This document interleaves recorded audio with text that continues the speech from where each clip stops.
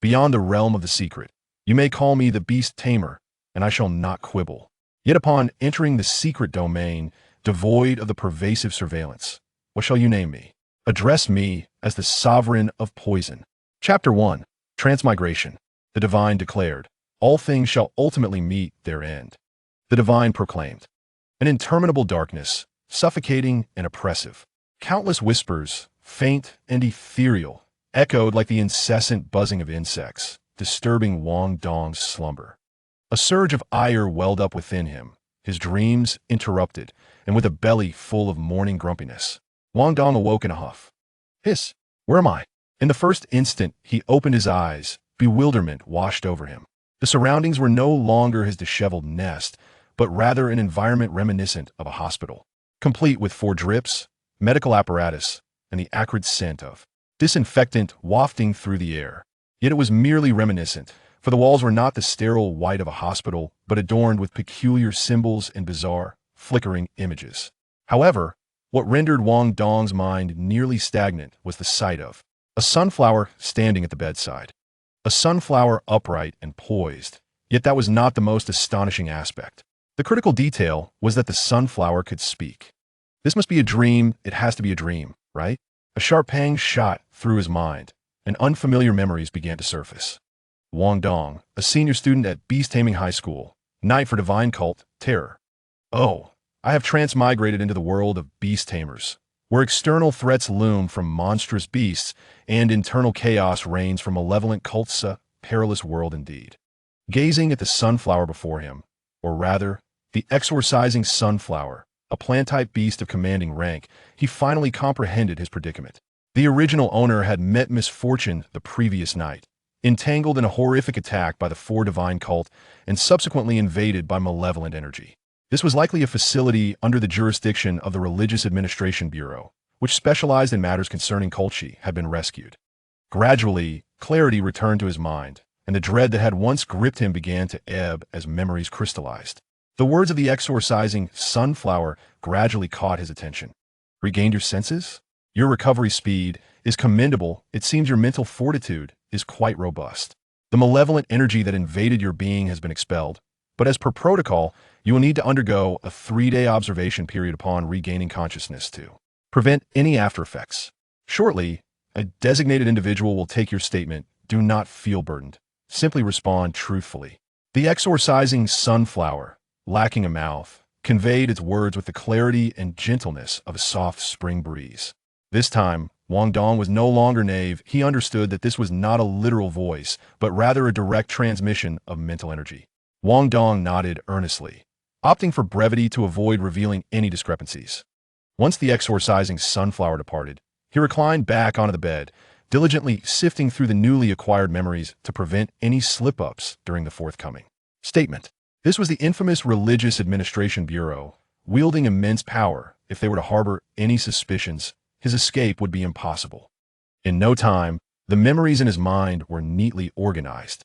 This was a parallel world, with a history broadly akin to his own, yet distinguished by the presence of a surge in spiritual energy, rendering many mythological tales a tangible reality. Coincidentally, during a period of spiritual energy decline, technological advancement flourished, mirroring modern history. However, shortly after the establishment of this new world, a significant turning point occurred, the onset of a new wave of spiritual energy resurgence. Historically, each surge of spiritual energy heralded a time of revelry for powerful clans. These reclusive families preserved the legacies and treasures of the previous spiritual era, seizing the opportunity for dominion with each resurgence. Yet this time, the tide of humanity obliterated the vast majority of these hidden clans, appropriating their treasured legacies and assets for the state. Thus, this wave of spiritual energy resurgence bore unprecedented changes. However, this resurgence posed certain issues. The spiritual energy, which should have been pure and harmonious, inexplicably harbored a trace of malevolence. Consequently, the legacies that remained largely rendered ineffective. Any reckless endeavor to channel this energy would lead practitioners to madness, leaving them in a state of neither human nor ghost. The state assembled an extensive array of experts, conducting numerous tests, and ultimately, from various esoteric methods, identified a suitable practice for this era. The way of Beast Tamers. After continuous refinement, a comprehensive cultivation system was established. The 9-year compulsory education remained intact, but aside from a few general studies, the sole significant course during this phase was the cultivation of the mind. Upon graduating from middle school, if one's mental cultivation and spiritual energy met the requisite standards, they could condense the Beast Taming seal and proceed to Beast Taming High School for further studies. Those who failed to do so could only attend a regular high school, continuing along the path of technology. Anyone who had not condensed the Beast Taming seal was strictly prohibited from engaging in any cultivation practices as mandated by law. This was not a restriction, but rather a form of protection. The trace of malevolence within the spiritual energy posed a lethal risk to those lacking sufficient mental cultivation. Any attempt to cultivate would be tantamount to self-destruction. Even those who had condensed the Beast Taming seal, possessing foundational mental cultivation, would find it impossible to withstand the direct channeling of energy. Hence, the necessity of beast tamers. The thoughts of beasts are comparatively simple, and the process of nurturing a pet beast also serves as a means to filter and purify the spiritual energy. Having clarified the foundational information, Wang Dong felt a surge of exhilaration. While it diverged somewhat from his envisioned path of cultivation, the art of beast taming was still commendable after all. It granted him extraordinary power. He promptly followed the method from his memories, calming his mind and summoning his spiritual energy, allowing his consciousness to sink into the sea of awareness. There, he beheld a hexagonal seal. This was the Beast Taming seal. The 6 points of the Beast Taming seal represented the 6 paths of cultivation, encompassing 3 aspects of the beast taming space: condensation, soul path, and realm. The 3 aspects of beast tamers included integration, spirit communication, and bloodline. According to his memories, cultivating in any direction would enhance the effectiveness of the 2 adjacent paths by half. However, given the limitations of one's energy, individuals typically focused on one primary path, occasionally supplementing with a secondary one. The diverse combinations of different paths, paired with various beasts, gave rise to a rich tapestry of schools of thought. Yet upon entering the sea of awareness, Wang Dong's immediate focus was not on the Beast Taming seal. Rather, 2 tomes appeared beside it that ought not to be there, absent from the original owner's memories. As his consciousness touched these 2 tomes, he grasped the reason for his transmigration. That it had to be said, he neither encountered the earthly sovereign nor brushed against the celestial sovereign. How could have inexplicably transmigrated? He had merely been playing a 15-year-old MMORPG, where his primary character in the 5 Poison sect had become overwhelmingly powerful after a skill revision, earning him the title of Sovereign of Poison. Alas, his triumph was short-lived, as the new season rendered him a mere shadow of his former self, relegated to the depths of mediocrity. Was it simply because he had expressed a few grievances to the developers that he triggered the divine power of Jintai Temple? These 2 tomes were, in fact, the 2 primary practices of the 5 Poisons sect from the game: the True Scripture of the 5 Poisons and the Heart Sutra of Mending the Sky. However, the content had diverged entirely from the game. It appeared, perhaps, to resemble something that could be cultivated. Yet, at present, he could only peruse the True Scripture of the 5 Poisons. For the other tome, the Heart Sutra of Mending the Sky, remained stubbornly closed, no matter how hard he tried. Chapter 2. Beastmaster, your beast has perished. Wang Dong felt a profound sense of disappointment. Having read numerous novels, he was well aware that in the realm of transmigration, death was an inevitability. This was a universal truth. However, with merely 2 volumes of techniques at his disposal, this demise seemed rather futile. He had not yet forgotten the memories of the original owner. Although this world was suffused with spiritual energy conducive to cultivation, the presence of a malevolent aura within that energy rendered nearly all cultivation methods ineffective. Wait a moment. The 5 Poisons sect specializes in the manipulation of poisons and insects, seemingly unaffected by spiritual energy. The art of controlling insects and beasts appears to be quite similar. Perhaps it holds some potential utility. Before he could delve deeper into this revelation, the sound of the door creaking open drew Wang Dong's attention back to the present. As he opened his eyes, he instinctively lowered his gaze, unable to meet the eyes of the person who had entered. She exuded an aura of chilling ferocity. It was not that she was unattractive. In fact, she could be considered a striking beauty, at least an 80 out of 100. Yet, the peculiar energy surrounding her was cold, dark, and ominous. This was not merely a reflection of her personality. According to the theories taught in school, this was a classic manifestation of a beast master's spiritual cultivation lagging behind the growth of their beast. resulting in an accumulation of unpurified spiritual energy that fed back into the Beast Master, producing this hostile aura. However, that shouldn't be the case. Departments like the Religious Control Bureau, which were known for their brutality, would only employ professional Beast Masters, making such a fundamental error improbable. This suggested an alternative. More extreme scenario, psychological trauma. If the spiritual cultivation had regressed, even temporarily, it could lead to severe consequences. If it were a short-term issue, there might still be hope. But if it were long-term, this individual could be rendered entirely ineffective. The most prudent course of action would be to release her beast to alleviate the pressure. Yet, the very essence of a Beast Master's power stems from their beasts. Releasing one would equate to relinquishing a position and a carefully nurtured companion, leading to an irreversible decline in strength. The woman spoke in a gentle voice, but her opening words caught Wang Dong off guard. She began by apologizing. Wang Dong, I sincerely apologize for involving you in this cult incident. I bear unfortunate news. Your beast, the Mystic Cat, could not be saved and has passed away. Although encountering such misfortune during your critical senior year is truly unfortunate, I hope you can find some solace. After all, among the 216 victims of this attack, you are the sole survivor. The Mystic Cat's protective abilities saved your life. Her death was not in vain. Indeed, my beast, having just transmigrated, he was overwhelmed with the plethora of new information, momentarily forgetting the most crucial matter. The Mystic Cat, Dahe, his extraordinary 6th-level beast, had been nurtured with the family's entire wealth and hope for his future university enrollment. Now all was lost. A beast seal is a contract fundamentally rooted in humanity. The death of a beast does not inflict direct harm upon the Beast Master, resulting merely in a loss of mental energy that can be replenished over time. However, the resources and time invested in cultivating a beast are irrevocably lost.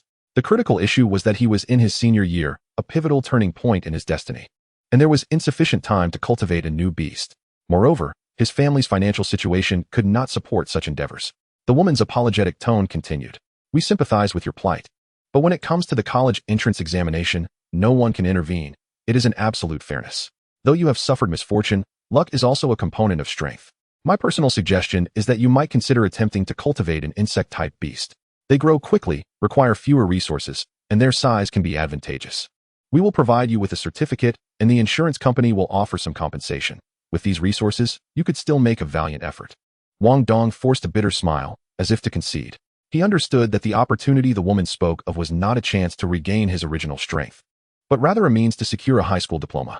Graduating from high school would grant him a provisional Beastmaster certificate, allowing him to pursue occupations requiring a certain level of combat ability, such as security or auxiliary police, or to register as a mercenary with the Beastmaster Guild. Subsequently, a few routine inquiries were conducted. However, not many questions were posed. On one hand, the woman recognized Wang Dong's dismal emotional state, and on the other, Wang Dong truly had little to share. He was merely an unfortunate bystander caught in the chaos of a cult attack. After a few standard questions, she departed. Lying back on the rather uncomfortable hospital bed, Wang Dong resumed the interrupted examination. The news of his beast's death stung his heart, yet he was not utterly despondent. After all, he had not raised it himself. The original owner had ultimately succumbed to the invasion of malevolent forces, inadvertently clearing a path for Wang Dong. The loss was primarily a financial blow to him. He felt little emotional investment in the creature. As his consciousness returned to the realm of his mind, he touched the hexagonal beast seal, and a flicker of information surfaced within his awareness. Consolidation, 0, 1, soul path, 1, realm, 1, integration, 9, communication, 4, bloodline, 4. The initial consolidation of the beast seal naturally started at 1, indicating the entry level. The current consolidation status of 0, 1 was due to the beast's demise. The contract seed, formed from his spiritual energy, had dissipated and would require time to reconstitute. The contract seed is the instrument used to bind with beasts. Each level gained allows for the binding of an additional beast. It was evident that the original owner had specialized in the civilian path, focusing on beast warriors, which meant a primary emphasis on integration, alongside enhancements in communication and bloodline. The advantage of this path was that the enhancement of integration required minimal resources, and more importantly, it fostered synchronization between the Beast Master and their beast, a route where effort outweighed expenditure. Beast warriors, beast kings, beast artisans, beast sorcerers, spirit whisperers, and ancestral masters. These were the 6 foundational schools representing the primary directions of specialization. However, due to the diversity of beasts, various subschools emerged. For instance, Those beast warriors specializing in dragon-type beasts often preferred to refer to themselves as dragon warriors. Nonetheless, this relative economy still involved significant costs. While the cultivation of integration may be less expensive, the accompanying enhancements in communication and bloodline could be quite costly. Each level gained in bloodline provides an opportunity to enhance a beast's lineage. With the right precious materials, there exists a chance to induce ancestral traits within beasts, resulting in the emergence of divine abilities. Specializing in bloodlines defines an ancestral master who enjoys more opportunities for enhancement, thereby increasing the probability of ancestral return. Conversely, beast warriors face limitations in enhancing bloodlines, necessitating careful consideration of every opportunity and the utilization of superior resources. The same holds true for communication, which is often even more costly, as resources aimed at boosting mental cultivation are rarely inexpensive. After assimilating the knowledge of beasts from the original owner's memories and understanding his own situation, Wang Dong couldn't help but sigh deeply. A minimum standard of exceeding 10 in a singular direction was requisite for becoming a provisional beast master and qualifying for university admission. Originally, with 2 months remaining until the college entrance examination, the original owner had a high probability of elevating their integration to 10, barely meeting the threshold. But now, with the loss of his beast, the originally mediocre student would undoubtedly have no opportunity. No, now it was he who had no chance at all. Fortunately, he still possessed a golden opportunity. Hope remained. Chapter 3. The True Method of the Five Poisons. Redirecting his focus to the accessible tome, The Five Poisons Classic, he began to peruse it with earnest intent. To his surprise, the core techniques of the Five Poisons sect diverged significantly from his expectations. It was not merely a compendium of insect manipulation and toxic arts, but rather a legitimate martial arts treatise. Of course, it was not entirely a conventional martial arts manual.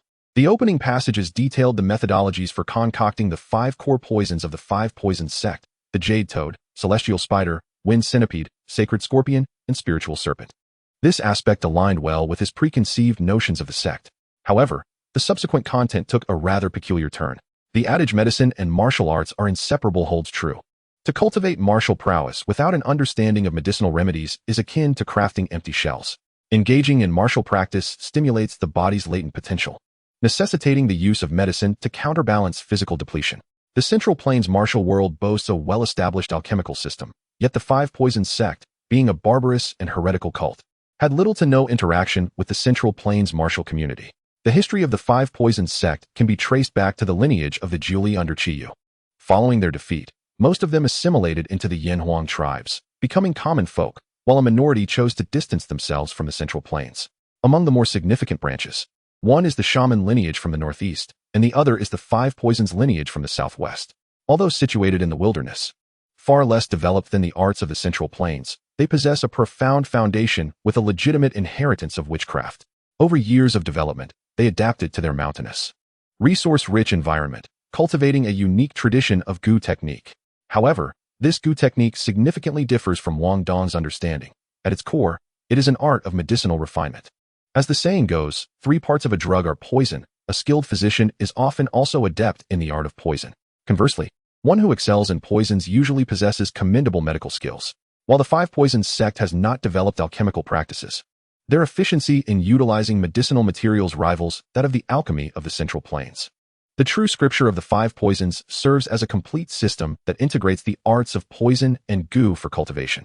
It encompasses a foundation technique, a mental discipline, a combat method, a defensive technique, and a body technique, showcasing the comprehensive nature of the core practices of the Five Poisons sect. Upon thoroughly reading the text, Wang Dong was filled with joy. Setting aside other matters, the mental discipline is the fundamental power in this world. He compared the meditation technique taught at his school, drawn from the original owner's memories, with the mental discipline jade toad fishing the moon from the true scripture of the Five Poisons, and the superiority was evident.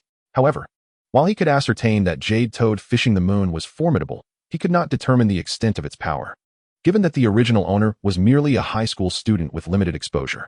Regrettably, despite his elation, it was all in vain. Each technique in the true scripture of the Five Poisons necessitated corresponding gu insects for practice, leaving him with nothing but longing.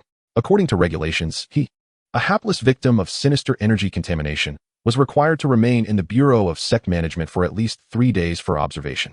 At present, he could not concoct gu insects, and even his phone had been confiscated, rendering him unable to browse the internet for information. Fortunately, in this parallel world, technology is quite advanced, with certain areas surpassing that of his previous world. After all, beast tamers are a minority, and the majority of ordinary people remain industrious, ensuring steady technological progress, which mitigated his discomfort. With time on his hands, he resorted to employing the meditation technique taught at school to restore his mental strength as much as possible, aiming to reconsolidate the dissipated contract seed. Once he emerged from confinement, he would need to contemplate acquiring a new beast. Subsequently, the alluring woman did not return. Only the exorcising sunflower visited daily to project a ray of exorcism light, confirming whether any residual sinister energy remained. Although the 3 days were tedious, they passed swiftly. Notably, the Bureau of Sect Management, being a formidable department, exerted pressure on the insurance company, which, surprisingly, was cooperative. The next day, the payout from the accident insurance was credited, amounting to a significant sum. Wang Dong estimated that the compensation was approximately half of the expenses incurred for the Xian cat. Although it was still a considerable loss, it could be considered a stroke of good fortune, barely recouping some of his losses. Otherwise, his family's savings would hardly suffice for him to raise another beast.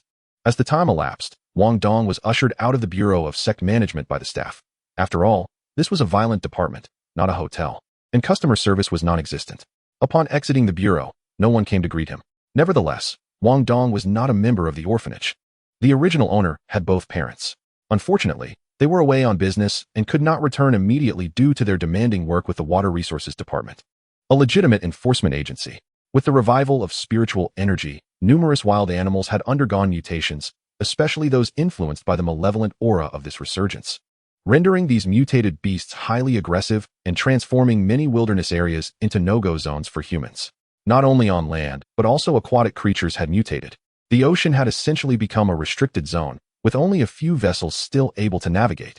The major rivers had also turned into perilous areas. Particularly during the months of July, August, and September, which are flood season, water levels rise significantly, allowing many aquatic beasts to seize the opportunity to attack the shore. Consequently, the Water Resources Department established its own armed forces to patrol waterways and ensure water safety. In fact, all beast tamers serve as the nation's armed forces, albeit engaged in varying levels of peril based on their strength. This was also the reason the original owner was eager to attend university. Although the vast majority of university students merely gain access to more updated knowledge on beast tamers, upon graduation, they are still expected to become the backbone of danger resistance. However, a select few engaged in research related to beast taming possess a higher social status, better remuneration, and relatively safer, more stable jobs, making it the most coveted and dignified profession in contemporary society. After taking 2 buses according to his memories, he returned home. He quickly charged the phone returned by the staff and powered it on.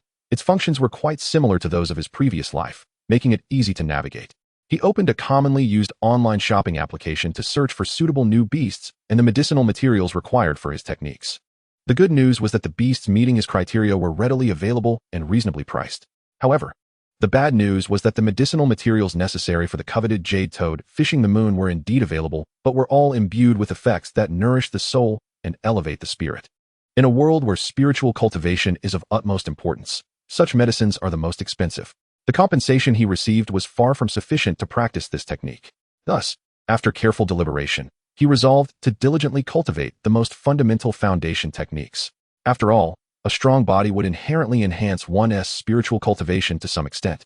Although the effects may not be as pronounced as directly practicing the mental discipline, it remains the most cost-effective approach for him at this juncture. Chapter 4. The Reverse Horse Poison Stance. The foundational technique in the true scripture of the 5 poisons is known as the Reverse Horse Poison Stance. The horse stance, also referred to as the horse step, is the most common form of foundational stance practice, mimicking the posture of riding a horse while integrating breathing techniques and visualization to stimulate the flow of qi and blood. The reverse horse stance, as its name implies, is performed in an inverted manner. With both hands on the ground and one foot raised, it imitates a scorpion and serves as both a stance and a leg technique, often referred to in martial circles as scorpion technique. Of course, the essence of this stance lies in the poison of the reverse horse poison stance. Without the secret transmission of the 5 poisons sect, it is merely an ordinary foundational technique. However, when combined with the goo and poison arts of the 5 poisons sect, it transforms into a method of inheritance. The original owner was quite familiar with foundational techniques, having primarily studied them during elementary school. At that stage of growth, given the unpredictability of a child's thoughts, the focus was solely on learning some stances to strengthen the body and solidify the foundation. It was not until middle school that he would formally engage with mental disciplines. The original owner practiced the seventh set of Hunyuan stance, a nearly perfect version revised by numerous experts over time. However, this perfection pertains to universality, embodying balance and harmony, allowing almost anyone to practice. Wang Dong, upon making a brief comparison, realized the formidable nature of the reverse horse poison stance. A stance that can replenish qi and blood within a meal versus one that requires extensive medicinal resources for replenishment presents a stark contrast in efficacy. However, this does not imply that the stances in this world are weak. The state has seized a wealth of hidden texts from reclusive families, containing not only numerous martial techniques, but also some so-called celestial cultivation methods, many of which genuinely harbor esoteric secrets. Nevertheless, the techniques taught in schools prioritize universality, aimed at enhancing the public's physical condition while also serving a filtering purpose. Thus, the focus on balance and minimal consumption renders it the truly essential foundational practice. After conducting some inquiries on his phone and noting that the day was still young, Wang Dong decided to leave home directly, taking a bus towards the outskirts of the city. With the rise of beast tamers, it is only natural that the breeding industry has flourished, providing a continuous supply of exceptional beast offspring for these tamers. In truth, cities boast a well-established logistics and online shopping system, enabling even the most unique beasts from distant provinces to be delivered to one's doorstep, provided one is willing to spend extravagantly. However, the selection of beasts hinges not solely on data, but also on a certain affinity. If capable, tamers prefer to choose their companions personally. This is particularly true for beast warriors who specialize in fusion, where the so-called synchronization rate is closely tied to this affinity. After a bumpy 2-hour journey, we arrive at the somewhat desolate western outskirts. In fact, a few years ago, this area thrived, dotted with numerous breeding farms, primarily nurturing various insects. Thanks to national support, a significant number of beast tamers emerge each year. Although not everyone qualifies to become a beast tamer, the ratio is not excessively low, with official statistics suggesting about 7. This results in a vast annual demand for beasts, driven by the influx of tens of thousands of new tamers, alongside the seasoned ones seeking new companions. Currently, the most coveted beasts are those born of extraordinary species, possessing not only greater potential, but typically being extraordinary by nature. However, certain natural laws apply to these beasts as well. The more powerful the creature, the more challenging it is to reproduce. Extraordinary species often require years, even decades, to bear offspring. Typically, they yield only 1 or 2 at a time, which is exceedingly rare. Such difficult reproduction clearly cannot fulfill the vast needs of the many beast tamers. Thus, the majority begin their training with ordinary beasts. Yet, ordinary does not imply mundane animals. At the very least, they must be naturally capable of absorbing spiritual energy and possess potential, which is a rarity, approximately 1 in 1,000. It is widely acknowledged that ferocious beasts, such as tigers and leopards, are suitable combat companions. Yet, the limited reproductive capacity of these wild creatures means that even ordinary specimens are typically accessible only to the affluent and powerful. Consequently, the options for more average beast tamers are quite limited, often restricted to animals that can be bred on a larger scale. In contrast, the relatively plentiful domestic pets, such as cats and dogs, emerge as appealing choices. Nevertheless, the scarcity of ordinary beasts still fails to meet the demand. Thus, during the initial years following the emergence of beast tamers, a particular lineage experienced rapid development, the insect tamers. The sheer prolificacy of insects as diminutive creatures made them a viable option. With a large quantity, even a low ratio could accumulate into a substantial number. Consequently, the western outskirts burgeoned with vast breeding bases for various insects. Unfortunately, this prosperous era was short-lived, as theories and schools of thought surrounding beast taming began to evolve. The inherent flaws of the insect tamer community became glaringly apparent, leading to their swift decline and relegation to obsolescence. The reasoning is rather straightforward. While insects are easy to acquire, grow quickly, and consume minimal resources, the trade-off is evident. They possess short lifespans and limited potential, typically reaching only the commander level. To ascend beyond that, the resources required are astronomical, in addition to needing exceedingly rare materials to compensate for the insect's brief lives. As the insect tamer community rapidly diminished, the once thriving insect breeding base in the western outskirts dwindled to a handful of struggling remnants. Had Wang Dong not specifically researched online, even he, as a newcomer, would have been unaware of any breeding farms still in existence in the western outskirts. Now, Wang Dong can only feel fortunate that someone persists in this endeavor. Otherwise, he would have to resort to capturing beasts himself, which would be rather uncertain. Following the address he found, he locates a breeding farm named Reptile Paradise. It is a typical establishment with a shop in front and a breeding facility behind. Adjacent to the main road is a clean, well-lit showroom, reminiscent of a pet store from his previous life, where various beasts are neatly categorized in cages of all sizes. A quick glance reveals why this establishment has managed to survive. Their main focus is snakes. Cobras, rattlesnakes, black mambas. Most of the renowned venomous snakes can be found here. Snakes undoubtedly surpass insects in terms of potential, lifespan, and aggressiveness, making them excellent companions for tamers. No wonder it is called reptile paradise.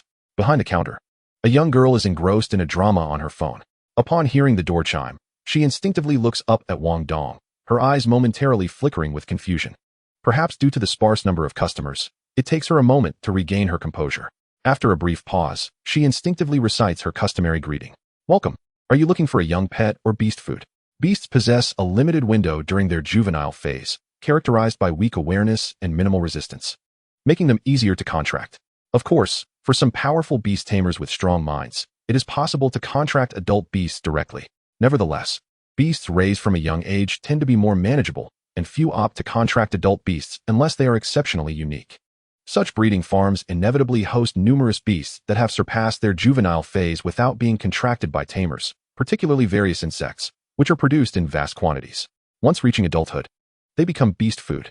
These ordinary beasts capable of autonomously absorbing spiritual energy are considered demonic beasts, serving as premium nourishment for other beasts. Hello, I'd like to purchase some beast food. Indeed, Wang Dong has come here not to acquire a beast, but to procure mature beast food. This is precisely why he selected Reptile Paradise. After researching online, he discovered that they could supply 4 out of the 5 toxins he needed, alleviating much of his burden. The girl's eyes light up, and she promptly begins her professional introduction. At Reptile Paradise, we specialize in raising high-quality venomous beast food, ideal for poisonous attribute beasts. If you plan to purchase regularly, we not only provide delivery services, but also offer discounts. May I inquire which type of beast you have? Would you like recommendations? While young beasts hold significant value, they represent a one-time transaction. Moreover, considering the current state of insect tamers, it is clear that those who have given up will not be contracting insect species as their companions. Instead, beast food constitutes a sustainable business. Although the prices are modest, they are stable. Thus, despite the shop's lack of patrons, they maintain a steady customer base, allowing them to thrive in the western outskirts. Therefore, when Wang Dong mentions purchasing beast food, the girl perceives him as a potential long-term, stable customer, which instantly heightens her enthusiasm. Wang Dong gestures dismissively, declining her offer. No need, I'll browse on my own. The girl takes this in stride, as it is quite normal for beast tamers. Selecting food for their companions is akin to grocery shopping, and browsing is simply part of the process. The shop is stocked with beast food. As juvenile beasts are not only relatively fragile, but also typically kept in enclosed environments to minimize human contact for easier contracting. Naturally, they are not displayed prominently in the shop. The establishment is quite professional, with each cage labeled with pertinent data. This world's technology is not lagging. However, the focus has skewed somewhat, concentrating more on beast-related advancements. Not only are there instruments capable of accurately detecting beast attributes, but there also exist scanning devices akin to glasses that can swiftly ascertain a beast's properties. However, such cutting-edge technology comes at a steep price, far beyond Wang Dong's current means. Nevertheless, the beast food does not necessitate excessively precise data, given its considerable expense. This service is reserved for those who qualify as beast tamers. However, Wang Dong has his own methods. The chapter on refining insects in the 5 Poisons True Scripture emphasizes not only the process of refinement, but also the critical importance of selecting materials. After all, even a skilled artisan finds it challenging to craft a masterpiece without the right materials. Quality ingredients undoubtedly enhance the likelihood of success. Within this endeavor lies a comprehensive set of criteria for selecting venomous creatures. With the wealth of knowledge he had committed to memory, and armed with the plethora of available specimens, alongside some data on labels for reference, Wang Dong gained considerable practical experience in a mere few minutes. Before long, he had selected the necessary items: 5 venomous snakes, 5 centipedes, 5 scorpions, and 5 spiders. A nimble young girl swiftly assisted him in packing these creatures into cages and handed him a business card, suggesting that for future needs, it would be wise to make reservations in advance to ensure a more plentiful selection of quality goods. Upon exiting the shop, Wang Dong hurried home, carefully storing the purchased creatures before dashing out once more, this time heading towards the northern outskirts. He still required one last ingredient: the toad, commonly referred to as the toad or leprosy frog. The northern outskirts of the city, adjacent to the Yellow River, are home to numerous aquaculture farms. Additionally, Due to its proximity to this mother river, the region boasts a high number of beastmasters specializing in aquatic creatures. During flood season, this river transforms into a veritable paradise for monstrous beasts, while simultaneously serving as a treasure trove. Toads are readily available, particularly the mature ones needed as beast fodder. Though their appearance may be unappealing and their combat potential easily overshadowed by myriad alternatives, the toad venom is a highly sought-after medicinal material, making it a popular market item. Wang Dong quickly selected 5 toads from a roadside market, akin to a casual grocery shopping trip, before hastily returning home.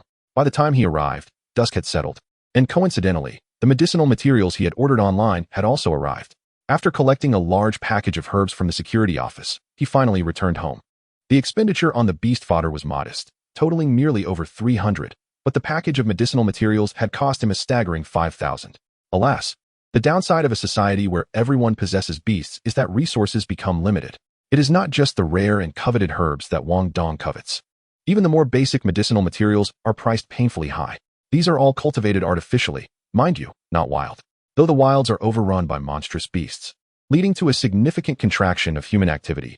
The supply of materials has not been severely impacted. This is due to an important branch of beastmasters known as plant beastmasters. Their numbers are not vast, as the probability of plants developing consciousness is minimal, yet under the auspices of a revitalized spiritual energy, there remains a chance. These botanical beastmasters possess a fundamental ability to accelerate growth. Thus, ordinary grains and basic medicinal materials can be rapidly cultivated in abundance.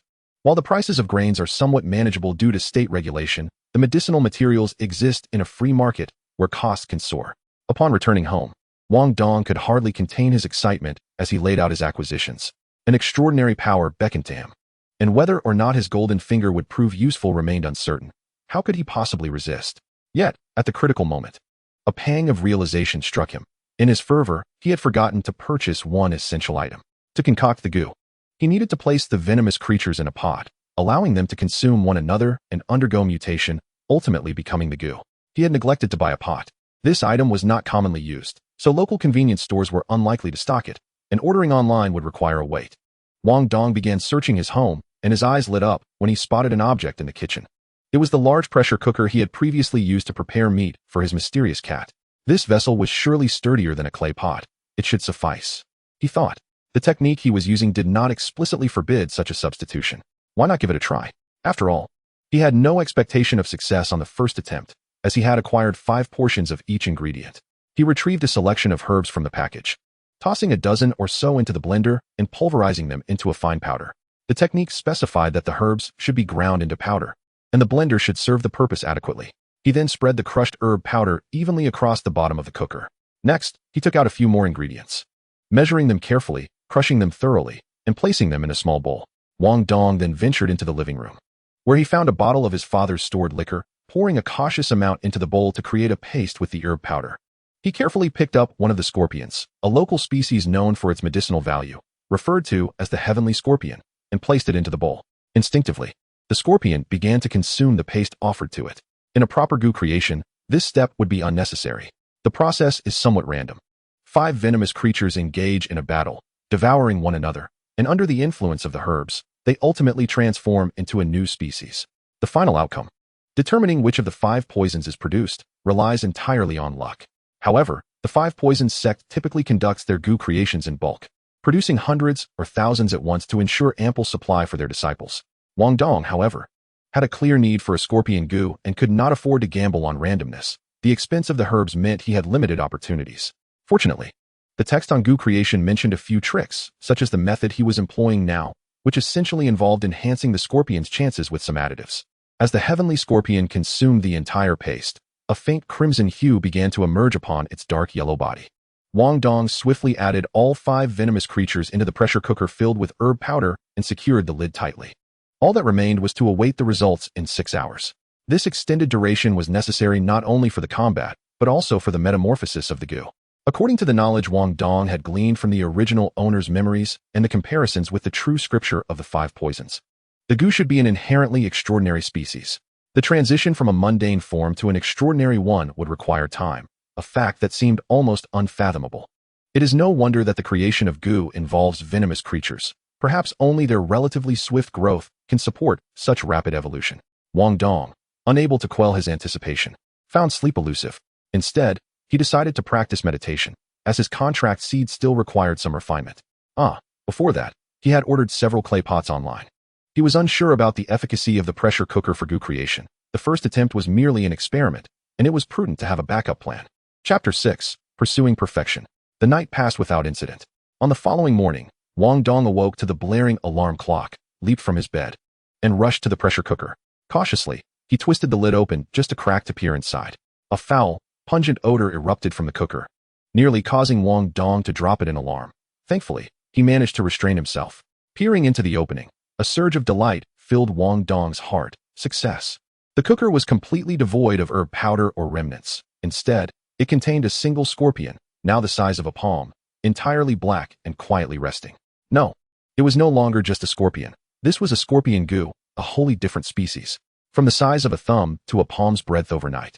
Its size had increased tenfold, representing not merely evolution, but a transformation of species and an elevation of life form. Curiously, however, the centipede and spider remained small, while the toad, which had been the size of a fist, and the nearly 40-centimeter-long venomous snake had seemingly vanished without a trace. Such discrepancies in size were perplexing. After observing for a moment, Wang Dong carefully lifted the lid and extracted the scorpion goo. The true scripture of the 5 poisons was indeed a rigorous technique, thoughtfully addressing the issue of capture. The goo, once formidable, would not be handled by mere novices, while minor injuries could be tolerated. Losing the goo would represent a significant loss. Thus, the herbs had been deliberately enhanced, ensuring that the completed goo would enter a week-long slumber, facilitating collection. Following the descriptions from the goo creation section, Wang Dong assessed the scorpion goo and couldn't help but raise an eyebrow. It was somewhat beyond his expectations. Not only had he succeeded on his first attempt, but he had also produced a mid-grade specimen. Reflecting on this, he surmised that it was not solely luck at play. Acquired through personal endeavor, the so-called common-grade mature poison insects already possessed the intrinsic ability to independently absorb spiritual energy, thus rendering them a commendable quality. Moreover, one can be discerning, selecting only the finest specimens described in the refining texts. The superior materials naturally yield more favorable results in the concoction process. Unlike the Wadugio, which relies on its disciples to scavenge for poison insects in the mountains, the advantage of a large-scale breeding operation is the ability to amass an abundance of exquisite specimens. The former relies solely on fortune, while the latter benefits from human intervention and careful selection. However, this realization sparked an ambition within Wang Dong. The medium-grade specimens, as documented in the Wuda's Henjing, are already commendable, reserved for the elite disciples within the sect. Yet, if conditions permit, why not strive for the superior grade? Even if the attempt fails, there is still a safety net in place. Not to mention, he still possesses 4 additional materials. At that moment, a message chimed on his phone. His order of ceramic urns from the previous night had arrived. He hurriedly made several trips to transport the urns, each nearly as tall as himself, back to his home. With practiced ease, he crushed the medicinal powder, laid it at the bottom of the urn, prepared the medicinal paste, and nourished the scorpions. Then, he placed the 4 toxins into the urn, sealed it, and executed the process with fluid precision. After an anxious wait until noon, he opened the urn to inspect his work. Wang Dong's expression stiffened. The good news was that he indeed produced a superior grade specimen. The bad news was that it was neither the scorpion goo he desired nor the toad goo he was currently unable to sustain, but rather the snake goo, which he least required at that moment. This is not to say that the snake goo is inferior. On the contrary, it is a crucial component within the Wuda's Henjing system and is associated with a renowned martial art, the Jinshi sword technique. This technique, while labeled as swordsmanship, is fundamentally a method of serpent manipulation, incorporating elements of swordplay, particularly the use of soft weapons such as the soft sword, whip, and cord. While the snake goo possesses merits, it ranks lowest among Wang Dong's preferences. The rationale is simple. He is still a high school student, with a low risk factor. Barring the unlikely event of encountering a cult attack, genuine combat remains a distant prospect. His immediate need is to enhance his own capabilities. Therefore, the toad goo, which facilitates the cultivation of mental techniques, takes precedence, followed by the scorpion goo, which aids in improving vitality. Should he continue to prioritize, both the spider goo, which assists in training, and the centipede goo, which supports agility training, are deemed more essential for survival than the snake goo. Regrettably, the other 3 specimens turned out to be scorpion goo, a rather high probability for such a seemingly unfair method. Nevertheless, they were all of medium quality. This suggests that he possesses the ability to refine superior goo. It is merely a matter of chance. Thus, he resolved to take the plunge. After all, The insurance payout was substantial, and upon calculation, the expenses for the 2 months leading up to the college entrance examination were sufficiently covered. As a traveler from another realm, he could not afford to settle for anything less than the top tier. He continued to order medicinal materials online and made another trip to the western and northern suburbs, this time procuring 10 sets of materials. He was not overly concerned about waste. Goo insects are extraordinary beings, and even if unused, they could later serve as superior animal feed, far surpassing ordinary feed in effectiveness. If not for his financial constraints, this would be the optimal nurturing path. After a hectic afternoon, he finally completed his purchases just before nightfall and returned home. A row of ceramic urns crowded his limited space. Even the pressure cooker was pressed into service for batch refining, as he aimed to maximize quantity in pursuit of probability. For 3 consecutive days, he refined 30 batches, ultimately yielding a superior scorpion goo. He even fortuitously obtained a superior spider goo. He then prepared additional medicines to ensure that these medium and several inferior goo insects entered a prolonged dormant state, a secret technique of the Wadugio that guarantees the goo insects remain viable for future use. In truth, if utilized as animal feed, appropriate nourishment could elevate their levels, yielding even better results. Yet, given Wang Dong's current financial situation, this extravagant approach was unsustainable. The cost of this goo refining alone neared 40,000 yuan, consuming a tenth of the insurance payout. This was merely the least expensive aspect of his expenditures. As for the superior snake goo and spider goo, while they too were placed in a dormant state using high-grade medicines, the quality of the substances employed was significantly elevated. This not only preserved their potential, but also provided a nurturing effect. Of course, the expense was considerable, requiring him to grit his teeth to afford them. After all, they were of superior quality and would prove useful eventually. Wastage was not an option. Once all preparations were completed, Wang Dong took out the superior scorpion goo and, following the method etched in his memory, placed it upon his forehead. This approach diverged from the orthodox method of the Wadugio, which involves drawing blood from the heart to nourish the goo. The traditional process requires 100 days of feeding for a mutual understanding to develop. Wang Dong, however, did not hesitate to choose the beast taming method from this world, not out of fear of the pain from drawing blood, but due to the pressing time constraint. With only 2 months until the college entrance examination, he could not afford to wait 100 days. Whether this endeavor would succeed in liberating him from his predicament rested on this singular attempt. With a mental command, a contract seed, which had already reformed a couple of days prior, was drawn forth and guided by his spiritual energy into the space between his brows. It then manifested externally, merging seamlessly with the scorpion goo nestled against his skin. A curious sensation enveloped him, as if a strand of his soul was being extracted, intertwining with the contract seed as it delved into the scorpion goo's essence, taking root within its feeble spirit. This soul strand represented one of the 6 cardinal paths, the path of the soul. With each elevation and mastery, an additional soul strand can be condensed, allowing for the manipulation of beasts.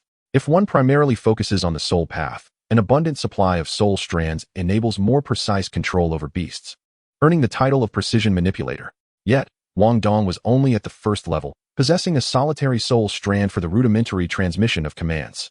This was sufficient for a beast warrior, as it merely required the beast to comprehend simple commands. The remainder involved harnessing the beast's strength for combat, without necessitating intricate coordination. Chapter 7. Internal Landscape. The contract was established smoothly. On one hand, Wang Dong inherited the previous owner's legacy and was no novice, poised to swiftly attain the status of an apprentice beast tamer. On the other hand, it must be noted that the goo insect's spiritual strength was distinctly unworthy of its extraordinary classification. With the comparison to the previous owner's cat, which had been cultivated to the extraordinary 6th level, Wang Dong could confidently ascertain that the holy scorpion's physical attributes met the extraordinary standards and even exceeded them significantly. In comparison to the cat's data, it reached at least the 3rd to 4th level of the extraordinary scale. However, its spiritual strength was even inferior to that of the previously ordinary cat. The advantage of this was the seamless contract formation, free from resistance. The drawback, however, was glaring. The weak spiritual strength, or in other words, a lack of intelligence, rendered the scorpion less agile in response. Furthermore, should it encounter methods targeting the soul, its resistance would be feeble. This is a common predicament among insect-type beasts. Their limited cognitive capacity and lower intelligence lead to inferior soul strength. Of course, this is applicable at lower tiers. Once they ascend to leadership levels, they gradually transcend their inherent limitations, reaching another echelon of existence. However, the potential of insect types is inherently restricted, with leadership levels being their utmost limit, creating a paradoxical constraint.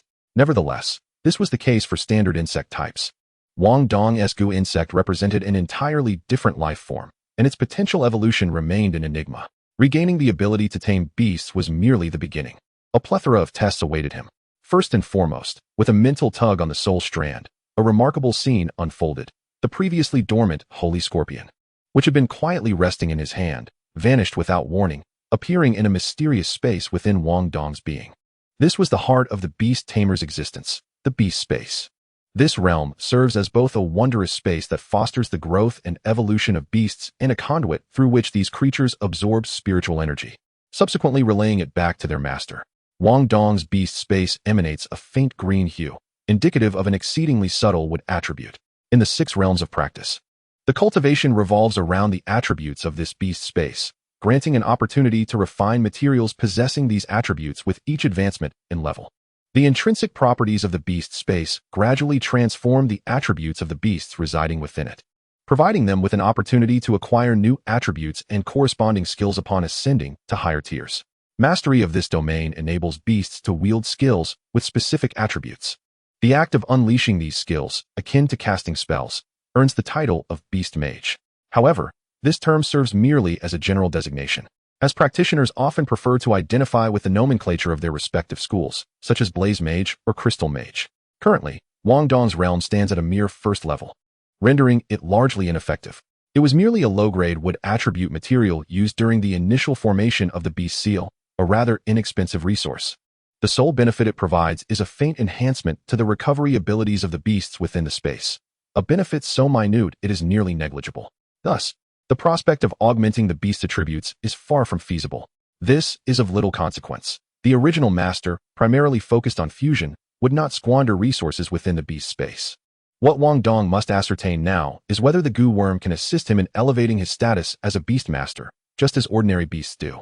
Engaging in the meditation technique he has become familiar with, Wang Dong gradually calms his mind, allowing his spirit to settle. However, this session differs from those of the past few days. As his mind attains tranquility, the threads of connection to his beasts become increasingly distinct. Utilizing the seed of the contract, the two souls begin to harmonize and even resonate with one another. As this resonance reaches a certain intensity, Wang Dong's consciousness is abruptly drawn into a peculiar space, an oppressive realm shrouded in darkness and thick fog. Yet, he remains unperturbed by this unexpected turn of events, for he has inherited knowledge regarding this phenomenon from the original master. This place is referred to as the inner landscape, according to the theories taught at his school. It is an awareness world formed by the collective consciousness of all living beings. Unfortunately, this world has been tainted, rendering direct entry into it exceedingly perilous. Thus, it is imperative to harness the souls of beasts to create a protective layer akin to armor for safe entry. The underlying reason appears to be that the level of human consciousness is too elevated. Upon entering the inner landscape, one would immediately transition to a more polluted upper world.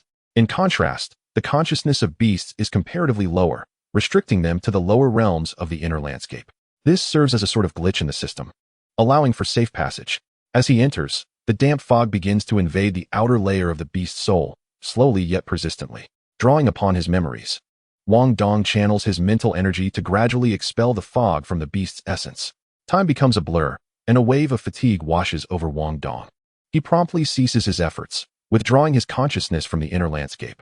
This sensation signals an impending exhaustion of his spirit, necessitating a pause. Upon exiting, he immediately feels a refreshing current flowing from the holy scorpion, coursing through the soul threads and accumulating within the beast seal. This represents the filtered and purified spiritual energy derived from the beast's essence. It is now imperative for him to make a decision regarding which aspect of the beast seal to infuse with this cultivated energy. Without hesitation, he directs it into the original master's primary focus, fusion. After all, it is crucial to break through to level 10 of fusion within the next 2 months to ensure graduation and secure qualification for the entrance examination. He finds himself with no alternative. Comparing with his memories, Wang Dong's expression darkens slightly. He notes a reduction in his cultivation speed by approximately 40%. The original master's Xian Cat had been nurtured to the extraordinary 6th level, whereas his current Holy Scorpion barely reaches the extraordinary 3rd to 4th level. The quality of the beast directly influences the absorption of spiritual energy. Fortunately, despair is not yet upon him. At the very least, the first test has been successfully passed. The goo worm can seamlessly integrate into the world of beasts, rendering cultivation entirely feasible. a piece of news that brings him great relief. Now, on to the second test. Wang Dong retrieves a set of medicinal herbs and heads to the kitchen, extracting a clay pot. He adds the herbs along with 5 bowls of water, bringing it to a vigorous boil before simmering it gently for an hour and a half until reduced to a single bowl of liquid. He pours out the inky potion without allowing it to cool, summoning the holy scorpion with a swift gesture. Though its appearance is formidable, its small eyes exude an endearing yet naive innocence. Wang Dong unceremoniously plunges the holy scorpion into the seething potion. In a strange turn of events, while the potion remains abundant, it rapidly clarifies, transforming from a dark liquid to something resembling clear water within a minute. At this moment, the holy scorpion's once pitch-black exoskeleton is now adorned with peculiar crimson threads, which ultimately converge at the tip of its tail.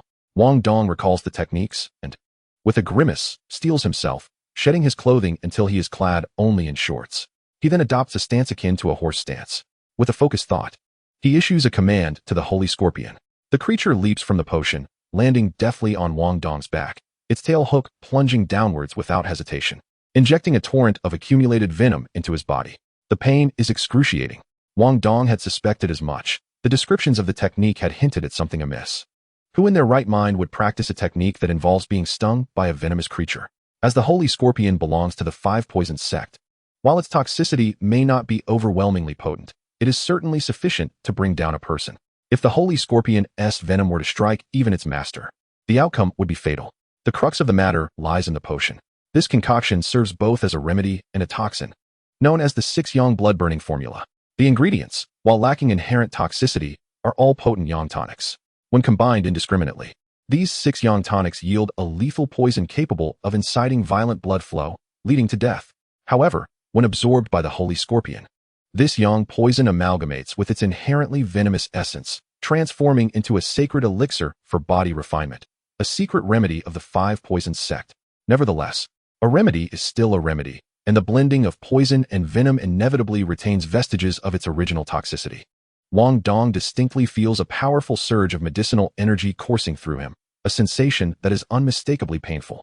The pain is so intense that it provokes existential doubt. The nature of the goo poison typically involves the dissolution of flesh and blood. Although this effect has been mitigated, there remains a lingering impression of melting bone and sinew. Simultaneously, a searing burn begins to dry and solidify the liquefied flesh. Of course, the reality is not as exaggerated as it feels. This is merely Wang Dong's perception. It is as though his very being oscillates between melting and solidifying, a torment akin to being skinned alive. As the medicinal force spreads, the agony drives him to the brink of tearing off his own skin, barely clinging to his remaining sanity. Wang Dong is acutely aware that he cannot endure this for long. The technique merely indicated that this trial demands unwavering resolve, a test for inner disciples. Yet it failed to mention the extent of its difficulty. Willpower. Willpower. An idea strikes Wang Dong, and he activates the meditation technique. Is not the essence of mental power will itself? Since meditation necessitates the obfuscation of all external disturbances, would this excruciating pain not qualify as such? It is an arduous struggle. The overwhelming tide of pain threatens to engulf his consciousness. Fortunately, having practiced meditation for nearly 6 years, it has become second nature to him. With a single thought, he initiates the meditation technique, albeit with great difficulty. Gradually, he feels his awareness begin to detach from the pain, which seems to recede into the distance. Wang Dong enters a state of profound tranquility, devoid of thought or desire. Under the guidance of a certain force, his body begins to undulate gently, resembling the movements of a scorpion. Time passes unknowingly, and the intense crimson hue enveloping his body, reminiscent of a boiled lobster, begins to fade, gradually restoring his original complexion. With a sudden loss of strength, he collapsed onto the ground. This fall jolted his spirit from a state of tranquil nothingness. The sensations of his body reclaimed his consciousness, but unlike the excruciating pain he had just experienced, he now felt a peculiar blend of pain and pleasure. A profound weariness seeped into his bones, intermingled with an invigorating sense of lightness and fullness. Reluctant to move, Wang Dong mustered the effort to roll over, retracting the holy scorpion into the beast master space, and then closed his eyes, sinking into a deep slumber. When he awoke at dawn, all discomfort had vanished. Not only did his body feel relaxed and rejuvenated, but his spirit also experienced a pleasing sense of completeness. Wait, something was amiss. Wang Dong quickly raised his hand to check the monitoring information on the bracelet around his left wrist. Sleep duration, 6 hours. Deep sleep ratio, 100. Deep sleep continuity, 100. 100? Wang Dong was taken aback and sat up abruptly.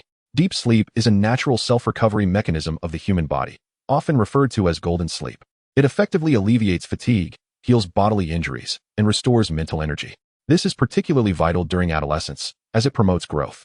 For a normal individual, the proportion of deep sleep typically occupies 20 to 60 of total sleep time, varying with physical condition.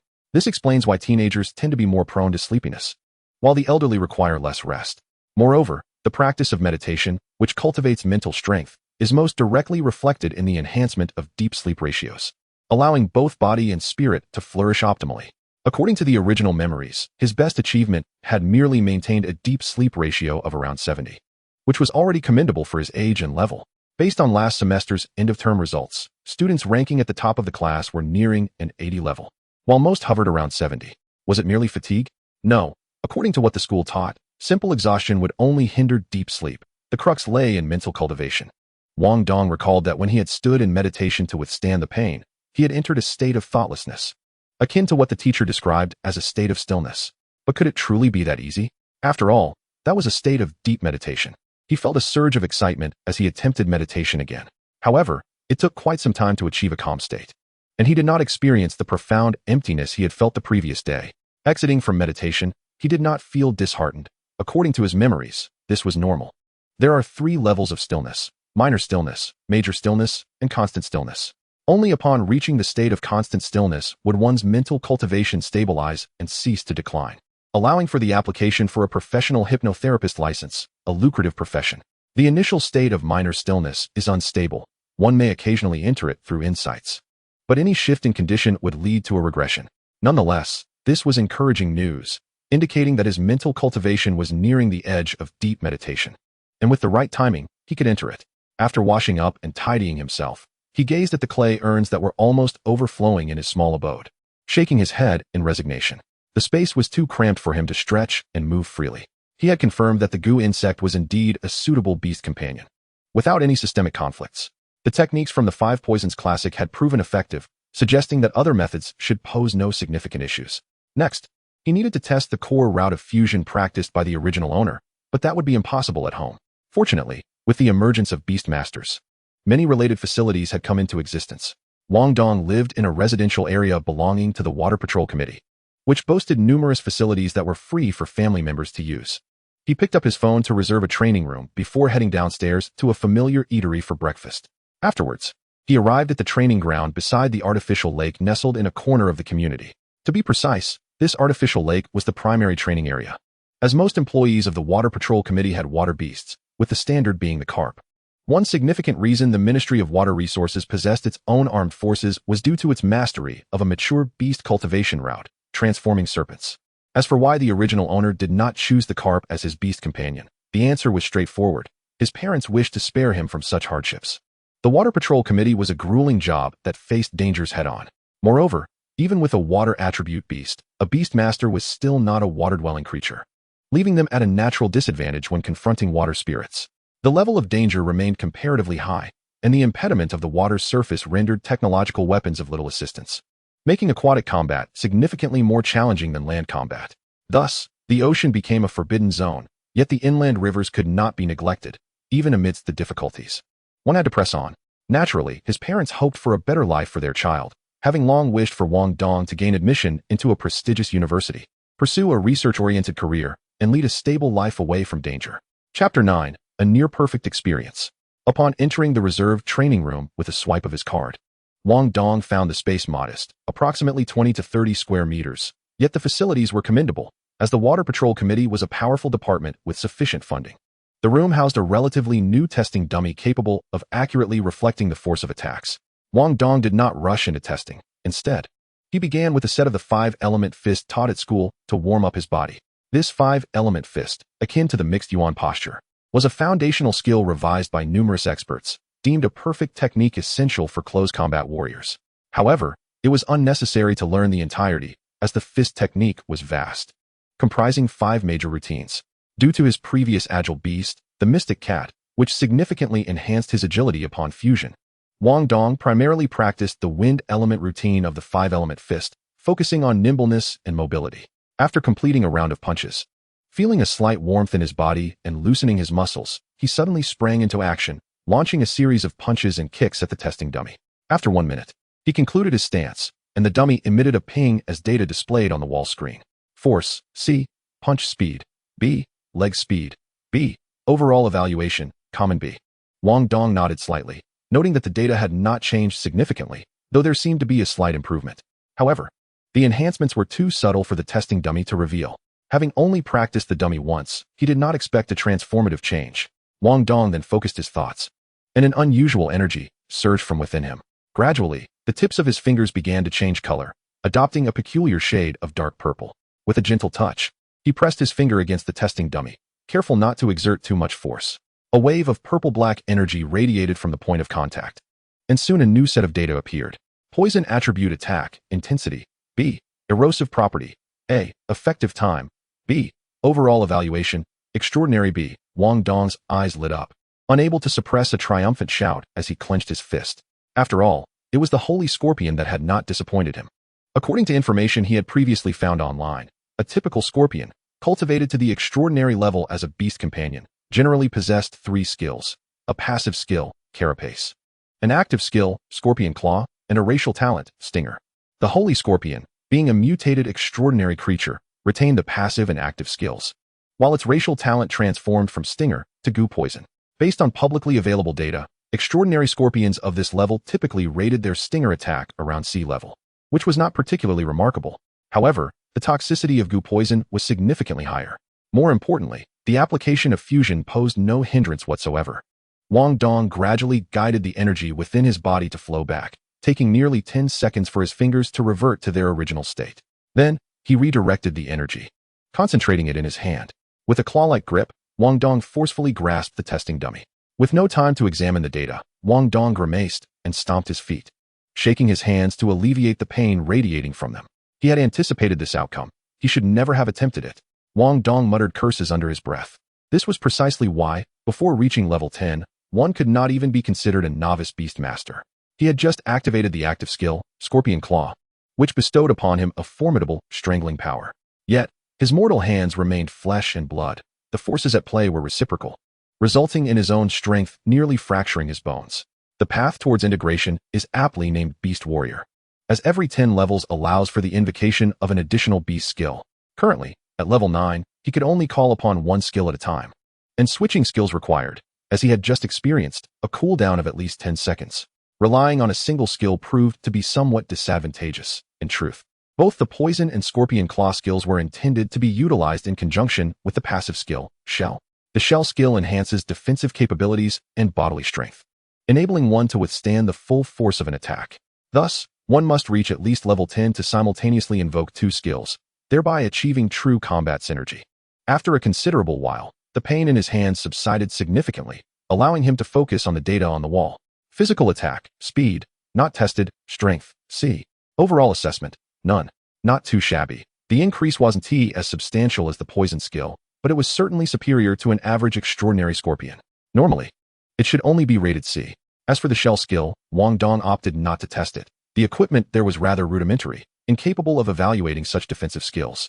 Nevertheless, he surmised it would be somewhat better than that of a typical extraordinary scorpion. With a clearer understanding, Wang Dong felt a weight lift from his heart. What remained was to press forward, striving to break through to level 10 before the impending exams. The strength of the Holy Scorpion compensated for the loss brought by the death of the Mystic Cat, leaving him with a glimmer of hope.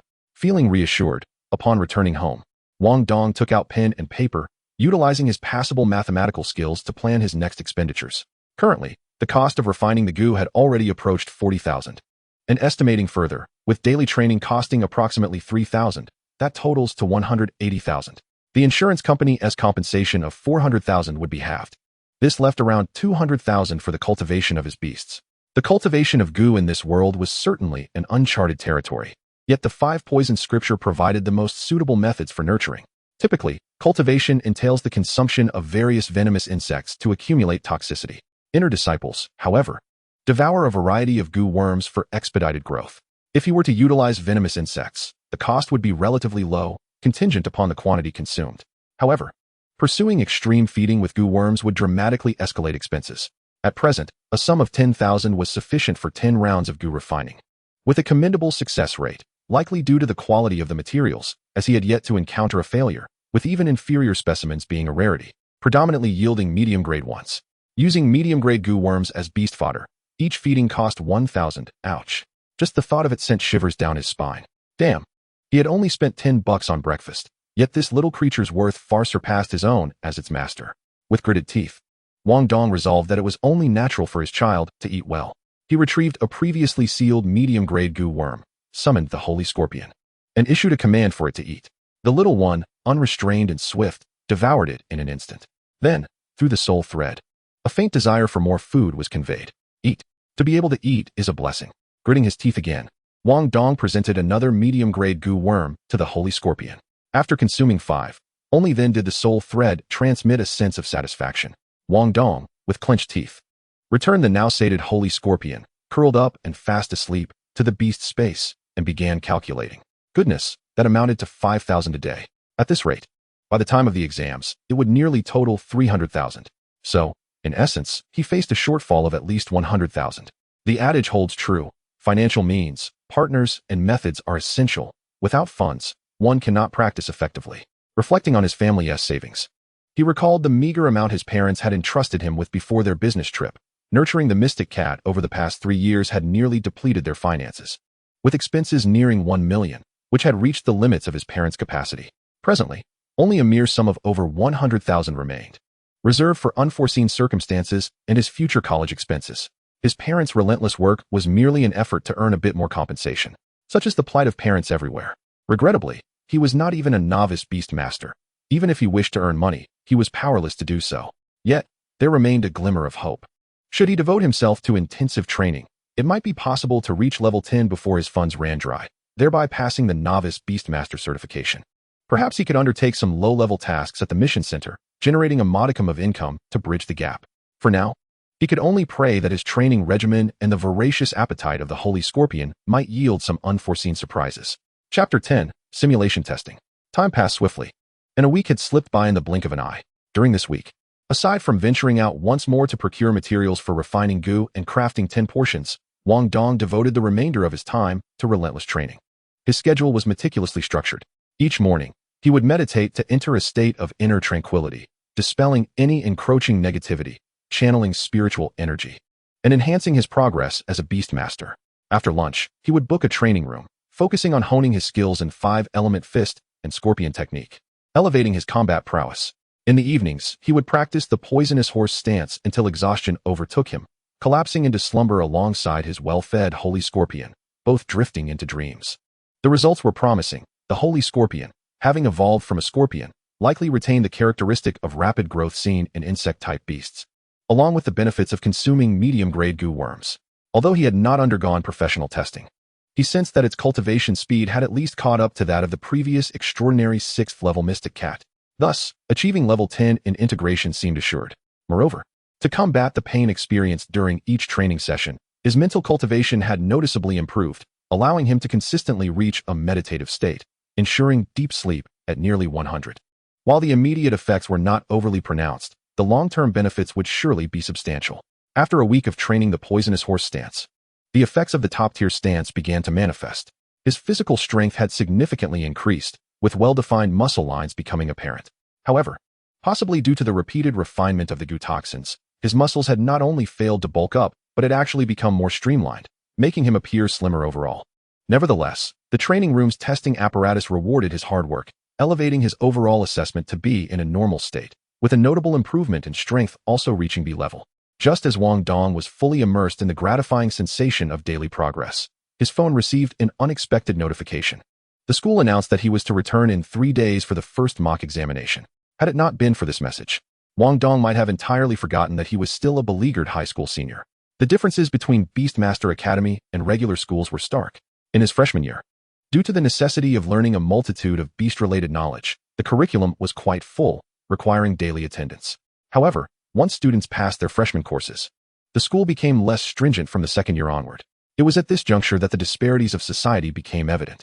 Those from less fortunate backgrounds were confined to the school, subjected to what was termed formal education. Conversely, students from more affluent families often allocated more time to various extracurricular tutoring sessions. For those truly wealthy and influential families, their lives were beyond Wang Dong's imagination. It was said they had professional hypnotists assist them in achieving deeper, more restorative sleep each night. They would also have access to elite beast masters who imparted advanced techniques tailored specifically to their individual needs. There will be professional mentors to guide them in practical skills. And even under the protection of advanced beast masters, they will enter some low-level secret realms to participate in real combat. By the time they reach their final year of high school, their futures are generally clear. Those qualified to take university entrance examinations typically no longer attend school, dedicating all their energy to self-improvement. Conversely, those who believe they cannot qualify for university also cease their efforts, engaging instead in practical activities to prepare for future employment. The school has become more of a service institution, with teachers merely assisting students who lack the means to attend high-level tutoring classes, as they are unable to provide substantial improvement. At this stage, the factors at play are primarily talent and financial resources, areas in which the teachers can offer little assistance. Wang Dong's situation exemplifies a typical middle-class individual, not particularly exceptional, but not lacking either. In his second year, he attended several tutoring classes run by professionals, even elite beast masters, but the instruction was only marginally superior to that provided in school. It is not that these instructors lack skill, rather, as the field has evolved, the original schools of thought have begun to develop into sect-like structures. These tutoring classes often carry hidden agendas, resembling traditional sects that have now established internal and external divisions. If one merely pays for lessons, the quality of instruction remains slightly better than that of the school. However, for those with talent willing to join the inner circle, superior teaching is attainable, a process referred to as sponsorship. The original owner of this identity could only be considered of average caliber, lacking any significant talent, and could not afford the exorbitant sponsorship fees, thereby missing the opportunity for an invitation to the inner circle. Consequently, after the third year, he ceased attending classes, focusing entirely on his own cultivation. After all, many questions could be answered by his parents, making it unnecessary to waste money in the external circle. Were it not for his parents' busy schedules, he might not have needed to attend tutoring classes at all, given that his father is a professional-level beast master and his mother, though slightly less skilled, is still more than capable of tutoring a high school student. As the baseline test approached, a trace of worry flickered in Wang Dong's eyes. This so-called baseline test had little relevance to him in the past. It is also referred to as the discouragement test or the recommendation test.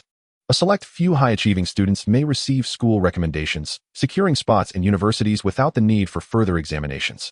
Conversely, those unable to pass the test would receive their high school diplomas without needing to participate in the college entrance exams, freeing up resources. After all, the college entrance examination for Beast Masters is far more complex than a mere series of papers. Each candidate's assessment requires considerable resources, and saving wherever possible is prudent. Wang Dong now finds himself in a precarious situation, teetering on the edge of discouragement. Although his cultivation progress has not significantly lagged due to his unique talents with the insect species and with the nurturing of the holy scorpion, he is confident he can catch up before the exams. However, the insect species is not a recognized category in this world. From an external perspective, the holy scorpion is merely a larger variant of an ordinary extraordinary scorpion. Should the teachers perceive that he was compelled to switch to insect mastery due to insufficient potential, they may lower his evaluation, making him susceptible to discouragement. It is a well-known fact that insect-type beast masters grow rapidly, but possess low upper limits. The teachers at the school are unlikely to view his holy scorpion as possessing significant potential. A hasty insect master is deemed unworthy of high-stakes resources. An epiphany struck Wang Dong regarding insect mastery. Within 3 days, it would be impossible to elevate his cultivation from level 9 to level 10. However, advancing a level from first tier to second tier in the condensation of species is not overly challenging. With the second contract seed in hand, he could first contract the superior snake insect. The mastery of snakes does not fall under the category of insect mastery and should help restore some reputation points. Typically, such a dispersed approach to cultivation would be deemed unwise. In the realm of beast mastery, every 10 levels signify a qualitative leap. Focusing all efforts in one direction is the correct path. Dispersed cultivation slows the rate of advancement. A single misstep can lead to stagnation, ultimately resulting in mediocrity. However, Wang Dong's situation is somewhat unique. To fully cultivate the 5 poisons true scripture, he must raise the condensation of species to at least level 5, contracting 5 foundational insects. Moreover, to facilitate better control, the soul path must also reach a minimum of level 5, ensuring that each insect possesses a thread of soul. Previously, he prioritized elevating his combined cultivation to level 10 to secure his eligibility for the college entrance examination.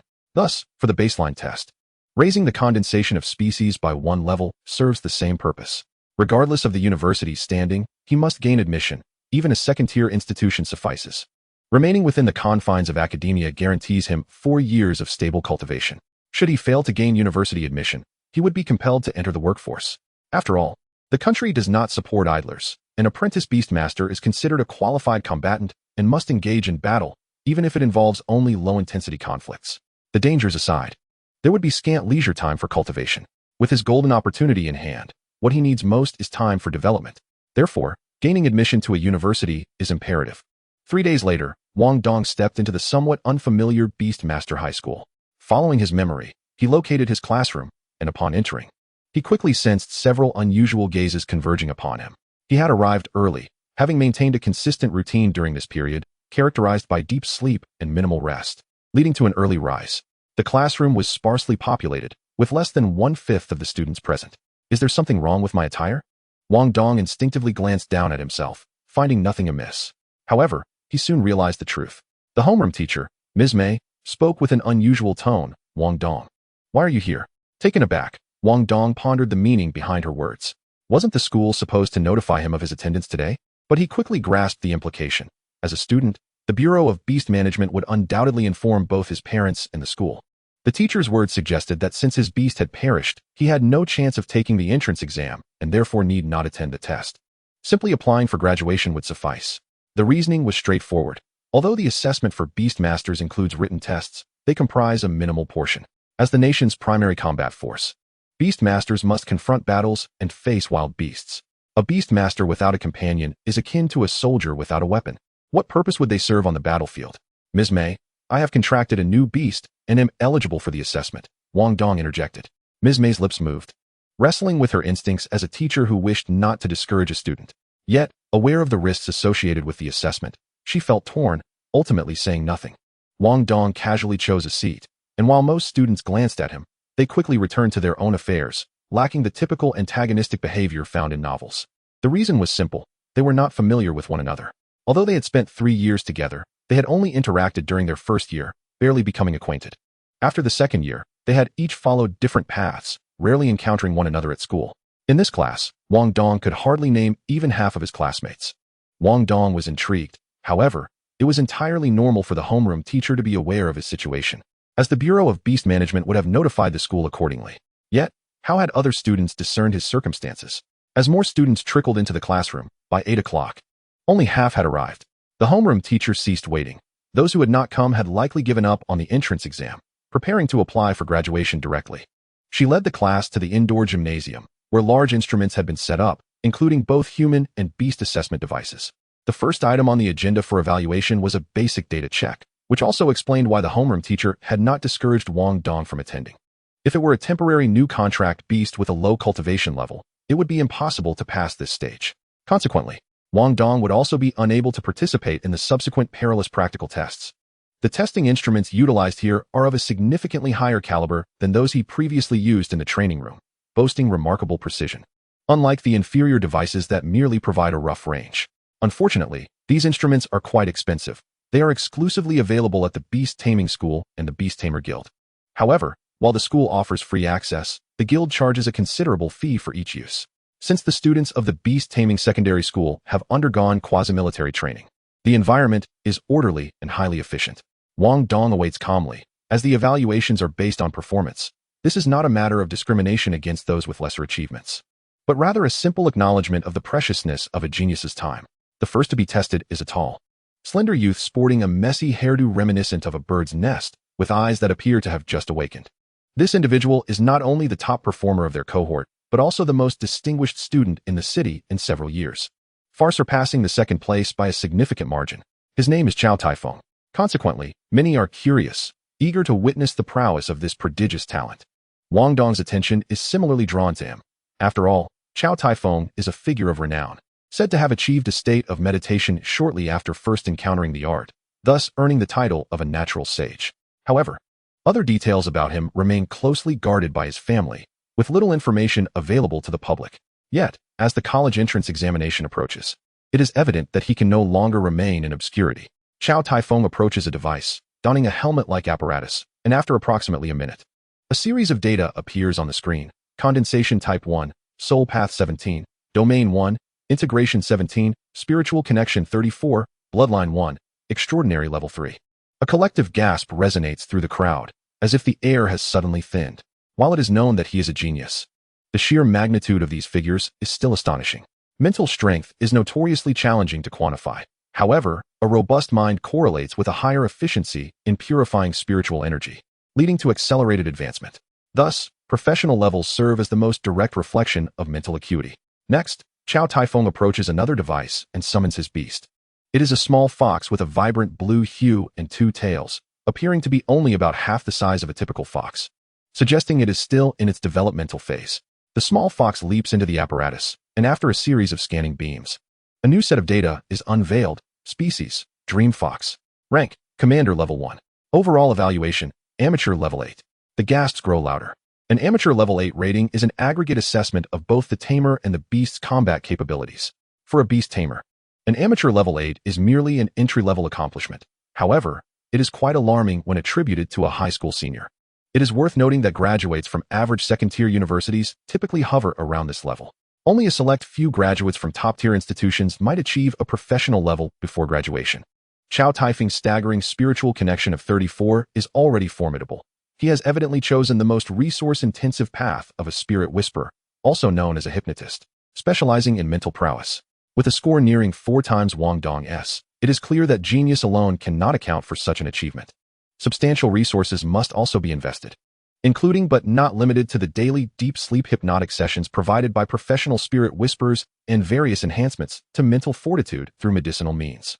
Even more alarming is the Commander Level 1 Dream Fox. While the Dream Fox is not an exceptionally rare breed, it excels in illusion and hypnosis, making it one of the 3 most optimal beasts for spirit whisperers. Moreover, it is one of the 36 officially recognized stable royal cultivation paths. This indicates that the Dream Fox possesses a comprehensive cultivation methodology with the potential to grow to royal status. Opting for the Dream Fox as a companion beast is a prudent choice, albeit one of the most costly beginnings. The Dream Fox's own growth necessitates a substantial supply of high-grade mental nurturing medications, which are undeniably expensive. Otherwise, Wang Dong would not have been forced to part with the toad goo, which could have aided his spiritual cultivation. He simply could not afford it. Yet, the Dream Fox is at Commander Level 1, a monumental leap in extraordinary rank, requiring astronomical resources that Wang Dong cannot even begin to fathom. Chapter 12, The Test Subject. After completing the tests, Chow Tai-Fung remains unaffected by the eager gazes from those around him, maintaining a seemingly dazed demeanor as he departs.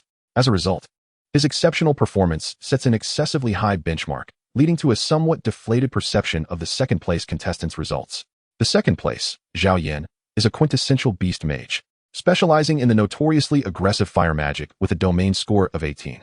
He also boasts a condensation score of 9, enabling him to contract as many as 9 beasts. And with a bloodline score of 9, one of his primary beasts has even activated a bloodline divine ability under favorable circumstances. However, due to his lack of focus on the soul path, with only a single soul thread, he can only control one beast through mental command, relying on verbal cues and gestures for the others, which limits his overall effectiveness in unleashing the potential of multiple beasts simultaneously. This is a common pitfall for the beast mage path in its early stages. Nevertheless, once his primary beast reaches commander level, this limitation will be swiftly overcome. Commander-level beasts possess the ability to control a certain number of lower-tier kin. Thus, as long as his beasts belong to the same species, he can utilize the commander beast's coordination abilities to create a synergistic effect akin to a formation, significantly enhancing their skill potency. Zhao Yan's primary beast, also recognized as a stable cultivation path by the authorities, is the Crimson Flame Hound. His main hound is already at extraordinary level 8, indicating substantial training. The other hounds are also Crimson Flame Hounds, albeit with varying levels, the highest being merely extraordinary level 2, while 3 remain in the common beast category. With a domain score of 18, an extraordinary level 8 Crimson Flame Hound, and the awakening of a low-level bloodline divine ability, Zhao Yan's comprehensive evaluation reaches amateur level 4. In previous years or in other cities, such an achievement would suffice for the title of top student. However, encountering a prodigy has left an inexplicable sense of disappointment among the observers. As Zhao Yan departs, his expression is grim. He is acutely aware that a peer is exceptionally gifted. However, Chao's family has excelled in maintaining secrecy. leaving Zhao Yin to believe that he was merely competing with someone of equal standing, never anticipating such a vast chasm in their abilities. This revelation strikes a significant blow to Zhao Yan's self-proclaimed genius status. After Zhao Yan's departure, the testing continues in an orderly fashion. Yet, the illusion of mediocrity soon dissipates as the subsequent results reveal a considerable downer. A small batch of candidates achieves respectable scores, with primary focuses hovering around the 12-point mark and beast levels primarily at extraordinary level 7. The overall evaluations yield mostly amateur level 1, with only a few reaching level 2. The majority, however, barely surpass the 10-point threshold in their primary focus, with beast levels fluctuating between 6 and 7. Their overall evaluations still qualify them for amateur level 1, the minimum requirement for university entrance. A small contingent of individuals, akin to Wang Dong's situation, possesses a primary focus of only 9 points in beasts at level 6 or 7. Yet they feel confident in their potential to break through the 10-point barrier before the entrance examinations, thus opting to strive for that goal. As for those with poorer results, they have lost hope, some choosing not to attend today, effectively renouncing their aspirations for the entrance exams and instead beginning to seek employment. For the others, everything proceeds normally. But when it comes to Wang Dong's turn, it incites considerable commotion among the testing instructors. A 9-point integration score is relatively standard. However, the emergence of a 2-point condensation score causes the teachers to furrow their brows. The prevailing trend nowadays leans towards a singular focus on specialized majors, particularly when one reaches a professional level, as the path to advancement becomes increasingly arduous. It is only then that individuals begin to contemplate dual specializations. However, such considerations often stem from a sense of hopelessness regarding progression. They seek to cultivate additional skills to enhance their combat and survival capabilities. Yet, what qualifications does a mere child, who has yet to even undergo apprenticeship, possess to pursue dual specializations? Nevertheless, good news seldom travels far while bad news spreads like wildfire. Given that they are all educators, the teachers have naturally become aware of the unfortunate student who, on the brink of his college entrance examinations, faced an assault from the 4 divine beast sect, resulting in the demise of his cherished companion beasts. Upon recognizing him, their gazes inevitably softened with a hint of sympathy. When Wang Dong summoned his 2 companion beasts, these seasoned educators quickly grasped his intentions, and their sympathy deepened. One was a scorpion beast, and the other a serpent beast. It was evident that he had lost his original companions and sought to cultivate new ones in a short span, hoping to elevate them to level 10 before the examinations. The only feasible option for him was to command insects. However, insect taming is generally regarded with disdain, and considering his current level of 9, it was highly probable that he would fail this upcoming assessment. Thus, he resorted to acquiring another serpent beast, hoping that its higher rating might allow him to navigate through the perilous situation. Such petty schemes were nothing new to these teachers. Although they felt sympathy, they ultimately decided against granting him a pass for the sake of student safety, especially with the imminent practical assessments where cunning would be of little use. Yet, when the 2 beasts were placed into the testing apparatus, the results proved rather peculiar. Despite one being a scorpion and the other a serpent, the device displayed an unknown species classification. Their levels were accurately represented as the scorpion beast being extraordinary level 5 and the serpent beast extraordinary level 1, aligning with the teacher's expectations. This apparatus was connected to the national database, housing nearly all known species information. The indication of an unknown species could only suggest one possibility.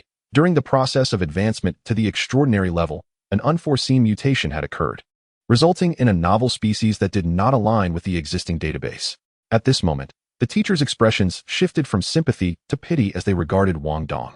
The homeroom teacher, Ms. Mei, approached Wang Dong, gently patting him on the shoulder with a complex expression, and spoke earnestly, "My dear child, how could you be so reckless without your parents by your side? You dare to utilize an unverified test specimen. What were you thinking?" Initially bewildered by the peculiar looks from the teachers, Wang Dong suddenly comprehended upon hearing Ms. Mei mention test specimen. A stable and reliable cultivation route for companion beasts is an invaluable asset, one that researchers in universities and numerous corporations in the market strive to uncover. This scenario bears resemblance to pharmaceutical patents from my previous life. The investment is substantial, and upon success, the returns can be exceedingly generous. However, akin to how new drugs necessitate clinical trials, the discovery of a cultivation route demands extensive empirical data to substantiate its viability before one can apply for a patent. Consequently, these large corporations often invest heavily in hiring numerous beast tamers to test their newly developed routes. Such tests not only provide the necessary resources, but also offer a considerable commission, considering the substantial time and effort demanded of the tamers. Should a test fail, the losses are not insignificant. In the eyes of these educators, it was apparent that Wang Dong, being so close to the examinations yet having lost his companion beasts, likely could not afford to cultivate a new one. Coupled with the device's inability to identify the species, they naturally deduced that Wang Dong had wagered his future by participating in a new product test with some corporation, striving to secure enough resources to swiftly cultivate beasts of adequate caliber. However, the future growth of such test specimens is notoriously unstable, and they may very well lack higher-tier cultivation routes. It is likely that reaching the commander level would pose a significant hurdle, and even if he managed to pass the entrance examinations, his potential might be entirely depleted, leaving his graduation in question. Wang Dong's eyes brightened. This misunderstanding was fortuitous, for he had been at a loss regarding how to explain the origins of his insect taming. This misunderstanding was advantageous, as the cultivation routes for companion beasts involve vast interests, and thus tests are bound by stringent confidentiality agreements. This would provide him with the perfect rationale to obfuscate the origins of his insect taming. As for whether anyone would genuinely investigate, he could hardly afford to dwell on such matters now. His immediate concern was to navigate the current challenge. Ms. May, esteemed teachers, these companion beasts are indeed new specimens, with significantly enhanced toxicity and formidable capabilities. I am genuinely confident in my ability to pass the practical assessment, and I sincerely hope you will grant me this opportunity. Chapter 13. Playing the sympathy card at this juncture, it was imperative to invoke emotional appeal. His predicament was exceedingly awkward. Caught in the limbo of uncertainty regarding his eligibility for the forthcoming practical test, entirely dependent on the teacher's evaluations. The teachers found themselves in a rather uncomfortable position as well. Wang Dong's situation could be construed as lacking potential, making it reasonable to deny him. However, one cannot definitively assert that such an unregistered test specimen would inevitably fail or possess limited potential. What if it were indeed a reliable test specimen from a reputable corporation? Allowing Wang Dong to rise once more with these two beasts? To decline him today would be tantamount to severing a promising future for a student. As educators, their professional ethics compelled them to refrain from jeopardizing a child's future. Ms. May leaned closer to the other teachers involved in the assessment, whispering, "Considering this is merely an internal simulation test, with teachers present during the practical evaluation, given his current strength, the outcome remains uncertain. However, he should be capable of self-preservation. My suggestion is to allow him a chance. Regardless of success or failure, at least he won't be left with regrets." After enduring a series of setbacks, Wang Dong's mental fortitude was faltering. If they denied him even a single opportunity, she genuinely feared for the student's psychological well-being. After deliberation, the teachers concurred. Indeed, this child was remarkably unfortunate, encountering such a rare event as an attack from a cult. It had only been a few days since the incident, and it was likely that his mental state had yet to stabilize, propelled solely by the adrenaline of the impending examinations. If they denied him, the release of that pent-up tension might lead to unpredictable consequences. Should he become despondent and resort to self-harm, how could they reconcile with their own consciences? How could any of them withstand the repercussions of such a decision? Ultimately, they decided that it was merely a simulation test. There was no need to be overly serious. They granted Wang Dong the certificate to participate in the practical assessment. Upon receiving the certificate, Wang Dong's anxious heart finally found solace.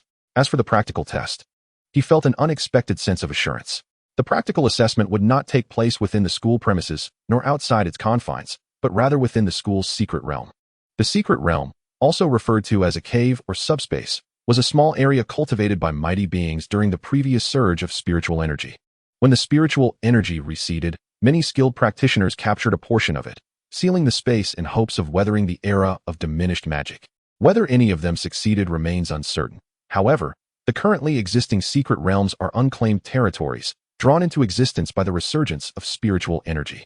The greatest value of these secret realms lies in their sustained spiritual energy, preserving various extraordinary materials and unique flora and fauna that underwent mutations due to the energy. Although the world has experienced the resurgence of spiritual energy for only a few years, and while the flora and fauna are still in a preliminary stage of mutation, they are far less advanced than those preserved within the secret realms. While many secret realms contain legacies of techniques and divine artifacts, regrettably, most hold little value in this extraordinary era of spiritual energy. However, should one discover something valuable, surrendering it to the state could yield substantial rewards. Thus, the emergence of new secret realms is often viewed as a fortuitous opportunity, prompting many to risk everything to gain entry. Most medium to large secret realms open their entrances randomly due to the allure of spiritual energy. However, Many small secret realms are quickly captured and secured by advanced beast tamers skilled in spatial attributes, rendering them one of today's most precious resources. The Beast Taming High School possesses a small secret realm designated for students to conduct practical training. Regarding the necessity of utilizing secret realms for practical combat training, it is vital to acknowledge that even apprentice beastmasters possess formidable destructive capabilities when exerting their full strength, rendering safety concerns paramount within the confines of educational institutions, where the potential for damage to public facilities is financially burdensome. Furthermore, the essence of practical combat entails the engagement of lower-tier magical beasts, which are captured in advance and placed within these secret realms for students to endeavor in their subjugation. Within the secret realm, the entrance is secured, preventing the escape of the magical beasts, thereby authentically simulating the conditions of wilderness combat. Wang Dong was well acquainted with the path leading to the secret realm, as the practical assessment for each semester was consistently conducted here. The entrance to this secret realm was rather unremarkable, situated at a corner of the school's comprehensive building, marked by several seemingly high-end security doors. Each door corresponded to different areas within the realm, designated for testing students of varying grades. Wang Dong promptly identified the door designated for the senior year, swiped his access card, and the grand entrance unlocked automatically, ushering him into an entirely different world. The secret realm, albeit relatively small, encompassed several hundred square kilometers, lush and verdant, resembling a pristine jungle. Upon entry, he encountered a modest campsite where a dozen or so students and teachers lingered. Most were gathered around a bulletin board, which displayed a sparse collection of task vouchers. This setup was evidently a simplified imitation of a guild's mission hall, and the presence of so many students indicated their intent to form teams before undertaking tests. In an era where humanity continues to maintain its apex in the biological hierarchy amidst the resurgence of spiritual energy, it is imperative to recognize the two core abilities that empower humans to suppress the brutal magical beasts: the adept utilization of tools and the power of cooperation. While the wild magical beasts may be formidable, they are often tainted by the malevolent influences of spiritual energy, rendering them generally savage and rarely social. Through harmonious collaboration, humans can frequently prevail over stronger adversaries. Thus, the high-stakes examination not only assesses individual combat prowess, but also evaluates organizational skills and teamwork, underscoring the necessity for military-style training. Upon Wang Dong's entrance, he garnered the attention of the gathered crowd. Those who remained were primarily seeking a few suitable comrades for collective action, as most were students at the 9th level, facing similar challenges in terms of limited resources and noticeable shortcomings, thus necessitating the collective strength for success. Curiously, a few prominent leaders among the group cast a glance at Wang Dong, whispering to their companions before diverting their focus. Wang Dong's gaze narrowed as he sensed a complication. One of the leaders, whom he recognized as Lin Fong from his class, had been among those who regarded him with unusual scrutiny earlier that morning. They were aware of his circumstances. Under normal circumstances, even knowing the futility of his efforts, Wang Dong would have attempted to engage with them. However, he was unwilling to sacrifice his dignity, not out of an exaggerated sense of pride, but because he understood that their disinterest was not born of disdain. It was purely a matter of academic performance. As students facing the impending college entrance examinations, they were no longer children but young adults, compelled to take responsibility for their actions and futures. Wang Dong had anticipated this situation, recognizing that practical assessments would precede evaluations, and he could not conceal the demise of his magical beast, which had forced him to switch to a bug master. Even if he managed to evade scrutiny during this simulation test, the truth would eventually surface, leaving no room for escape during the final examinations. Thus, he had resolved from the outset not to seek a team. Admittedly, while teamwork is a crucial component of the Beastmaster's assessment, it is not the sole criterion. The college entrance examination serves both as a selection process and a means of differentiation among various types of Beastmasters, each with distinct developmental trajectories. For instance, a prodigy like Chow Tai-Fong, possessing an exceptionally high level of mental acuity, would likely pursue a research-oriented path, rendering combat skills and teamwork secondary. Moreover, within the combat professions of Beastmasters, there exists a notable cadre of lone wolves, whose presence is indispensable, as certain scenarios necessitate individuals with superior survival skills and comprehensive abilities to succeed. Chapter 14. The Lone Wolf. The notion of becoming a lone wolf first materialized after forming a contract with the serpent bug. As previously mentioned, the serpent bug represents the sole pure combat technique within the 5 poisons true canon, or more accurately, its ultimate killing move. Initially, one might not grasp the significance of this assertion merely through the observation of the technique, but upon truly contracting the serpent bug and endeavoring to practice the accompanying combat style, the Golden Serpent Sword technique, Wang Dong became acutely aware of the essence of professionalism. Wang Dong had prior exposure to various combat techniques, whether it be the 5-element fist taught in school or the accompanying leg techniques of fallen horse poison post, all of which are forms of combat. Yet, compared to the Golden Serpent Sword technique, the distinction was stark. The essence of a combat technique lies in its purity as a means of lethal force, devoid of extraneous elements. The Golden Serpent Sword technique is not only characterized by its insidious and treacherous moves, but it also ingeniously incorporates poison and manipulation, solely aimed at vanquishing foes and achieving victory. Unlike the scorpion bug, which possesses physical enhancement effects, this technique is replete with lethal methods, such as how to utilize poison to stimulate one's latent potential for a desperate, life-or-death strike. Of course, these details are secondary. What truly captivated Wang Dong was the remarkable nature of the Golden Serpent Sword technique in its manipulation of bugs, precisely compensating for his current deficiencies. The 6 major factions and myriad branches within the Beastmaster community fundamentally boil down to 2 primary combat styles. One involves controlling magical beasts to engage in battle, while the other utilizes the beast's abilities to partake in combat directly. Wang Dong's specialization as a beast warrior distinctly falls into the latter category, necessitating 2 core elements. The strength of one's physical body must be sufficiently robust to harness the enhancements bestowed by the magical beasts, and one must effectively leverage the abilities of these creatures to amplify one's own capabilities. However, his greatest challenge lay in his inability to achieve even a score of 10 in fusion, limiting him to borrowing only a single ability at a time, thereby failing to unleash the true potential of a beast warrior. The Golden Serpent Sword technique, however, is extraordinarily unique, wielding the serpent bug as if it were a sword. While it is called a sword for aesthetic appeal, the techniques within are not devoid of whips and other forms of flexible weaponry, all characterized by their most sinister killing blows. The mere treachery of the techniques is compounded by the fact that the serpent bug is a living entity. Not only does it possess mobility, but its head can bite and even spray venom. When combined with the unexpectedly agile movements of the serpent bug, the already nefarious techniques transform into a veritable nightmare for any adversary.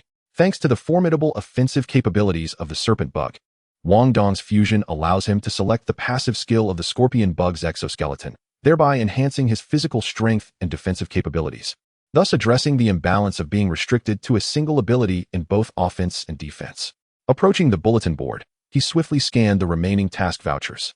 Observing the scant collection of task vouchers, Wang Dong felt a slight sense of relief, while he harbored a modicum of confidence in his current combat prowess.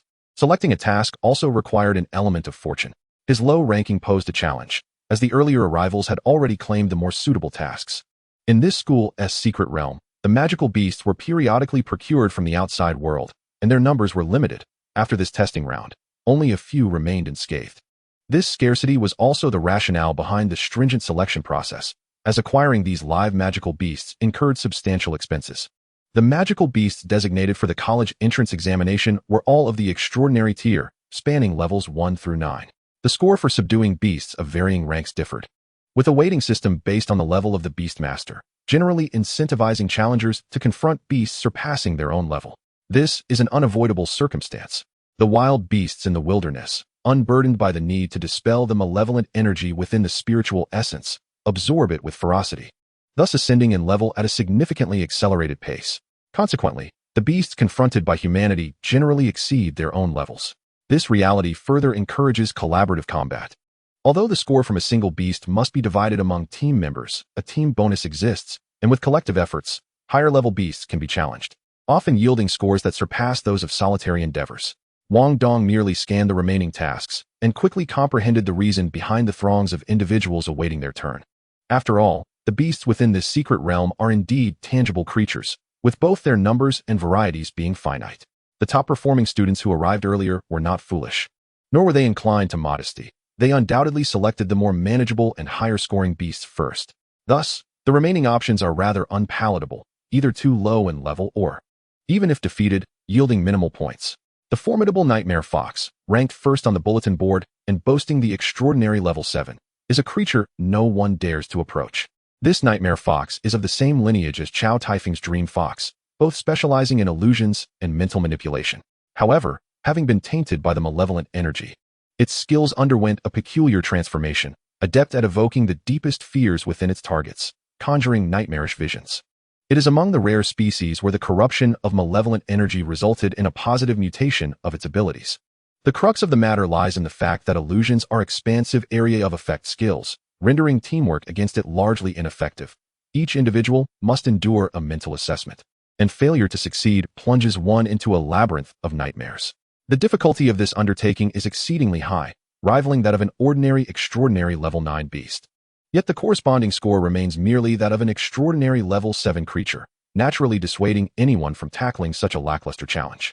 For those among them who have yet to reach level 10 but aspire to do so before the entrance examination, the school's requirements are not overly stringent. Defeating an extraordinary level 5 beast individually or a level 7 beast as a team suffices for passing. Generally speaking, their primary pets should have been cultivated to level 6 or 7. Wild beasts of the same level are wilder, more bloodthirsty, and possess significantly richer combat experience, their combat prowess far exceeding that of their tamer counterparts. Thus, the expectations for lower-level beast tamers are not excessively rigid, although challenges beyond their level are encouraged. It is primarily in pursuit of superior achievements. In terms of merely passing, the criteria remain relatively lenient. Wang Dong had no intention of standing out too prominently. His singular aim for this simulation test was to ensure his qualification for the entrance examination, wishing to avoid any unnecessary complications. Therefore, he opted for the task of defeating an extraordinary level 5 toxic explosion frog, a task that, while still somewhat lackluster, posed its own challenges. This creature possesses a passive skill, toxic explosion, an active skill, tongue roll, and a racial talent, ejection. The toxic explosion skill is particularly insidious, with its body covered in poisonous growths that detonate upon being attacked, spraying venom nearly 10 meters away, making it a nightmare for melee combatants. When facing ranged attackers, its tongue roll skill, with an attack range of nearly 3 meters, combined with its ability to leap over 10 meters thanks to its ejection talent, renders evasion nearly impossible. As Wang Dong undertook the extraordinary level 5 task and departed, those present uttered not a word, nor did they exhibit any interest in casting a second glance. A student merely striving for a bare minimum pass was no longer worthy of their attention. Such individuals merely serve as fillers in the entrance examination, destined to struggle. Belonging to a world apart from theirs, why bother paying attention? One of the teachers present furrowed his brow slightly and followed at a distance of about 10 meters, trailing behind Wang Dong. His responsibilities included overseeing the examination to ensure students did not resort to cheating methods, while also serving as a protector to prevent any risks during the practical assessment, ready to intervene if necessary. Of course, once assistance was rendered, it would signify that the practical test had not been passed, consequently forfeiting the opportunity to participate in the entrance examination. Chapter 15. Concealing one's talents. The practical test is not merely a matter of bringing forth a beast and engaging in combat. The rationale behind utilizing a secret realm is to replicate the wilderness environment as closely as possible, thereby simulating a realistic combat scenario. Thus, the first stage of the practical test is to locate the target.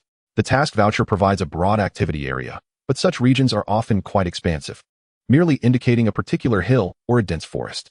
Naturally, seeking a quarry is not overly challenging for beast tamers. As previously mentioned, although the number of wild beast-type pets is scarce and their prices exorbitant, relegated to a select few elites, most beast tamers have access to domesticated pets, such as cats and dogs, which they previously raised in abundance.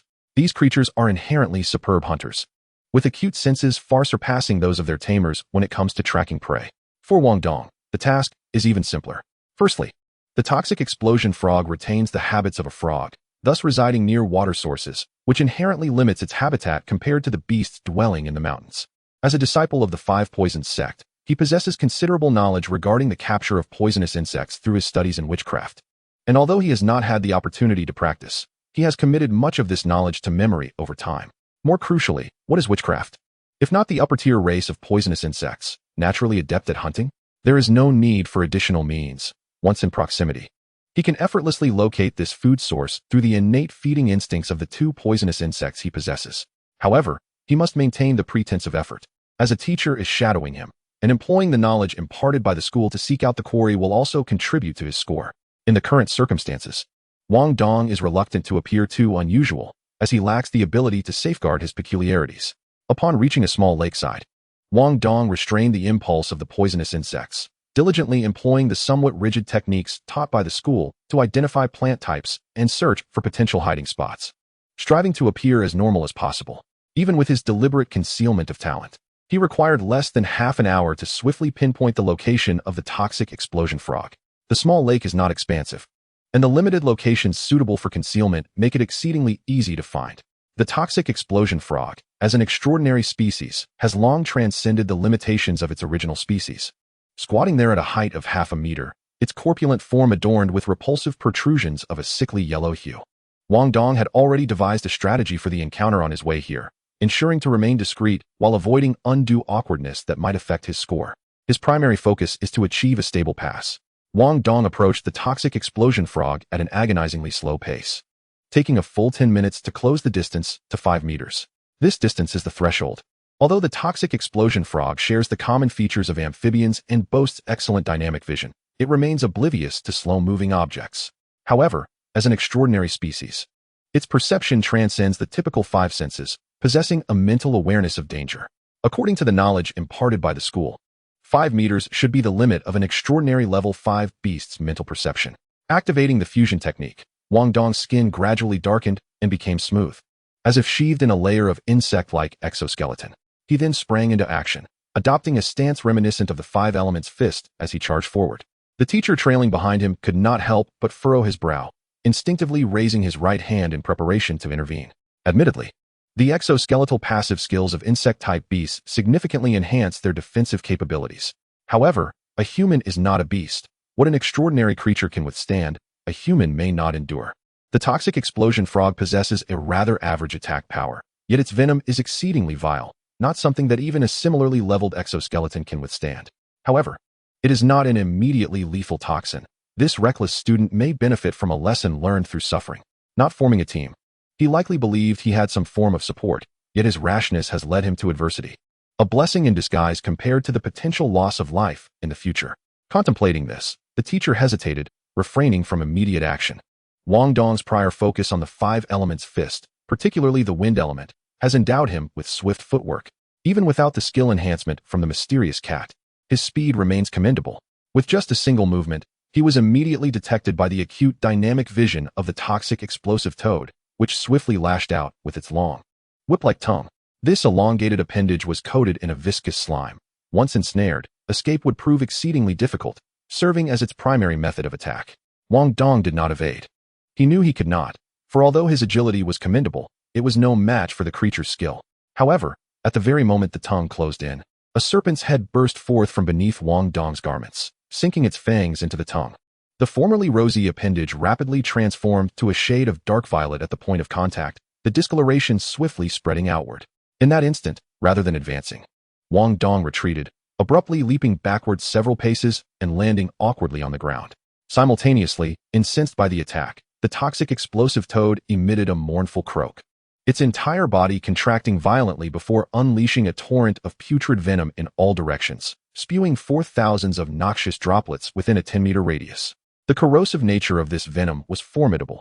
Any flora within its reach withered instantly, and even stones were not spared, emitting billowing clouds of smoke as they corroded, leaving behind thumb-sized, deep punctures. Fortunately, Wang Dong managed to tumble and roll away to a safe distance, barely escaping the lethal range of the attack, though he appeared disheveled. He remained unscathed. This was precisely Wang Dong's strategy. He had no desire to showcase the golden serpent sword technique before his instructor, opting instead to act as bait, meticulously controlling the distance to lure the toxic explosive toad into striking at him. In this manner, even the location of the attack was premeditated, allowing the serpent to lie in wait for its opportunity to strike. This series of maneuvers not only demonstrated Wang Dong's solid grasp of foundational theory, but also affirmed the sheer potency of the serpent's venom. Beyond that, there was little else to glean. The instructor approached the lifeless toad with a complex expression, prodding it with a finger and discovering that its innards had been thoroughly eroded by the venom, rendering it utterly deceased. As he penned comments on Wang Dong's performance, he could not help but voice his thoughts aloud. What a potent toxin! It's remarkable that a creature of the first extraordinary tier succumbed so swiftly to the venom of a mere serpent familiar. That's certainly a point in your favor. But tell me, as a beast warrior majoring in fusion, what business do you have with attribute damage? Which company provided you with this experimental subject? Is the supervisor incompetent? Or do you have powerful connections? This is clearly intended for beast mages. Wang Dong merely smiled in silence. The misunderstanding regarding the experimental subject allowed him to conveniently shift any explanations under the guise of confidentiality agreements. Nevertheless, the instructor's words prompted deep reflection. Indeed, the path of the Beast Warrior was chosen by the original owner of this body, and now, in preparation for the upcoming examination, he indeed needed to elevate his fusion score to 10 as swiftly as possible. But what lay ahead? Would he continue down the path of the Beast Warrior indefinitely? If he were to rely on insects as his familiars, it appeared that specializing as a beast mage might indeed be the optimal solution. The essence of the insect was its venom, and the transformation of the familiar space to enhance the growth of attribute skills was indeed a fitting match. Yet, was that entirely accurate? The 5 Poisons True Scripture fundamentally served as a martial arts manual, with the 5 types of insects merely tools for practicing the corresponding techniques. Ultimately, his primary combat strength lay within himself. Thus, it seemed the Beast Warrior path had its merits. However, another thought nagged at him. The essence of a Beast Master was still rooted in mental strength, which determined the upper limit of spiritual energy feedback from the familiar and the potential for growth. Should the familiar grow strong while the master remained weak, he would find it impossible to manage the malevolent energy absorbed by the familiar, leading to dire consequences. Hence, the path of the Spirit Soother, which focused on mental strength, appeared more suitable. As he pondered, his thoughts became increasingly chaotic. It seemed all 6 directions of beast mastery held value, and he yearned for them all. Yet, reason reminded him that human energy was finite, and the capacity to absorb spiritual energy was limited, allowing for only one path to be pursued. His mind was in turmoil. Chapter 16, Job Hunting. With his thoughts in disarray, Wang Dong found himself unaware of how he had left the school and returned home. The results were quickly released and sent to his phone. As expected, he had passed, but surprisingly, his scores were not dismal. Upon closer inspection, it was evident that the toxicity of the serpent had contributed positively, preventing him from landing at the bottom of the rankings. Finally managing to gather his scattered thoughts, he recognized that his current task remained clear: to swiftly break through to a fusion score of 10 to ensure a smooth examination.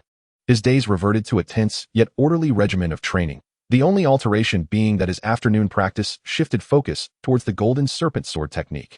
After personally experiencing its efficacy, he was certain that this technique far surpassed the 5 elements fist and the accompanying leg techniques taught in school. 2 weeks later, following a morning of meditation, as a new thread of spiritual energy flowed into the beast imprint, Wang Dong concentrated, infusing this energy into his fusion. With a wave of satisfaction emanating from the depths of his soul, his fusion score finally reached 10. This progress was slightly swifter than he had initially anticipated. The reason for this accelerated achievement was largely attributed to the excruciating pain he endured while practicing on the toxic training dummy, which had inadvertently enhanced his mental cultivation. Now, with only 23 days remaining until the examination, Wang Dong's tightly wound nerves could finally ease a little. However, new challenges loomed on the horizon. His most pressing concern was that his finances were dwindling rapidly. He had not intended to spend so quickly, although there had been a financial shortfall. It was one he had calculated to manage until the examination. However, in preparing for the mock test, he had contracted an additional spirit serpent, leading to doubled feeding expenses and tightening his budget significantly. Fortunately, during this time, he had been contemplating ways to earn money, and thus had some preparations in place. In truth, Wang Dong possessed a considerable fortune, but it remained inaccessible. In this world, the most valuable assets were those related to beast mastery. If he wished, the new insect-based familiar system could potentially yield substantial wealth. Unfortunately, he could not capitalize on it, not at this moment. Although society was ostensibly governed by the rule of law, that did not guarantee that he could safeguard such wealth through legal means. To put it plainly, he was too weak to deserve a novel beast mastery system. At his current level, there were certainly avenues for making money, but they would only yield meager earnings. The prospect of substantial wealth remained a mere fantasy. Wang Dong did not act immediately. Instead, he picked up his phone and scheduled an appointment for his graduation certificate through the school's official website. With the graduation certificate from the Beastmaster High School, he would also acquire a provisional certification as an apprentice Beastmaster issued by the Beastmaster Guild. This professional credential would be essential for whatever path he chose to pursue thereafter. The school's efficiency was remarkable, as mere minutes later, his homeroom teacher, Ms. May, called him, instructing him to visit the school. Wang Dong wasted no time. His time was precious, and he hurried to the school. The application process for the graduation certificate was straightforward. The key was obtaining the certification as an apprentice Beastmaster. It was more convenient to do so at school, for those who graduated without reaching level 10. Applying later would be cumbersome, requiring a trip to the Beastmaster Guild. The bureaucrats there were notoriously inefficient. The proceedings went smoothly, and in under an hour, everything was completed. The primary reason was that determining a fusion score of 10 was straightforward. There was no need for specialized instruments to verify it, as simply activating fusion while simultaneously engaging two skills sufficed. Upon exiting the school, Wang Dong took out his phone and dialed a familiar number. Soon, a sweet voice resonated through the speaker. Wang Ge, do you need more beast food? The same as before. Wang Dong cleared his throat awkwardly before cautiously responding. Xiaoyan, during our last order, you mentioned your factory was short-staffed. I wanted to inquire if you have managed to hire anyone yet. Indeed. Wang Dong had explored various job opportunities and, upon reflection, realized that the most suitable option was right beside him. Upon obtaining the title of an apprentice beastmaster, although he had a plethora of job options available, the truly suitable ones were few and far between. A pivotal factor was his intention to participate in the college entrance examination, which implied that if he successfully gained admission to a university, this job would merely serve as a temporary position lasting less than 3 months. Most of the relatively better jobs required stable personnel, and even if they were currently recruiting newcomers, they primarily sought fresh graduates who had opted out of the examination. There were indeed temporary positions available, predominantly involving combat missions, where the rewards were directly proportional to the risks undertaken. For instance, the task hall of the guild was replete with various commission tasks. Originally, Wang Dong's plan was to visit the task hall to accept commissions for earning money. Among these tasks, there existed a category focused on capturing live beasts of varying levels, which offered substantial rewards. After all, the requirement was for them to be alive, preferably without severe injuries or disabilities. This was not a simple task for many beastmasters. While killing beasts was relatively straightforward, capturing them alive proved to be exponentially more challenging. The demand for live beasts was significantly high, with the primary clientele being the Beastmaster Academy. After all, where did the beasts for student assessments in the secret realms originate? Additionally, various extracurricular tutoring classes required them to assist students in practical training, further contributing to the demand. Wang Dong initially intended to undertake these types of tasks. While capturing live beasts might present difficulties for other beastmasters, he found it relatively manageable. The 5 Poisons sect specialized in toxin manipulation, and although the venomous substances were potent for a qualified disciple of the sect, these toxins merely constituted basic tools. By merely preparing a few concoctions, they could blend toxins with different functions, rendering prey unconscious or inducing slumber, which was not particularly difficult. However, a few days ago, when he typically contacted the manufacturer to order materials for refining poisons, a young lady from the reptile pet house apologetically informed him that a technician at their factory had encountered an accident, resulting in unstable production and quality during this period. She hoped for his understanding and assured him that they would recruit new personnel promptly to resume production. This revelation sparked another line of thought in Wang Dong's mind. While task commissions were indeed lucrative, they also carried considerable risks. After all, the wilderness was not akin to the controlled environments of schools, fraught with uncontrollable factors. If he wished to ensure his safety, he would have to join a more established team, which would not only lead to exploitation but also necessitate the exposure of some of his methods. The young lady's words served as a wake-up call for him. Given his need for refining poisons and the unique techniques inherited from the 5 Poisons sect, the most fitting path for him would be to establish a breeding base of a similar nature. In terms of handling these venomous creatures, the efficiency of the 5 Poisons sect might not rival that of modern production facilities, but their unique methods and special formulations were undeniably ahead on another level. Thus, combining both approaches seemed to present tremendous potential. However, the sole issue was that starting a factory was no trivial matter. It required considerable capital and adeptness in management and customer acquisition, all of which were beyond his immediate capabilities. This led him to conclude that seeking a breeding-based position as a technician, earning some income while learning the ropes of factory operations, would currently be his most suitable choice. Chapter 17, Unreasonable. On the other end of the line, the receptionist named Su Yin paused momentarily upon hearing his words, her tone tinged with a hint of awkwardness. Brother Wang, we are indeed still recruiting technicians, but we require experienced hands. If I remember correctly, you are a fresh graduate preparing for the college entrance examination, right? With less than a month remaining, it seems unlikely that you would relinquish your studies for this opportunity. Is there someone suitable you could recommend? This was a rather polite refusal. What a joke. A high school graduate, while he might possess some combat capability as a novice, when it came to breeding techniques, that was certainly not something learned in high school. Nevertheless, as a relatively valued client, she felt the need to be somewhat courteous. Avoiding offense, Wang Dong scratched his head awkwardly, momentarily at a loss for words. True, with the inheritance from the 5 Poisons sect, he had confidence in his ability to handle venomous creatures, yet explaining this was another matter entirely. As a high school student, the knowledge of breeding should typically be acquired at the university level. It would be one thing to claim a rudimentary understanding, but they were clearly seeking someone who could step in and work immediately. He feared that no amount of explanation would earn their trust. Ultimately, he steeled himself. Seeking employment was not a disgrace, and one must possess a thick skin.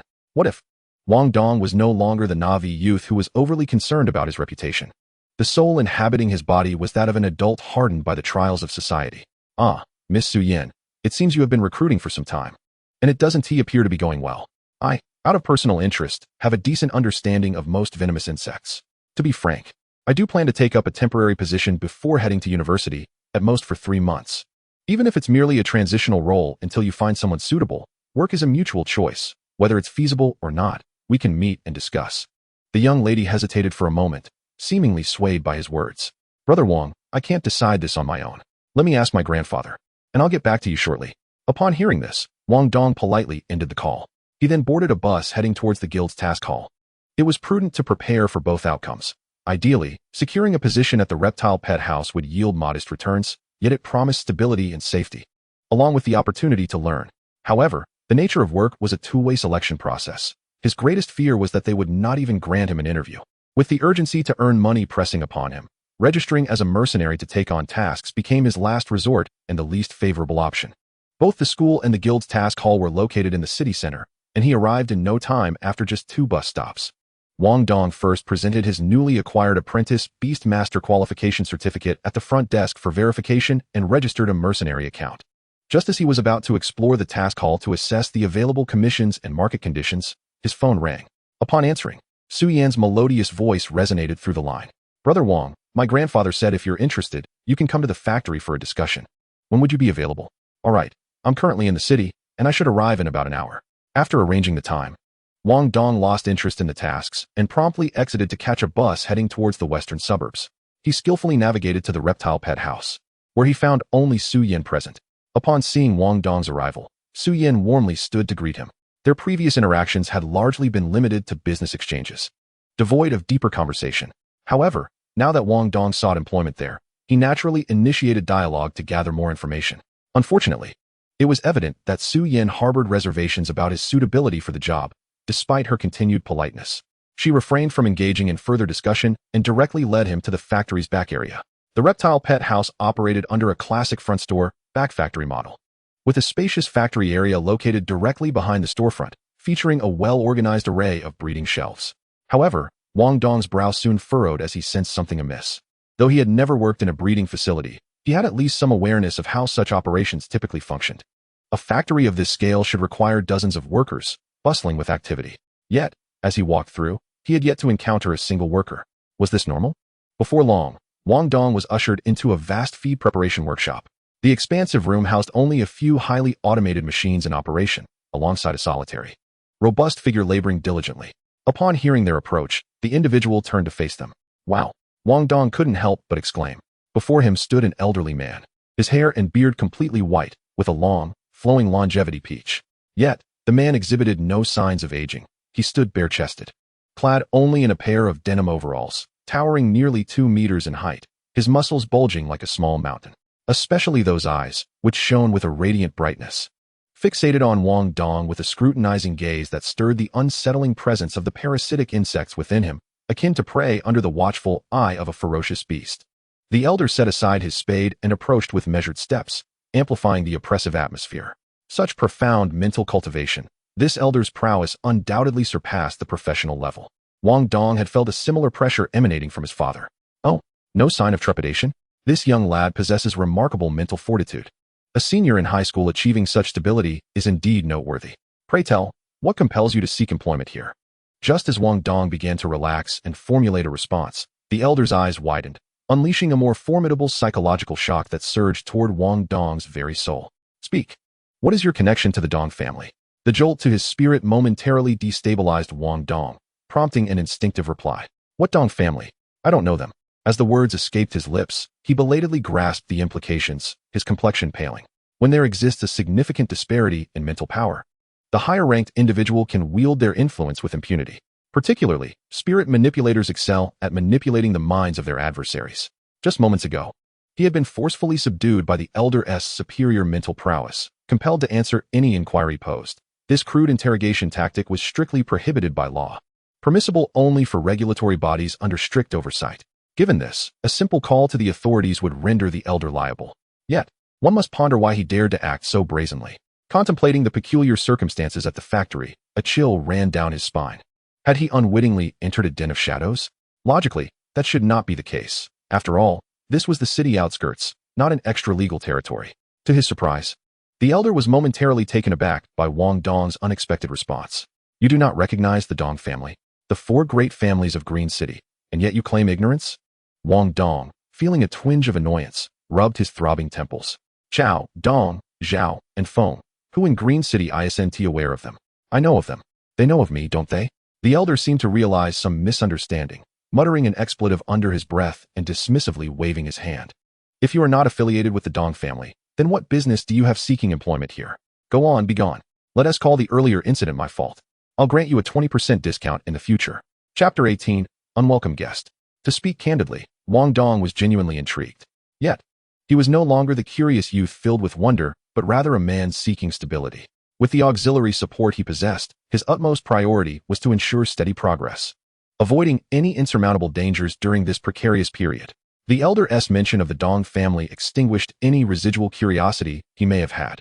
He promptly donned a sullen expression, bid farewell, and departed. In truth, the so-called four great families were far less exaggerated than depicted in novels. After all, Green City was a provincial capital, a major metropolis, a region where national power was most concentrated. The influence of families pales in comparison to that of state-sanctioned violent entities. Nevertheless, the resurgence of spiritual energy signifies a profound shift. When the winds of change blow, some will inevitably soar higher. Those who amassed wealth and acquired skills early on, benefiting future generations, can easily establish familial power. After all, beastmasters, with their extraordinary abilities, rely heavily on innate talent and resources. Families with larger populations often produce a few gifted individuals, and with the advantage of resources, the likelihood of cultivating masters increases. As more masters emerge, their influence naturally intensifies. During his prior simulations, the top-ranked Chao Typhon was a prodigy of the Chao family, as was the second-ranked Zhao Yin, a scion of the Zhao clan. Within the school, members of the four great families were indeed plentiful, hence Wang Dong had heard of them. However, just as he stated, those individuals existed on an entirely different level from ordinary students, resulting in no meaningful interactions. He was aware of them, yet they did not recognize him. As he exited, the young girl, Su Yin, repeatedly apologized, not out of sorrow for losing a client, but rather because she understood that her grandfather's actions had crossed some boundaries. If Wang Dong chose to pursue the matter, it would pose considerable trouble. Though Wang Dong was vexed, he had no desire to provoke complications. He was acutely aware that despite the reptilian breeding facility's struggle for survival, those capable of running such an establishment undoubtedly possessed some leverage. The industries related to beast tamers were among the most lucrative and fiercely competitive in this era. The mercilessness of business rivalries mirrored that of actual battlefields. One need only recall the tumultuous incidents during the real estate boom of his previous life to grasp a fraction of it. He had merely intended to secure stable employment. Yet unforeseen circumstances lurked beneath the surface, prompting his decisive departure. His only concern was that this reptilian breeding facility had emerged as his most reliable supplier. The decline of insect tamers had already led to the closure of numerous breeding facilities in the western suburbs. Those still operational were few and far between.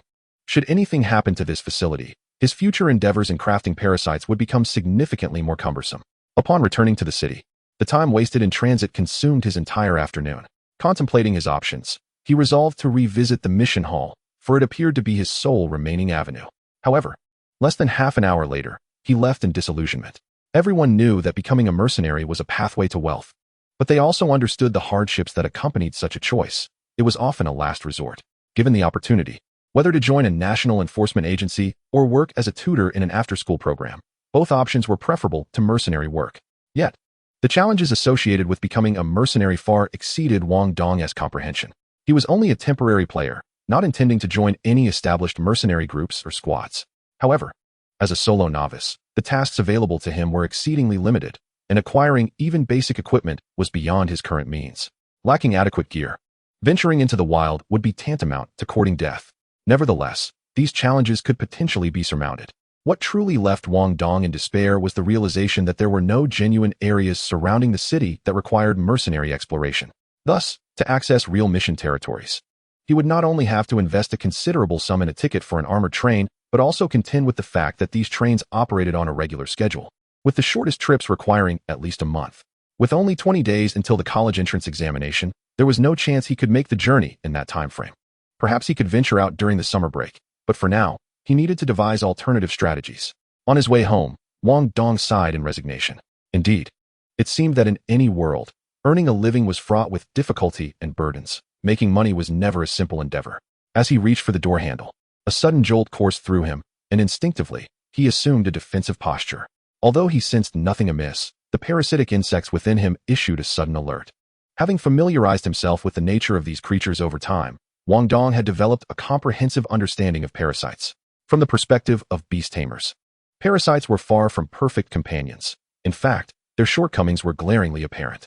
The most significant flaw of parasites was their inherently limited cerebral capacity, which, in the parlance of beast tamers, translated to a lack of spiritual awareness, rendering them incapable of executing complex commands. Thus, paths that necessitated efficient cooperation with beasts, such as beast kings, beast mages, and beast manipulators, were simply unattainable. Fortunately, the route of beast warriors, which emphasized personal combat prowess, aligned well enough. However, as with all things, fortune and misfortune are intertwined. Although limited cerebral capacity posed a disadvantage, it also bore its own merits. For one, it facilitated easier contracts, allowing for smoother control without any resistance. It is perhaps due to the lack of distracting thoughts that the goo insects possess an extraordinary sensitivity, far surpassing that of ordinary creatures, particularly when it comes to perceiving danger. Thus, Wang Dong chose to trust his closest companion, and even though he sensed nothing amiss, he unhesitatingly assumed a defensive posture and, with a surge of energy, took flight. He was oblivious to the origin of the threat and the reason behind it. Yet he understood that as long as he was not caught off guard, he still had a chance. After all, he resided not in an ordinary neighborhood, but in the residential area of the Water Patrol Committee. As a violent institution, the security level of its family quarters was notably high. If he could sound the alarm, there remained hope. Unfortunately, in the face of overwhelming power, such minor efforts were utterly futile. The moment Wang Dong moved, the shadow beneath him twisted violently, resembling ropes that ensnared him tightly, rendering him immobile on the ground. Wang Dong, my dear student, we meet again. A somewhat familiar voice echoed, and Wang Dong managed to turn his head slightly, finally catching a glimpse of the visitor in the dim yellow light of the corridor. His heart settled somewhat upon recognizing her, the icy dominatrix he had encountered previously at the Bureau of Religious Affairs. Although the Bureau had a rather unsavory reputation, it was, after all, an official institution, which offered him some reassurance. His greater concern was whether his visit to the reptilian pet house had provoked unwarranted trouble. But how could it be the Bureau of Religious Affairs? Just as he began to relax, anxiety gripped him anew.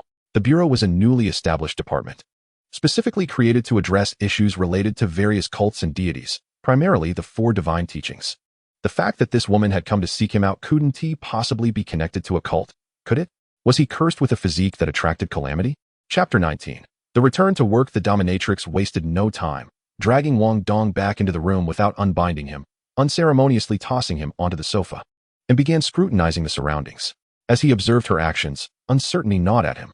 What kind of environment was he currently in? Aside from the standard household furnishings, the most conspicuous feature was the 10 large ceramic urns that nearly filled the living room.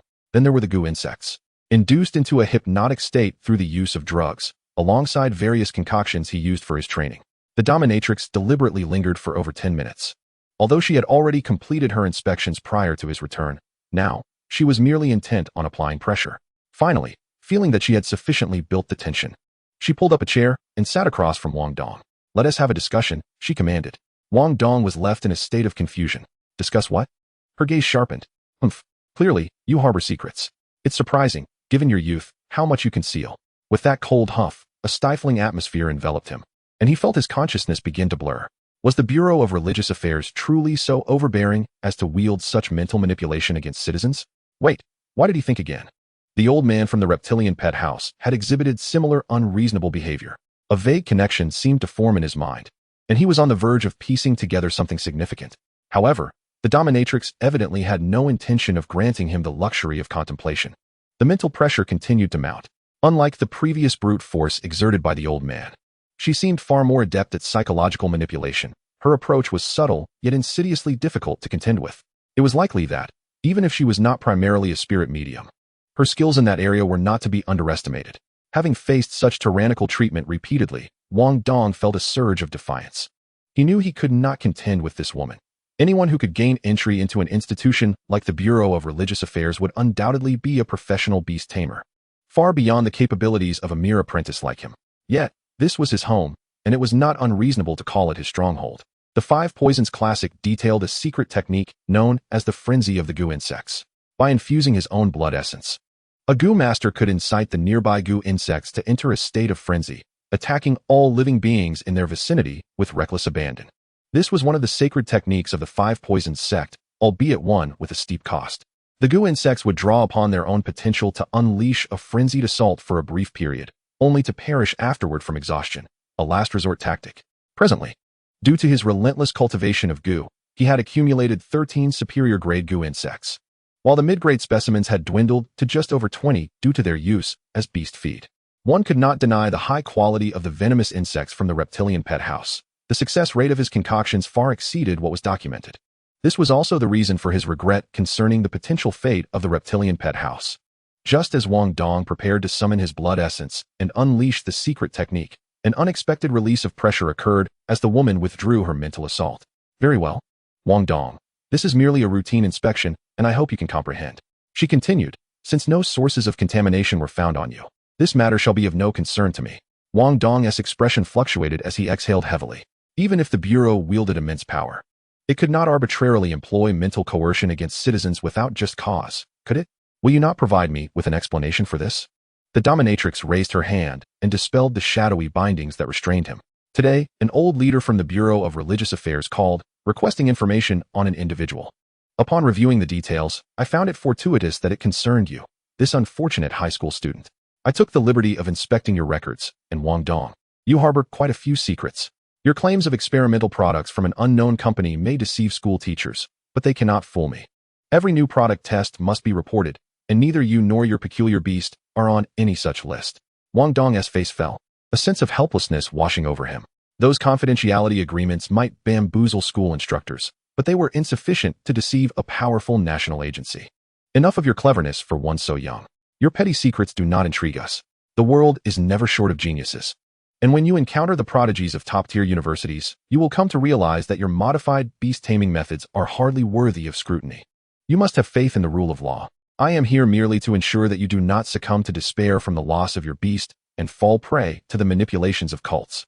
As she gestured toward the ceramic urns and goo insects, she added, the peculiar nature of your endeavors inevitably evokes thoughts of cultic rituals. Thus, it was necessary to ascertain whether you had been tainted by sinister forces. Wang Dong finally breathed a sigh of relief. As long as they were not pursuing the origins of the goo insects, it was acceptable. He immediately grasped the crux of the issue. Has someone sought you out regarding me? Was it the Dong family or old Master Su? It was not difficult to arrive at this conclusion. He had engaged in numerous activities that day, but whether applying for graduation at school or registering as a mercenary at the task hall, none were significant enough to warrant the Bureau's attention. Thus, it was almost certain that the issue stemmed from his visit to the reptilian pet house. Likely either the seemingly extraordinary old Master Su or the Dong family he mentioned. To his surprise, the woman merely chuckled softly, her form gradually merging into the shadows, vanishing right before his eyes. As he sensed the goo insects within him relax their vigilance, Wang Dong couldn't help but curse under his breath. What is happening here? The next morning, just as Wang Dong was about to enter a state of meditation to refine his spirit energy, his phone rang. Upon answering, he discovered it was Su Yin from the reptilian pet house. Instantly, his patience dissipated, and he answered the call with irritation, eager to hear what she had to say. Brother Wang, my grandfather mentioned that if you were still interested, you could come work at the factory. Wang Dong took a deep breath, striving to calm his tumultuous emotions. Had this occurred before his trip to the task hall, he would have outright declined. It was a matter of pride, but more importantly, he wished to avoid entanglement and conflicts among the powerful. However, desperate times called for desperate measures, no matter how promising the future appeared. It did not alter the fact that Wang Dong was in dire need of funds. He has merely secured his qualifications for the college entrance examination. Yet in order to gain admission to a university, albeit a second-rate one, he must exert himself over the remaining 20 days. Moreover, the cultivation of his skills requires financial resources, money to procure beast feed for the breeding of his insects, and funds for the materials needed to refine his physical abilities. Money, money, money. To amass the necessary startup capital, Wang Dong resolved to inquire about the potential salary he could earn. My grandfather mentioned that he understood Wang Dong's urgency to prepare for the exam and offered to advance 3 months' salary, totaling 300,000 yuan, while also granting him employee benefits, allowing him to purchase beast feed from the factory at a 60% discount. Well then, I shall proceed at once. Wang Dong was no fool. A monthly salary of 100,000 yuan was impressive, and the option to receive 3 months' pay up front was a clear indication of an underlying issue. However, the sum of 300,000 yuan was precisely calculated to breach his psychological defenses. The age-old adage, money is the root of all evil, rang true. This amount was critical for him, and despite the risks, he felt compelled to seize the opportunity. Moreover, Wang Dong was now almost certain of one thing. The authoritative figure referenced by the elegant woman was most likely the venerable Su Laoyes. Previously, he had speculated, but the exact figure of 300,000 yuan, along with the advance payment, confirmed that the other party was well aware of his recent expenditures. Only the Bureau of Zhongguan could have such insight into the insurance compensation and accurately assess his financial shortfall.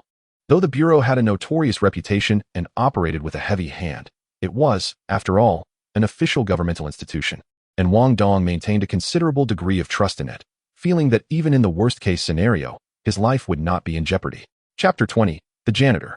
When Wang Dong stood before Su Laoyes once again, the elder had shed the sharpness he displayed the previous day, appearing much like an ordinary farmer. This time, the elder was notably more courteous. Upon their meeting, he waved Wang Dong over, smiling as he spoke. Young student, I must apologize for my misunderstanding yesterday. My demeanor was indeed lacking. Xiaoya has informed me of your considerable talents in cultivating venomous insects, and I trust her judgment. Thus, I would like to invite you once more to demonstrate your abilities.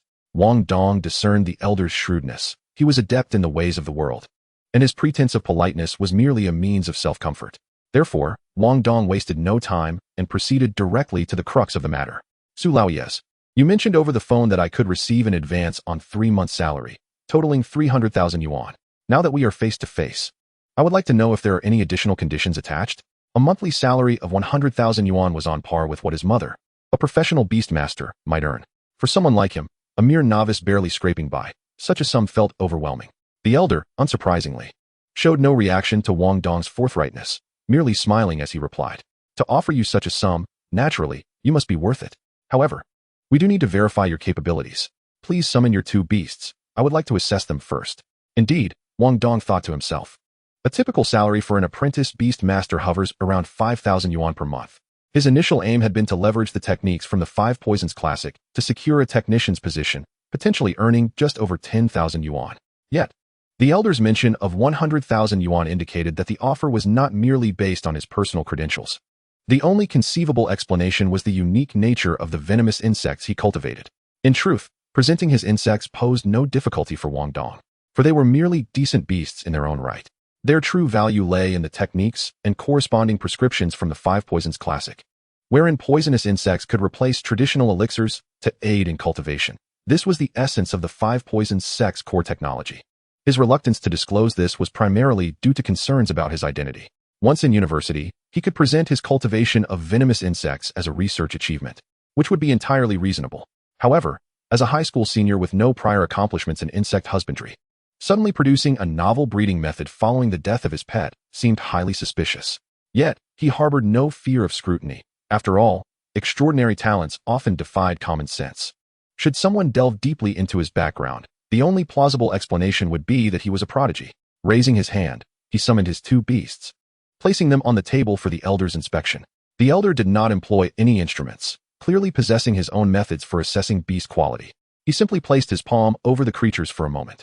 After a brief pause, the elder sighed heavily, his previously erect posture sagging as he sank into the sofa. In that instant, he appeared to age several years, his former sharpness dissipating. Indeed, Xiaoya did not deceive me, the potential of a monarch. He chuckled. So many have toiled tirelessly, persevering for 2 decades, only to find their efforts wasted. Who would have thought that a high school student would resolve it in the end? Truly, fate is capricious. Wang Dong's gaze sharpened. The implications of these words were somewhat alarming. The monarch level was the acknowledged pinnacle of publicly recognized beast cultivation. Although there existed a higher tier known as the overlord level, the few renowned overlord beasts attained their status through rare and irreplicable opportunities. Thus, the consensus in the beastmaster community was that the limit of standard cultivation was indeed the monarch level, with further advancement reliant on individual fortune. However, according to what he learned in school, The term monarch potential referred to a path already charted by predecessors, allowing for systematic cultivation towards advancement. Yet, how could this elder determine the monarch potential of an entirely new beast without the aid of any specialized instruments? The elder showed no intention of enlightening Wang Dong, merely succumbing to his thoughts for a moment before regaining his composure. Very well, take this money. You have earned it. Now, let's get to work, having received your salary. Do not even think about slacking off. Wang Dong was overwhelmed with questions, but could only suppress them for the time being. With such a generous salary, he certainly had no right to slack off. However, he soon discovered that earning this money would not be easy. No wonder he had not encountered any other employees at the factory. It seemed the elder truly did not treat his workers as people. First and foremost, the factory boasted advanced equipment with a high degree of automation, maintaining constant temperature and humidity, automatically feeding and watering the beasts, and even adjusting the lighting in the workshop, all of which significantly reduced labor costs. However, this did not mean that manual labor was unnecessary. For instance, the mixing of feed and cleaning up after the beasts remained essential tasks. The elder, while perhaps not fully understanding the intricacies of beast mastery, clearly possessed considerable strength, as evidenced by his ability to wield a 20-plus kilogram alloy shovel, stirring thousands of kilograms of feed in a massive iron pot. Wang Dong felt a shiver run down his spine. After his recent training, his physical condition had markedly improved, especially with the added strength from his cultivation. Yet, compared to the elder, he felt utterly insignificant. Certainly, there were machines like automatic mixers available, but according to the elder, mixing feed relied heavily on one's intuition and required a personal touch for fine-tuning. Fortunately, the elder did not entrust Wang Dong with this task. Otherwise, he might have truly struggled. The work assigned to Wang Dong was to clean up, essentially, to shovel excrement. This task was not inherently difficult, but the challenge lay in ensuring his own safety while minimizing disruption to the venomous creature's environment. Typically, to excel in such a role, one would need at least a commanding level beast to exert dominance over the ordinary and extraordinary venomous creatures temporarily. If they belonged to the same species, it would be even simpler, as one could directly control a certain number of their kin through their own beasts. However, for Wang Dong, this was overly simple. To ordinary venomous creatures, his insect was akin to a natural predator. Merely releasing a hint of its presence was sufficient to render the others silent and compliant. Yet, it was not long before Wang Dong found himself on the receiving end of the elder's ire, berated in no uncertain terms. The reason lies in the fact that the presence of the goo insect's aura startled many poisonous creatures, causing them to become agitated and abandon their meals. In desperation, Wang Dong resorted to an alternative method, employing a subtle technique from the Five Poisons classic concerning the art of refining goo. The Five Poisons sect lacked such large-scale breeding techniques, nor did it require them, as the southwestern mountains were abundant in venomous insects. Consequently, capturing insects was a daily routine for the disciples of the Five Poisons sect, to enhance their insect-catching capabilities. A fundamental skill that every initiate must practice in the depths of the mountains is the breath-holding technique. This technique involves sealing all pores and suppressing the frequency of breathing, and when mastered to a profound level, can even significantly slow the heartbeat and reduce body temperature. By combining this with certain medicinal substances to eliminate their scent and employing some forms of disguise, they could achieve a degree of invisibility amidst the forest. The foundational aspect of the breath-holding technique is the second stage of body refinement, known as skin refinement. Only those who have reached the skin refinement stage can adeptly control their bodily pores. Fortunately, just a week prior, Wang Dong had broken through to the flesh refinement stage, and he had already made considerable progress in skin refinement. The initial phase of body refinement is inherently swift, and given that Wang Dong had expended his entire fortune on ample medicinal materials, his advancement was remarkably rapid. Chapter 21. The next decision. With the breath-holding technique at his disposal, most poisonous insects regarded Wang Dong as inconsequential, allowing his work to proceed smoothly. Even if some particularly perceptive species ignored the breath-holding technique, Wang Dong could only attempt to suppress the aura of the goo insects to intimidate them. There was little choice. Even if it frightened a few, it was preferable to risking his own injury. It was merely a part-time job, not worth placing himself in jeopardy. The facility was indeed vast, comprising 16 large breeding greenhouses, 27 medium-sized ones, and 6 small boutique breeding houses. Wang Dong tirelessly attended to every corner for 3 consecutive days. This reinforced his determination to pursue higher education. Once employed, such would be the routine, greatly encroaching upon his time for cultivation. Only during the carefree days of being a student could he devote himself to practice without distractions. In recent days, he had suspended his training in the golden snake sword technique and reduced the time spent refining spiritual energy. Fortunately, The standing practice required little time. And now that he was primarily in deep slumber, his need for sleep had diminished significantly, allowing him to manage with only 5 hours a night. This barely sufficed. However, the substantial workload stemmed from the previous employee's unfortunate incident, leading to nearly 10 days of neglect.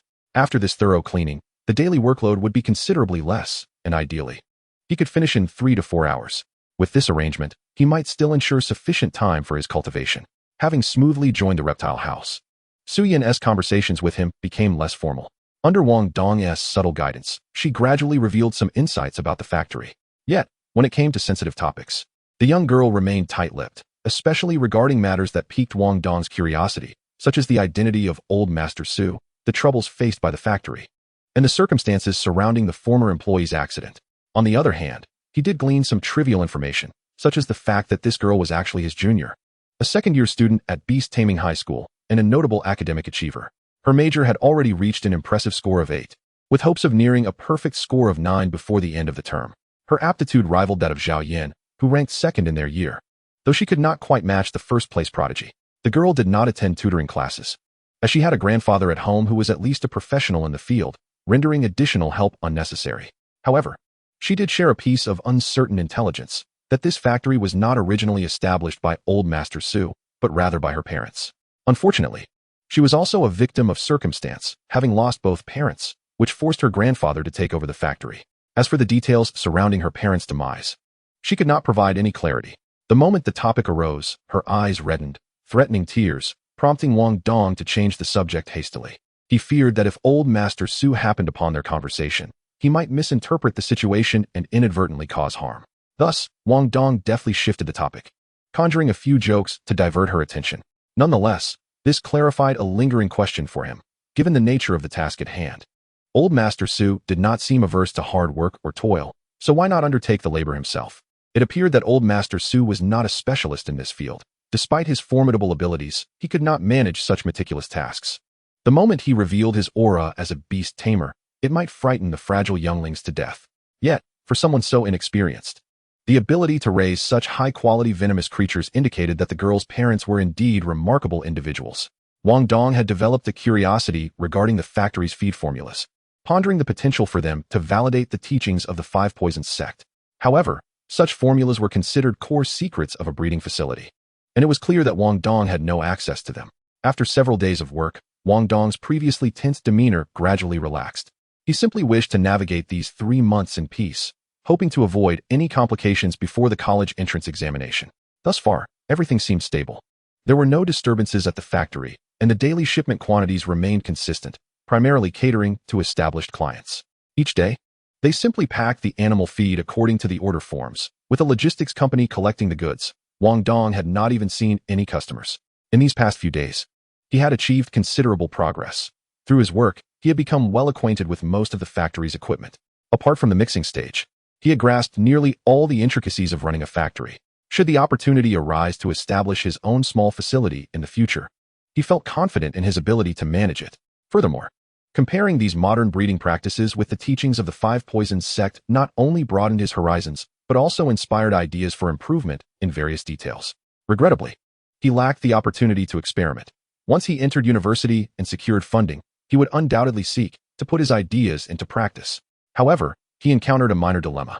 With his cultivation resuming, Wang Dong faced a pressing decision concerning his next path of training. With only a few weeks remaining until the college entrance examination, it was impossible for him to advance another level in his current state.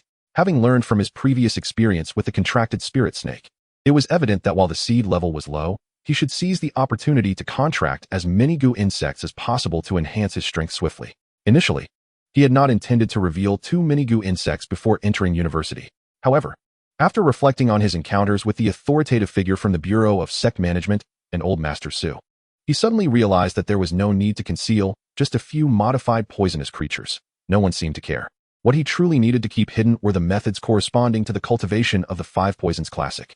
Additionally, another key reason for not planning to contract so many goo insects was the significant expense involved.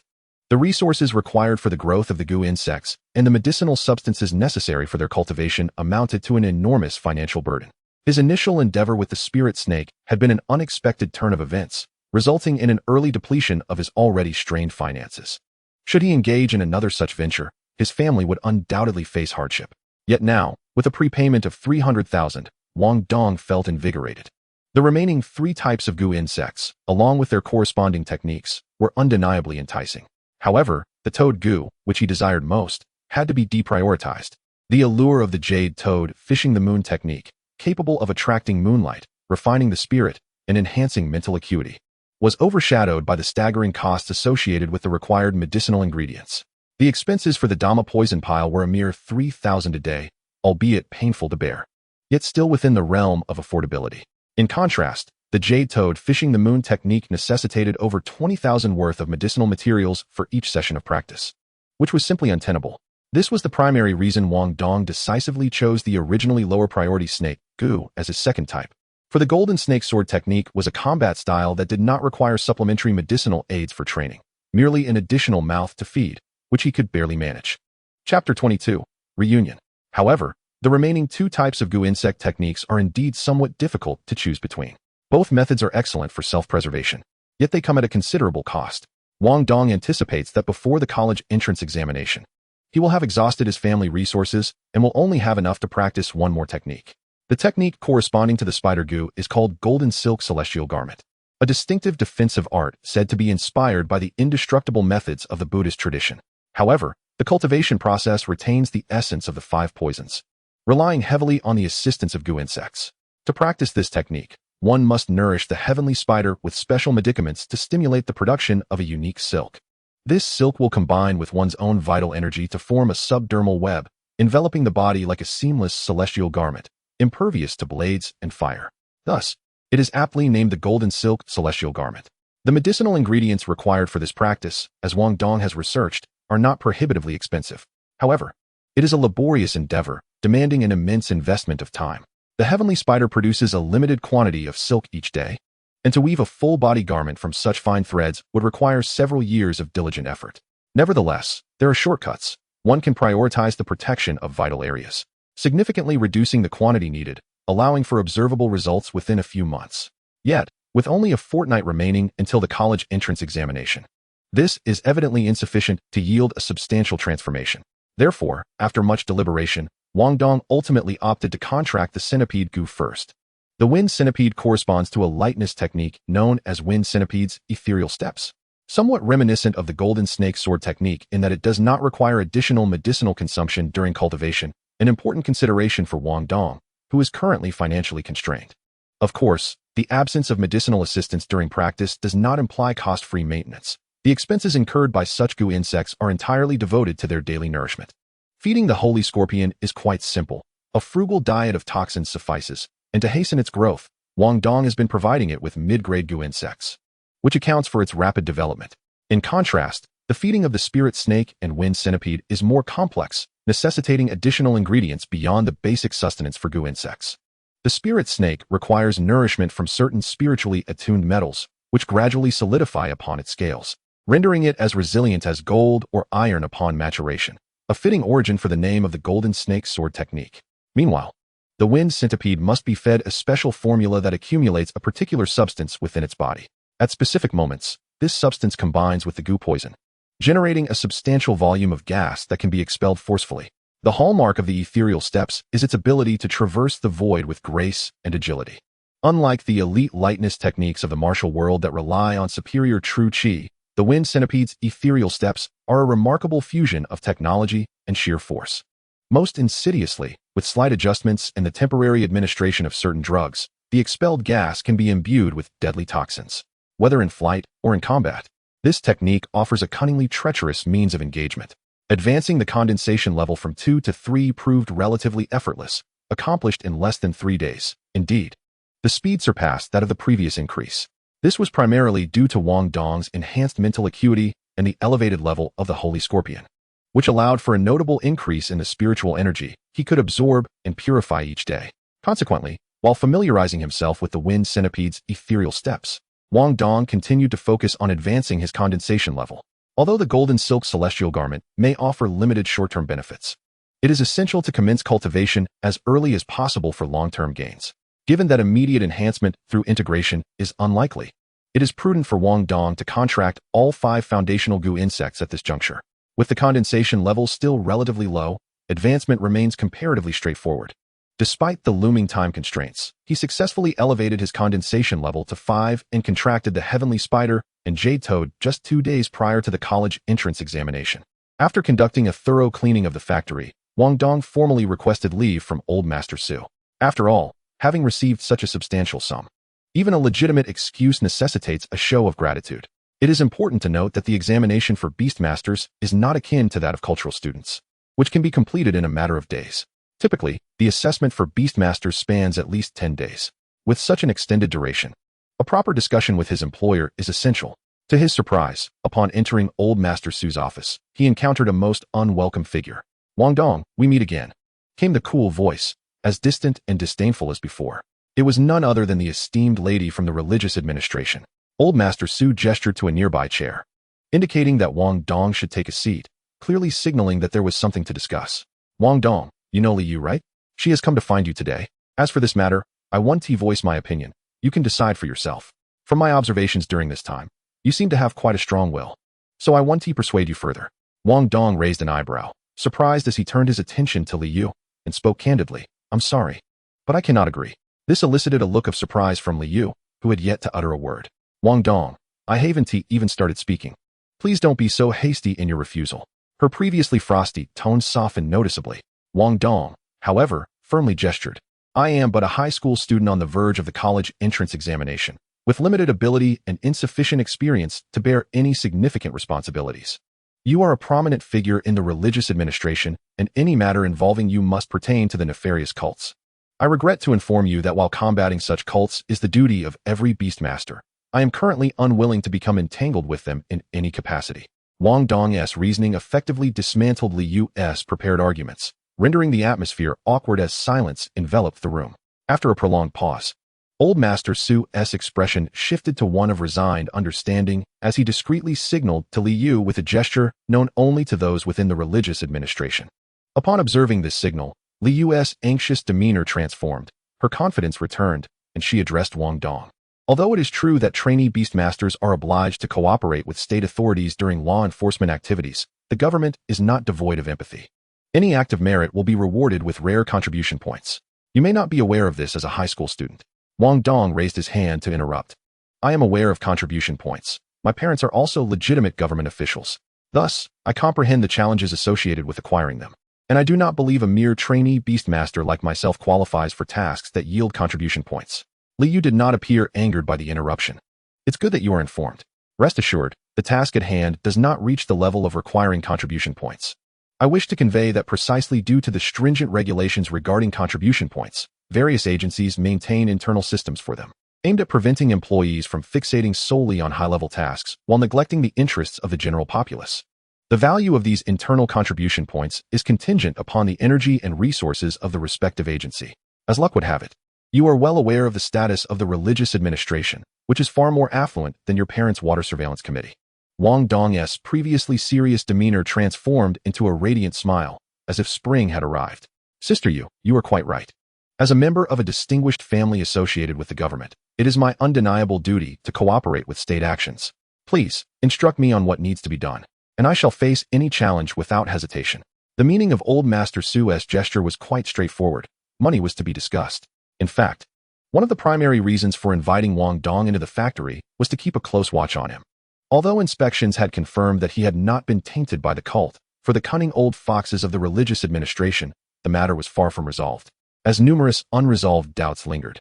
Let us not dwell on the glaring anomaly of Wang Dong inexplicably mastering the art of cultivating toxins without any foundational knowledge. In truth, the Bureau of Spiritual Management has never ceased its scrutiny of Wang Dong, as he remains the sole survivor of that devastating attack. Although the conclusions drawn from the on-site investigation suggest that his survival can be attributed to 2 factors, one being his fortunate distance from the epicenter of the explosion, leaving him at the periphery, and the other being the innate talent of his beast, the mystic cat, which possesses a natural ability to ward off malevolent forces. These reasons, while plausible, do not suffice as comprehensive explanations. According to the expert analyses conducted post-incident, the likelihood of Wang Dong's survival under such circumstances was less than 1 in 10,000. Yet, he miraculously endured, despite the demise of his beast. He suffered no significant aftereffects.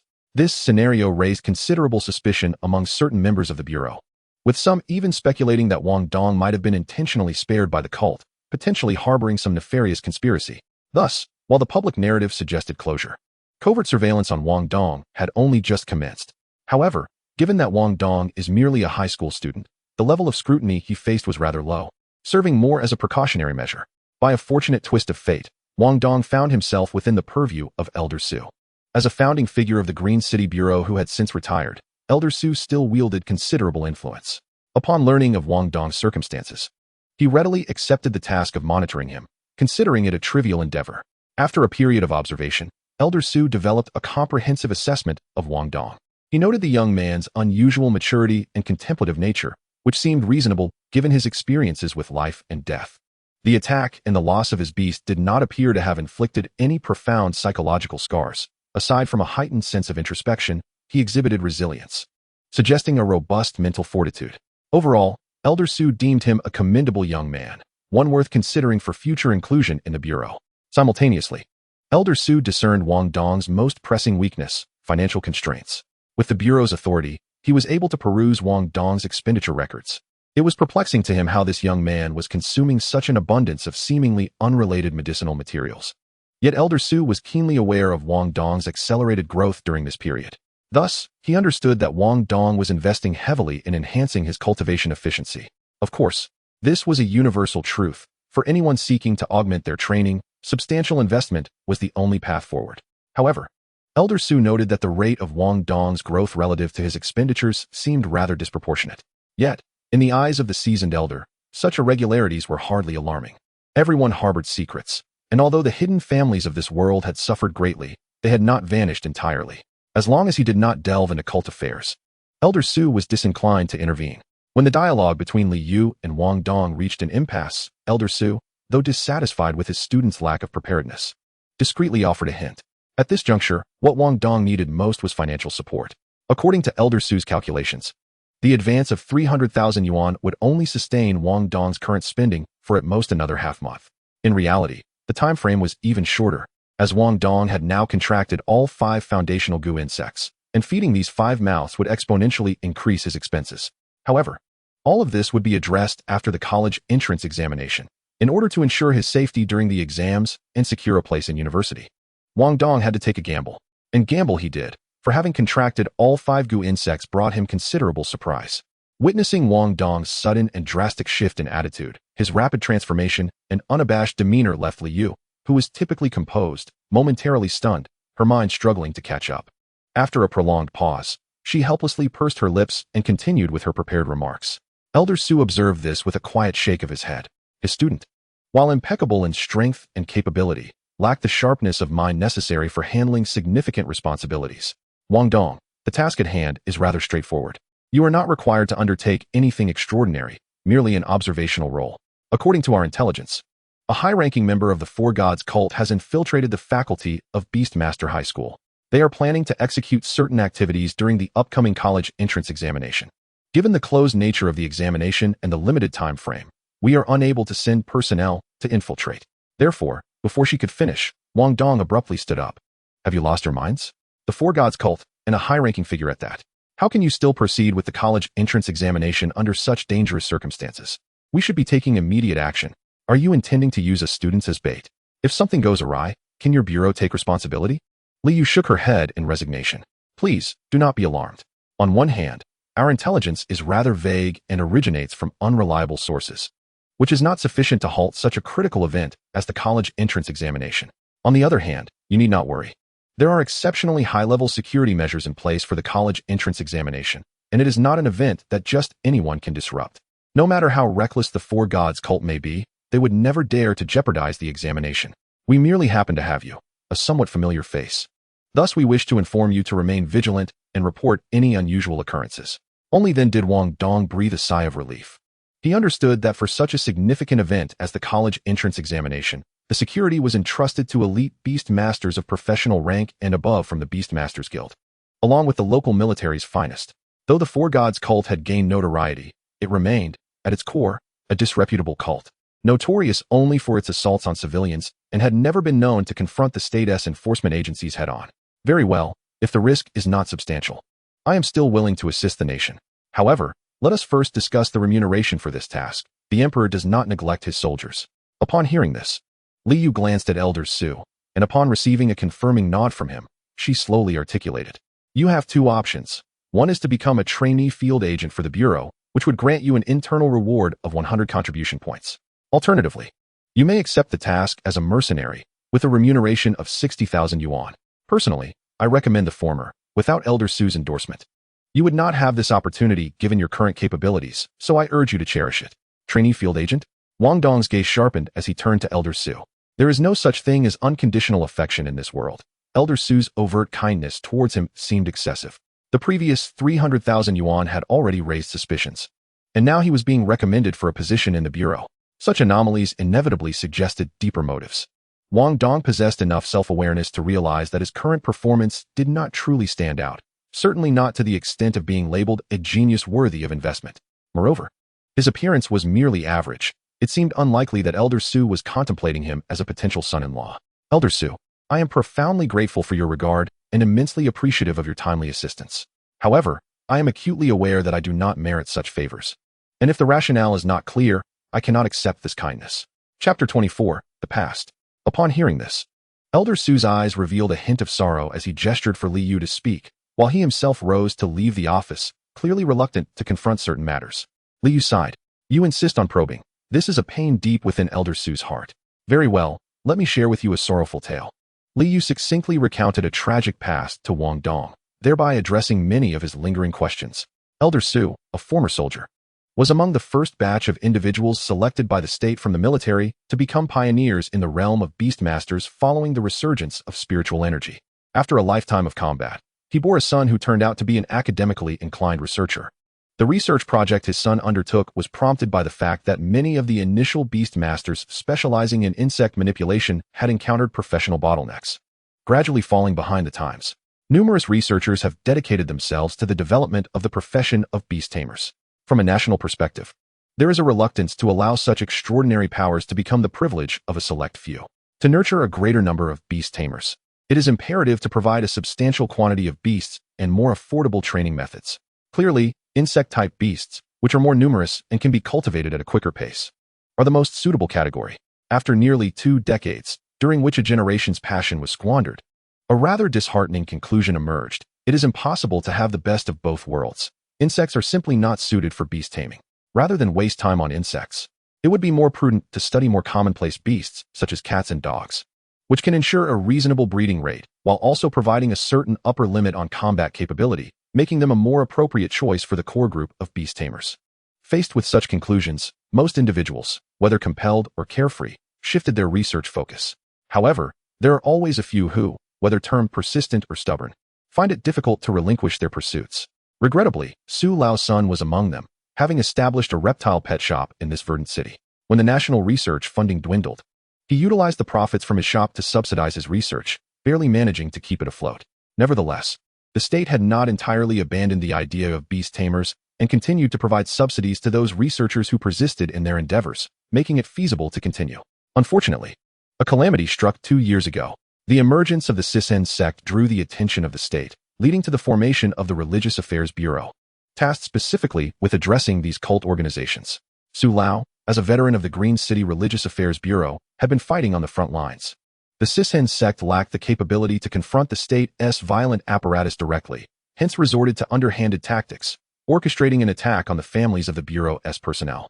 Tragically, Su Lao's son and daughter-in-law were casualties of that assault. Devastated by this blow, Su Lao, heartbroken, opted for early retirement and took over the shop left by his son, channeling all his energy into nurturing his granddaughter. Liu sighed deeply and concluded, Su Lao values you solely because of those improved toxins you possess.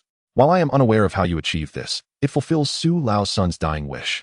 Thus, Su Lao is willing to grant you an opportunity to see how far you can truly go. Of course, there is also a sense of camaraderie among those unfortunate souls who suffered under the persecution of the Sisen sect. Wang Dong nodded, finding this sufficient. Although at this stage he sought to avoid trouble, particularly anything involving the Sisen sect or the Religious Affairs Bureau, the benefits provided by the Bureau were simply too enticing. After consulting the purchasing power of contribution points within the bureau, he slid into a kneeling position without hesitation. In truth, the purchasing power of the bureau's contribution points was not significantly greater than that of the outside world.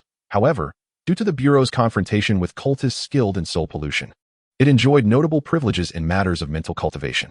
Some resources that were not only expensive but also scarce in the outside world, those that could assist in mental cultivation, were relatively plentiful within the bureau, readily exchangeable for contribution points. This was a form of state support for the bureau. Yet, Liu quickly doused his enthusiasm with cold water. Well, the so-called fieldwork internship is, in essence, merely my personal informant for development. Theoretically, they are not bureau personnel at all. These contribution points, to put it plainly, are personally allocated by me. Whatever you wish to exchange will go through my account. The key for you is to focus on your studies. With this resume, you will find it much easier to advance to a professional level and join the bureau in the future. Su Lao has keen insight, and I trust him. Consider this an investment. Upon hearing this, Wang Dong was not disappointed but rather invigorated. Sister Yu, since this is an investment, could you possibly provide an advance? Liu scoffed softly. The college entrance examination is just around the corner. Even if you try to prepare at the last moment, it will be too late. I do not have a habit of wasting money. With that, she stood up and left, seemingly fearful that Wang Dong would persist in his requests. Wang Dong sighed, bid farewell to Su Yin, and returned home. With only a day left until the examination, he planned to rest well and rejuvenate. He paid little mind to the tasks Liu had mentioned. In his view, with so many teachers at school, there wasn't even a single suspect. The so-called observation was pure nonsense. If those individuals could remain undetected, what qualifications did he, as a novice, have to uncover any clues? This task seemed more like a tailor-made arrangement by Liu to intentionally invest in him through contribution points. Thus, he deemed it unnecessary to take it seriously, lest it affect his examination. Now he found himself more concerned with another matter, the unexpected delight that followed his contract with 5 fundamental insects. Upon contracting the final insect, the previously inaccessible last page of the 5 Poisons Classic was finally activated, revealing entirely new content. This was the true core and legacy of the 5 Poisons Classic. It contained a formation known as the 5 Spirits Heavenly Kill Formation. This was a technique created by the ancestors of the 5 Poisons sect. Based on the remnants of the ancient Wu clan's Grand Formation, 12 Heavenly Divine Kill Formation, blended with insect techniques, and even referencing some methods from the Central Plains, such as the 5 Ghosts Moving method. Although it paled in comparison to the ancient formation's might, it still managed to evoke a semblance of its former brilliance. This formation required minimal energy from the insect masters, preserving the traditions of the 5 Poisons sect. Its essence lay within the insects themselves. By utilizing the unique essence of the insects as a catalyst, it gathered the malevolent energies of heaven and earth to manifest a projection of a Gu King. This not only provided formidable offensive and defensive capabilities, but also had the crucial ability to harness a trace of spatial power, restraining certain spatial mobility capabilities.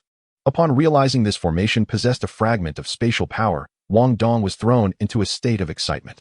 He immediately thought of its greatest potential, the ability to capture those secret realm spaces. If he could possess a secret realm, even the smallest one, it would amount to untold wealth, an unfathomable thought. Unfortunately, those secret realms that had emerged long ago had already been divided among the powerful. As for those yet to appear, their activation depended entirely on chance, with both timing and entrances being random, so it was best not to harbor any delusions. After organizing his backpack and double-checking the equipment prepared for the college entrance examination, Wang Dong finally succumbed to sleep. Chapter 25. Armed Train. The next day, Wang Dong awoke early, enjoyed a hearty breakfast, and arrived at school punctually. Rather than heading to the classroom, students gathered in clusters in the square at the school gate, awaiting their collective departure to the train station to board the armed train bound for the examination venue. Wang Dong glanced at the students who had arrived early and couldn't help but sigh. These students shared a conspicuous trait. They all donned specially designed uniforms, clearly having formed teams in advance. The state requires powerful beast tamers, but it also needs leaders with organizational and command abilities. Therefore, team formations are permitted during the examinations, with team leaders receiving a score bonus. This rule was originally established to cater to those with exceptional organizational skills and leadership qualities, yet whose individual strength may be lacking. Regrettably, what was intended as a talent selection system has now become a legitimate means for the offspring of the powerful to cheat. Students from affluent and influential families often have their clans select teammates in advance, bringing them under their wing under the guise of support. This arrangement not only provides them with a familiar foundation to better complete the examination tasks, but, coupled with the team leader's score bonus, ensures their offspring gain admission to the best universities. In truth, Wang Dong had originally been part of a team, not one from the four great families, but rather a group formed by the child of a leader from the Water Regulation Committee. Unfortunately, after his mishap, he was promptly expelled from the team. Of course, Wang Dong was indifferent to this. At this moment, he had no desire to form a team, nor did he wish to be a pawn for others. Being a lone wolf was quite satisfactory. Silently seeking refuge in a secluded corner, he remained mindful of Li Yu's task, observing the comings and goings of the teachers. He harbored no illusions about unearthing any tangible flaws. Yet, as the adage goes, one must fulfill their obligations when compensated. Soon, the gathering was complete, and after the roll call conducted by the homeroom teachers, the organization of boarding the buses commenced. Several coaches roared through the school gates, heading straight toward the train station. To be candid, the turnout was rather modest. In a provincial capital like Green City, boasting a population in the millions, there existed but a single Beast Taming high school, with merely 10 classes in a single cohort. Following the expulsion of a cohort of students ineligible for the college entrance examination, only slightly over 300 remained qualified to participate. This statistic underscores the rarity of Beast Tamers. Those who reached this juncture truly deserved the title of talent. Given the significance of the college entrance examination, the train station had established a green channel. The buses directly maneuvered onto the platform, where a train of peculiar design caught Wang Dong's eye. Could this contraption even be called a train? It resembled a colossal armored vehicle, or perhaps a tank. Truly, the armed train lived up to its name, bristling with weaponry. Its front was equipped with a large caliber cannon, estimated at no less than 155 millimeters. Each carriage boasted 2 rapid-fire cannons, with numerous firing ports lining the sides, armed with an arsenal of light and heavy machine guns. The carriages were sheathed in heavy armor, their width exceeding that of conventional trains by more than double, resembling a veritable steel dragon. However, these formidable weapons primarily targeted the vast numbers of extraordinary grade beasts and their commanding counterparts. Beasts of this caliber still possessed flesh and blood, rendering them susceptible to the lethal onslaught of conventional weaponry.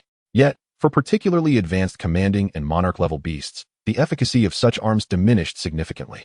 The true combat prowess of this armed train was typically commanded by a master-level beast tamer, supported by an elite team of approximately 10 professional-level tamers tasked with security in extreme situations. This scarcity of elite beast tamers elucidates the limited scheduling of armed train services. Such industrial marvels, wielded by the state, could indeed be produced in abundance. Regrettably, the elite teams of beast tamers were few and far between. Upon boarding, however, Wang Dong was met with disappointment. The design of this armed train prioritized combat and security, evidently neglecting comfort. The interior resembled a large, suffocating chamber. Had it not been for a decent ventilation system, it would have been stifling. Comfort was a luxury. The seats were rigid and cramped, engineered solely to accommodate more passengers in the limited space. Fortunately, this particular armed train was designated for college entrance examinees, with a limited number of personnel, including accompanying staff and school teachers, totaling around 500. Thus, the space remained relatively spacious, making the experience bearable. It was worth noting that when transporting military personnel and mercenaries, this train could typically accommodate at least 3,000 passengers. The journey unfolded in silence, with scarcely a word exchanged among the passengers. The impending pressure of the college entrance examination, coupled with the militarized management within the armed train, contributed to the somber atmosphere. For a full 4 hours, the train glided along, maintaining a tranquil course, with only the occasional sound of gunfire from the rapid-fire cannons echoing through the carriages. However, as they approached their destination, the frequency of gunfire noticeably increased, culminating in the thunderous roar of the large-caliber cannon at the front. This unsettling sound escalated the anxiety of the examinees, who had yet to confront any real danger, leaving them in a state of heightened tension as their mental states began to shift. After more than an hour had passed, the train began to decelerate, prompting the school teachers to spring into action, directing students to check their equipment while attempting to soothe their growing restlessness. Once the train came to a halt, the doors opened, and the students disembarked in an orderly fashion under the guidance of the staff. Before them stood a medium-sized base. The Type 3 modular forward base, developed by the military in recent years, represented a pivotal project symbolizing humanity's transition from defensive to offensive strategies. According to news reports, such bases could be operational within 30 minutes, equipped with fundamental combat capabilities, and fully operational within 3 days, encompassing logistics, defense, reconnaissance, and various functions to provide a stable headquarters for frontline forces. At the core of this facility was a high-powered biological radar capable of detecting life signals from commanding-level beasts and above within a radius of 1,000 miles. Alongside an abundance of heavy weaponry, ample ammunition, supplies, and facilities capable of accommodating 50,000 individuals. Once the students had organized themselves, staff members began to provide information regarding the examination. Esteemed students, welcome to Forward Base number 37, the venue for this province's college entrance examination. Established 3 years ago as a Class B military base, Forward Base number 37 has been tasked with the eradication of surrounding threats. Through the collaborative efforts of the military and the Beast Tamer Guild, it has transitioned from a Class B danger zone to a first-level warning area. During this process, we have successfully eliminated 13 Monarch-level beasts and over 10,000 commanding-level beasts. Current assessments confirm the absence of commanding-level beasts or higher in the vicinity. The content of your college entrance examination is straightforward. You may select any area within the 3 mountains and 1 river region, and your scores will be determined based on the beasts you hunt within 10 days. Please bear in mind, this is real combat, not the soft, simulated assessments you are accustomed to at school. The college entrance examination entails casualty metrics. I advise all of you to act within your means. Now, please follow the staff to collect your essential supplies, including a basic intelligence report, a map, a weapon of your choice, a set of protective gear, and a basic supply pack. Chapter 26, Fire Poison Ants. Wang Dong followed the queue to collect the provisions specially prepared for the examinees. This included a set of military-grade stab-resistant clothing, an emergency medical kit, a set of outdoor tools, a wrist-mounted data terminal, and a weapon of his choosing. Opting for a lightweight submachine gun, he chose to follow the crowd without seeking anything extraordinary. Compact, fast-firing, and with minimal recoil, it was a suitable choice for novices, albeit with somewhat diminished power. Having participated in military training at school, Wang Dong was no stranger to common firearms. However, he was not a professional soldier. He merely needed a weapon he could wield effectively without delving into specialized firearms. For aspiring beast tamers, even for those at the professional level, firearms were crucial supplementary firepower in the wild. After all, they possessed significant lethality against extraordinary and commanding level beasts. Despite their formidable prowess, beast tamers were still flesh and blood. Once their stamina waned, they became easy prey. In such moments, firearms could afford them valuable respite. Thus, even though Wang Dong was not particularly skilled, he prudently secured a weapon and ample ammunition. Once he had gathered his supplies, the teachers and staff stepped back. This signified the official commencement of the college entrance examination, with the first challenge being the ability to gather intelligence in an unfamiliar environment. The examination was both an assessment and real combat, and from this moment on, the teachers and staff would merely serve as proctors, forbidden from interacting with the students. Fortunately, most students did not falter. Those with even modest familial resources had long familiarized themselves with the examination's procedures, which were hardly secretive. Wang Dong wasted no time, examining the map and a brief intelligence report on the 3 mountains and 1 river via his data terminal. With a general objective in mind, he donned his gear and departed from the base. He was acutely aware that all students were departing from the same base, armed with similar information. Thus, as a lone wolf, he was at a distinct disadvantage compared to stronger teams. The visible targets would undoubtedly be seized by the more formidable groups at the first opportunity. Moreover, in this wild combat scenario, the threats extended beyond just the beasts. The other examinees posed an even greater danger. Although the data terminal in his hand serves functions beyond merely providing simple information, its paramount role lies in monitoring, encompassing the examination process and the identification of spoils. According to regulations, conflicts among candidates are strictly prohibited. However, the very establishment of rules often invites exploitation. Given that this is a practical combat scenario, seizing monsters naturally constitutes a component of the assessment. While direct confrontations between candidates are forbidden, underhanded tactics and sabotage remain outside the purview of such restrictions. Particularly for a lone wolf like Wang Dong, encountering other teams means that they merely need to designate one individual to deliberately hinder him, thereby effortlessly appropriating his quarry. Thus, from the outset, Wang Dong resolved to abandon those peripheral targets, opting instead to diverge from the main group, creating a temporal gap to mitigate unforeseen circumstances. He deliberately avoided the river, for although both the spirit snake and the jade toad are amphibious and possess decent combat abilities in water, they are not specialized aquatic creatures, and their prowess is inherently limited in such an environment.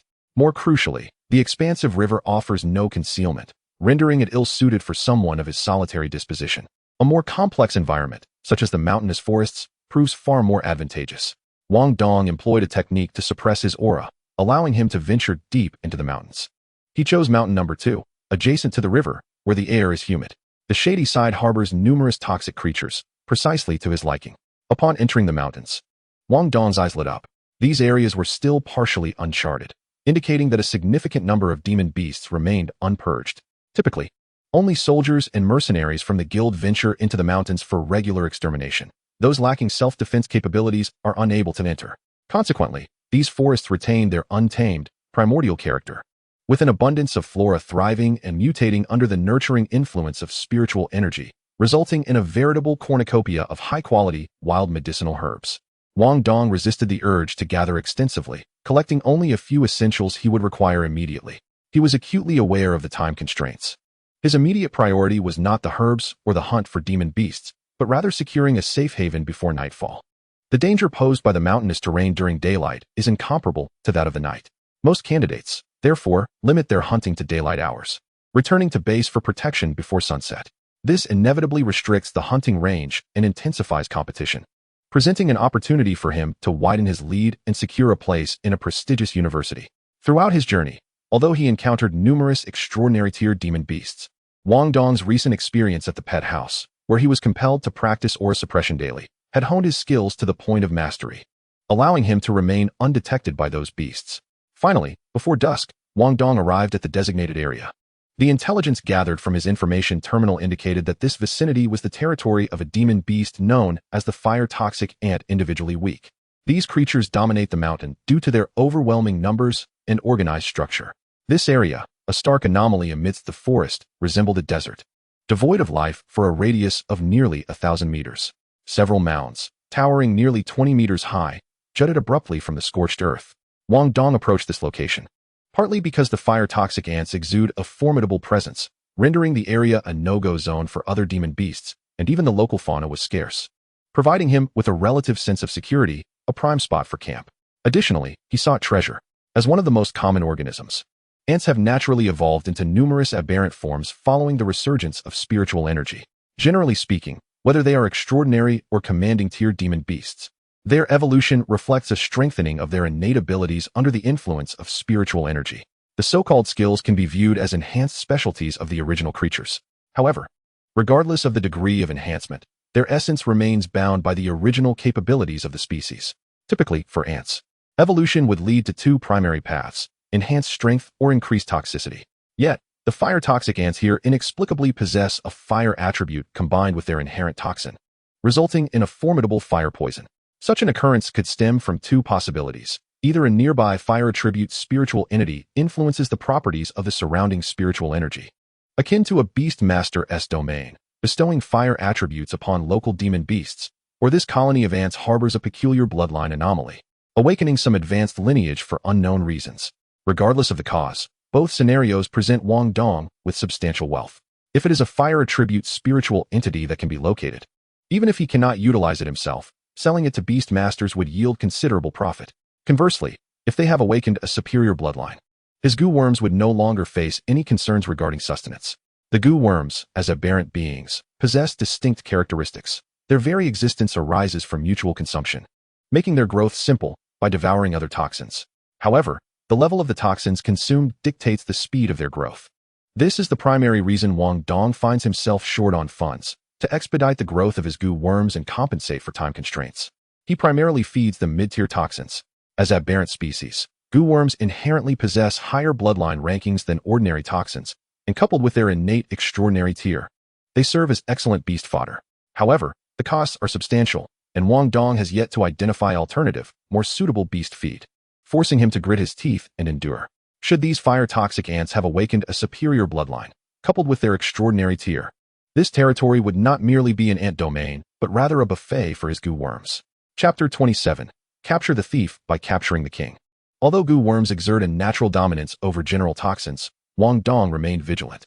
The intelligence indicated an astonishing number of fire-toxic ants, with estimates suggesting over 100,000 individuals in this colony.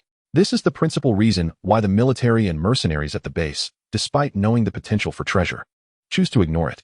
Their small size and vast numbers render them nearly unmanageable by standard firearms or beast masters. Only through targeted beast control or the deployment of heavy weaponry might they be eradicated. Moreover, there exists the issue of the queen ant. which is likely buried deep underground and impervious even to conventional heavy weaponry. Wang Dong retrieved some herbs he had foraged along his journey, mixed them accordingly, and fed them to the sky spider. Soon, after consuming the concoction, the sky spider began secreting a copious amount of silk. Using nearby stones and some iron wire fashioned into a framework to weave several large nets, which, when combined, vaguely resembled a tent. The silk emitted a peculiar medicinal scent, infused with a hint of the sky spider's essence, naturally dispelling other toxins. A modest shelter began to take shape. After contracting all 5 basic goo worms, the sky spider proved to be the most surprising entity for Wang Dong. Initially, based on the records of the technique, he harbored minimal expectations for the sky spider. Considering that its accompanying technique, the golden silk heavenly garment, required considerable time to demonstrate its utility. However, through practical experimentation, Wang Dong uncovered additional capabilities within the sky spider. These functions were not merely overlooked in the ancient texts.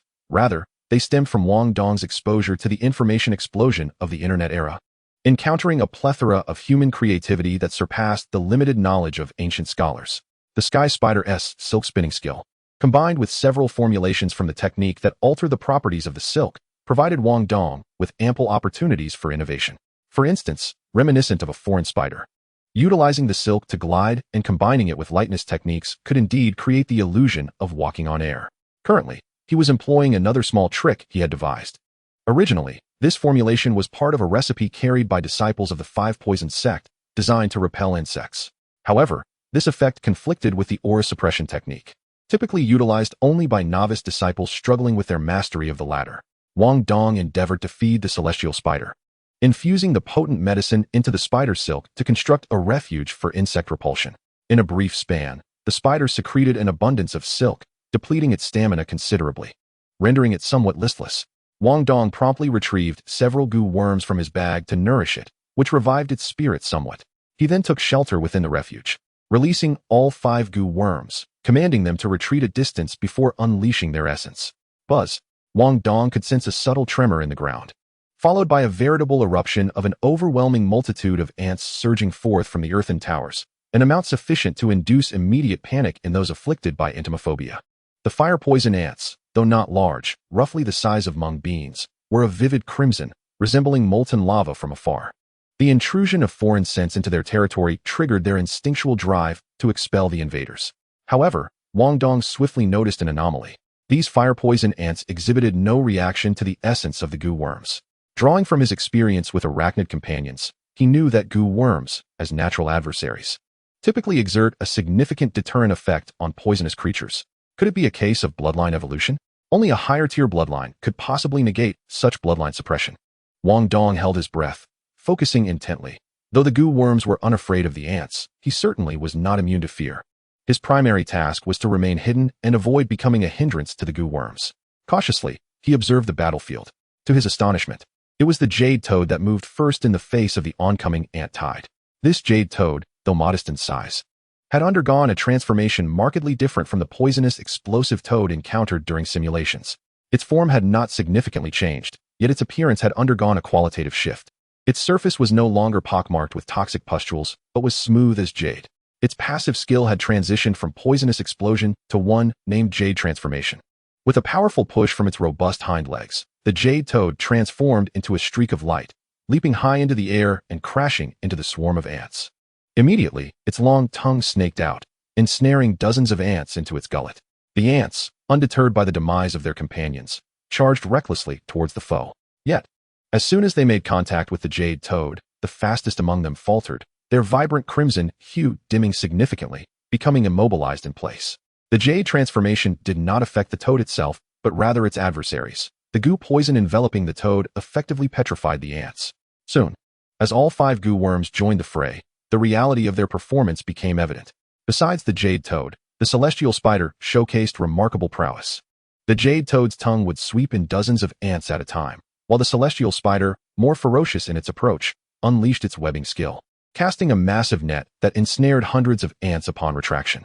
It did not even need to consume them, as the goo poison on the web corroded the unfortunate prey into liquid, which was then absorbed directly by the web, exhibiting an efficiency that was nothing short of extraordinary.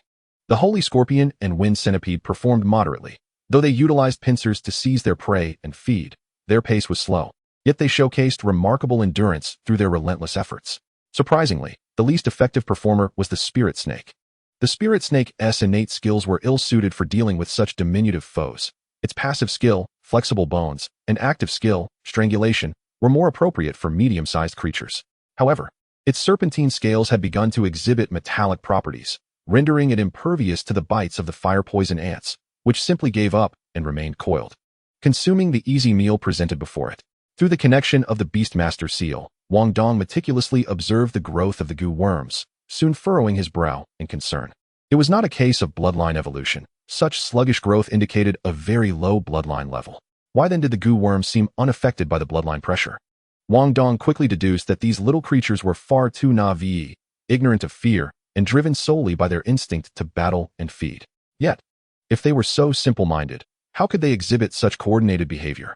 Surely, there was not a leader, let alone a queen ant, directing them from behind the scenes? That seemed unlikely, and one should not underestimate human technology. Biological radar is acutely sensitive to life energy, and no creature of commanding rank could evade detection within any given range. Was it perhaps a skill? Ants are inherently social creatures with clearly defined roles, and under the influence of spiritual energy, the likelihood of evolving into a command-type skill was quite plausible. With this in mind, Wang Dong resolved to capture the leader first. Through the connection of the soul thread, he took control of the wind centipede. Previously, when his cultivation had reached 4 points, it had concurrently elevated his soul path and realm to 2 points. With an additional soul thread, Wang Dong pondered deeply and decided to implant it in the wind centipede. On one hand, the wind centipede's skill, wind centipede's ethereal steps, required precise coordination, and the assistance of the soul thread would significantly ease the training process. On the other hand, the wind centipede's skills were not particularly combat-oriented. It functioned more as a scout. Its passive skill, wind walk, and active skill, gap passage, were both mobility skills. Thus, with the aid of the soul thread, the wind centipede could become a scout deep within enemy lines, relaying intelligence back to Wang Dong at the earliest opportunity. Chapter 28, Underground. The wind centipede withdrew from battle, its dozens of legs moving frantically, its form becoming a blur as it navigated through the nearly impenetrable throng of ants. The passive skill, wind walk, utilized the medicinal properties stored within its body to generate gas for propulsion. The active skill, gap passage, allowed it to compress its already flat body to pass through minuscule gaps. Together, these skills enabled it to traverse the ant swarm with remarkable ease. Though Wang Dong had previously tested this, he had never attempted such an extreme maneuver, and the results were far beyond his expectations. Especially with the control afforded by the soul thread, the connection of souls provided an exhilarating first-person gaming experience.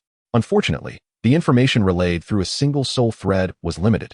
He could only issue clear commands, relying largely on the instincts and consciousness of the beast.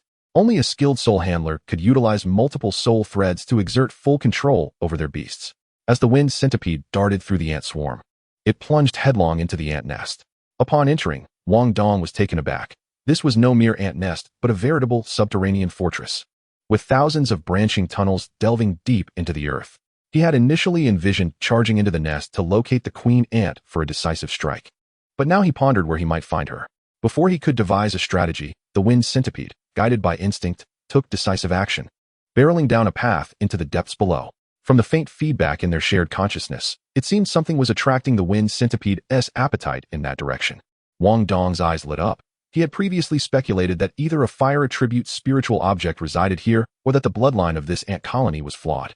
Now that he had confirmed the bloodline to be ordinary, it was highly likely that the object drawing the wind centipede was indeed the item he had surmised. Moreover, it was almost certain that the queen ant would be nearby, potentially allowing him to accomplish 2 objectives at once. As the wind centipede plunged into the nest, the fire poison ants immediately altered their strategy, further confirming the suspicion of external command. The ants swiftly turned tail, racing back towards the nest to protect their home.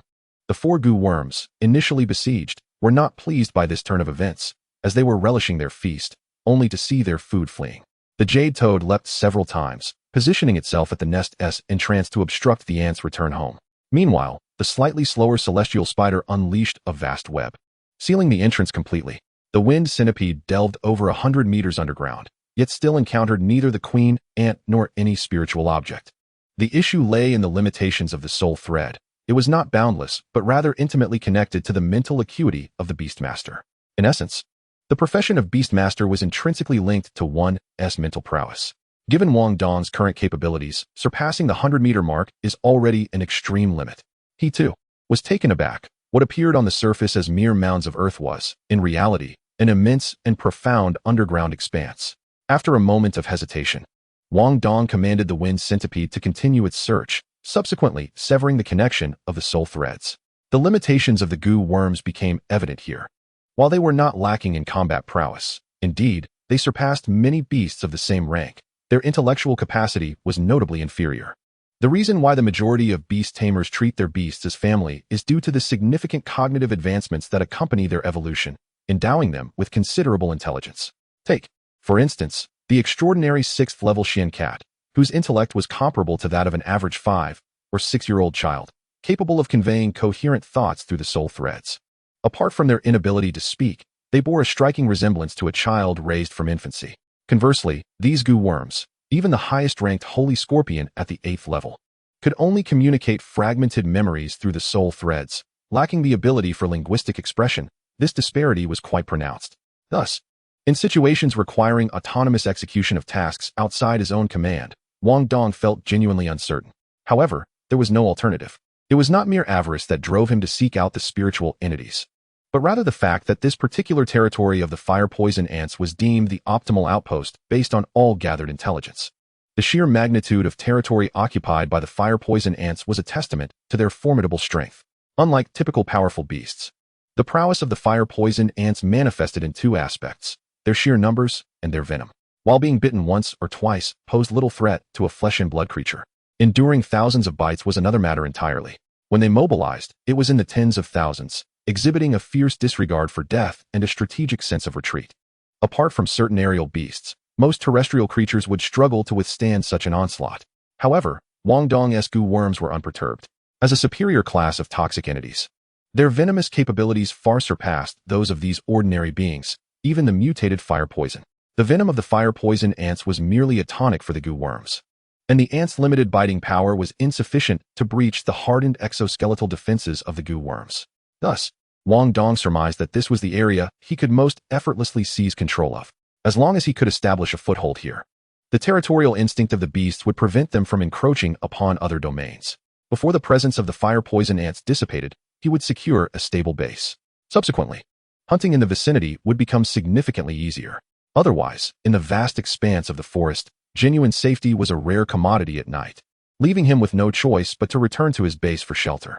Wang Dong decisively ordered the holy scorpion to plunge into the ant nest and commence the search. In comparison, the spirit snake undoubtedly possessed the highest intellect among the 5 goo worms, making it potentially more suited for such tasks.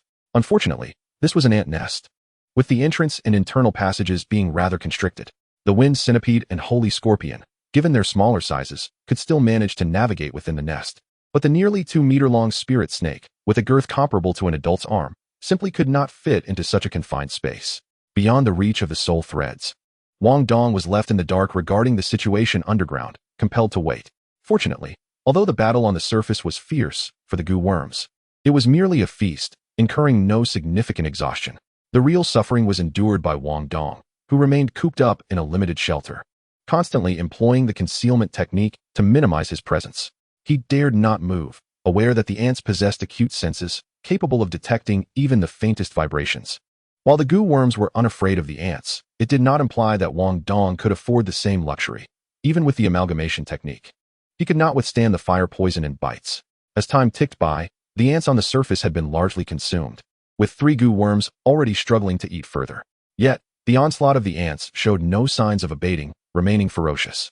Suddenly, the orderly formation of the fire poison ants disbanded, their coordinated assault devolving into chaos, as they lost all offensive intent, fixated solely on retreating back to the nest. Observing this, Wang Dong exhaled in relief. Success. Chapter 29, Construction. Under Wang Dong's orders, the 3 goo worms cleared a path back to the nest, allowing the remaining fire poison ants to escape into their lair.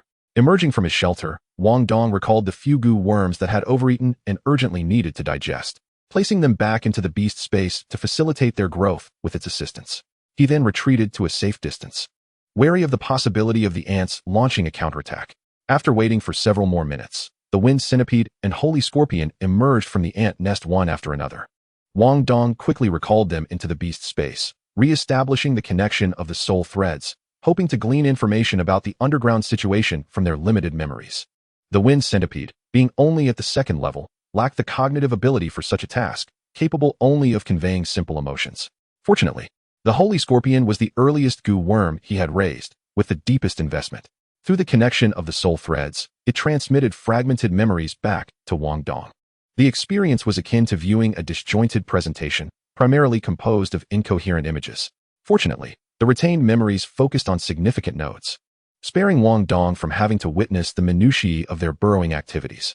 Within the memory fragments, he glimpsed a vast underground cavern and a corpulent ant queen. Of course, the term vast was relative to the perspective of the holy scorpion. Upon comparison, the underground cavern appeared to be approximately 1 meter in height and 3 to 4 square meters in area. The ant queen was roughly half a meter long, but undeniably rotund, voraciously consuming food while continuously birthing offspring. After the wind centipede and holy scorpion dispatched and feasted on the ant queen, they discovered a red crystal beneath her. According to Wang Dong's prior instructions, they were meant to retrieve this crystal. However, upon attempting to excavate it, they realized it was merely a protrusion of a colossal entity buried deep underground, rendering it impossible to extract. Reluctantly, they abandoned their efforts and returned to the surface. Wang Dong meticulously analyzed the red crystal through the memory fragments, but found himself at a loss. The two goo worms had excavated extensively around it, yet its form remained elusive. Now, Wang Dong could confirm that the source of the fire attribute possessed by this colony of fire poison ants was indeed this object. Undoubtedly a treasure. Regrettably, estimating its depth to be over 150 meters underground, it was far beyond his current capabilities to excavate. Sighing, Wang Dong silently recorded this intelligence. Though he could not unearth it himself, it did not preclude others from doing so. If all else failed, selling the information could yield a substantial profit. However, his optimism was short-lived. Initially, he had thought that despite the ants' weakness, their sheer numbers would yield a considerable score from the many he had slain. Yet, upon checking his information terminal on his wrist, he sorrowfully discovered that his score had not increased in the slightest. After submitting a query, he learned that for social insects like ants, due to their individual weakness, only the elimination of a colony or the core, such as the queen, counted as valid kills. Scoring was calculated based on the queen's rank. Although he had indeed slain the queen, it was the wind centipede and holy scorpion who had ventured deep underground to accomplish this, and he had severed the soul threads. The monitoring capabilities of the information terminal were inherently limited, rendering it unable to verify the results. Furthermore, since the queen's body had been consumed, there was no evidence to present. Wang Dong found himself with no grounds for appeal. With a resigned shake of his head, he accepted the outcome. It was merely the first day. He had initially sought only a stable campsite, and having inadvertently nourished 5 poisonous insects in the process, he deemed it a negligible loss. The colony of fire poison ants had not been eradicated, and it was likely that a new queen would soon emerge. However, the processes of hatching and growth required time, and for at least the duration of his 10-day examination period, he faced no immediate threat. Extracting a simple tent and sleeping bag from his backpack, he braced himself against the damp chill of the mountain forest, where the conditions were unfavorable for kindling a fire. Without these essentials, sleep could be perilous. The fundamentals of wilderness survival were indeed part of his education, and Wang Dong had mastered them. He pitched his tent within a natural shelter formed by the remnants of spider webs, and using available materials, constructed a series of warning traps around his encampment before compelling himself into a state of slumber. With his heightened mental cultivation, sleep had become a controllable endeavor. Although his mind was plagued by numerous distractions, making deep sleep elusive, he forced himself to rest for a while to recuperate his energy. In the wild, Wang Dong did not sleep soundly. After a mere 3 or 4 hours, he roused himself. With dawn yet to break, he refrained from venturing outdoors and instead entered his inner realm to purify his spiritual energy for a time. Only when the first rays of sunlight illuminated the surroundings did he dismantle his tent and set forth into the distant woods. He did not intend to hunt immediately. The tent and sleeping bag served only as a temporary solution to his urgent needs and could hardly be considered a proper resting place. His plan was to fell some trees and construct a genuine shelter. To wield one's craft effectively, one must first sharpen their tools, he mused. Recognizing that if he intended to remain in the wilderness for 10 days, a secure and restful abode was indispensable. Before long, he discovered a tall, straight tree of suitable girth. However, with only a backpack in tow, his carrying capacity was limited, and he had not brought heavy tools like axes or saws.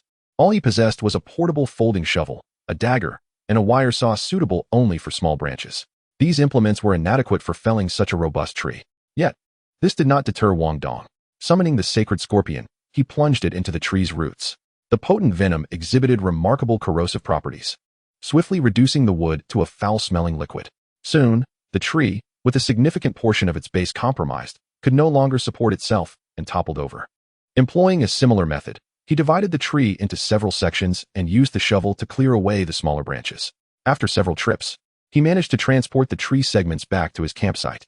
Fortunately, his recent physical training had yielded fruitful results, leaving him invigorated. By leveraging the passive skills of the sacred scorpion's carapace and the flexible bones of the spirit snake, he attained a state of significant physical enhancement, allowing him to bear the weight of such substantial timber. With these logs as pillars, and after gathering some stones and earth from the vicinity, he managed to construct a reasonably sturdy little hut. With this modest shelter to shield him from the elements, Wang Dong finally felt a measure of relief.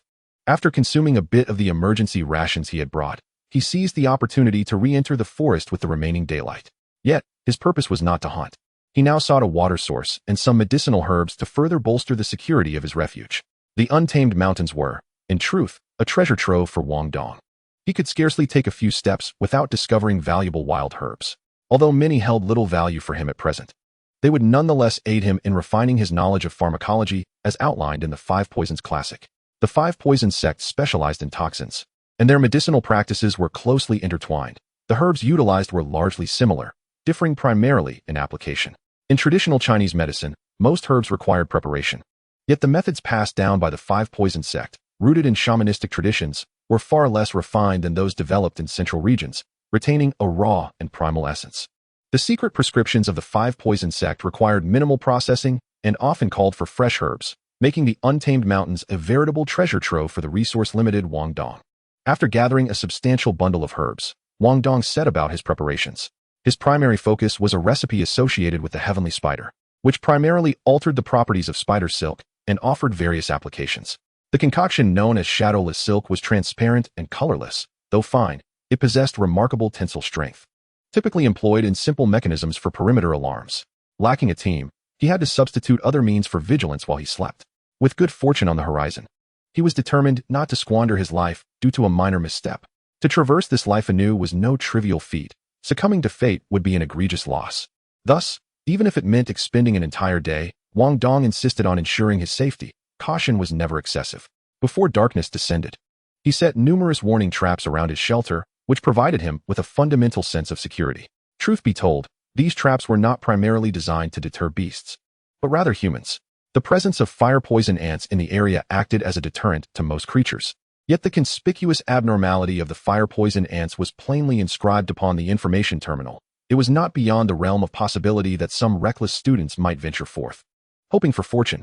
In the wilderness, humans could sometimes pose a greater threat than beasts, a sentiment frequently echoed by the original owner's father, and one that Wang Dong wholeheartedly endorsed. With a peaceful night at hand, Wang Dong experienced a far more restful slumber within the security of his shelter. Although he could not attain deep sleep throughout the night, he managed to rest sufficiently to alleviate the fatigue he had accumulated over the past 2 days. At the break of dawn, fully revitalized, Wang Dong retrieved some of the herbs he had intentionally set aside the previous day, preparing to engage in a significant endeavor. He was about to concoct a special formula known as dragon-attracting incense.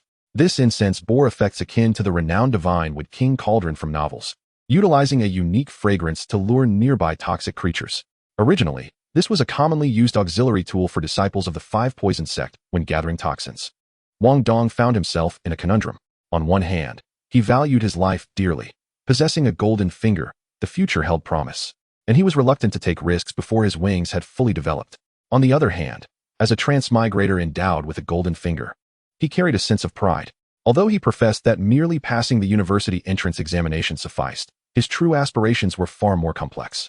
Given his circumstances, would it not be a waste to refrain from striving for more? Caught between a desire for survival and an unwillingness to settle for mediocrity, his only recourse was to employ some clever tactics and subtle stratagems. How had the protagonists in novels ascended to greatness? The age-old tale of the clam and the snipe, wherein one party's struggle unwittingly benefits another, was a common motif. In this world, similar narratives were plentiful, tales of two fierce beasts battling to mutual destruction, only to have a third party claim the spoils, wherever present. If fortune did not favor him, Could he not create an opportunity through his own endeavors? Though the primary effect of the dragon-attracting incense was to draw toxic creatures, the violent and combative nature of beasts, influenced by the malevolent aura of spiritual energy, meant that they maintained strict territorial boundaries. Except for the anomalous fire poison ants, territories typically housed either a solitary creature or a pair. Any intruder would inevitably provoke a fierce confrontation. Wang Dong was uncertain of the incense's effectiveness or whether it would yield the desired outcome. But there was no harm in experimenting. After all, what if it succeeded? If it worked, his position in the academy would be secure. Even if it failed, he would save time on the return journey to the base, and his hunting results would likely still be satisfactory, with a safety net in place. How could he not take a chance with his golden finger? Carefully, he prepared the herbs. Wang Dong was quite ruthless. The typical dragon-attracting incense from the five poison sect was merely the size of a thumb, sufficient to attract toxins within a 100-meter radius. He feared it might not suffice. For the territories of extraordinary-grade beasts were generally extensive, spanning several miles. In a decisive move, he gathered more than enough materials. For the untamed wilderness was indeed abundant with medicinal herbs. After much effort, he managed to procure a colossal piece of dragon incense, nearly the size of a basin. Subsequently, Wang Dong arrived at a pre-selected location, a valley positioned at an advantageous upwind point, ensuring the fragrance would disperse across the broadest expanse. With a windproof lighter in hand, he carefully ignited the incense and swiftly retreated as if a tail had been stepped on, channeling his full concentration into the breath-holding technique. He concealed himself on a distant elevation, awaiting the unfolding of events. A subtle, delicate aroma began to waft through the mountain breeze, gradually spreading forth. In its wake, the underbrush, the crevices of stones, and other shadowy corners stirred with activity. Various lowly insects were the first to be lured out from their hiding spots, instinctively drawn towards the source of the alluring scent. The dragon incense, while limited in efficacy, primarily targeted poisonous creatures. However, the movement of these venomous insects triggered a chain reaction, attracting birds and small beasts that preyed upon them, eager to partake in this bounteous feast. Following closely, carnivorous predators were also drawn in by their quarry. Each link in this chain reaction eventually roused the true sovereigns of the forest, the extraordinary beasts of the transcendent realm. Wang Dong's plan had succeeded halfway.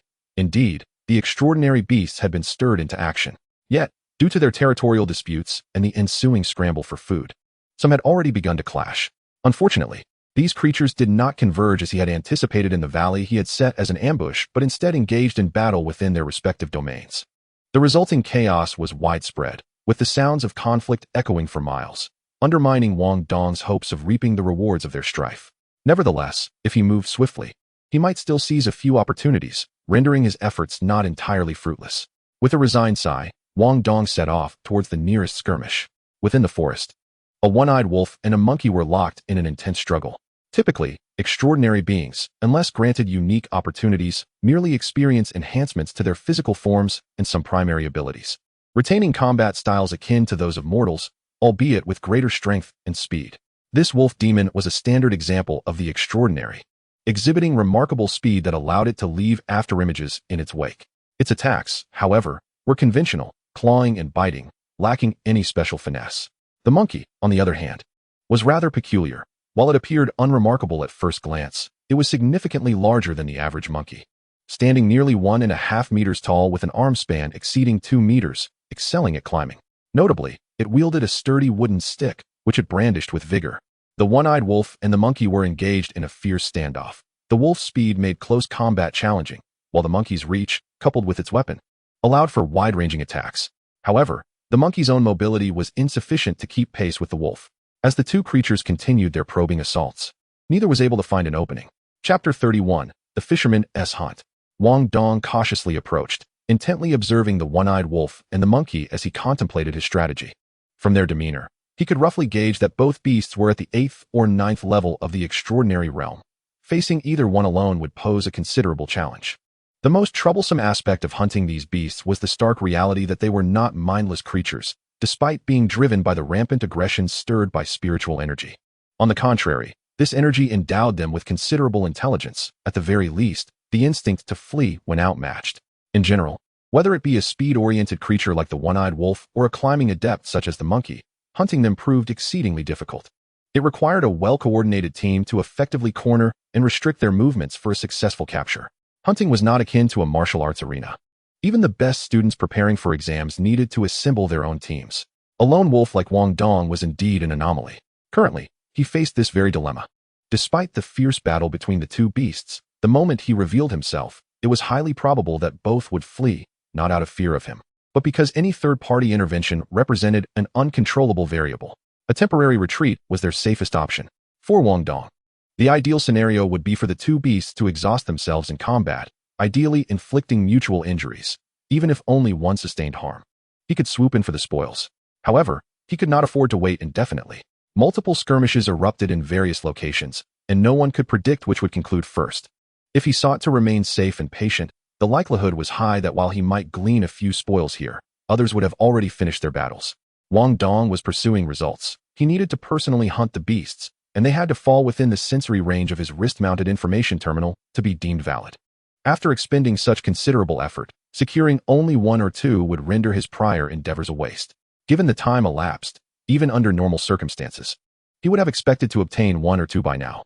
Thus, he resolved to seize the opportunity and act swiftly. Channeling his full focus into the breath-holding technique, he approached within a mere 10 meters of the battlefield. Wang Dong remained poised, biding his time for the right moment. In a prolonged standoff, the one-eyed wolf relied on its speed while the monkey swung its stick, creating a formidable attack radius. Yet, as time progressed, the monkey inevitably displayed vulnerabilities. The wolf, seizing a moment of opportunity, suddenly launched itself forward, its jaws snapping ferociously onto the monkey's left forearm. The wolf recognized that the monkey's overall prowess was slightly inferior, particularly in terms of bodily resilience. However, the stick posed a significant nuisance, augmenting its combat capabilities. Thus, it opted not to secure a fatal blow but instead aimed to incapacitate the monkey's arm, thereby neutralizing the threat of the weapon. While targeting a lethal area like the neck could have ended the confrontation, the monkey was astute, safeguarding its vital regions throughout the skirmish. It even cleverly feigned weaknesses in its most vulnerable spots to entice the wolf, secretly preparing a trap. Yet, in a twist of fate, the wolf appeared to fall for the ruse, decisively lunging in. In a calculated pivot, it abandoned its deadly target of the neck and bit down on the forearm instead, aiming to cripple the monkey's hand and eliminate the most threatening wooden stick. This display of cunning and wit left Wang Dong envious. This was the intelligence one would expect from a beast master. Regrettably, the insects he commanded lacked such cleverness. At that moment, the opportunity arose. The monkey, realizing it had been outmaneuvered, cleverly pressed forward rather than retreating, thus preventing the worsening of its injury from the bite, while simultaneously negating the wolf's speed advantage by entangling them both in a tight embrace. Monkeys, too, possessed formidable teeth. Although their bite force did not rival that of tigers or leopards, it was not without its potency. In close quarters, the wooden stick became useless, and the monkey discarded it, using its now free right hand to jab into the only remaining eye of the one-eyed wolf, while simultaneously lowering its head to bite down on the wolf's neck. Now was the moment. Wang Dong activated his fusion ability, drawing upon the passive skills of the sacred scorpion and the spirit snake, manifesting both a hardened shell and supple bones, transforming into a being of near-perfected skin and bone refinement, his physical prowess surging dramatically. As he sprang forth, a faintly golden-hued spirit snake emerged in his grasp, resembling a sword, yet moving like a whip. But that was not the end. The wind centipede, nestled against his back, suddenly unleashed a surge of gas from within, propelling Wang Dong's form with additional force. In the span of mere 10 meters, he closed the gap in an instant. The serpent's mouth gaped wide, its sharp fangs aimed directly at the exposed neck of the monkey, which had lowered its head. It must be acknowledged that extraordinary-grade demonic beasts are no longer mere mortals, particularly those that have developed in the wild, possessing an acute sense of danger and a wealth of combat experience. The moment the monkey sensed peril, it did not waste a moment observing its surroundings. Instead, it exerted force with its hind limbs and executed a forward roll. As a result, the wolf-monkey maneuvered, and the agile serpent struck decisively at the back of the one-eyed wolf. This single bite was sufficient. Wang Dong held firm confidence in the potency of the venom, believing that, unless faced with a significantly higher tier or a uniquely resilient physique, a solid bite would yield a near-certain outcome. However, the one-eyed wolf was not the intended target. It had already lost its remaining eye to the monkey's assault and had no chance of escape. In contrast, the monkey was merely suffering from a grievous injury to its left forearm, with no imminent threat to its life, thus not significantly hindering its ability to fight or flee. Hence, Wang Dong redirected his assault towards the monkey. Fortunately, he had retained a contingency.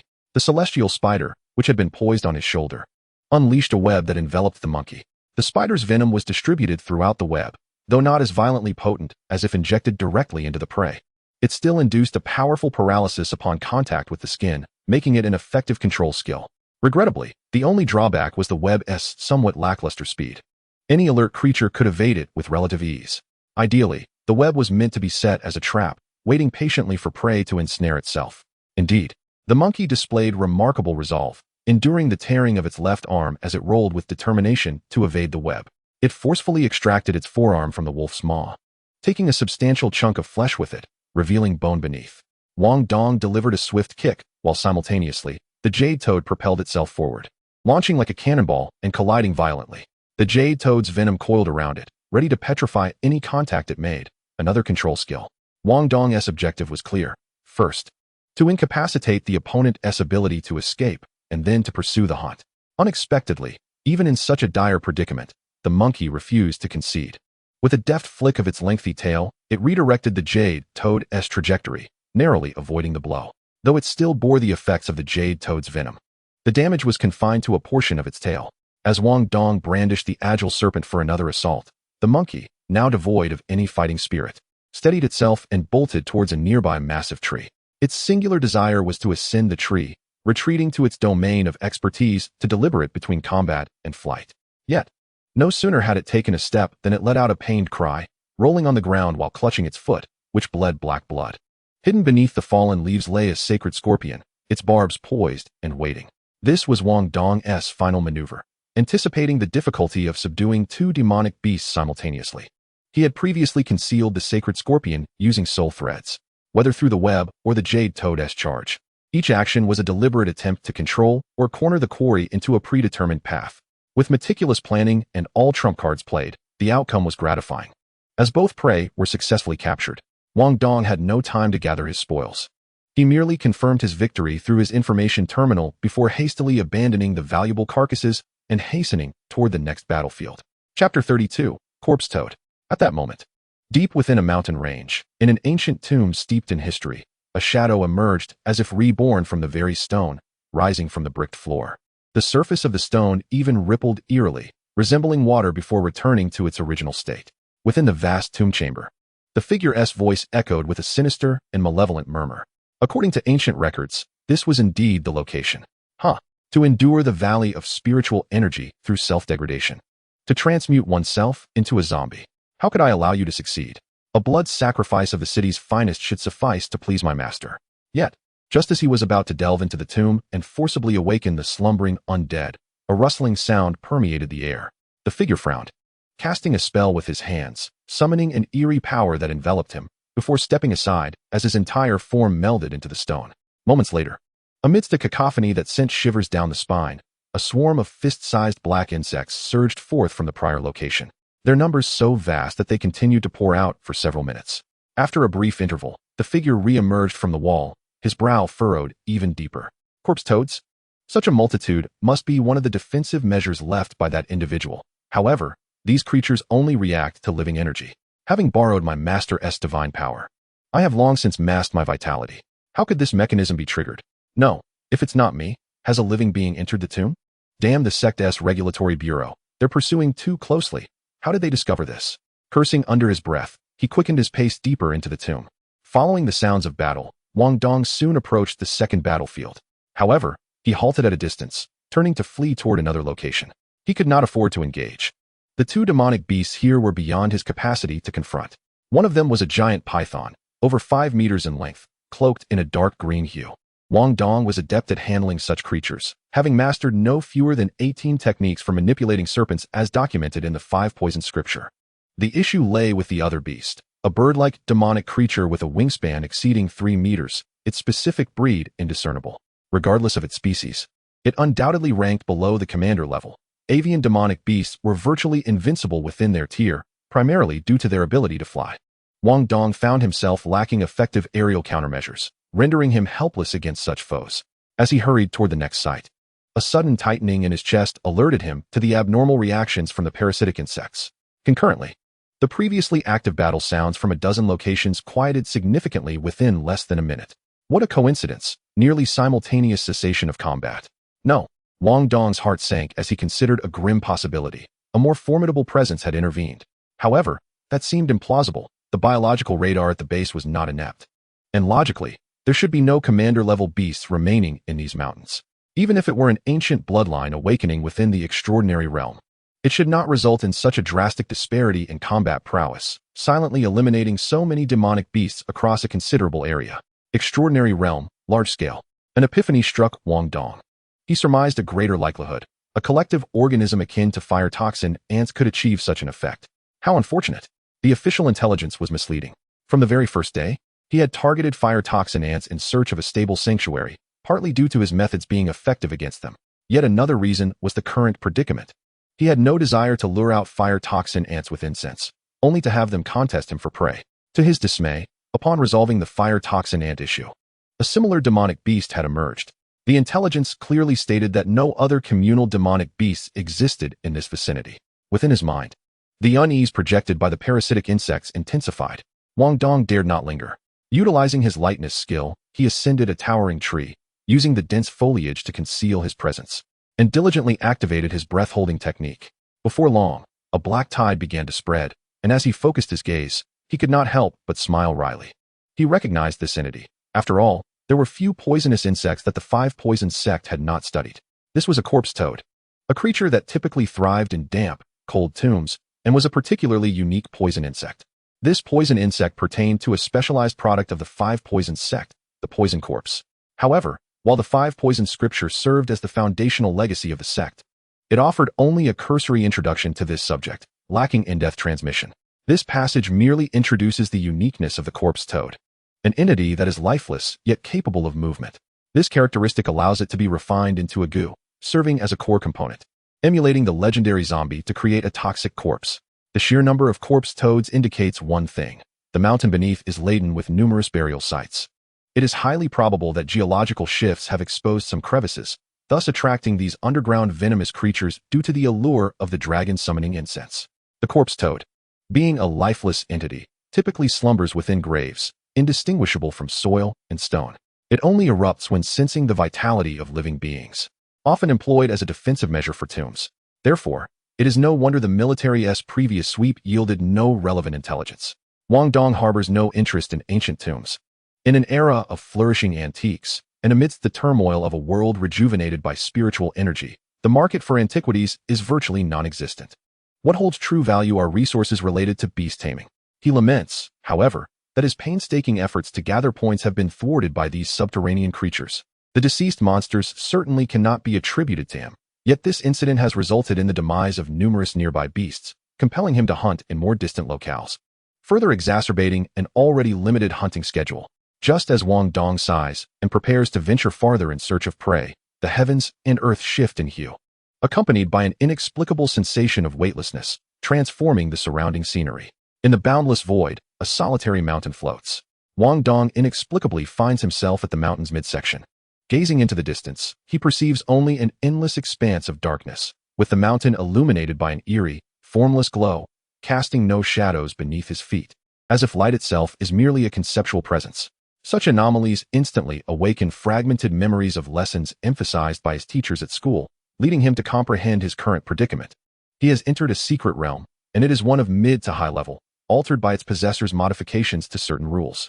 Secret realms, crafted by ancient powers, are small spaces that, while tethered to the greater world, are inherently incomplete, often with rules that are not fully defined. The creators can modify or add rules according to their strengths, establishing a sanctuary for themselves while restraining their adversaries, an ultimate bastion for the mighty. Based on the countless experiences recounted by predecessors in school, he can ascertain with certainty that he has been ensnared in a secret realm. Such occurrences are not uncommon. With the resurgence of spiritual energy, many unclaimed secret realms are activated and intermittently emerge into the larger world, inadvertently drawing in some unfortunate souls or fortuitous individuals. For beast tamers, being swept into a secret realm is undeniably a stroke of fortune, contingent upon their ability to seize the opportunity. However, the timing seems inopportune, as he is amidst his crucial examinations, leaving him uncertain if this can be deemed an act of fate. There appears to be no precedent. Before long, Wang Dong realizes that the situation may be more complex than anticipated. This may not be his opportunity, for he encounters classmates, not just one or two, but nearly 100 gathering together. Given the mountain's considerable size and the vast unexplored territories, it is likely that the majority of students from this examination have entered as well. This discrepancy raises alarms. The examination area encompasses 3 mountains and a river, an extensive range. It is implausible for a mere secret realm to encompass such a vast area. Indeed, as the students converge and compare notes, they quickly detect anomalies. If those hunting outside were swept into the secret realm, it might be understandable. Yet, 2 classmates, having sustained injuries during a recent hunt, were safely returned to the base with intentions to rest for a day. They, too, have been drawn into the realm, yet within a base housing over 10,000 individuals. The absence of others is conspicuous. Such a targeted entrance into the secret realm can only imply one scenario. They possess some kind of token associated with this realm. This occurrence is not unheard of. Throughout history, during the tides of spiritual energy, secret realms do not dissipate with the fall of their creators.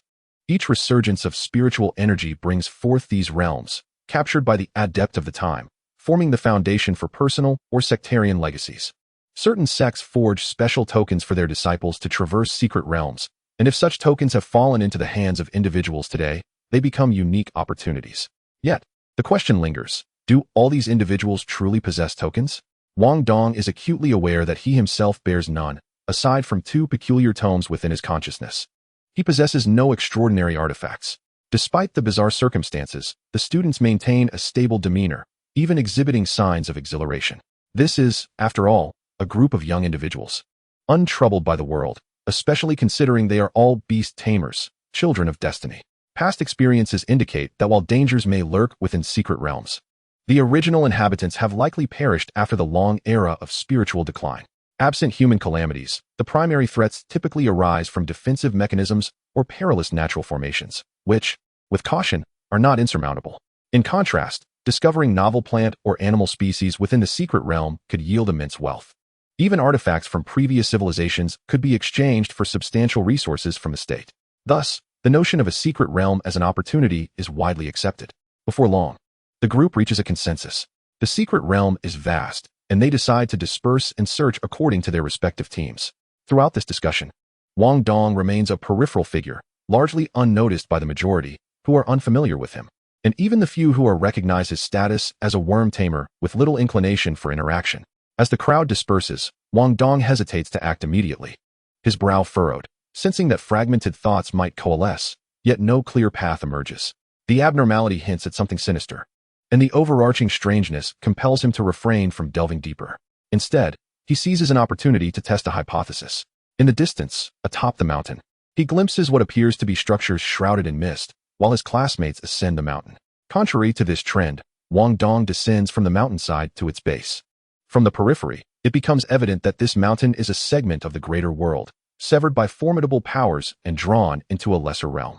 The edges appear smooth and even, leaving him perplexed as to how this was achieved. However, this is not what occupies Wang Dong's thoughts. Upon reaching the base, he raises his hand, employing the skill of the celestial spider to shoot forth a strand of silk. Indeed, the moment the silk leaves the mountain's periphery, it is shattered and vanishes in a torrent of invisible spatial turbulence. As taught in school, the void surrounding the secret realm is rife with spatial chaos, making entry impossible without top-tier spatial abilities. Summoning 5 goo worms, Wang Dong activates his secret techniques. In no time, a blood-red mist envelopes the surface of the goo worms. This phenomenon indicates the extreme enhancement of their internal essence. According to records, when sufficiently powerful, the essence within could gather like smoke and remain concentrated.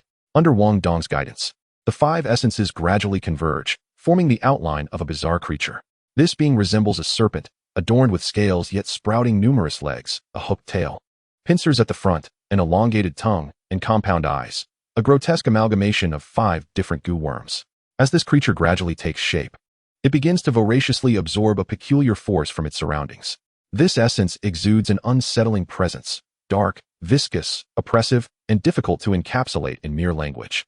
Yet, unexpectedly, Wang Dong finds familiarity with this force. Is this not the malevolence he dispels during his daily cultivation, embedded within the spiritual energy? It seems that the malign energy referenced in the 5-spirit celestial array is indeed this very malevolence. Is it not to say that the 5 spirits' heavenly evil formation can absorb malevolent energy, and that the spirit energy extracted from this malevolence can be directly assimilated? This five spirits heavenly evil formation was established by the ancestors of the five poisons sect to imitate and restore the 12 heavenly divine evil formation. Using the essence of Goo Worm's blood as a catalyst to condense the true form of the Goo King, thereby initially possessing some of the formation's formidable powers, such as spatial suppression. As the Goo King absorbs a substantial amount of malevolent energy, its form gradually solidifies, acquiring a hint of divine resonance. Simultaneously, through the connection of soul threads, Wang Dong establishes a link with the Goo King via the Holy Scorpion and Wind Centipede.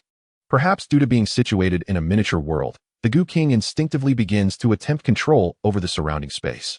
This aligns with Wang Dong's intentions, as he does not expect the Goo King to genuinely dominate the secret realm's spatial dimensions. After all, he is merely a novice in this practice. The Goo Worms are still in their infancy, particularly the newly contracted ones, which are mere larvae, with insufficient essence to draw upon. The abilities of the condensed Goo King are inherently limited. However, it stands to reason that this secret realm is now unclaimed. Any entity possessing a modicum of spatial control should find it challenging yet feasible to manipulate such a vast secret realm, particularly to open a portal back to the mortal world. The situation is exceedingly peculiar. Valuing his life, Wang Dong is reluctant to delve into these murky waters. He has already seized the greatest opportunity and sees no need to risk everything for an unknown chance. Regrettably, events take an unexpected turn. As the Goo King attempts to assert control over the surrounding space, a powerful opposing will suddenly manifest, thwarting the Goo King's dominion. Through the connection of the soul threads, a fragmented image is transmitted, a pair of eyes, distinctly inhuman, blood red and devoid of pupils.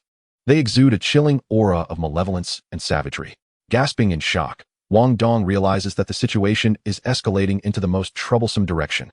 This secret realm indeed has a master. Those eyes are certainly not benevolent. A sudden epiphany strikes Wang Dong, piecing together the scattered information. Li Yu's intelligence proves accurate. It is highly probable that this is the handiwork of the Four Divine sect. There may very well be members of the Four Divine sect infiltrating the faculty, possibly among the staff escorting the students for the college entrance examinations. The token for entering the secret realm may not necessarily be a physical object, but could also be a form of spiritual beacon. Thus, opportunities to interact with all the examinees would likely occur during the school assembly, on the bus to the station, or during the boarding and disembarking of the armored train. Although all scenarios are plausible, Wang Dong feels that the likelihood is greatest aboard the train. A sufficiently lengthy duration in a confined space, coupled with the external distractions of the beast extermination, would provide ample opportunity for covert actions. Assuming the train is indeed the site of suspicion, the targets can be delineated more specifically. At that time, examinees were distributed across several train cars, with most teachers and staff attending only to their assigned students, making it unlikely for them to wander freely. Only a select few had the privilege to traverse the entire train, their objectives unmistakable. Cold sweat drenched Wang Dong's back as he comprehended that the elaborate scheme to ensnare the college entrance examinees into the secret realm was anything but benevolent. Had he not received Li Yu's prior warning, he might have been at a loss regarding their true intentions. However, knowing that the Four Divine sect is behind this, the motive becomes painfully clear: murder. The Four Divine sect, a nefarious cult that emerged a few years ago, is not well understood by the state. Aside from their self-proclaimed name, little is known about their internal workings. It is not that the religious administration lacks elite measures. It is simply that this cult consists entirely of lunatics, devoid of even a single rational being. The religious administration has eliminated a considerable number of them, yet capturing one alive remains elusive. These individuals are not only insane enough to resort to mutual destruction, but also possess an incomprehensible means of self-termination even when captured.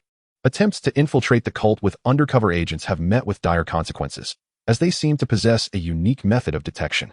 Even now, the religious administration cannot claim to understand the Four Divine sect, being ignorant of their objectives and organizational structure. All that is known is that they are a group of madmen who derive pleasure from destruction and slaughter, launching attacks with no discernible purpose.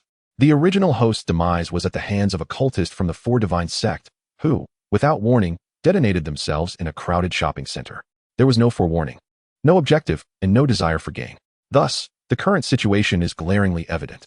This rabble from the Four Divine sect aims to annihilate this year's college entrance examinees in a grand spectacle. With a decisive gesture, Wang Dong dispels the five spirits' heavenly evil formation and withdraws the Goo Worms back into the Beast Master space for recuperation. The low-level Goo Worms lack the capacity to maintain the formation for extended periods. He had initially believed this to be an unclaimed secret realm, merely seeking to activate a door temporarily. Little did he expect that the secret realm possesses a master, rendering the current level of the formation ineffectual. As he ascends the mountain, it is prudent to first contact a few classmates. Strength in numbers is preferable to scattering about, vulnerable to being picked off one by one. Meanwhile, Wang Dong's mind races, meticulously organizing every detail in an effort to devise a solution, for he is resolute in his desire to survive. While traversing, Wang Dong suddenly catches a whiff of a familiar scent. Is that the fragrance of dragon-attracting incense? He lowers his head to sniff himself, confirming that it is not a remnant from his own preparation. Ridiculous. He had been exceedingly cautious while concocting the potion. If this monster-attracting substance were to contaminate him, it would not merely attract monsters, but invite ridicule. Could it be that a beast or person tainted with the dragon-attracting incense has been drawn into the secret realm? No.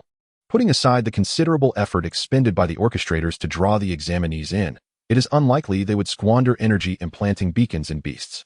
Moreover, while the radius of the dragon-attracting incense was considerable, it was not limitless. After inadvertently luring out the reclusive corpse toads, that area would likely have few living beings remaining. Therefore, the most probable source of the dragon-attracting scent must be the swarm of corpse toads. Have they also entered the secret realm? If that is the case, a surge of hope courses through Wang Dong. Salvation may be at hand. A large group of corpse toads cannot have been deliberately drawn into the secret realm.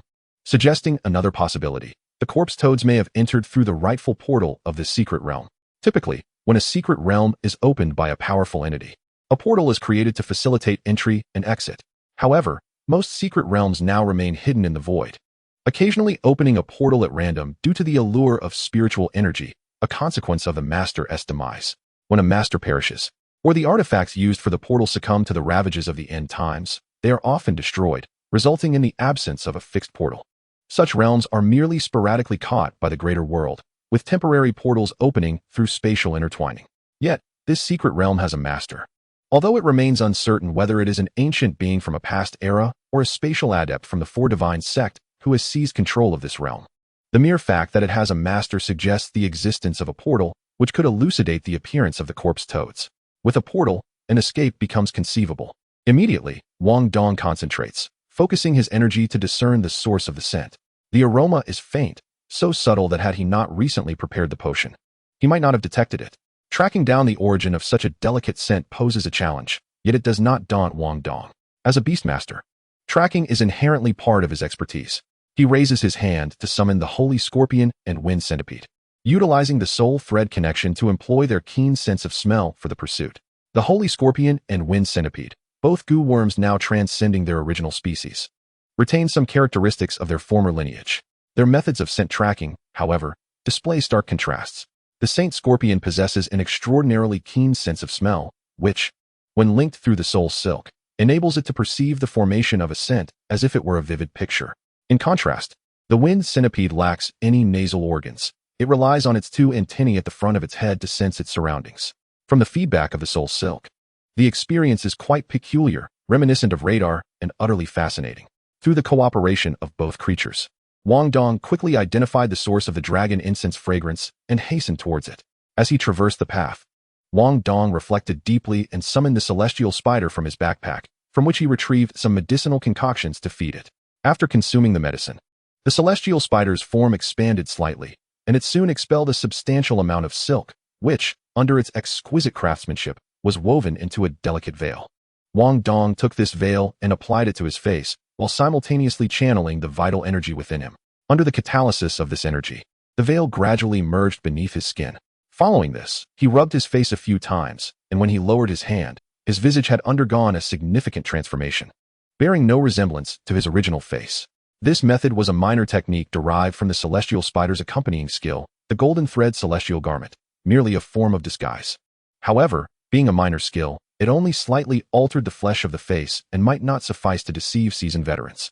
True transformation would require mastery over bone refinement, allowing for the independent alteration of bone structure to achieve a more substantial disguise. Considering the potential encounter with the lunatics of the Four Gods sect, Wang Dong took precautions to avoid exposing his identity.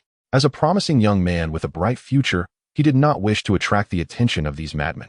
After wandering for a while, it took Wang Dong over 10 minutes to finally locate the source of the scent. However, the aroma wafted from a narrow crevice in a rock, no wider than 2 or 3 centimeters at its broadest point, making it impossible for a person to enter. Thus, Akin to his previous assault on the fire-poisoned ant nest, Wang Dong released the Saint Scorpion and Wind Centipede to penetrate the crevice for reconnaissance. He could only pray that it would not lead to a depth of over 100 meters underground, which would exceed the reach of his soul silk. Fortunately, luck was on his side. The insect penetrated only a few meters before entering an evidently man-made underground chamber. The information relayed through the feedback suggested it was a passageway, not particularly spacious, measuring merely about 1 meter in width and 1.5 meters in height, just enough for a person to stoop through. But two individuals would likely find it cramped. Wang Dong directed the insect along the passage while he himself followed its path on the ground. The passage diverged in two directions, and based on the scent of the dragon incense, he discerned the direction of its origin but chose to explore the opposite route.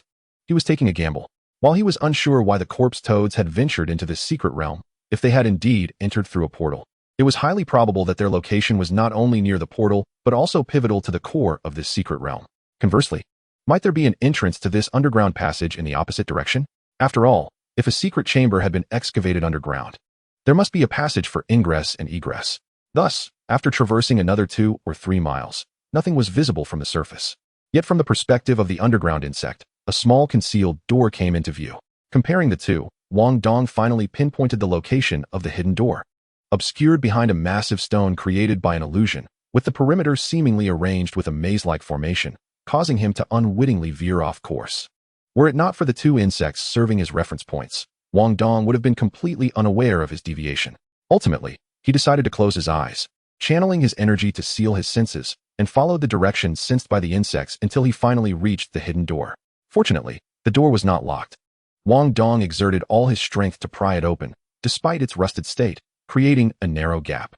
He then activated his fusion ability, utilizing the Wind Centipede's skill to compress his form significantly and slip through the crevice. The underground passage was labyrinthine, with numerous forks. Upon entering the secret door, he immediately faced 3 divergent paths.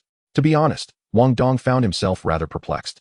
If this mountain had once been the stronghold of some sect, temple, or bandit lair, the excavation of secret passages would have been a prudent precaution against encirclement. But what was this place? A secret realm? Perhaps the private den of some powerful being. Was there truly a need for such extensive underground facilities? Yet such considerations were not his immediate concern. Could a mighty being not be irrational? Could they truly govern the minds of others? Despite the multitude of paths, Wang Dong's objective was clear. He was in pursuit of the corpse toads, following the scent of the dragon incense. This was his sole lead, regardless of its utility. It was preferable to aimlessly floundering about. Aware of the danger ahead, he wished to avoid any unforeseen circumstances and merely sought an escape. As for the Four Gods sect, the religious administration, and the state, they were beyond his purview. Concerning his fellow classmates, they could only fend for themselves. If he could hasten his pace and alert others sooner, perhaps their chances of survival would improve. Wang Dong realized he had underestimated the scale of this underground facility. After nearly an hour of wandering, he still had not uncovered the clues he sought. Tragically, he had lost his way. Logically, following the scent should have precluded the possibility of getting lost. Upon calming his mind, he quickly identified the issue. Success had been his downfall. The sheer number of corpse toads he had witnessed, exceeding 100,000, not to mention the countless others unseen, all bore the scent of the dragon incense. If they had all entered the secret realm, they were likely scattered across a vast area. Following the scent blindly, he realized, meant that the aroma he had tracked might not originate from a single source. Coupled with the numerous forks in the passage, getting lost seemed inevitable. With this realization, Wang Dong gritted his teeth and resolved to take another risk. If the mountain would not come to him, he would bring himself to the mountain. Since he could not locate the corpse toads, he would let them seek him out. He retrieved a small quantity of the dragon incense, about the size of his thumb, which he had set aside earlier while preparing his medicines, intending to use it later that evening to attract some fire-poisoned ants for the insects to feed on. Though the amount was scant, in the confined underground space, the scent should travel a considerable distance. If he could lure a batch of corpse toads, he could follow them to the core area. However, before proceeding, he needed to ensure his own safety. The corpse toads would devour any living thing that crossed their path. While he had managed to evade them in the trees using his concealment technique, in such a narrow passage, if a swarm of them descended, he would have nowhere to hide. Once they closed in, mere concealment would not save him. He found a corner and took out some insect repellent he had saved, feeding it to the celestial spider. Utilizing the terrain, the celestial spider quickly wove a web, blocking off a corner and creating a small safe zone. Wang Dong then retreated to a distance, igniting the dragon incense. He dashed back and concealed himself in the corner. The effects of the dragon incense were remarkable. Within 2 minutes, the ground began to tremble slightly, accompanied by a cacophony of rustling sounds that grew closer. The inheritance of the 5 poisons sect proved reliable.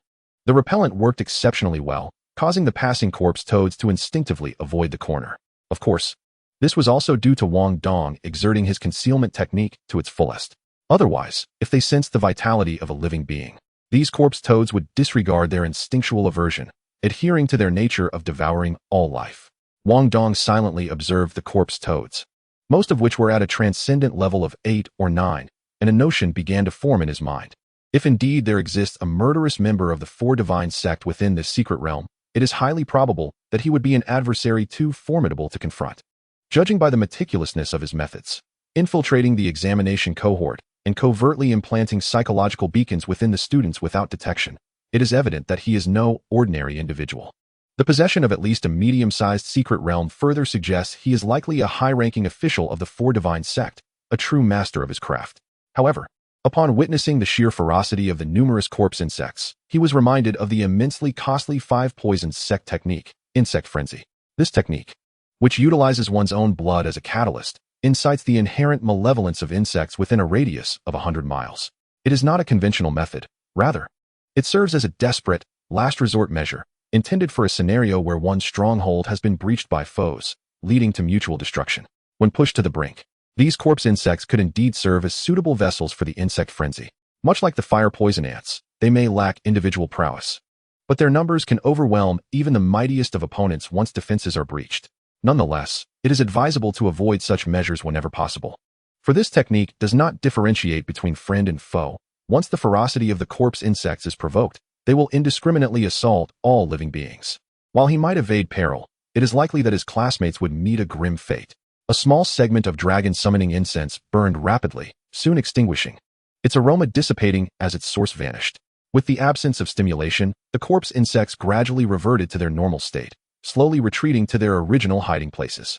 Following the traces and residual scents left by this swarm of corpse insects, Wang Dong finally discerned the correct direction. After several twists and turns, he emerged from the hidden passage into a grand underground chamber, utilizing his utmost focus to conceal his presence.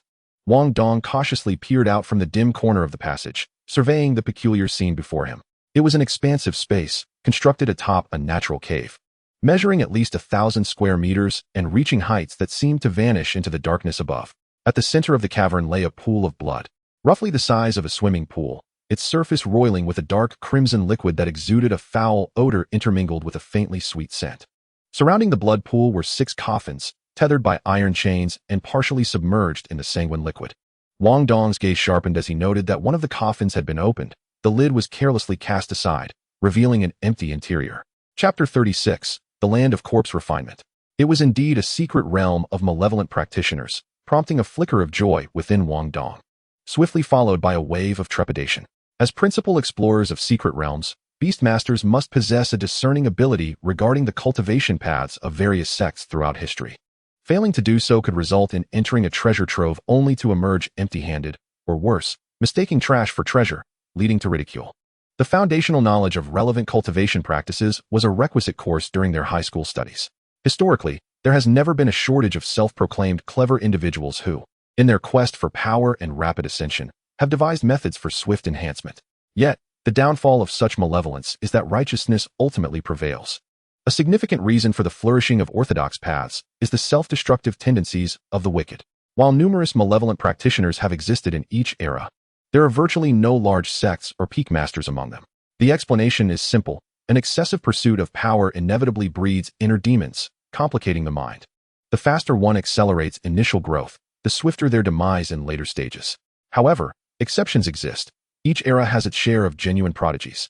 Even amidst the perils of the dark arts, a few true masters occasionally emerge. In this era, however, due to the malevolent aura saturating the spiritual energy, all methods of internal cultivation have become obsolete. While beastmasters have become the mainstream, the essence of true cultivation in this epoch lies in the strengthening of the mind. Consequently, an intriguing phenomenon arises. Although the major orthodox sects engage in mind cultivation, their practices tend to be balanced and moderate, prioritizing foundational stability. They sacrifice the speed of initial cultivation to solidify their base, allowing for gradual accumulation of strength, thereby minimizing unnecessary troubles. with little issue regarding inner demons. They naturally do not place excessive emphasis on mind refinement. Conversely, any accomplished malevolent practitioner invariably possesses considerable prowess in mind cultivation. This is an unavoidable consequence. Without mastering foundational mind techniques, they would not have survived to reach their current level of cultivation, having succumbed to the backlash of their inner demons and obliterated their souls. Thus, those who endure as malevolent masters must be adept in the art of mind cultivation. The techniques of malevolent practitioners hold little value in this era. Yet the mind cultivation methods of a well-established malevolent practitioner are truly invaluable. Yet Wang Dong quickly realized that a secret realm left behind by a deceased malevolent practitioner represents a tremendous opportunity and wealth. The dilemma, however, lies in the fact that this secret realm has an owner. It is highly likely that this malevolent practitioner is not truly dead, which poses a significant threat. This is the insidious nature of malevolent practitioners. While orthodox cultivators draw upon the spiritual energy of heaven and earth, their demise in the era of depleted energy results in a peaceful exit, leaving no burdens for future generations. However, malevolent practitioners often integrate non-spiritual elements into their cultivation systems, granting them the possibility of survival in the absence of spiritual energy during the end times. Once the spiritual energy is restored, they will undoubtedly become a calamity. Analyzing the scene, the blood pool, coffins, and burial sites suggest only a few types of malevolent practitioners, either corpse refiners or blood sorcerers. With one coffin opened, has a malevolent practitioner from the previous era emerged? Did he draw us into this secret realm? No, it cannot be. Is it not the Four Divine sect? Only by implanting psychological beacons in advance could one draw individuals into a secret realm with such precision. Alternatively, could this malevolent practitioner be affiliated with the Four Divine sect? Or perhaps the intelligence from the Religious Administration Bureau was flawed from the outset, mistaking an antiquated relic for a member of the Four Divine sect? There is also the possibility that the Four Divine sect comprises these ancient relics from the previous era. After all, the current information regarding the Four Divine sect is exceedingly scant. Wang Dong instinctively harbored a deep-seated aversion towards the Four Divine sect. On one hand, he hailed from a stable and harmonious nation, naturally disliking those disruptive cults and anarchists. On the other hand, this disdain may stem from the original owner's resentment, an animosity that arose unbidden. Yet he was no hero. At least in this still fragile phase of growth, he did not wish to provoke such troublesome forces. To his astonishment, trouble sought him out regardless of his intentions, an unending ordeal. A surge of malevolence welled within him, accompanied by a rising desire to kill. Wang Dong compelled himself to remain calm, recalling all the useful knowledge in his mind as he contemplated the current predicament. According to his school's teachings, the appearance of such ancient relics has occurred on several occasions. They are troublesome but not insurmountable. Their troublesome nature stems from their extensive experience and cunning methods accumulated over countless years. Yet, they are not difficult to deal with, as their overall strength is generally lacking. These ancient relics were once top-tier masters in their own era. Otherwise, they would not have persisted until now. However, the current spiritual environment is akin to a nightmare for them. The cultivation methods and techniques they once mastered have become nearly obsolete. Forcing their cultivation would only render them as mindless husks, dominated by malevolence. Nevertheless, their prior strength and deep-rooted habits present a significant challenge. After enduring a prolonged period of spiritual depletion, regardless of their past prowess, their abilities have long since dissipated, leaving them in a state of mere survival. To recover, they cannot adapt to the new power structures. Their bodies are deeply imprinted with the remnants of their original techniques. They cannot practice the old methods, at best regaining a minuscule fraction of their former strength. However, an exception exists for entities such as zombies and blood demons. Being inherently malevolent in nature, they serve as the most suitable vessels for malevolence. Thus, it is inevitable for ancient relics attempting to survive through such means to ultimately fail. Their souls may falter. Yet it is not the existence of bloodthirsty zombies that embodies true peril. On the contrary, it is the obliteration of their original consciousness by malevolence, leaving only the purest of wicked thoughts. This entity is commonly referred to as an evil spirit, a most formidable presence. The remnants of a powerful physique from a bygone era, brazenly seizing the enhancements brought forth by spiritual energy, combined with the remnants of top-tier techniques, culminate in what may be the most terrifying existence within this secret realm. Their singular vulnerability lies in the obliteration of their soul consciousness, rendering them devoid of intellect, driven solely by instinct. If one is adequately prepared, they can be easily targeted. Should such an evil entity dwell within this secret realm, the strength of the students would likely lead them to dire straits. Wang Dong gritted his teeth, diligently scanning his surroundings until he confirmed no one was watching. He slipped out of the passageway and approached a coffin, straining with all his might to pry open a narrow gap in the heavy coffin lid. He needed to ascertain what lay within before formulating a targeted strategy. Through the crevice, he discerned the unmistakable presence of a corpse, likely that of a woman. The fabric of her attire appeared to be of an unfamiliar material, pristine and untouched by decay, suggesting it was a treasure. The body was emaciated, merely a layer of desiccated skin enveloping bones, yet it seemed devoid of any power or threat. Had she not endured? Chapter 37. The Fogu King Wang Dong inspected the other 4 coffins, and the results were the same.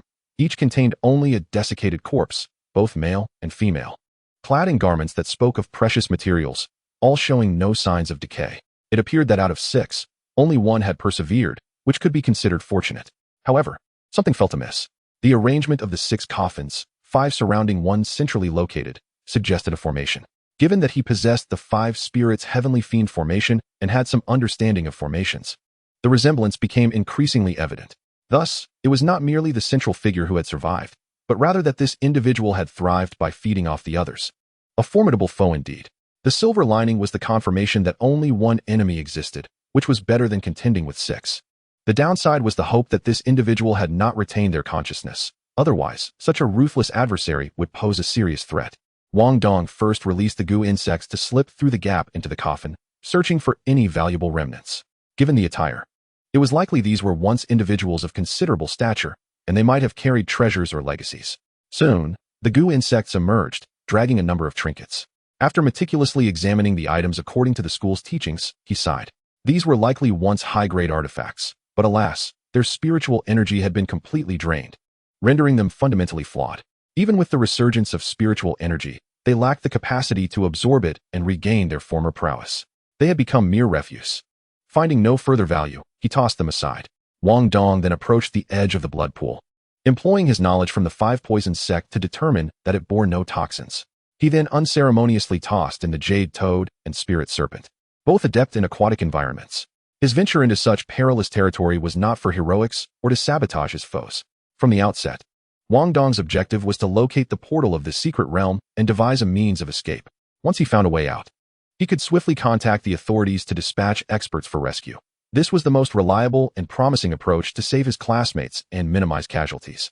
After surveying the area, he concluded that the blood pool was the most likely candidate for the portal. Based on his earlier examination, he could surmise that the ancient relic had endured the ravages of time and the decline of spiritual energy through the process of corpse refinement. This process required spiritual energy, which could be retained in part due to the secret realm's isolation, while the missing portions had clearly been siphoned from the 5 formidable beings. Furthermore, refining corpses necessitated the presence of yin energy, which likely needed to be drawn from the external world. Recalling the prior phenomenon where the corpse insect was lured by dragon incense, it seemed probable that the portal to this secret realm was situated within a burial site deep within the mountains, continuously drawing upon the environment to extract the yin energy from the tomb. Thus, it followed that the portal was likely concealed within this very blood pool. The jade toad and spirit serpent, obeying his commands, swam around but found nothing of note. Their primary limitation lay in the insufficient soul threads. Without a connection to the soul threads, it was challenging for the beasts to execute overly complex tasks, compounded by the inherent lack of spirit in the goo insects themselves. Regrettably, the holy scorpion and wind centipede, which possessed soul threads, were not adept in water. While they would not drown, their movements would be hindered. After pondering for a moment, a fierce expression crossed Wang Dong's face as he resolved to take a bold gamble. If the blood pool obstructed the portal, then draining the blood pool would be the solution. As for how to accomplish this, the answer was simple: the 5 spirits' heavenly fiend formation. The proper 5 spirits' heavenly fiend formation required nurturing the lifeblood of 5 goo to construct the Goo King's essence. Initially, it would only produce a projection of the Goo King, but according to the technique's design, with sufficient lifeblood, it could ultimately solidify into the true form of the Goo King. Regrettably, the required amount of lifeblood was excessively vast. Even with the foundation of the 5 poisoned sect, it was inadequate to cultivate such a formidable quintet of goo, rendering it merely an unverified concept. Thus, an alternative method emerged, utilizing the lifeblood of the 5 goo as a catalyst to draw upon the lifeblood of other powerful beings, thereby forming the true essence of a faux Goo King. Despite the inevitable dilution of efficacy due to the inclusion of unrelated lifeblood, this faux Goo King would still possess considerable strength and operational capacity, serving as a foundational combat force commonly kept by the leader of the Five Poisons sect. In this era, acquiring lifeblood was not particularly challenging, especially with the abundance of formidable beasts in the wild. Regrettably, Wang Dong had only recently forged a tenuous contract with the Five Gu before his college entrance examination, leaving him with neither the time nor resources to prepare adequately. Had he been able to summon a faux Gu King, his confidence for the examination would have soared. As fortune would have it, he found himself before a pool of unknown biological lifeblood, which had retained some essence even through the decline of spiritual energy. The key was that it had been continuously bathed in Yin energy, brimming with malevolence. The lifeblood and malevolence were precisely the necessary components for condensing the Gu King. This fortuitous bounty demanded exploration. Moreover, possessing the ability to suppress spatial disturbances with the Gu King would facilitate the discovery of the Secret Realms portal. Lacking spatial capabilities and relevant knowledge, Wang Dong truly held little confidence in locating the portal. After all, while it was termed a portal, it was unlikely to be a tangible doorway. It was more probable that it existed as a mere rift in space, imperceptible to the naked eye. The Five Spirits' Heavenly Fiend formation was once again activated, with the Five Gu placed within the blood pool. As the lifeblood of the Gu insects was stimulated, streams of lifeblood energy dispersed outward, coalescing into the projection of the Gu King. The silhouette of that bizarre creature re-emerged. However, this time, upon the manifestation of the Gu King projection, it not only ravenously absorbed the surrounding malevolence, but a towering column of blood was also drawn from the blood pool and infused into the projection. Yet, as the copious lifeblood from the pool flowed into the Gu King, its form began to alter under the influence of this external lifeblood. The once serpentine and elongated body sprouted a carapace. It became evident, some form of tortoise lifeblood. This made sense. Tortoises are known for their longevity and belong to the water element, which is associated with Yin, an ideal choice for corpse refinement and prolonging life. Ultimately, the Gu King morphed into an even more peculiar manifestation. With a tortoise shell and a multitude of legs, a serpent's tail adorned with spines, pincers in front, and a serpent's head with elongated fangs and a long tongue. Strangely, as a vast amount of lifeblood flowed into it. It was no longer a translucent apparition but had acquired a tangible form. Even more bizarrely, the blood pool, spanning the size of a swimming pool and approximately 3 meters deep, was drained of its lifeblood, coalescing into a faux Gu King's true essence, which was no larger than a cigarette box, its entire body glimmering with clarity, akin to a finely crafted piece of blood jade, devoid of any impurities. Resembling a masterfully crafted artifact, the Gu King is indeed a type of Gu, merely a unique variant crafted through a special technique. If it were merely a projection conjured by a formation, it would be nothing more than a tool, one that could be commanded through the manipulation of the Five Gu, thereby directing the Gu King's projection. However, once a complete and genuine form is condensed, it transforms into a true Gu, an entirely new life. This signifies that it necessitates control akin to that of conventional Gu worm tamers. Yet, Wang Dong currently lacks the surplus of essence needed for a contract. Thus, he resolutely commanded the Holy Scorpion to pierce his heart and extract a drop of his vital blood, which he then allowed to fall upon the Gu King. The drop of blood was instantaneously absorbed, establishing a faint yet significant connection. Upon reflection, Wang Dong discerned that this sensation was indeed inferior to that of the Beast Tamer system. Each discipline has its own expertise. The Beast Tamer's framework is a culmination of numerous experts and inherited knowledge meticulously refined by the state. It stands not only as the most suitable for this era, but also as sufficiently sophisticated. While the Five Poisons sect possesses unique insights into nurturing Gu worms, it must be acknowledged that it falls short in the realm of manipulation. Fortunately, by integrating these insights, one can undoubtedly advance to new heights, charting an innovative path. Thankfully, the connection forged through his vital blood now allows him to command rudimentary actions, such as instinctual responses, spatial suppression, and the identification of the portal's location. Chapter 38, Emerged. So this is where it lies. Wang Dong had initially miscalculated. The portal was not beneath the blood pool, though he was not entirely mistaken. In truth, the portal was directly above the coffin at the center. However, it manifested merely as a spatial fold, imperceptible to the naked eye. As the Gu King began to suppress the surrounding space, this spatial fold became apparent within Wang Dong's perception. Without hesitation, he leaped into the portal. With a slight sense of dizziness, the scenery before him shifted, revealing nothing but endless darkness. Had he not escaped? No, he had emerged. The peculiar scent wafting to his nostrils, along with the shared perception with the Gu worm, swiftly clarified his predicament. He found himself underground, likely within a tomb. Hastily, Wang Dong raised his left hand to glance at the information terminal on his wrist. aside from querying data and recording achievements. Its most crucial function served as a last line of defense for students. Should they encounter an insurmountable danger, activating the emergency rescue signal would summon nearby experts for assistance. Although seeking aid would diminish their scores, what was that in comparison to one's life? Unfortunately, the secret realm constituted an independent space, rendering signals entirely blocked. This device was merely ornamental within the secret realm. Now, with no knowledge of how deep he was underground, he remained uncertain about the signal's efficacy. Unbeknownst to him, the moment Wang Dong exited the secret realm, chaos erupted at the base. All the examination candidates had mysteriously vanished, a situation that naturally caught the immediate attention of the base and accompanying personnel. After a brief period of confusion, they quickly began to uncover some clues. This frontline base was not lacking in experts. A Beast Tamer adept in spatial manipulation detected the faint spatial anomaly accompanying the student's disappearance, deducing the existence of the secret realm. However, this deduction only complicated matters further. If it had merely been a typical secret realm emergence, it would have been manageable, even with numerous examination candidates caught within, resulting in casualties. Such occurrences could be deemed acts of nature. Such incidents would not be attributed to anyone's responsibility, as these realms appeared randomly, and being swept away by fate could only be considered unfortunate luck. Yet, the current situation was evidently abnormal, with only examination students going missing, some even vanishing within the base itself. With so many individuals present, such precise targeting indicated a serious issue. This was tantamount to premeditated, targeted harm. And the personnel at the base were in a frenzy. If something were to truly go awry, the repercussions would be unbearable for all involved. However, amidst the turmoil, several individuals stepped forward to declare their identities, assuming command of the base's operations. These individuals were none other than members of the Religious Administration Bureau, who had covertly joined the examination's accompanying staff. Ordinarily, while the Religious Administration Bureau wields considerable authority, not everyone readily acquiesces to their demands.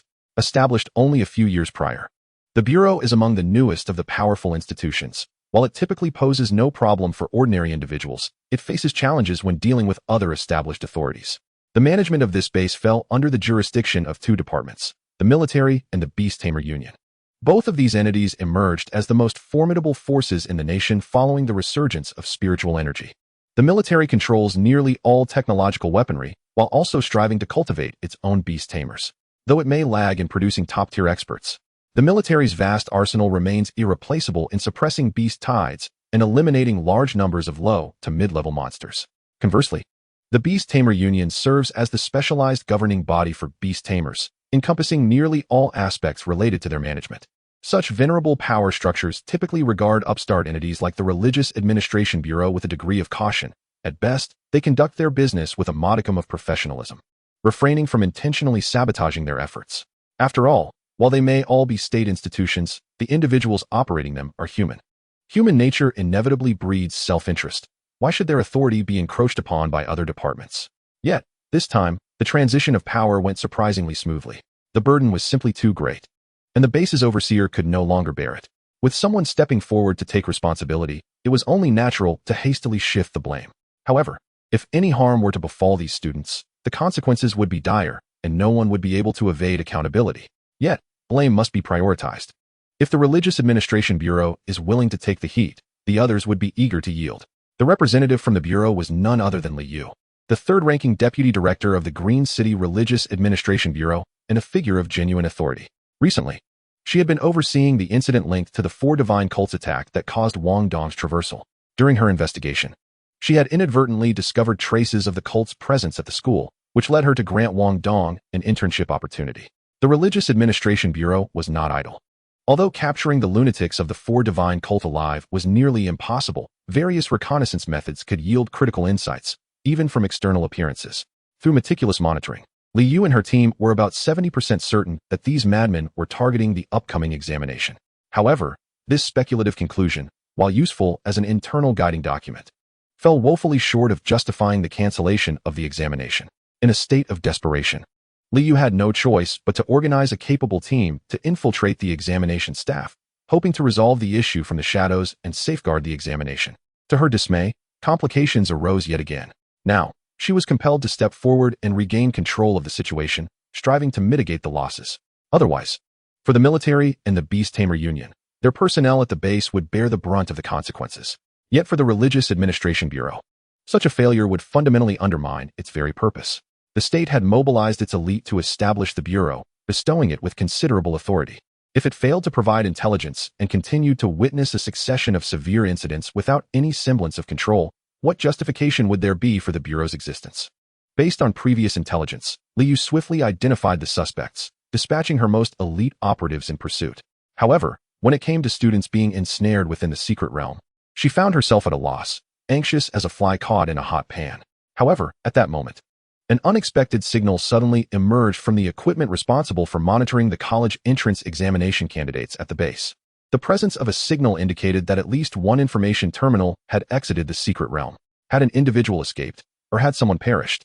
Or was an external entity expelled from the secret realm? Liu, exuding an imposing aura, commanded sternly, immediately locate and confirm the identity. While attempting to establish contact, call out. Now, as she gazed at the information regarding the holder of the terminal displayed on the screen, an inexplicable sense of relief washed over her. Chapter 39. Back inside Wang Dong. Wang Dong, please respond. The urgent voice echoed within the confined space of the tomb, startling Wang Dong. Fortunately, he quickly regained his composure and raised his hand to press the communication button. Received. Without waiting for the other party to inquire, Wang Dong hastily conveyed the vital information in the briefest terms. As an ominous premonition gnawed at him, this matter was far from a simple resolution. I am currently in an underground tomb. Please locate my position immediately. There is a portal to the secret realm here. The secret realm is associated with malevolent practitioners, and it appears that an ancient relic of the undead may have been revived. My classmates are in danger. Dispatch help at once. Before Wang Dong could finish, an instinctive alarm, stemming from the sensitivity to danger inherent in the cursed insects, blared frantically within his consciousness. Almost instinctively, the wind WIRM propelled a powerful gust, forcefully pushing Wang Dong aside by over a meter. In the very spot where he had stood moments before, several soil spikes, each over a meter long, erupted from the ground, interlacing chaotically and leaving no room for evasion. The initial strike had missed. Yet the opponent showed no hesitation and unleashed a barrage of soil spikes from the ground once more. Wang Dong executed the wind WIRM's phantom steps, narrowly avoiding these assaults with great difficulty. A faint sound of surprise emanated from a distance, seemingly astonished that Wang Dong had managed to evade. This was largely thanks to the wind WIRM's phantom steps, a unique lightness technique of the Five Poisons sect, which employed the gas ejected from the wind WIRM to maneuver in the most improbable directions and angles. Thus, what should have been unavoidable attacks, based on predicted evasion paths, were bizarrely evaded. Nevertheless, being a method of the left-hand path, it relied on exploiting the opponent's habitual weaknesses, a tactic that could not be relied upon indefinitely. In the face of absolute strength, such trivial tricks were utterly insufficient. Through the relentless barrage of attacks, Wang Dong quickly deduced that he was facing at least a professional-grade beastmaster. His father was a novice professional beastmaster, and the speed and frequency of his spells did not compare. The disparity was evident. He was pitted against an opponent who had crossed two significant ranks, a clear case of overwhelming superiority. Fortunately, the adversary was only casting spells from a distance, and the influence of their habitual inertia had allowed Wang Dong to escape by a hair's breadth. However, another strike loomed, and under the imminent threat to his life, Wang Dong's mind became extraordinarily clear, as if time itself had slowed. The mental cultivation he had accumulated over the years finally played a crucial role at this critical juncture. His consciousness filtered out all negative effects that hindered rational thought. Fear and panic were banished, leaving only the most logical reasoning. Without hesitation, Wang Dong removed the information terminal from his wrist and cast it to the ground. Simultaneously, he propelled himself backward, crashing once again into the portal of the secret realm. In the confined environment of the underground tomb, being targeted by a skilled adversary left no room for escape. It was better to enter the secret realm, where at least there was space to flee. At that moment, Wang Dong also resolved a long-standing conundrum that had troubled him. The Four Divine Sect was the Four Divine Sect, while the ancient relics within the secret realm were merely remnants of the past. Wang Dong still trusted Liu and her team's professional capabilities. If they said the Four Divine Sect was involved, there was no doubt about it. Yet, he could not fathom why the Four Divine Sect would take such an unnecessary risk. There were myriad ways to kill or animate the wicked. Did it truly require exposing a secret realm to achieve this? The secret realm was one of the rarest resources, holding immense value. For a master, it served not only as a last bastion of defense, but also as a stable and secure source of resources. No matter how deranged the Four Divine Sect might be, as transcendent beings, they too required resources. Why would they sacrifice a secret realm for a scheme? What was the value in such a loss? But now, Wang Dong understood. The ancient relic within the secret realm was not a possession of the Four Divine sect. It had simply been employed as a tool by their members. It was highly likely that the individual from the Four Divine sect was attempting to execute a strategy of distraction, diverting blame elsewhere. After all, the Bureau of Religious Management had already set its sights on him.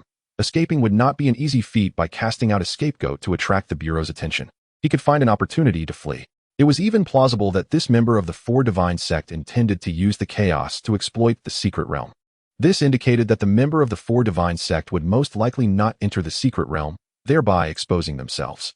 Faced with a Four Divine sect master capable of obliterating him in an instant, or an ancient relic of unknown strength within the secret realm, the choice was clear. As he emerged once more from the portal, Wang Dong hesitated not a moment longer. He sprinted fiercely into the underground passage. Speculation was one thing, but reality was another. What if that individual pursued him? If all else failed, he had one final resort: the wrath of the cursed insects. The corpses lurking within this passage served as Wang Dong's last line of defense. If pressed hard enough, he could not guarantee the consequences. Meanwhile, the secret realm was already in utter disarray. Initially, the students were not naive. Having been drawn into the secret realm under such bizarre circumstances, they remained somewhat vigilant. However, as various groups explored the secret realm, including the structures atop the mountain and the surrounding environment, they found no signs of life, and their wariness gradually dissipated. Thus began their true exploration of the secret realm. These realms barely sustained the existence of spiritual energy, preserving an ancient aesthetic, teeming with an abundance of extinct flora and fauna. If they could discover herbs not found in the outside world and bring them back for cultivation, it would yield immense wealth. Yet, soon after, reports of students going missing began to surface. The benefit of the team-based model became apparent. Individuals like Wang Dong, who acted alone, could vanish without anyone noticing. However, in fixed teams, the moment someone went missing, the remaining members quickly became aware. The apprentice beast masters had undergone quasi-military training at school, instilling discipline into their very bones. Thus, there were rarely any foolish mavericks within the ranks. Every action required approval from the team leader. Instances of unapproved departures were almost non-existent, indicating an encounter with danger. Realizing the gravity of the situation, several respected students quickly organized their peers to gather and establish a defensive perimeter for self-preservation. Nonetheless, individuals continued to go missing, following a period of confusion. Fortunate were those with influence who stepped forward to stabilize the morale of their comrades and promptly sought to identify the source of the problem. The profession of Beastmaster is a well-structured system, comprising 6 major directions, with various combinations forming distinct schools, complemented by a team-oriented approach that allows for mutual reinforcement, yielding a synergistic effect. One of the foundational reasons humanity has maintained its footing amidst the resurgence of spiritual energy. Although these students were all at the apprentice level, their individual capabilities were limited. However, through collaboration, they achieved commendable results. In no time, they detected the existence of a maze formation and, after dismantling it, discovered the underground passage. This revelation clarified the mystery of the missing students, yet it gave rise to a divergence of opinions among the students. A faction proposed entering the passage to pursue the assailant. Their analysis holds merit. The perpetrator dares only to utilize the tunnel to ambush isolated individuals, indicating that his own capabilities are limited and insufficient to confront a well-equipped squad. However, possessing the advantage of terrain, if he remains undiscovered, vigilance must be maintained at all times. But how can one guard against a thief for 1,000 days? Over time, defenses are bound to reveal vulnerabilities. More importantly, the mountains have been searched extensively, yet the portal to the secret realm has not been uncovered. The existence of the tunnel suggests that the entrance is likely concealed underground. This entanglement in the secret realm is fraught with enigma. The priority now is to extricate oneself from it as soon as possible. Yet, a faction vehemently opposes this, presenting compelling arguments. The murderer commands the advantage of terrain. The tunnel is narrow, offering no room for formation. Should one rashly descend, they would only fall victim to the murderer's ambushes. On the surface, however, the terrain is open, making it more conducive for their defense. Thus, holding their position and awaiting reinforcements seems the most prudent course of action. Neither side can persuade the other, yet neither dares to split their forces, hinting at a subtle trend of internal discord. Chapter 40. The Zombie. The individuals who emerge as opinion leaders among the students are undoubtedly those of formidable strength and profound backgrounds. Advocating for a deeper exploration underground to unearth the murderer is Zhao Yin, who ranks second in the school. In contrast, the proponent of remaining on the surface and holding their position is the true prodigy, Chow Typhon. Both Zhao and Chow hail from the premier Beastmaster families in Green City, with numerous students belonging to these families, alongside many sponsored by them. In essence, families invest in cultivating these exceptional offspring. Consequently, both individuals have garnered considerable support. Coupled with the necessity for safety, students naturally align themselves into two factions. Initially, they merely banded together for defense, which posed no issue. However, with the discovery of the tunnel, irreconcilable conflicts arose, and neither party could sway the other. Their personalities are polar opposites. Chow Typhon, as a spirit manipulator with formidable mental prowess, possesses a chilling calmness. Conversely, Zhao Yan, a beastmaster, mirrors the fiery nature of his elemental affinity. His temperament is volatile, igniting at the slightest provocation.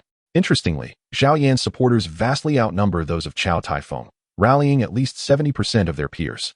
The students are not naive. They possess their own discernment. While Chow Typhon is undeniably powerful, his stature far surpasses that of the typical high school student. Yet, strength does not equate to effective leadership. Chow Typhon's demeanor is excessively composed, almost machine-like. For the sake of efficiency and victory, everything is subject to calculation, everything can be sacrificed. In stark contrast, Zhao Yan embodies an entirely different extreme. He is generous, magnanimous, and exuberant, seemingly born with an aura of leadership that draws others to him effortlessly. The balance of power teeters precariously between their strengths and numbers, and given that both viewpoints possess merit, one being aggressive and the other defensive, convincing the opposing side proves increasingly challenging. Ultimately, Chow Typhon concedes certain points and proposes a new plan. We have explored part of the tunnel. The terrain is constricted, making it inconvenient even for a single person to pass. Should many descend, it would result in a bottleneck. If you insist on going down, my suggestion is to assemble an elite team to scout ahead. Furthermore, as a beastmaster, your pets cannot operate effectively in such confined spaces. If you must descend, I shall take a few elite beast warriors to attempt it. What? You wish to go down? Aren't you the one advocating for remaining on the surface? Chow Typhon's proposal leaves Zhao Yan momentarily speechless. I am the most suitable for this task.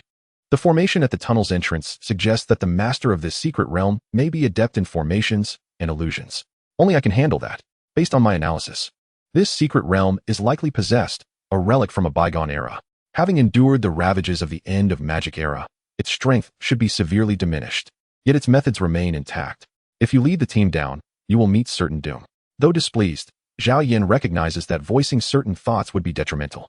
He cannot deny that Chow Typhon, the scion of the Chow family, is indeed exceedingly powerful and better suited for navigating the tunnel. Very well, choose your personnel. My family members will assist you.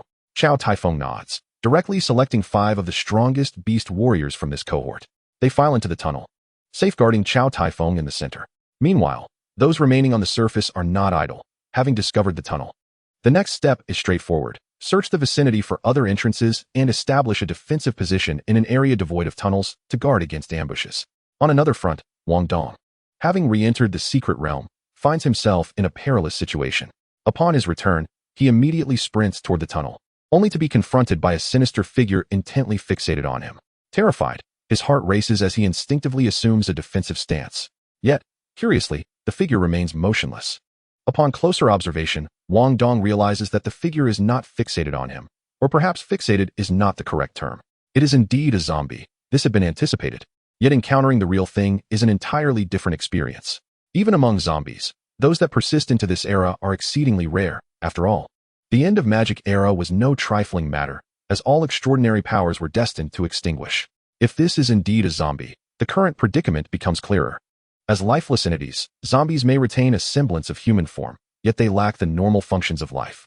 This implies that they do not possess the 5 senses typical of living beings. Their sole instinct lies in their hunger for life force and blood. Exercising caution, Wang Dong maintains his breath suppression technique, minimizing his presence to the lowest possible level. As long as he does not approach, he is unlikely to be detected. But what is the zombie doing? Glancing at the now empty blood pool, he turns away, suspecting that the creature has returned to investigate after sensing its lair has been disturbed. Since the zombie cannot perceive him, Wang Dong has no intention of provoking it.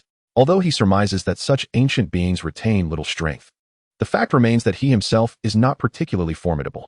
As a mere apprentice beastmaster, he is but a novice in this realm. Moreover, it is crucial to note that he had previously reported the situation, leaving his information terminal at that location as a beacon. Provided that the personnel at the base are diligent, skilled individuals should arrive shortly to address these issues. His true concern lies with the formidable practitioner from the Four Gods sect outside the secret realm, whether they might pursue him inside. After all, these fanatics defy conventional reasoning. Just as he cautiously retreats, preparing to change tunnels, the zombie suddenly stirs, its body stationary, yet its head jolts abruptly, twisting over 100 degrees, nearly turning completely behind it. It seems to sniff the air before rigidly darting in a particular direction. Wang Dong is momentarily taken aback, but quickly discerns the issue. The familiar rustling sounds return, and the corpses begin to stir. If it is not the dragon invoking incense, then it must be living humans. Someone has entered the tunnel. This is chaos. Wang Dong feels a surge of urgency. The most fundamental principle is that newly awakened zombies are relatively easy to deal with. However, these creatures feed on blood, particularly that of beast masters and magical beasts, which are rich in spiritual energy. If they consume a significant amount of blood imbued with spiritual essence, the zombies will rapidly recover, even evolving. Thus, the individual from the Four Gods sect has likely lured these candidates into the secret realm to serve as sustenance for this zombie. From this, it is evident that the zombie, at least for the time being, is not particularly formidable. Otherwise, the base would have more personnel and would not need to specifically seek out these students. The only conclusion is that these students possess limited combat capabilities, rendering them inferior to the frontline personnel at the base, making them suitable as mere fodder. Chapter 41, Forced to Act. After much hesitation, Wang Dong resolved to quietly follow. In his view, among his classmates, abilities varied. Discovering the tunnel was not particularly significant. However, possessing the audacity to venture into the tunnel could either indicate reckless bravery or exceptional skill. He couldn't help but think of the school's prodigy, who, with his amateur level 8 combat prowess, nearing professional rank, could certainly be classified as someone with exceptional skill and courage. Yet, Wang Dong was acutely aware that even Chow Tai Fong, upon encountering a zombie, might only have a fighting chance. The true peril underground, however, did not stem from this newly awakened zombie, but rather from the corpse insects.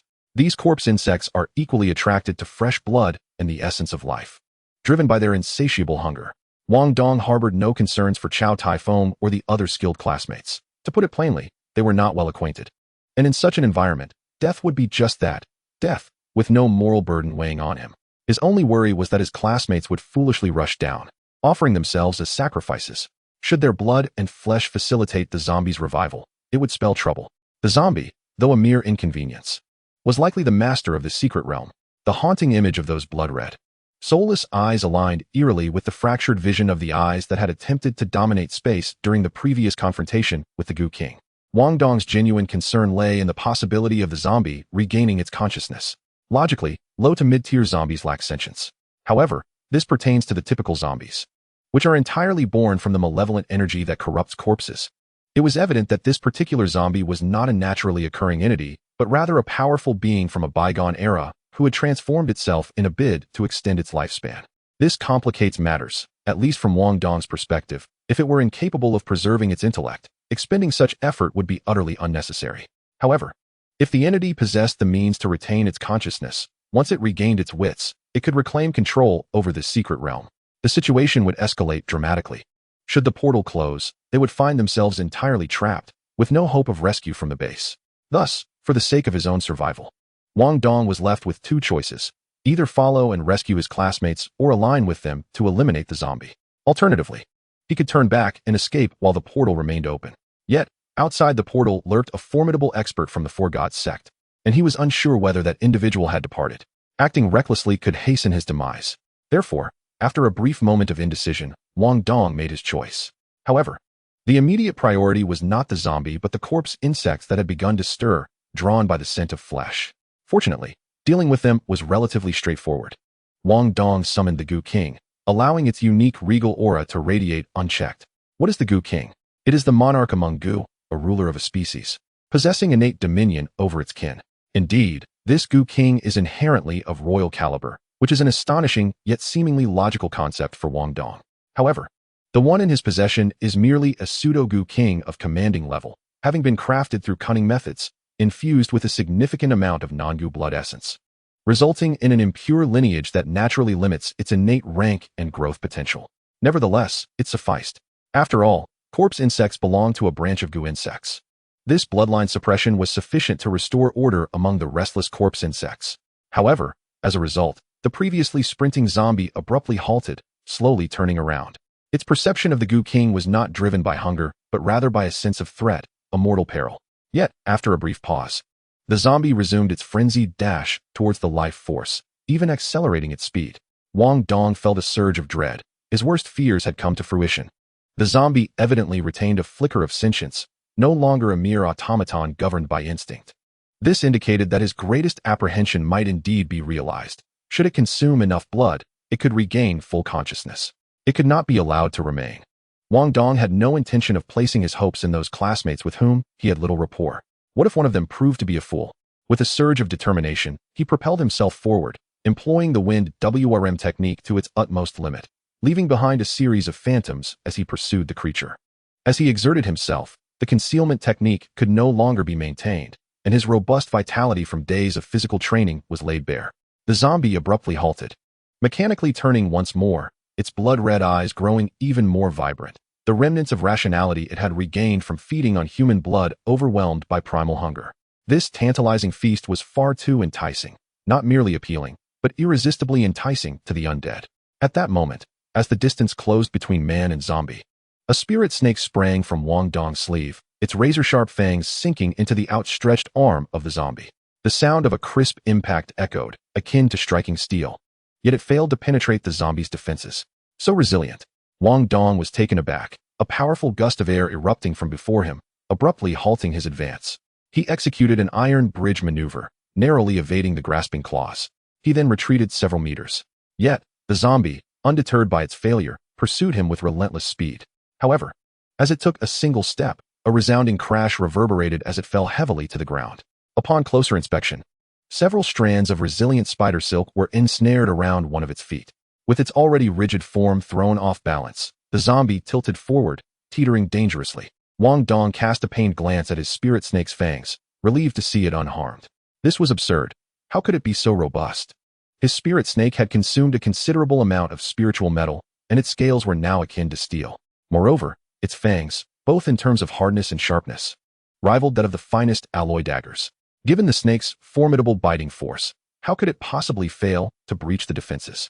Simultaneously, a small, palm-sized holy scorpion, which had long been lying in wait, slid down a strand of silk and landed upon the zombie's back, its barbed stinger thrusting downward with ferocity.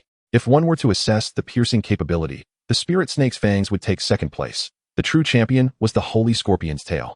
Yet, with another crisp sound, even the holy scorpion, the most potent among them, failed to breach the zombie's defenses.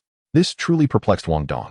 He had anticipated that the goo poison might prove ineffective against the zombie. Given its nature as a lifeless entity, one could understand its resistance to toxins. Yet, he had never imagined it would be so extraordinarily resilient, rendering him utterly helpless in combat. Without hesitation, Wang Dong drew the submachine gun issued by the base and unleashed a volley of shots at the zombie, which was still struggling to rise. The cacophony of gunfire resonated, accompanied by the clattering sound of spent casings hitting the ground. The zombie's skin, impervious even to the scorpion's sting, proved to be beyond the reach of the submachine gun, which was not designed for sheer power. Perhaps a heavy sniper rifle with armor-piercing rounds might yield different results. However, Wang Dong's sudden use of the firearm was not intended for causing harm. Rather, it served as a warning, a signal to his distant classmates that it was time to flee or to rush to his aid. The provision of firearms to these beast tamers was not meant for hunting. The deafening sound of gunfire in the wilderness could easily expose their location. Such noise could either scare away nearby prey or attract stronger beasts. Hence, the purpose of equipping beast tamers with guns was to ensure self-defense when their stamina waned or their beasts sustained injuries. The mere act of firing a gun was a clear indication to nearby allies that danger was imminent. Chapter 42, Reinforcements. After exhausting an entire magazine of submachine gun ammunition, one could only conclude it was futile. Although the zombie's body exhibited a certain rigidity, its strength was remarkably formidable. It forcefully slammed its arms against the ground, propelling itself back to a standing position. Almost immediately, it bent its legs and launched itself toward Wang Dong like a cannonball. Wang Dong's expression shifted as the wind WIRM unleashed a desperate spray of gas, maximizing its ability to execute agile movements. With an exceptionally nimble technique and its own convoluted maneuvers, it narrowly evaded several ferocious lunges. He never anticipated that his first real battle would be against such a grotesque creature as a zombie. As a goo master, even a novice like Wang Dong possessed a diverse array of methods at his disposal. The combination of goo, poison, and martial prowess was generally sufficient to confront the majority of skirmishes. However, this particular zombie was an unexpected anomaly. Its unique physiology rendered nearly all of Wang Dong's strategies ineffective. Its formidable physique meant that not only could he not breach its defenses, but even if he did, his greatest reliance on goo poison would have little effect against such a lifeless entity. Yet, not all was in vain. Wang Dong retrieved a specially prepared pill from the unique pouch at his waist, and with a flick of the jade toad's long tongue, it swallowed the pill. Instantly, a thick, gray mist began to emanate from the toad's surface, quickly enveloping the confined space of the tunnel. As the zombie charged through the fog, its previously explosive velocity began to diminish. Upon closer inspection, the zombie's skin, once resembling that of a parched tree bark, now gleamed with a lustrous sheen, transforming into a jade-like hue. The transformation was not merely superficial, it was profound. The jade toad's passive skill, jade transformation, was significantly enhanced under the influence of the special medicine. If it were a normal living creature, inhaling the gray mist would lead to the goo poison corroding its internal organs, effectively turning it into a stone-like entity in a short span. However, the zombie did not breathe, allowing the goo poison to only gradually erode the outer skin, converting it into a jade-like material. This new substance, while lacking in flexibility, was exceedingly robust, further augmenting the zombie's defenses, yet encased it in a heavy armor that severely hindered its movements, particularly at its already stiff joints. With a deafening roar, the zombie, undeterred, leapt forward once more toward Wang Dong. The effectiveness of the jade transformation skill hinged upon the corrosion of internal organs to truly manifest its potential. Its impact on the outer skin was slow and limited. If it were a rational being, it would have sought to dispel the effect or at least curtailed its movements. Yet, the zombie, devoid of reason, chose the most misguided approach and continued to move aggressively.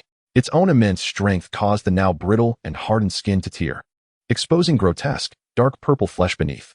Of course, such minor injuries were inconsequential to a zombie that possessed remarkable regenerative abilities and no sensation of pain. If it had access to flesh to consume, it could recover in mere moments. However, Wang Dong had been waiting for this opportunity and would not let it slip by. The fangs of the spirit serpent and the stinger of the holy scorpion swiftly pierced the unprotected areas, injecting them with goo poison. The potent corrosive nature of the poison was not something even a zombie's body could entirely resist. The flesh began to liquefy into a putrid mess, releasing a foul stench. Yet, due to the lack of blood circulation within the zombie's body, the spread of the goo poison was impeded.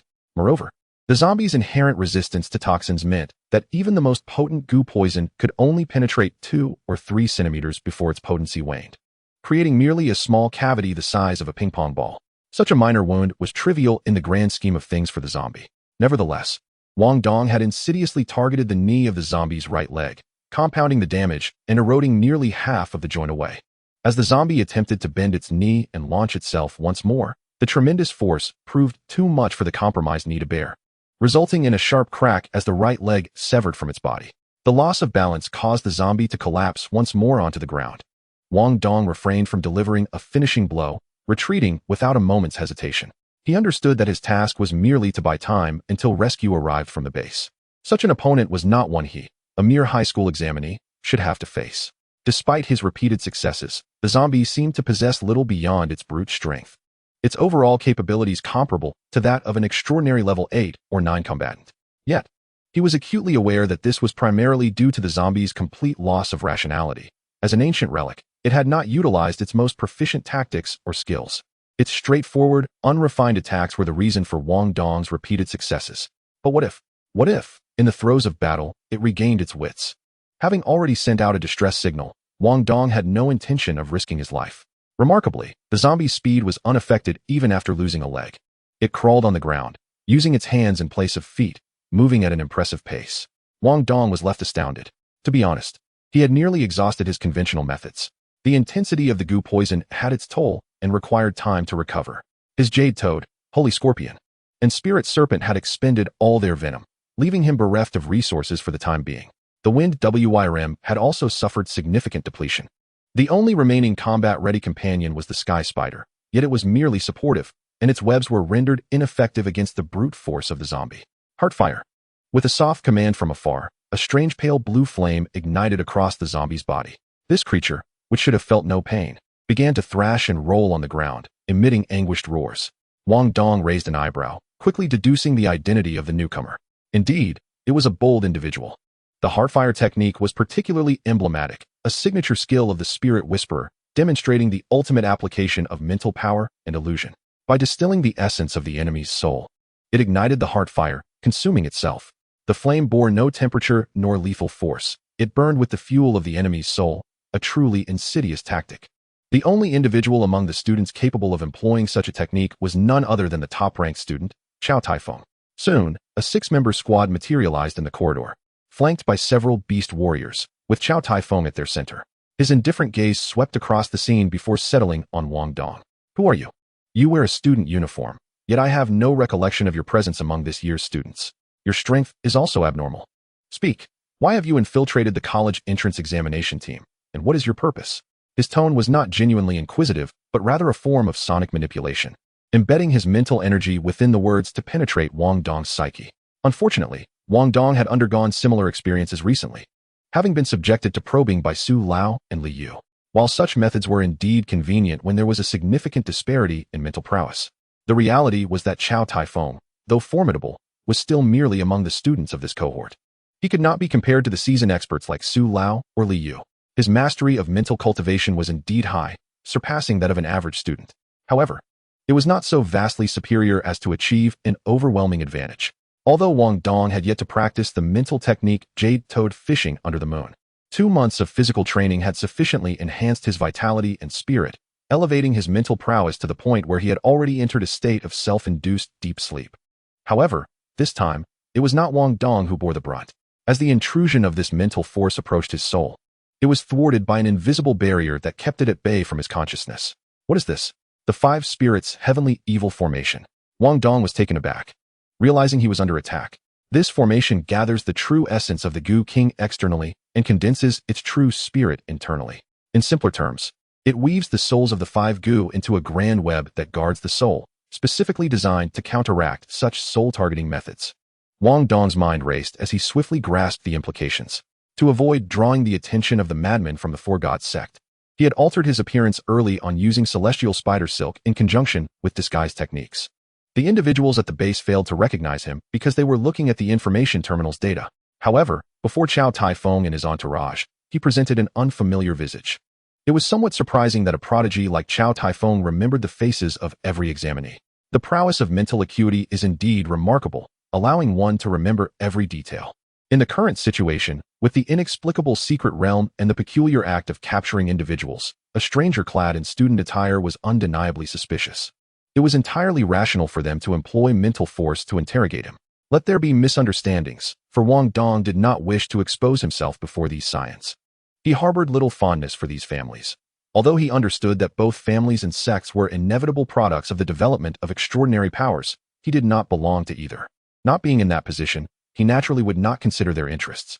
From Wang Dong's perspective, these families were merely obstacles impeding his progress and encroaching upon his resources.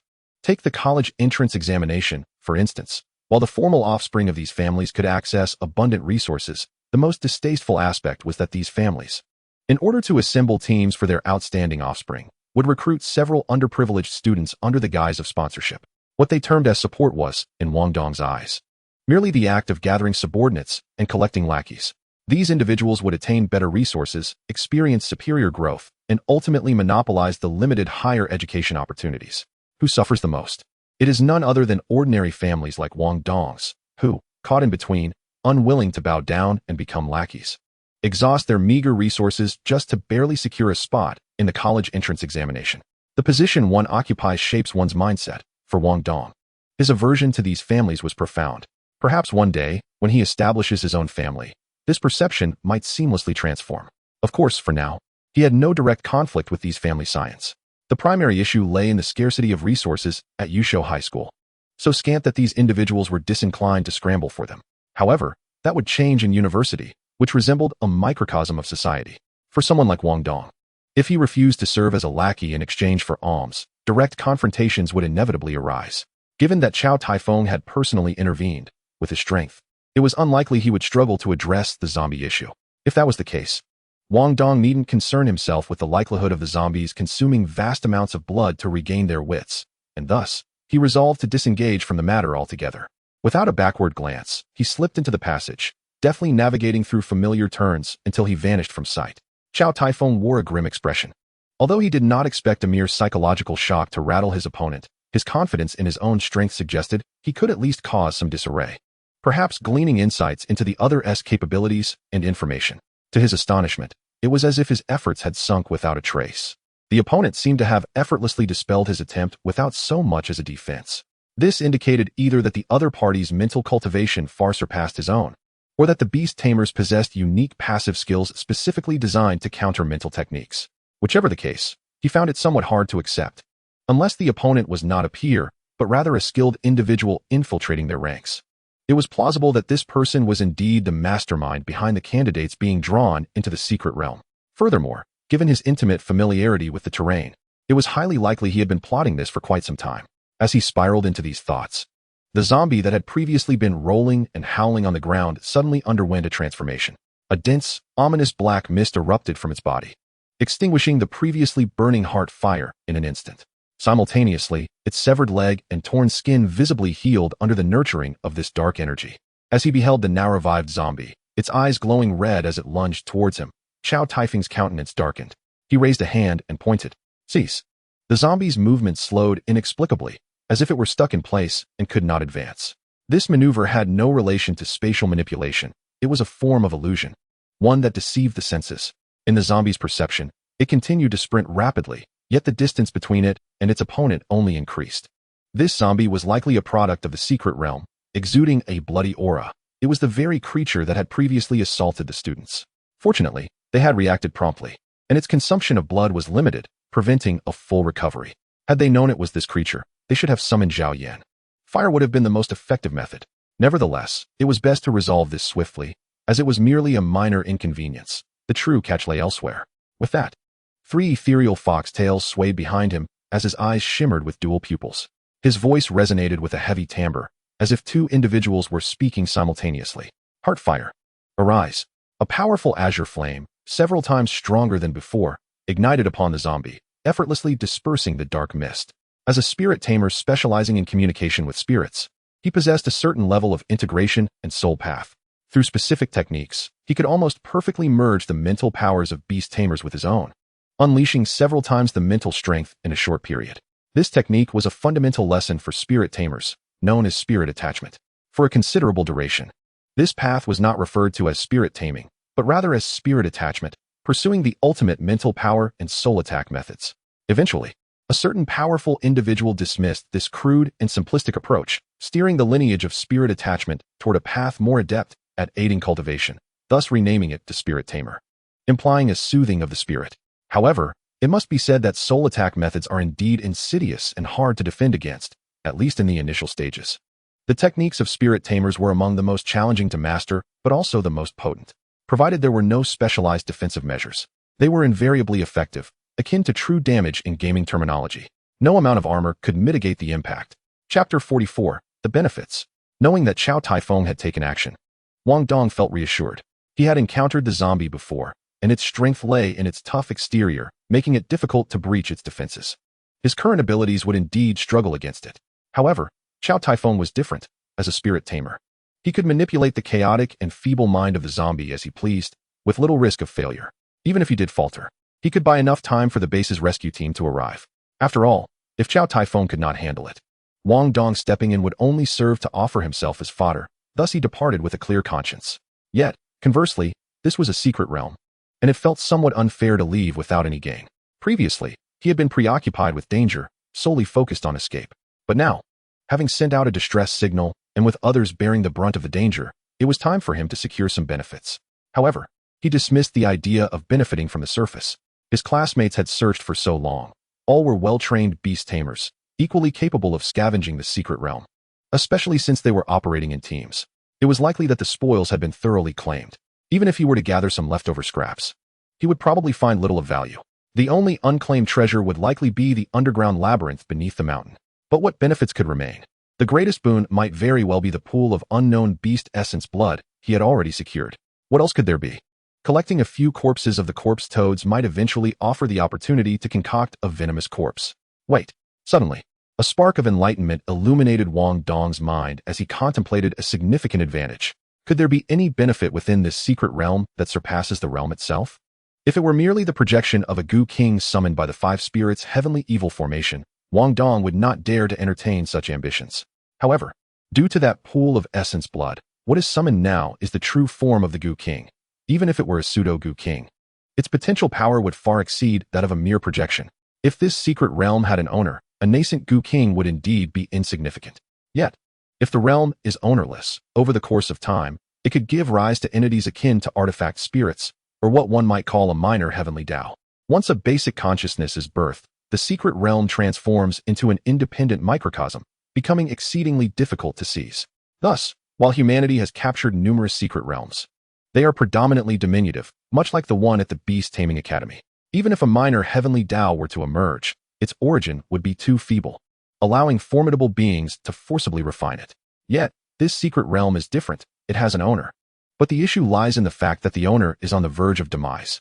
In the interim between the owner's passing and the emergence of a minor heavenly Tao, the realm's authority is virtually unguarded, presenting a golden opportunity for acquisition. The only remaining question is, where lies the core of the secret realm? According to the knowledge imparted by the Academy, the creation of such an independent space is not granted merely by strength. It necessitates a treasure imbued with innate spatial attributes to serve as the core, anchoring the spatial coordinates. Only then can one wield grand spatial abilities to cleave a portion of space and enclose it as an independent microcosm. The crux of obtaining the secret realm is to control the core treasure.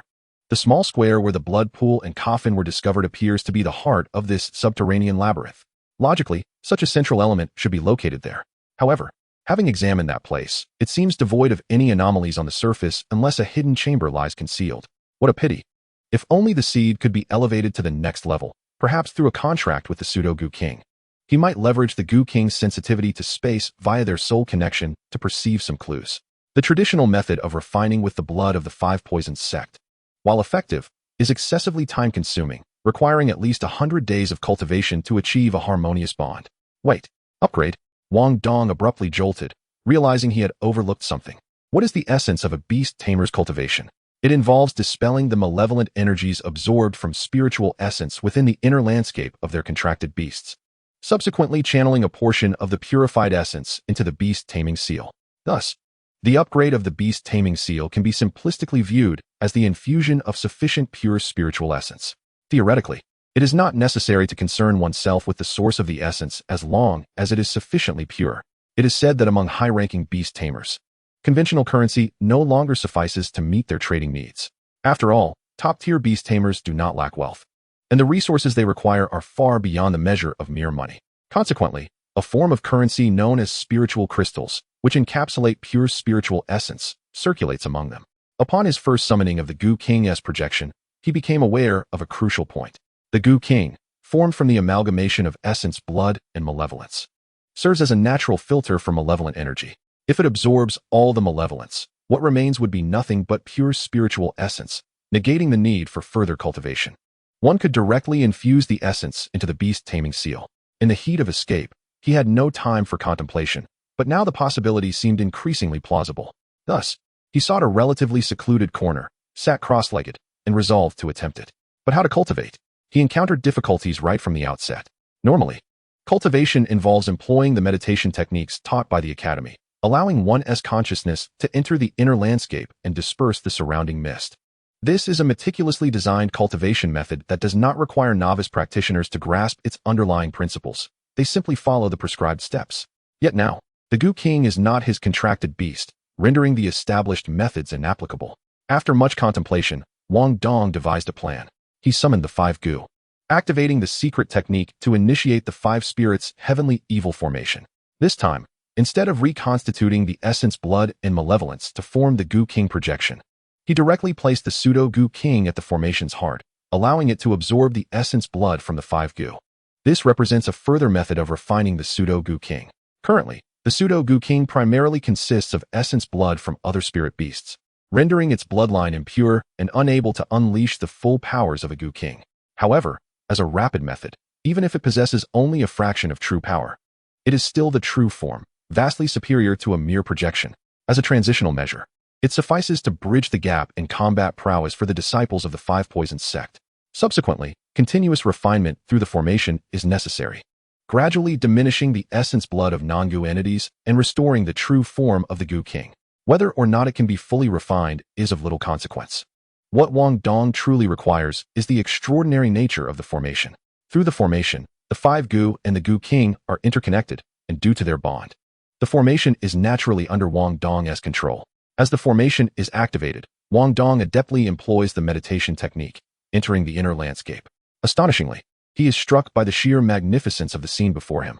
Previously, when entering the inner landscape, he had traversed through the soul connection with his beast, accessing a lower tier of the inner world. His perspective was limited to that of the beast, akin to a first-person view. However, this time, he seems to possess a third-person perspective, no longer confined to the viewpoint of a specific Gu insect, but able to move freely within a certain area. Chapter 45, Pillar of Heaven. This area is not extensive. Instead of 5 Gu insects, there are 5 towering pillars of light.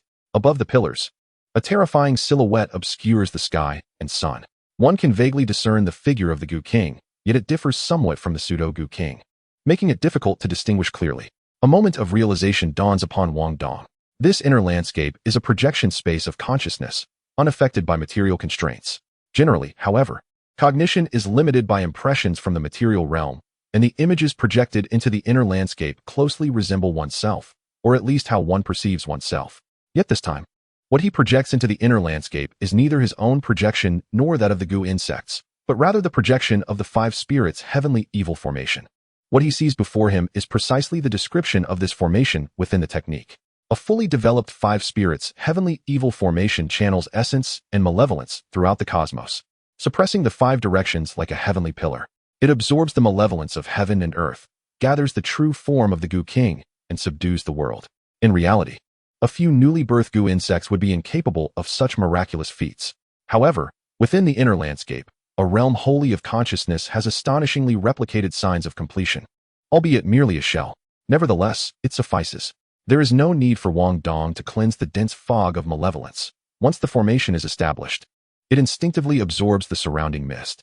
The so-called malevolence continuously flows into the body of the Gu King, while the excess spiritual essence transforms into vapor that descends, drawn into the Gu insects' bodies by the 5 towering pillars of light. All of this occurs autonomously. Rather than being the most occupied, Wang Dong finds himself somewhat idle. What could he possibly do? After attempting for some time, Wang Dong could not find anything he could contribute. Thus, he simply gave up, entering a state of meditation within this inner landscape to refine his own spirit. Everything seemed so perfect, yet the mirror shattered instantaneously, forcibly pulling Wang Dong's consciousness back to reality. The entire process lasted barely 10 minutes. Observing the weakened 5 Gu beside him, Wang Dong recognized the underlying issue. The few Gu insects, being newly birthed, had limited essence blood, and the substantial consumption of essence blood from previous activations of the formation had exhausted their reserves. Although the beast space can expedite recovery, the essence of blood is fundamentally crucial and cannot be restored as easily as external injuries. It is imperative to promptly return them to the beast space for adequate rest. Upon returning to the beast space, the beast seal reacted immediately.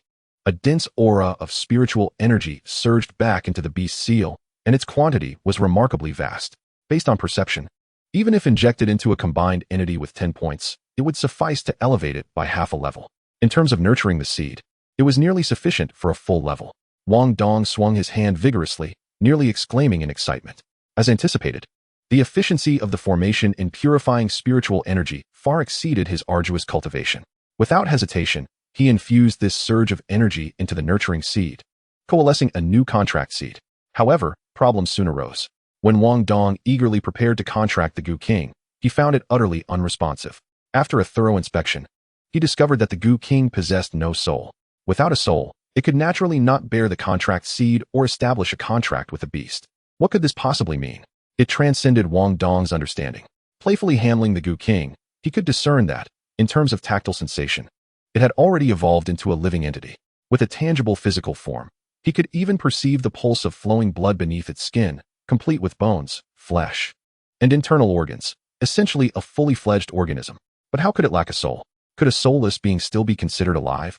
After pondering for an extended period without any clarity, he reluctantly decided to abandon the inquiry. The fusion of 2 systems encountering issues was not unexpected. The fact that the Gu insect had seamlessly integrated into the Beast Master system was already a surprise. Now that some complications had arisen, he could only accept it. Fortunately, there remained the traditional blood refinement methods of the Five Poisons sect. Upon reflection, having an additional external ace up his sleeve was not without merit. Yet, the dilemma lay in the fact that his current level of nurturing the seed seemed to have been in vain. Although the influx of spiritual energy was easily acquired and not entirely wasted, his ambition to contract the Goo King, leveraging its sensitivity to space to uncover the core of the secret realm, had been thoroughly dashed. Alas, one must not be overly greedy. Surviving such a meticulously orchestrated crisis was already a stroke of good fortune. Moreover, utilizing that blood pool to manifest the pseudo-Goo King's true form was a significant gain. He could not afford to be greedy. With newfound clarity, Wang Dong set aside his concerns and resolved to explore further, at least capturing a few corpse toads as trophies.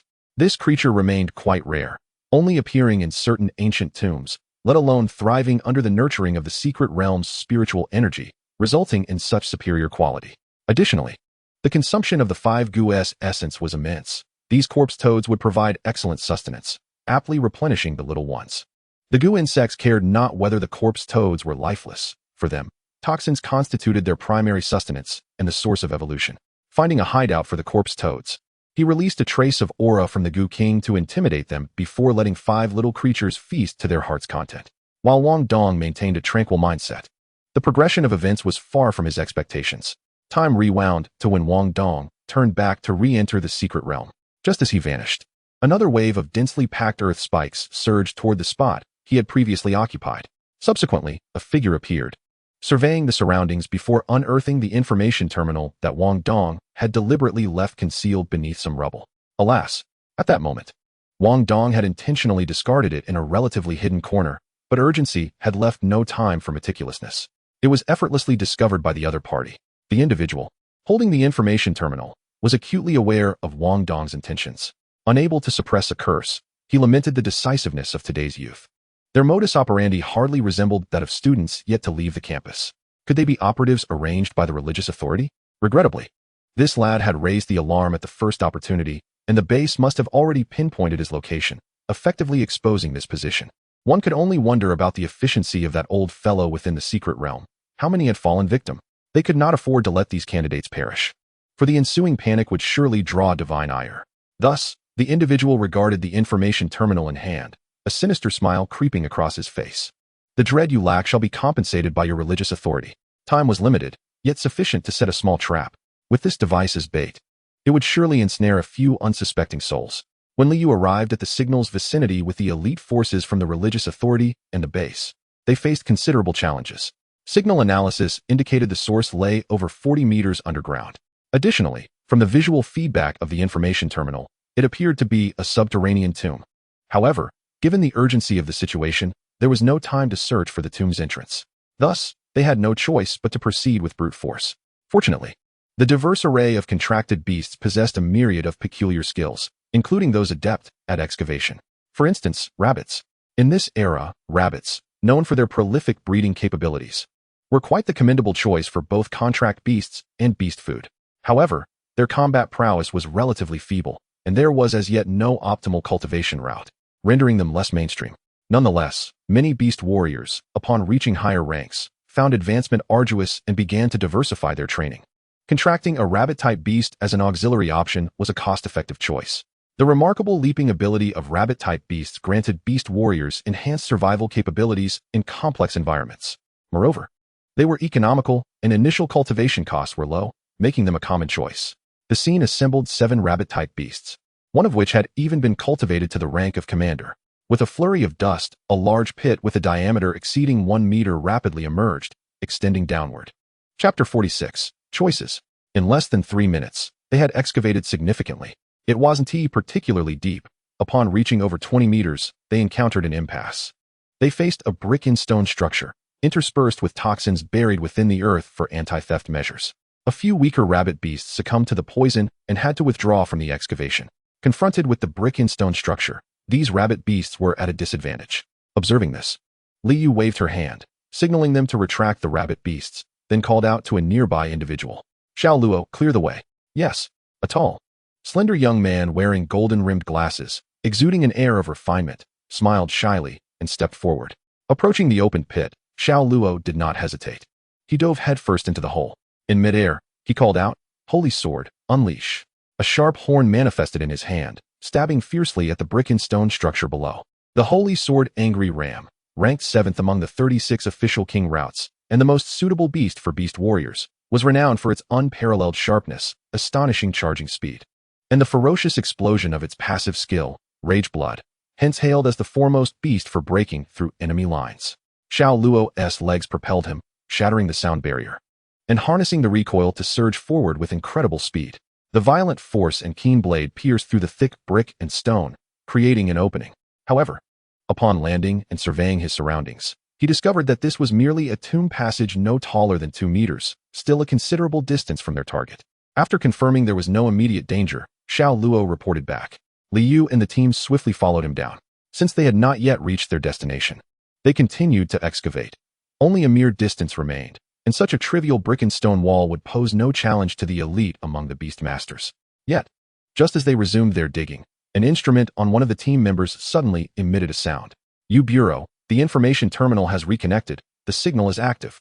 As he spoke, he turned abruptly to face one end of the tomb passage. That direction is approximately 30 meters away from us. Upon hearing this, Liu furrowed her brow, glancing at the ground they were excavating and then at the darkened tomb passage, a flicker of hesitation crossing her expression. She naturally did not believe that the signal originated from Wang Dong. Otherwise, he would not have concealed the signal prior to this moment. In fact, it could be said that Wang Dong lacked the ability to obscure signals unless he had entered a secret realm. Thus, it can be deduced with a high degree of certainty that Wang Dong has already fallen victim to the hands of this lunatic from the Four Divine cult. Now, this madman is using Wang Dong's information terminal as bait to lure them in. Aware that this is a trap, yet for the Bureau of Religious Affairs, the foremost priority is to eliminate the deranged member of the Four Divine cult. They must leap into the snare despite knowing the risks. Failure to seize this singular, fleeting opportunity would render their chances of capturing this scoundrel exceedingly slim.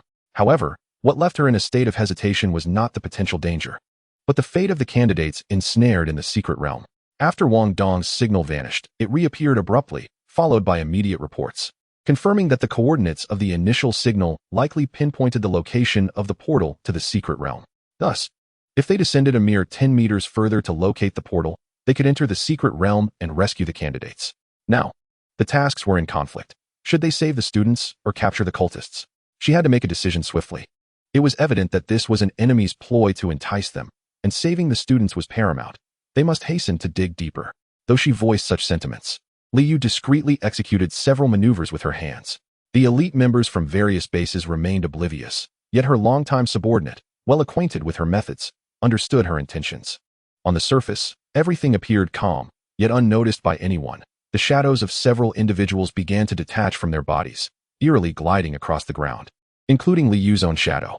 Beyond the 36 royal pathways publicly acknowledged by the state, it is noteworthy that over the years, numerous other stable or somewhat unstable royal pathways have been developed, far exceeding those officially recognized.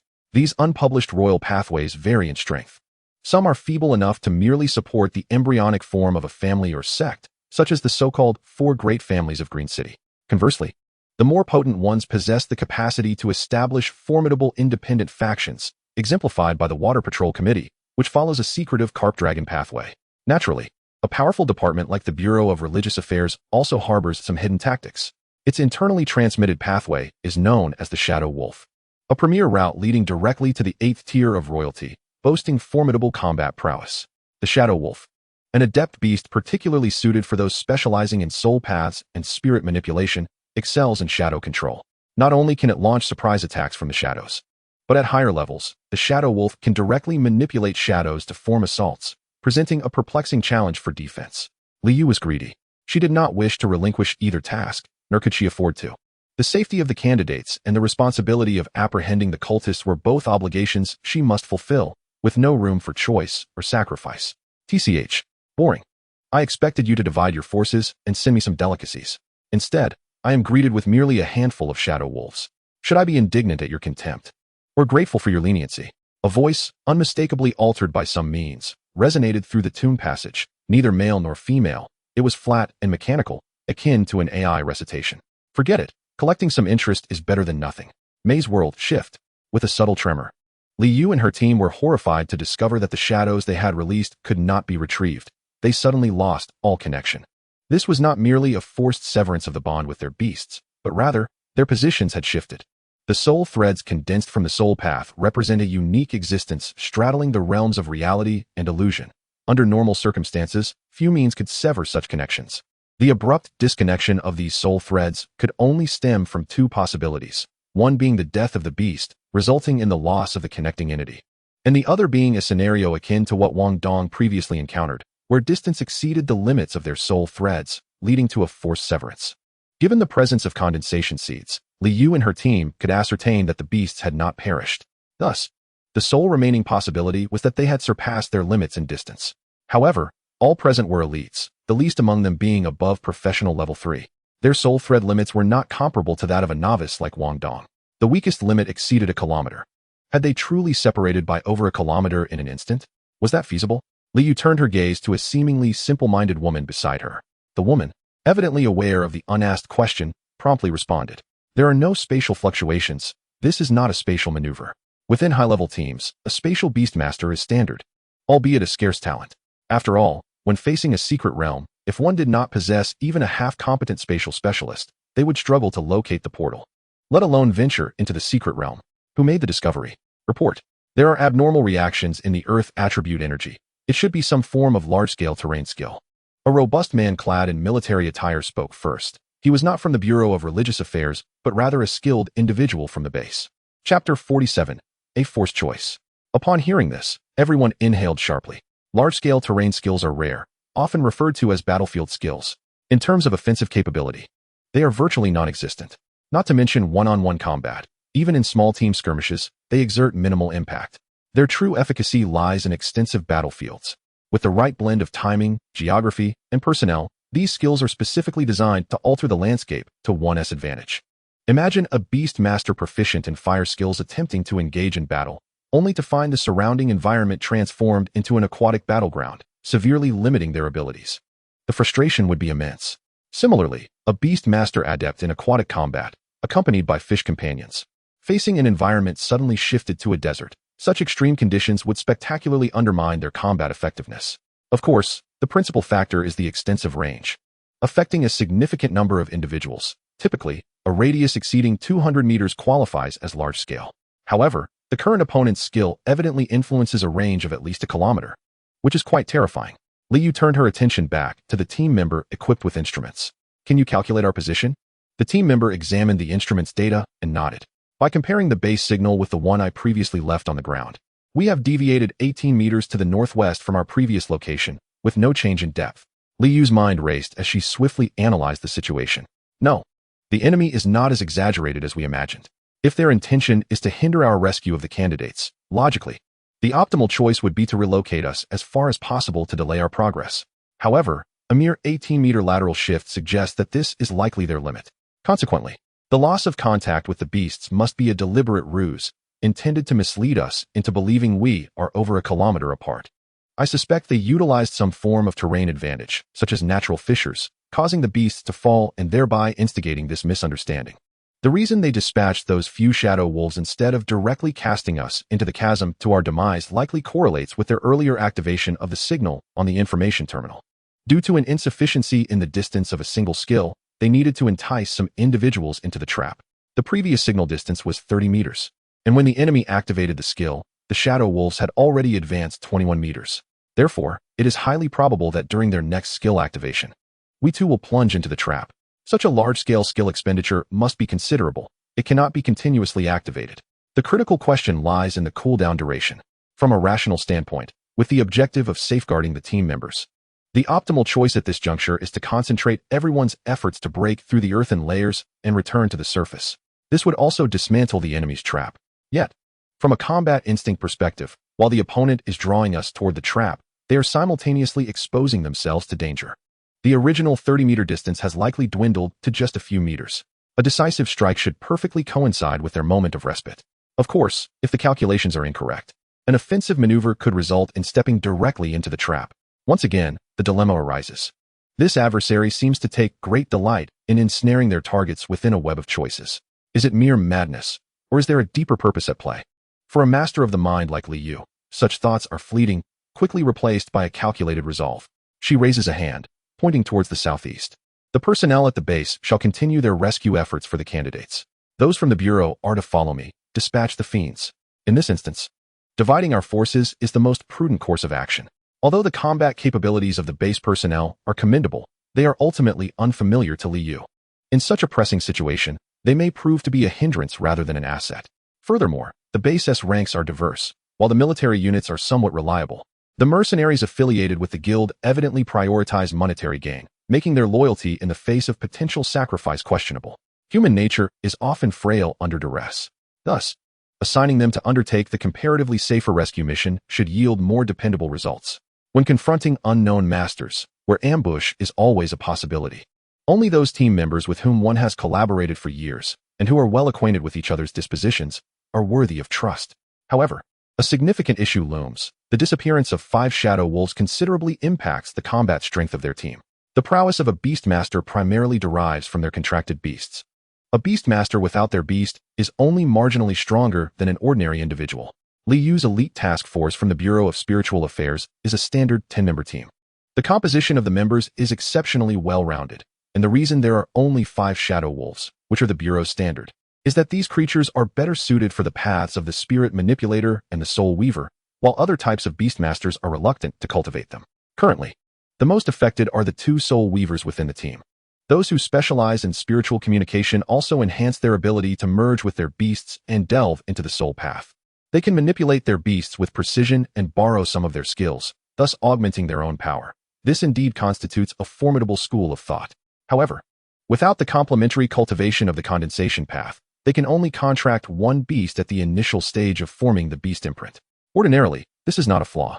The training of beasts is exceedingly intricate and costly. Most beastmasters exhaust their fortunes to cultivate even a single one. As the adage goes, one cannot bite off more than they can chew. Thus, the majority of beastmasters operate with one beast each. Yet, faced with such extreme circumstances and treachery, though their beasts remain alive, the temporary loss of contact renders these 2 soul weavers nearly incapacitated. While they possess considerable mental prowess, they are not entirely powerless. Lacking the support of their beasts, they find themselves ill-equipped for battles of this magnitude. Fortunately, the other 3 who have lost their shadow wolves, including Li Yu, are all adept soul manipulators. Soul manipulators who primarily focus on the soul path also enhance their abilities in the condensation and spiritual communication paths, often possessing auxiliary contracting beasts. While their combat strength is indeed affected, it remains manageable, particularly for Li Yu. Although the shadow wolf is a coveted creature among many beastmasters, for her, it merely serves as a minor auxiliary gained through the privileges of her position. Its stealth and control capabilities are noteworthy, but it is not her primary focus. As Li Yu charges forth with determination, accompanied by a fierce roar, a golden-haired monkey, approximately 1.5 meters tall and wielding a long staff, emerges before her, racing ahead with remarkable speed. This is the beast she specializes in, a weapon-wielding golden monkey, and it follows a nearly personal growth path unique to her. This so-called personal growth path refers to its cultivation to the king level, yet there are no others who have reliably cultivated a similar king in the same manner. Thus its reliability remains to be validated. Li Yu is a disciple of Old Master Su, yet the fundamental differences in their paths are striking. Born before the revival of spiritual energy, Old Master Su was once a performer in a monkey show. Following the resurgence of spiritual energy and the establishment of the Beastmaster system, he became a Beastmaster, a warrior bonded with a monkey. Utilizing his contracted monkey companion, combined with his foundational skills in monkey performance, he wields his staff with impressive flair, reminiscent of the great sage. Li Yu, however, has not practiced monkey performance, nor has she become a beast warrior. This distinction in fundamental ideology is crucial. Her ambition lies in nurturing a true Sun Wukong. Chapter 48, Number 7. Within the realm of beastmasters, numerous schools of thought naturally lead to ideological disputes. This is hardly surprising. Confidence in one's own superiority is a matter of personal freedom. Regrettably, differing ideologies often escalate into conflicts over fame and fortune. Among beastmasters, the most incompatible beliefs are those of the soul manipulators and the beast warriors. Other schools may find some common ground, but these two represent polar extremes. The soul manipulators stem from a tradition known as the puppeteer, which has been integrated into the beastmaster system. The core philosophy of this faction is to relinquish the autonomous agency of the beasts, allowing the soul manipulator full control, treating the beasts as mere puppets. In stark contrast, the beast warriors directly harness the skills of their beasts, relying on their own prowess in battle. The discord between these two schools arises precisely because their core beliefs are fundamentally similar. They both prioritize the human element over the beast. Viewing beasts as tools and emphasizing their own dominion leads to the most significant disputes. Thus, it is difficult to fathom that Liu is indeed a disciple of Old Master Su. With the weapon-wielding golden monkey leading the charge, it draws attention and serves as a vanguard. When faced with unknown adversaries and uncertain tactics, it is evident that beasts offer a far greater margin for error than humans. Countless earthen spikes erupt from the ground, forming a deadly gauntlet reminiscent of a sword-wielding inferno within the confines of the tomb. In the face of such concentrated assault, the weapon-wielding golden monkey exhibits little to no movement, maintaining its forward momentum without any intention of parrying. The spikes strike against the golden monkey, producing a cacophony of clinks. Not only do they fail to inflict any damage, but they do not even slow its advance. This is due to the monkey's passive skill, Diamond Skin. Achieving king level is no trifling matter. It is the highest rank attainable through conventional nurturing, beyond which lies a realm that cannot be reached through ordinary means, requiring serendipity and the rarest of resources. The most distinctive characteristic of an extraordinary beast is that certain traits are solidified into skills, rendering them transcendent. The commander level signifies a further evolution of these skills, potentially enhancing their power, effects, or manifestations, resulting in a qualitative leap. To ascend to king level, a critical requirement is the completion of at least one skill's qualitative evolution, transcending its original limitations. In terms of traditional cultivation, this reflects the evolution from technique to art, and ultimately to the Tao. However, explaining it through gaming terminology offers clarity. For instance, the golden monkey's passive skill, Diamond Skin, possesses two attributes at the extraordinary level: enhanced strength and defense. Upon reaching the commander level, the skill's attributes remain largely unchanged, merely experiencing exponential growth in strength and defense. Yet, upon breaking through to king level, Diamond Skin transforms from a mere numerical increase into a qualitative change, evolving into an almost invincible state, embodying the essence of supernatural abilities, thus transitioning from a numerical anomaly to a mechanism anomaly. As it stands, the effect of Diamond Skin allows it to disregard any attack that does not exceed a certain threshold of damage, exemplifying its remarkable resilience. Without this ace up her sleeve, Liu would not dare to employ her beast as the vanguard. As long-standing adversaries, this member of the Four Divine Teachings evidently possesses a considerable understanding of the experts within the Religious Management Bureau. The vast disparity in information is what emboldens him to remain here, poised to impart a lesson to the Bureau. He comprehends the workings of the Bureau, while they remain almost entirely ignorant of his methods. As the golden monkey draws ever closer, a cruel smile graces the lips of the hidden disciple of the Four Divine Teachings. This wretch, who narrowly escaped death during the last ambush, has evidently learned nothing from that encounter and dares to act so recklessly. This time, he is determined to eliminate a high-ranking official of the Bureau, delivering a profound shock. He chuckles, recalling that the last incident was merely a casual diversion, unexpectedly utilized so soon. Did they truly believe that merely recuperating from their injuries would suffice? Muttering to himself, he raises his hand in a grasping motion, and a heart fashioned from sand materializes within his palm. With a firm grip, the sandy heart erupts violently. Simultaneously, the once formidable golden monkey suddenly shrinks, collapsing in agony, clutching its chest, and rolling on the ground in pain. Behind, Liu pales, suffering significant backlash, and promptly warns her companion. Be cautious, it's target number 7. Target number 7 is an internal designation within the Bureau, reserved for extremely dangerous individuals with scant intelligence available, necessitating their identification by number. Interestingly, this target number 7 has a profound connection with Wang Dong. He is the architect behind the urban assault that led to Wang Dong's traversal, a ploy that served merely as bait. The true intent of target No. 7 was not the ordinary populace. Rather, he exploited a disciple to orchestrate the attack, thereby testing the Bureau's response speed, processing protocols, and related intelligence, while simultaneously laying traps to ensnare several of the Bureau's operatives. It was during this incident that Liu, leading the charge, fell into an ambush, resulting in the severely injured golden monkey, which was even tainted by malevolent forces, taking over a month to recover. This circumstance explains the intense aura of hostility that enveloped her when Wang Dong first encountered her. However, given that this event transpired in an urban setting, target No. 7 had limited time and was unable to act with excessive force, thus inflicting only severe injuries without the opportunity to deliver a fatal blow. Nevertheless, target No. 7 is cunning. Realizing the opportunity for a decisive kill had slipped away, he instead chose to control the invasive dark energy, embedding a concealed mark within the golden monkey as a contingency. Little did he anticipate that this mark would be activated so swiftly.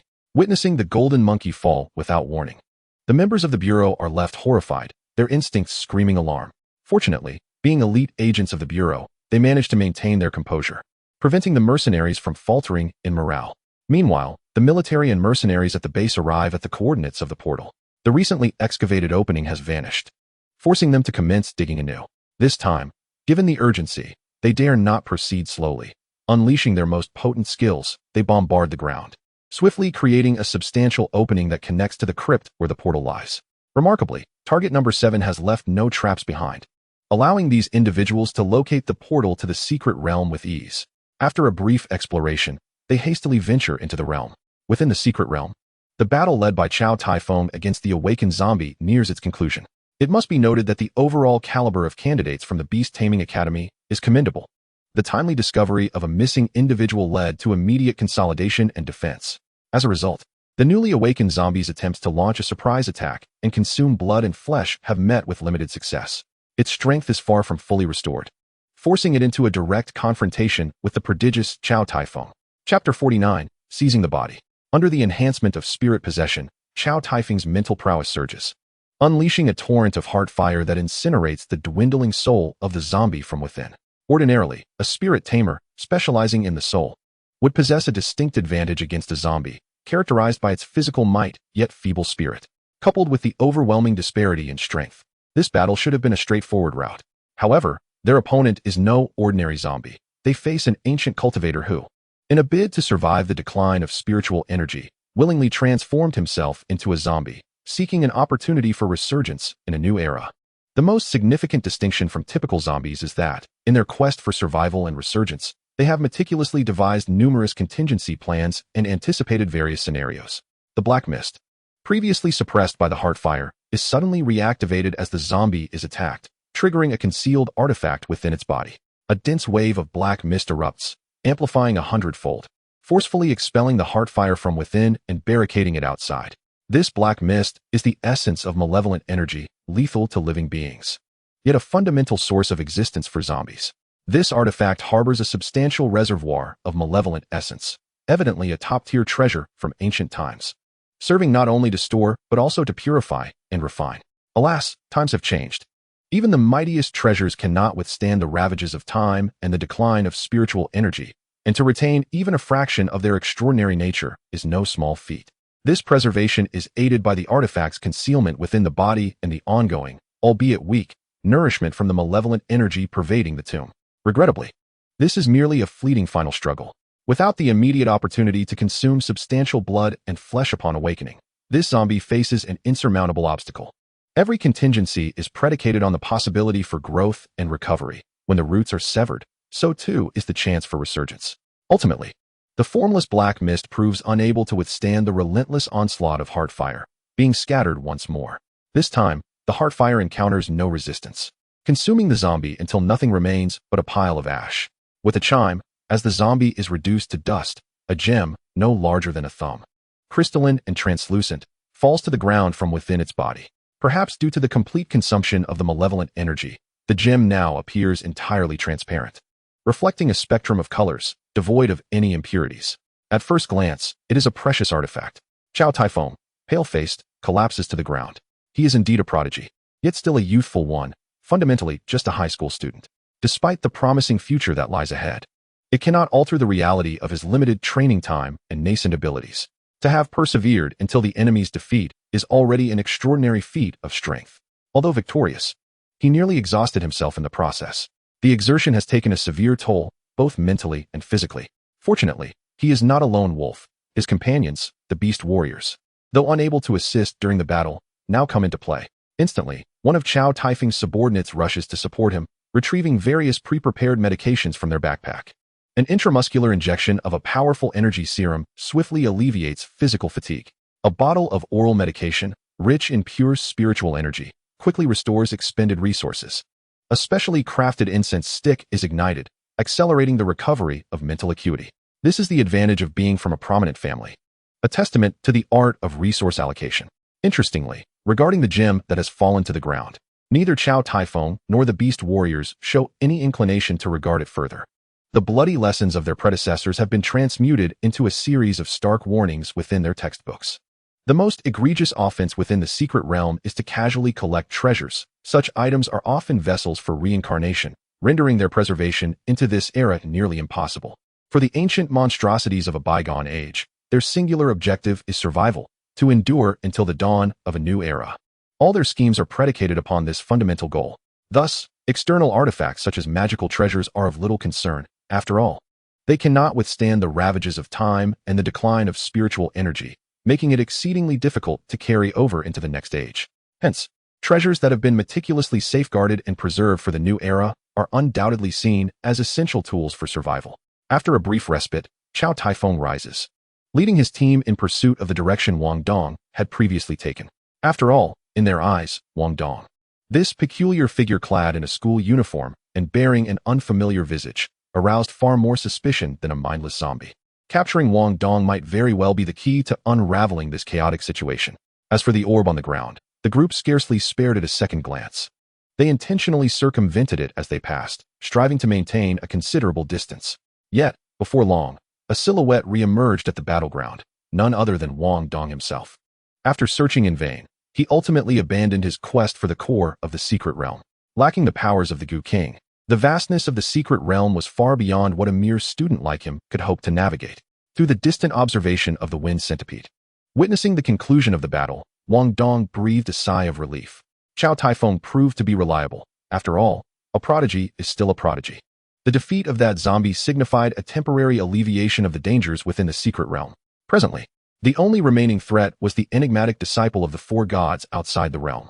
However, that particular menace was of concern to the Bureau of Religious Management.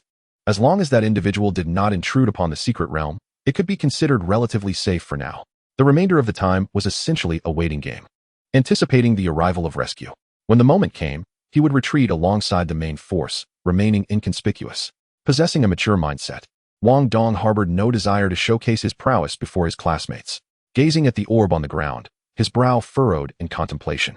Having inherited the memories of the original owner, he was acutely aware that treasures within the secret realm should not be carelessly collected.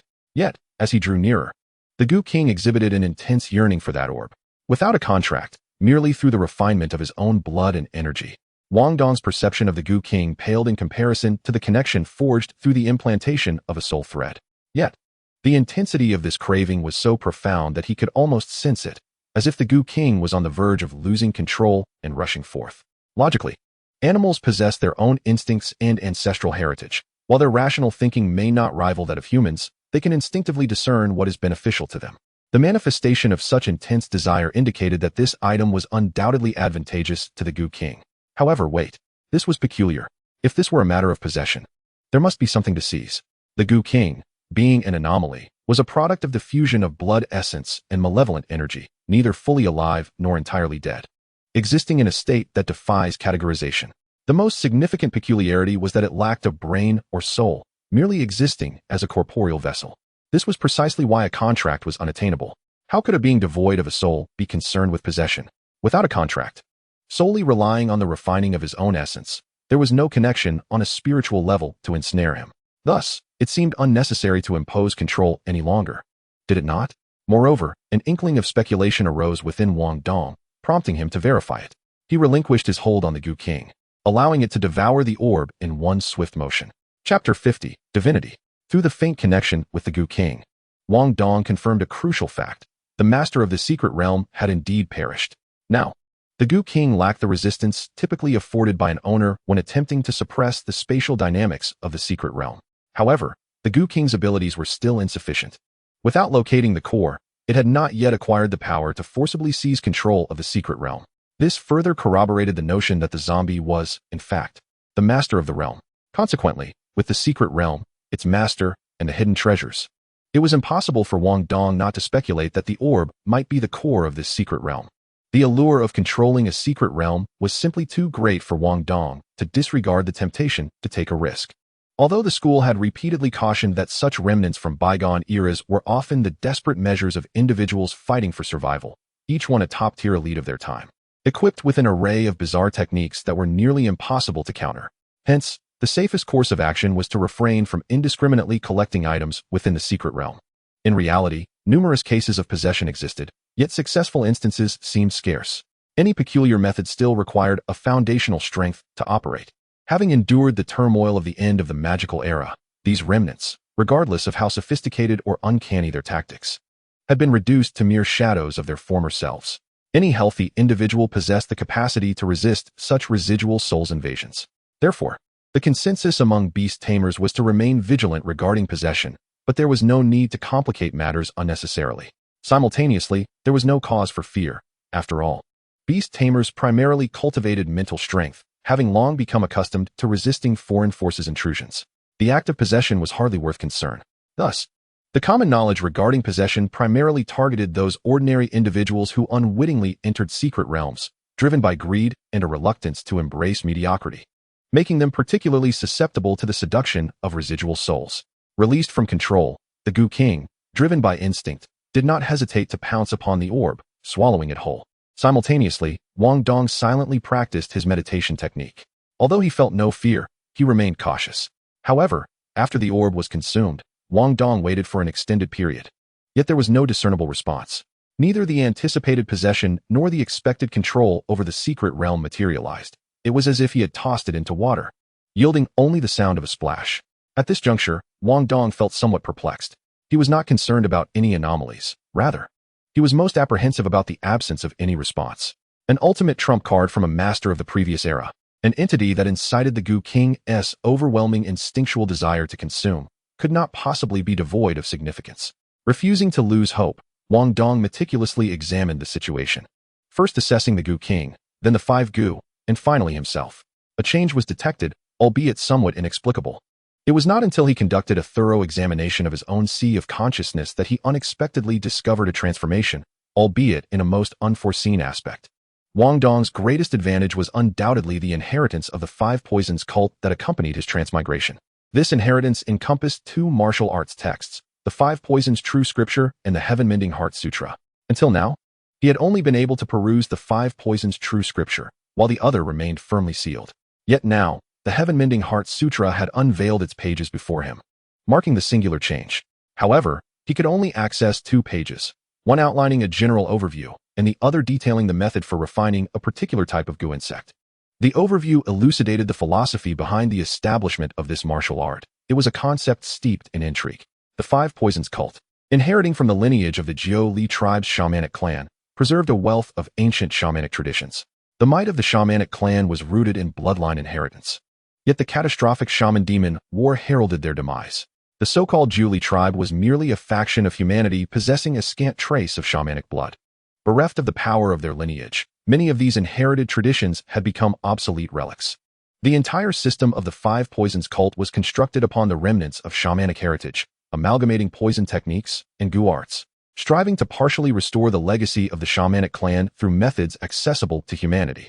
For instance, the 5 Poisons True Scripture ultimately resurrected a fragment of the 12 capital heavenly gods' grand formation. Conversely, the Heaven-Mending Heart Sutra sought to reconstruct another core aspect of shamanic heritage, ritualistic practices. The shamans excelled in sacrifices, inherently endowed with the bloodline of Pangu, possessing the ability to create the heavens. As such, they naturally garnered the favor of the heavenly principles. Therefore, offerings to the heavens were almost guaranteed to yield favorable outcomes, leading to the development of a comprehensive sacrificial system. Regrettably, while this sacrificial practice was passed down to humanity, it lacked the divine favor of the heavenly principles, devolving from a power system into a mere ceremonial ritual, devoid of supernatural potency. The term mending the heavens bore 2 connotations, one aimed at compensating for inherent deficiencies, while the other sought to supplement the voids of the heavenly principles. This overview broadly introduced the origins of the martial art, yet as it progressed, it became increasingly esoteric. Although humanity lacked the favor of the heavenly principles, there existed a collective that basked in such divine attention. They were known as the gods. Formed from the very essence of the rules of heaven and earth, they were the cherished offspring of nature itself. Based on divinity and employing the art of poison manipulation, the clandestine methods of the 5 Poisons sect involved surreptitiously appropriating heavenly secrets and usurping power, achieving effects akin to sacrificial rites through cunning means. The introduction may seem enigmatic, yet when Wang Dong turned to the second page and beheld the sole discernible formula for the poison, he comprehended the peculiarities and marvels of this technique. It diverged entirely from the concepts of poison manipulation elucidated in the true scriptures of the five poisons. The previous poison crafting could be perceived as a purposeful guiding of evolution grounded in biological foundations, culminating in the emergence of an entirely new species. However, the poison manipulation delineated in the Heaven-Mending Heart Sutra bore resemblance to a form of creation, wherein the poison transcended biological connections and became an embodiment of rules, akin to entities such as spirits and essences. For instance, the withered poison, whose foundational material was derived from the divine essence of a certain malevolent deity rooted in fear. Malevolent deities, in fact, represent a relatively common existence.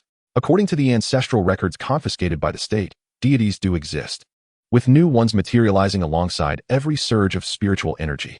However, there are two categories of deities: the innate deities born from the confluence of the great laws and spiritual energy, and the acquired deities, also known as incense deities.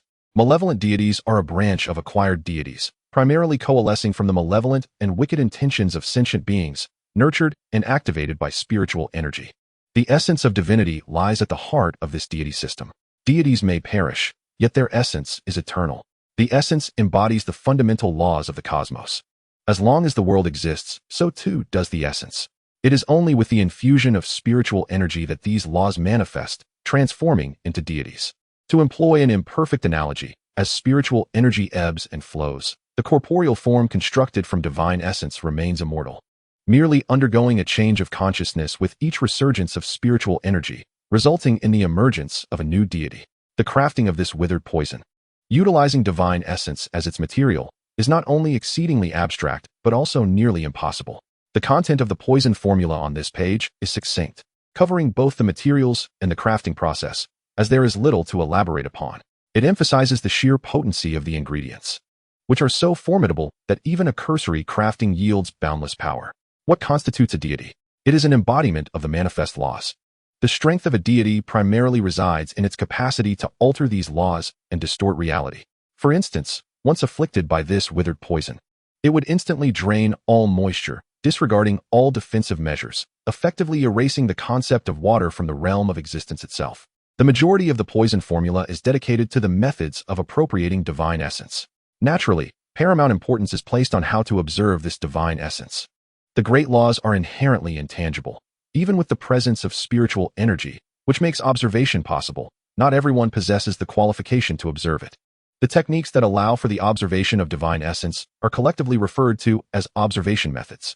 Among these, the formula records a unique observation method exclusive to the five poisons sect.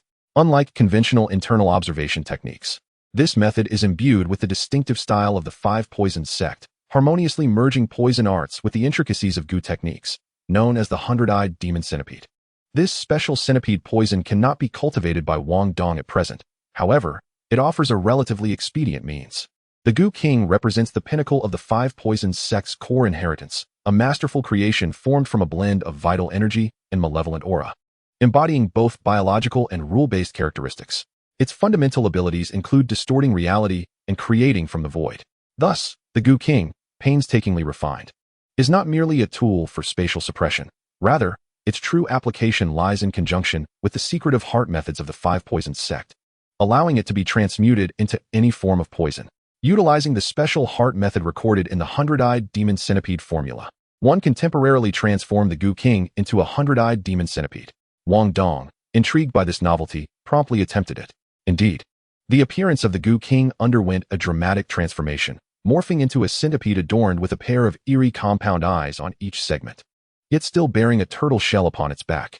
As his vision shifted, Wang Dong unexpectedly perceived a wisp of black mist coiling around the Heaven-Mending Heart Sutra. This entity appeared to be the fear-based divine essence referenced within the poison formula. Could it be that this was the catalyst activating these two pages? Was the Heaven-Mending Heart Sutra unlocked through divine essence? With a mindset of experimentation, Wang Dong endeavored to employ the crafting technique of the withered poison to draw forth this wisp of black mist, condensing it into a small particle that seemed both solid and ethereal, its shape indeterminate. Is this the withered poison? No, it is more accurately described as a substandard product.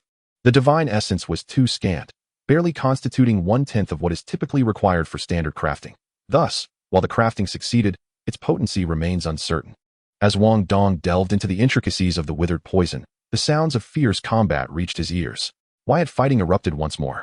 Meanwhile, the elite forces of the base, unhindered by any interference, adeptly located the portal after splitting into smaller units. They promptly dispatched an elite combat team to venture into the secret realm as scouts. Upon entering the secret realm, this team found themselves momentarily disoriented. Before them lay a desiccated blood pool, its edges stained with remnants of blood. 5 suspended coffins hovered in the air, with coffin lids strewn upon the ground. All within a vast subterranean space surrounded by dozens of tunnel entrances. The environment exuded an aura of peril. Faced with so many openings, the 10-member team was clearly insufficient, and they dared not divide their forces recklessly. Thankfully, the elite personnel of the base, whether military or mercenary, though perhaps lacking the individual prowess of certain formidable factions, possessed top-tier frontline combat experience. Their team configurations and beast cultivation practices seldom blindly pursued combat strength. Rather, they prioritized the demands of actual combat. In light of this complex situation, the team had prepared accordingly. The scouts summoned their beast companion, a bat, and employed its sonic skill to conduct a wide-ranging reconnaissance of the terrain, swiftly mapping the area. Unfortunately, the reverberating sound waves activated the corpses lurking in the shadows. Without Wang Dong's Gu King to suppress them, these awakened corpses surged forth, emerging en masse from the myriad tunnel entrances. This nearly sent the small team into a panic. Fortunately, they had yet to enter the tunnels, leaving them with room to maneuver. Although the subterranean space was not extensive, the coffins suspended by iron chains provided them with a refuge. This was the scene Wang Dong encountered upon his arrival. 10 individuals precariously perched on the limited space of the coffins, engaged in a desperate struggle. The coffins were not small. 5 of them could comfortably accommodate 10 people.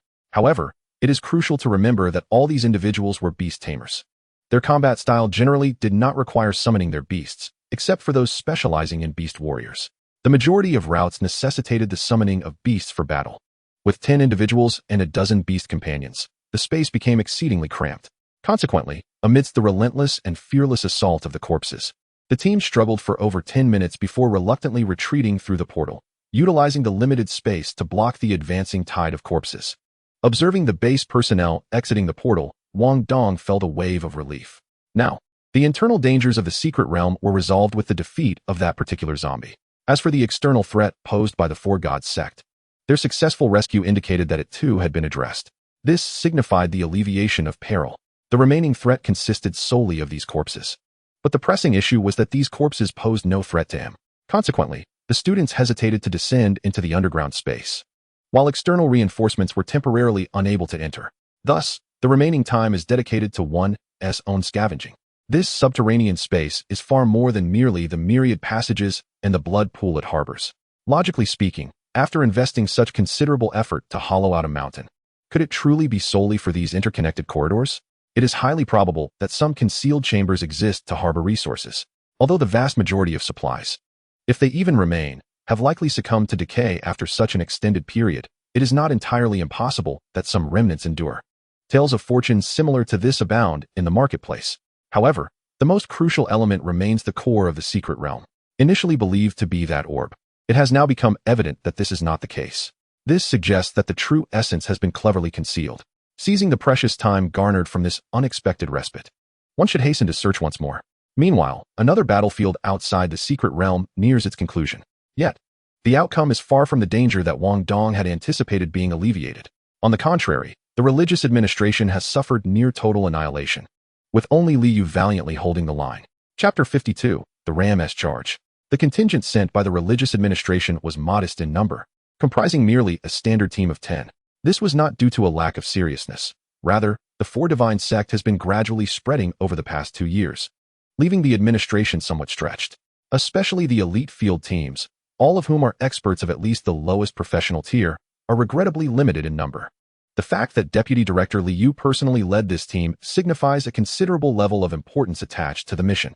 Such a cohesive unit, imbued with unwavering resolve and formidable strength, possesses the potential to unleash terrifying combat prowess, rendering it the sharpest blade of the religious administration against heretical sections. Regrettably, the outcome of battles has never been a mere comparison of statistics. Rather, it is contingent upon the advantages of timing, terrain, and morale. Whoever holds a greater advantage in these areas is more likely to approach ultimate victory. Unfortunately for Li Yu and her team, they lacked both favorable timing and terrain from the outset.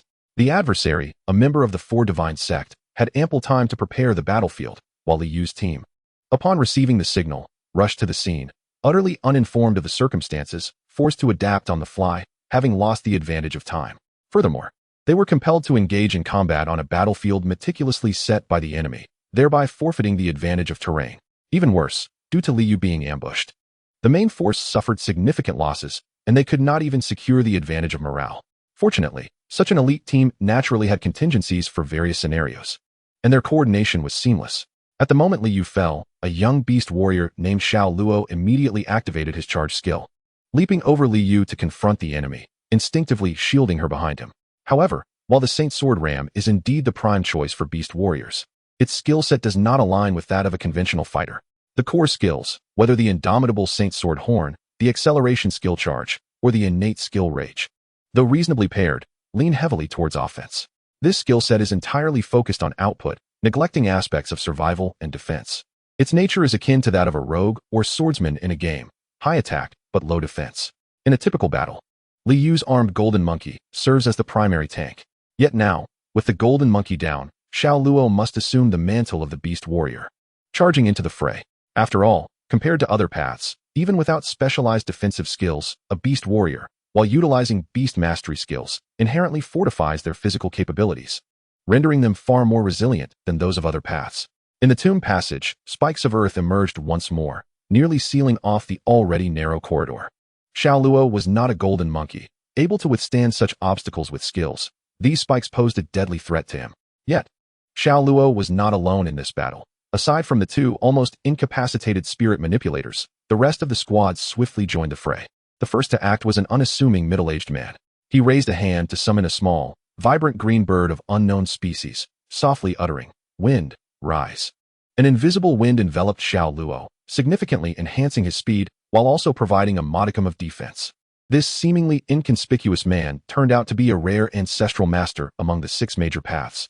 Such elemental control and the ability to bestow enhancements can only be mastered by beast masters who have undergone bloodline evolution, resulting in ancestral mutation to comprehend divine abilities.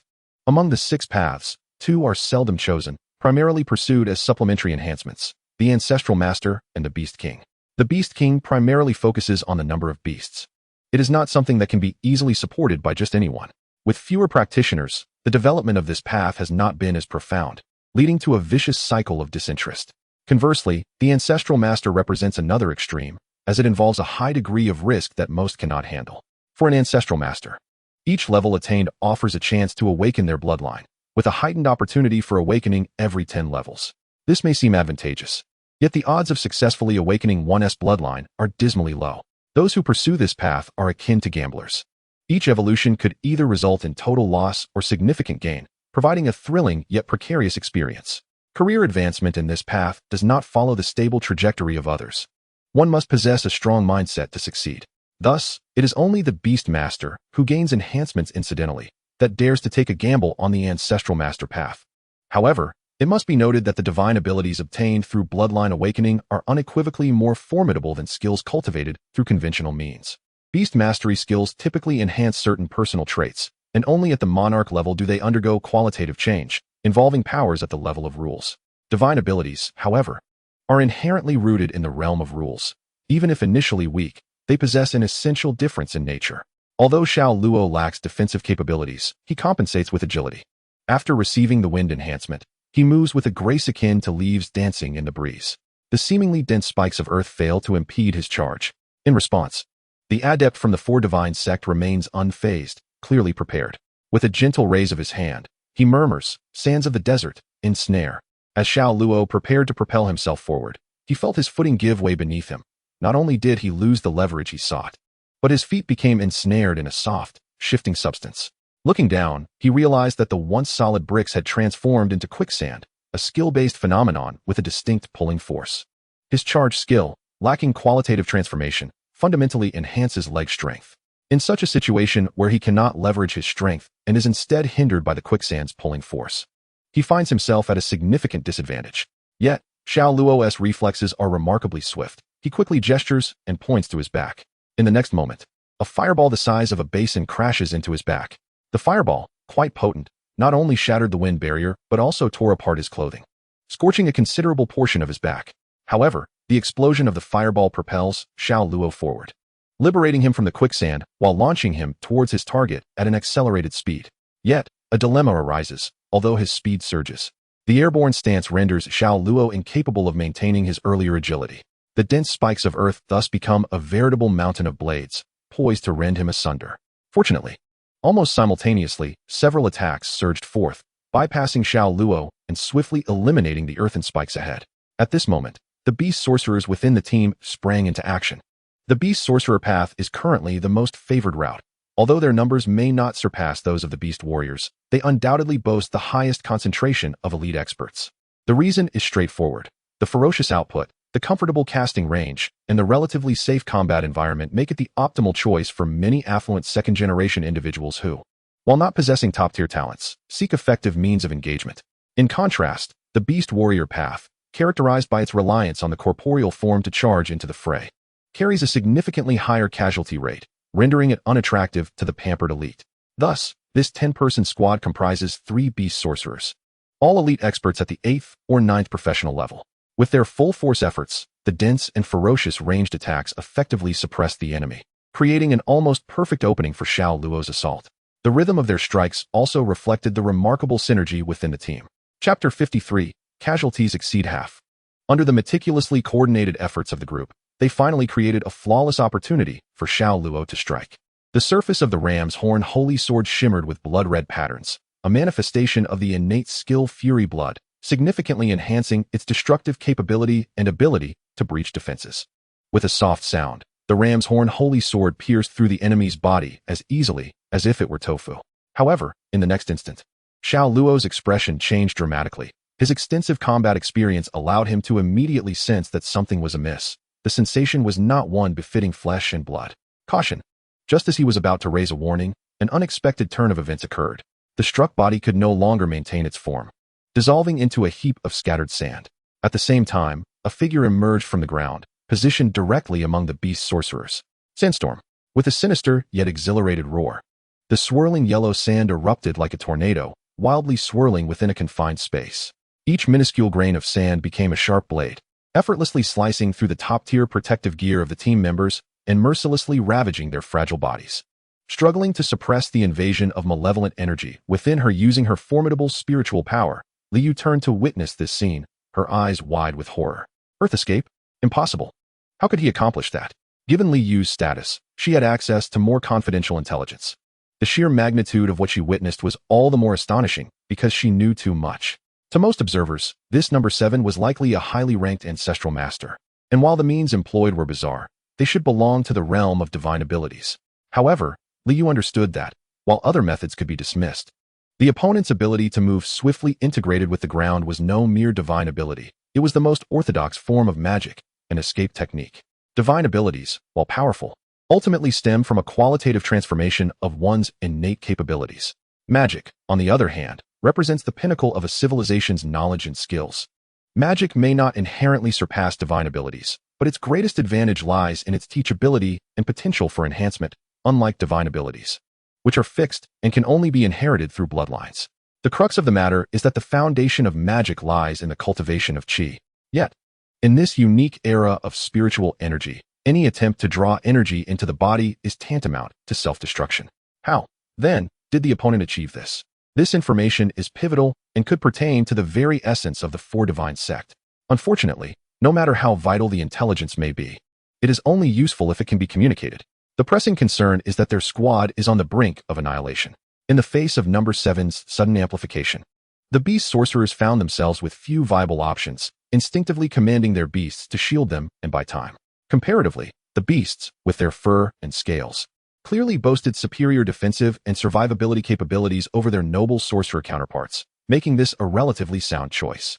Alas, the beasts, though stronger than their masters, were still primarily trained for skillful long-range attacks, and their skill set lacked defensive capabilities. Thus, while they could endure a moment longer, it would not suffice. At a critical juncture, it was the ancestral master within the squad who played a decisive role.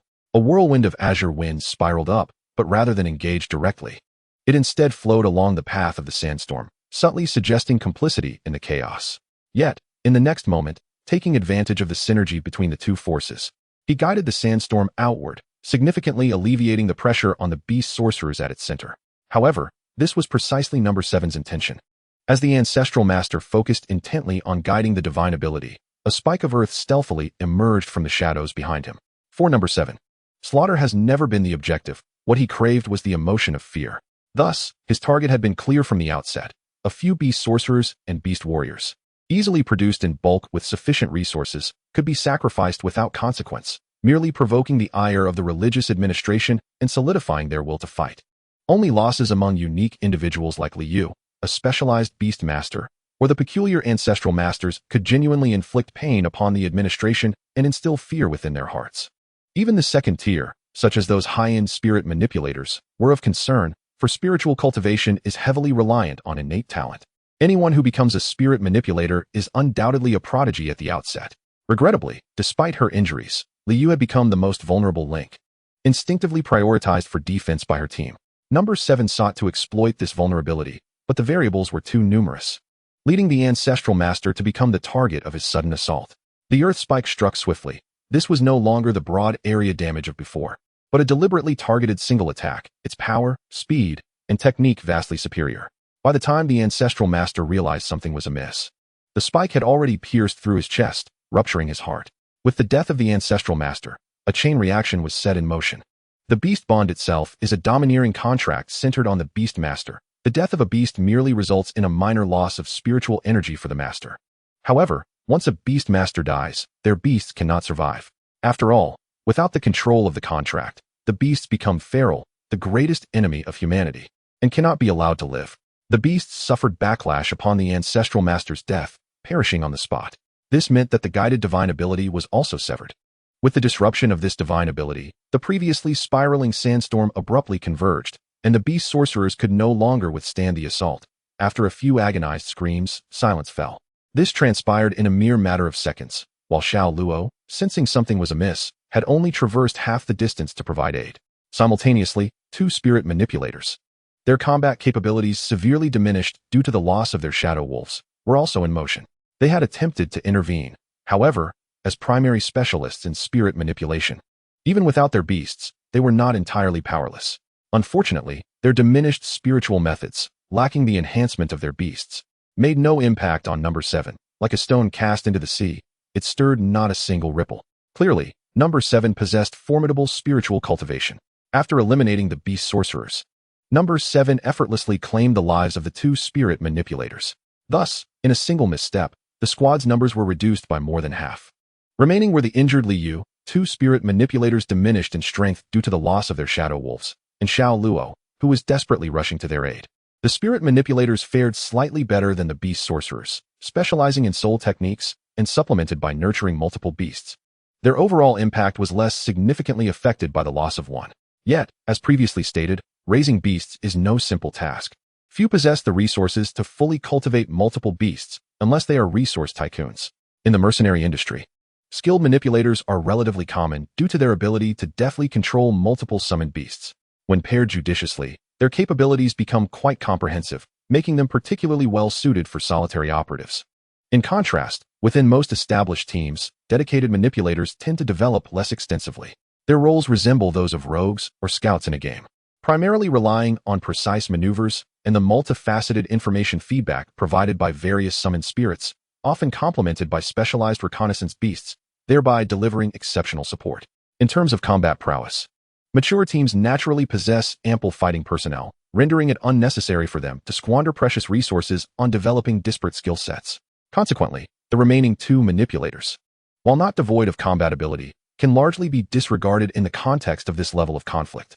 Essentially, Liu's team now barely retains a single combatant's worth of strength. Xiao Luo can still be counted as one, while the injured Liu, along with the 2 manipulators, constitutes roughly half a combatant. Chapter 54, Divine Retribution. Just as number 7 wore a sinister grin, poised to eliminate the few remaining defeated soldiers, an unexpected turn of events occurred.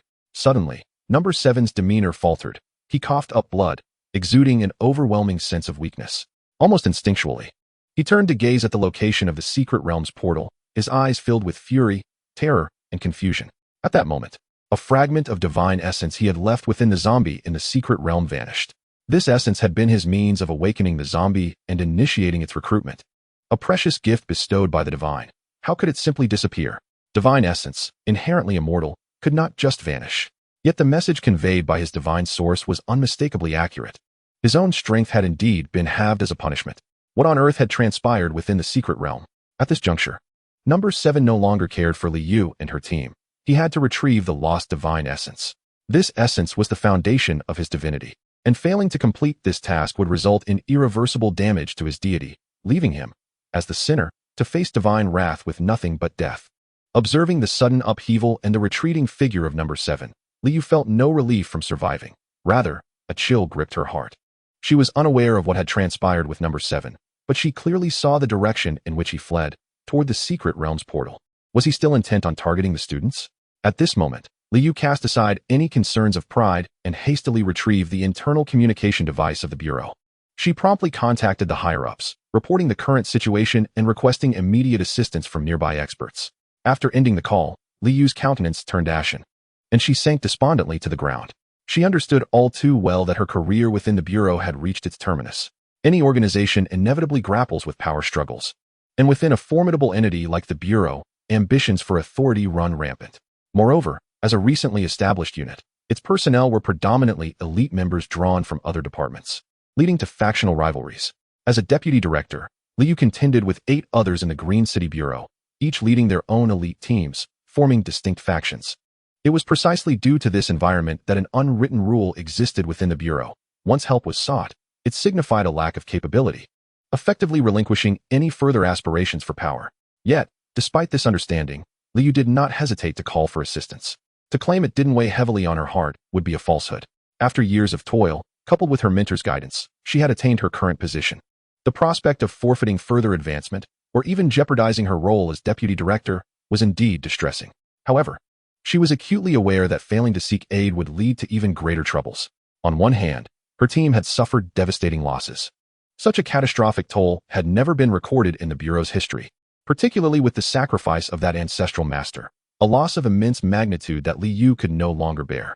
More critically, there were the students who had become ensnared in the secret realm due to her delayed recognition of the conspiracy, leading them into peril. This burden was already substantial, but if Number 7 truly went mad, resulting in grievous casualties among the students, it would not only be the Bureau facing repercussions. The parents of these students would likely tear her apart. After all, those qualified to take the college entrance examination were all potential beastmasters, the hopes of their families. And each had substantial backing. Not to mention, even the seemingly inconsequential Wang Dong had a father who was a professional beastmaster, lending significant weight to his standing. Thus, despite her anguish, Liu retained her composure and made the judicious decision in the shortest possible time. Meanwhile, on the other side, Wang Dong was in the midst of refining the fragment of divine essence, crafting a flawed version of the withering goo.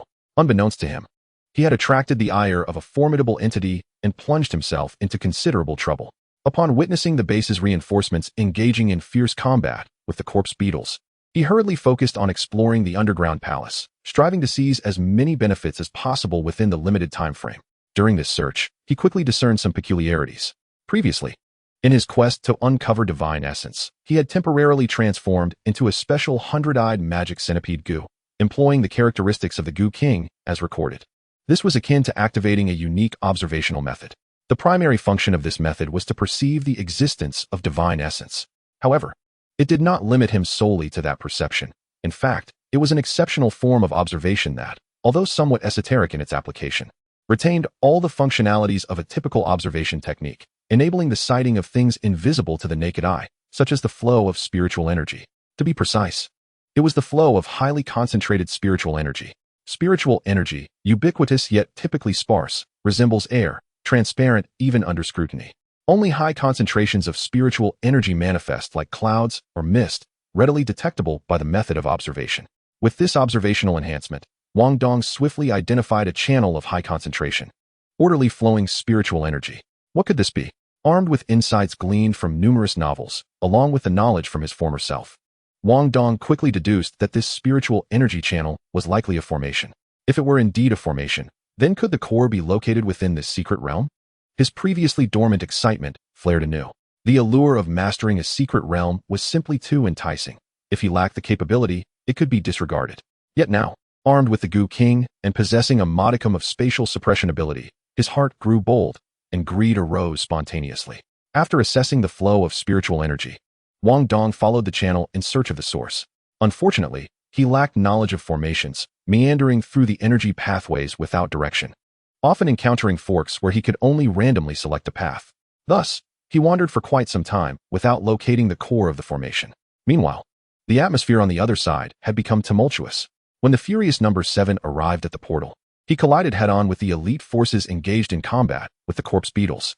Liu had been considerate enough to promptly inform this group, but unfortunately, number 7 had arrived too swiftly, and they were ill-prepared to fend him off, already embroiled in a fierce struggle with the beetles.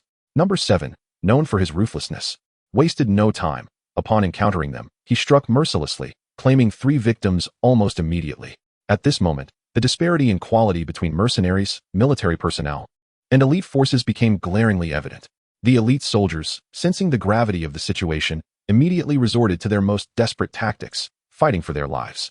In stark contrast, the mercenaries, recognizing the peril, seized the opportunity created by the soldiers' sacrifice and, without hesitation, turned to flee. After incurring a minor cost, number 7 successfully eliminated several soldiers. However, new troubles soon emerged. The corpses were indifferent to the identity of their adversary. They were solely concerned with the essence of life. Consequently, number 7 became their singular target. Attempting to employ the same tactic as before, he sought refuge within the bricks and stones to evade these relentless corpses. Tragically, he discovered that due to divine retribution, his deity had withdrawn a portion of the power cast upon him, rendering his method of concealing his life force ineffective. There was no escape from these corpses, and yet he had to urgently enter the secret realm to investigate the disappearance of divinity. In desperation, number 7 took the place of the elite troops from the base and engaged the corpses head-on. Chapter 55, Exploration. In his prime, these corpses would have posed merely a nuisance to number 7. However, the predicament now was that half of his power had been stripped away, not only diminishing his strength, but also rendering many of his formidable techniques unusable. Conventional methods were insufficient against such a multitude of corpses. It was not a matter of inability to defeat them, but rather the unsustainable expenditure of his limited energy. Facing these mindless entities, who operated solely on instinct and were oblivious to the concept of death, could truly deplete his finite strength. Fortunately, as a venerable being who had existed for countless years, number 7's greatest asset was never his raw power, but rather his extensive combat experience. In a remarkably brief time, he grasped the harsh reality before him. Determined, he resolved to utilize his ultimate technique. He silently invoked a secret method, causing his exposed skin to rapidly dull and lose its luster. Within mere seconds, it took on a texture akin to stone. The petrification extended beyond his skin, enveloping him entirely, transforming him into a stone effigy. With the complete cessation of any signs of life, the corpses lost their target and retreated back to their lair, falling into silence. After a full 3 minutes, accompanied by the subtle cracking sounds of earth and stone, the debris fell away to reveal a significantly diminished number 7, gasping for breath. He cursed vehemently while unhesitatingly stepping into the secret realm. This petrification technique was a profound secret of his sect, entailing a great cost but minimizing the depletion of life force. It was through this very technique that he had endured the ebb of spiritual energy and managed to revive in this new era. On the other side, Wang Dong finally began to grasp the situation. Following the energy pathways of the formation indeed provided a shortcut. However, while the observational method was unique, it was not particularly rare. Particularly for formation masters, it constituted an essential foundational skill. Thus, any legitimate large-scale formation would account for the possibility of sabotage and would preemptively establish defensive measures. Fortunately, as this formation resided within the secret realm, the likelihood of intrusion was exceedingly low, so the original formation master did not deploy any insidious lethal defenses, opting instead for mere illusions to deter overly curious individuals. Having wandered aimlessly for some time without uncovering a path, Wang Dong recalled the illusions he had encountered near the entrances of these underground passages and realized he might have been misled by them. Although he lacked expertise in formations, he was not without solutions upon recognizing the situation. Illusions primarily affected the senses, particularly vision. It was evident that this formation was designed to mislead fellow practitioners, utilizing trivial side energy pathways to create delusions. With this understanding, he decided to close his observational method to avoid seeing, albeit at the cost of losing sight of the spiritual energy pathways. Nevertheless, through previous observations, he could confirm the existence of a formation. Hence, if a formation existed, a focal point must also be present, most likely hidden underground. Confirming the target was sufficient. The greatest challenge of exploring the secret realm was not deciphering the mysteries, but rather the uncertainty of what to seek amidst complete ignorance, leading to aimless luck. Now that he could ascertain a target, Wang Dong's options remained plentiful. Summoning the wind Wyrem, he allowed it to lie flat on the ground. Wang Dong then invoked his combined form, borrowing the skills of the Holy Scorpion and the Spirit Snake, temporarily elevating himself to the pinnacle of bone tempering and skin refining, his vitality surging and strength greatly augmented. With a powerful punch, he struck the nearby wall. The formidable force transformed into an invisible wave, propagating through the earth and stone. The wind Wyrem, lying on the ground, utilized its unique perception to gradually translate the sensed vibrations into a vague topographical map, transmitting the information back to Wang Dong via its soul threads. Regrettably, this ability was merely the wind Wyrm's innate perception and had not been enhanced into a skill, resulting in somewhat unclear sensations. Furthermore, since Wang Dong was not a professional precision operator, the limited soul threads could convey only scan information. Nonetheless, it sufficed. Wang Dong had traversed these underground passages extensively and previously noted that they did not appear to be artificially excavated, but rather seemed to have been created through some special means. The most notable feature was their remarkable standardization. Nearly all pathways were uniformly shaped, with minimal discrepancies. This made his task simpler. He was not searching for standardized corridors, but likely a chamber or a natural cave. As long as he could identify an area nearby that diverged significantly from the passage structure, it was highly probable that it would be his target. He initially anticipated that achieving this would be difficult, requiring several attempts. To his surprise, he made a discovery on the first try. He identified 3 suspicious locations.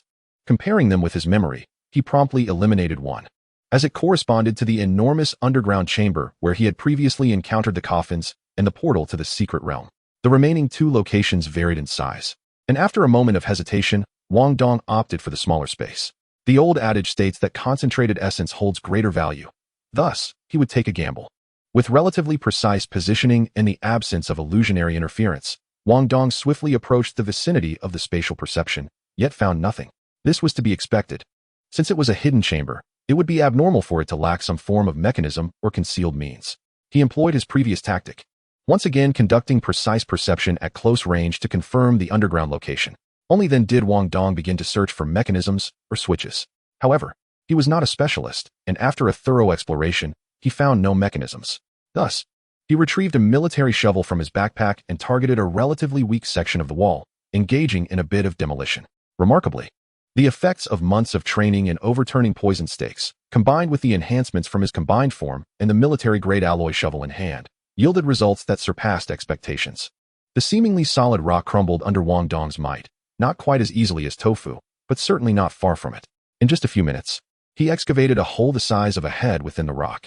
The opening was small, and under normal circumstances, a person would not be able to pass through.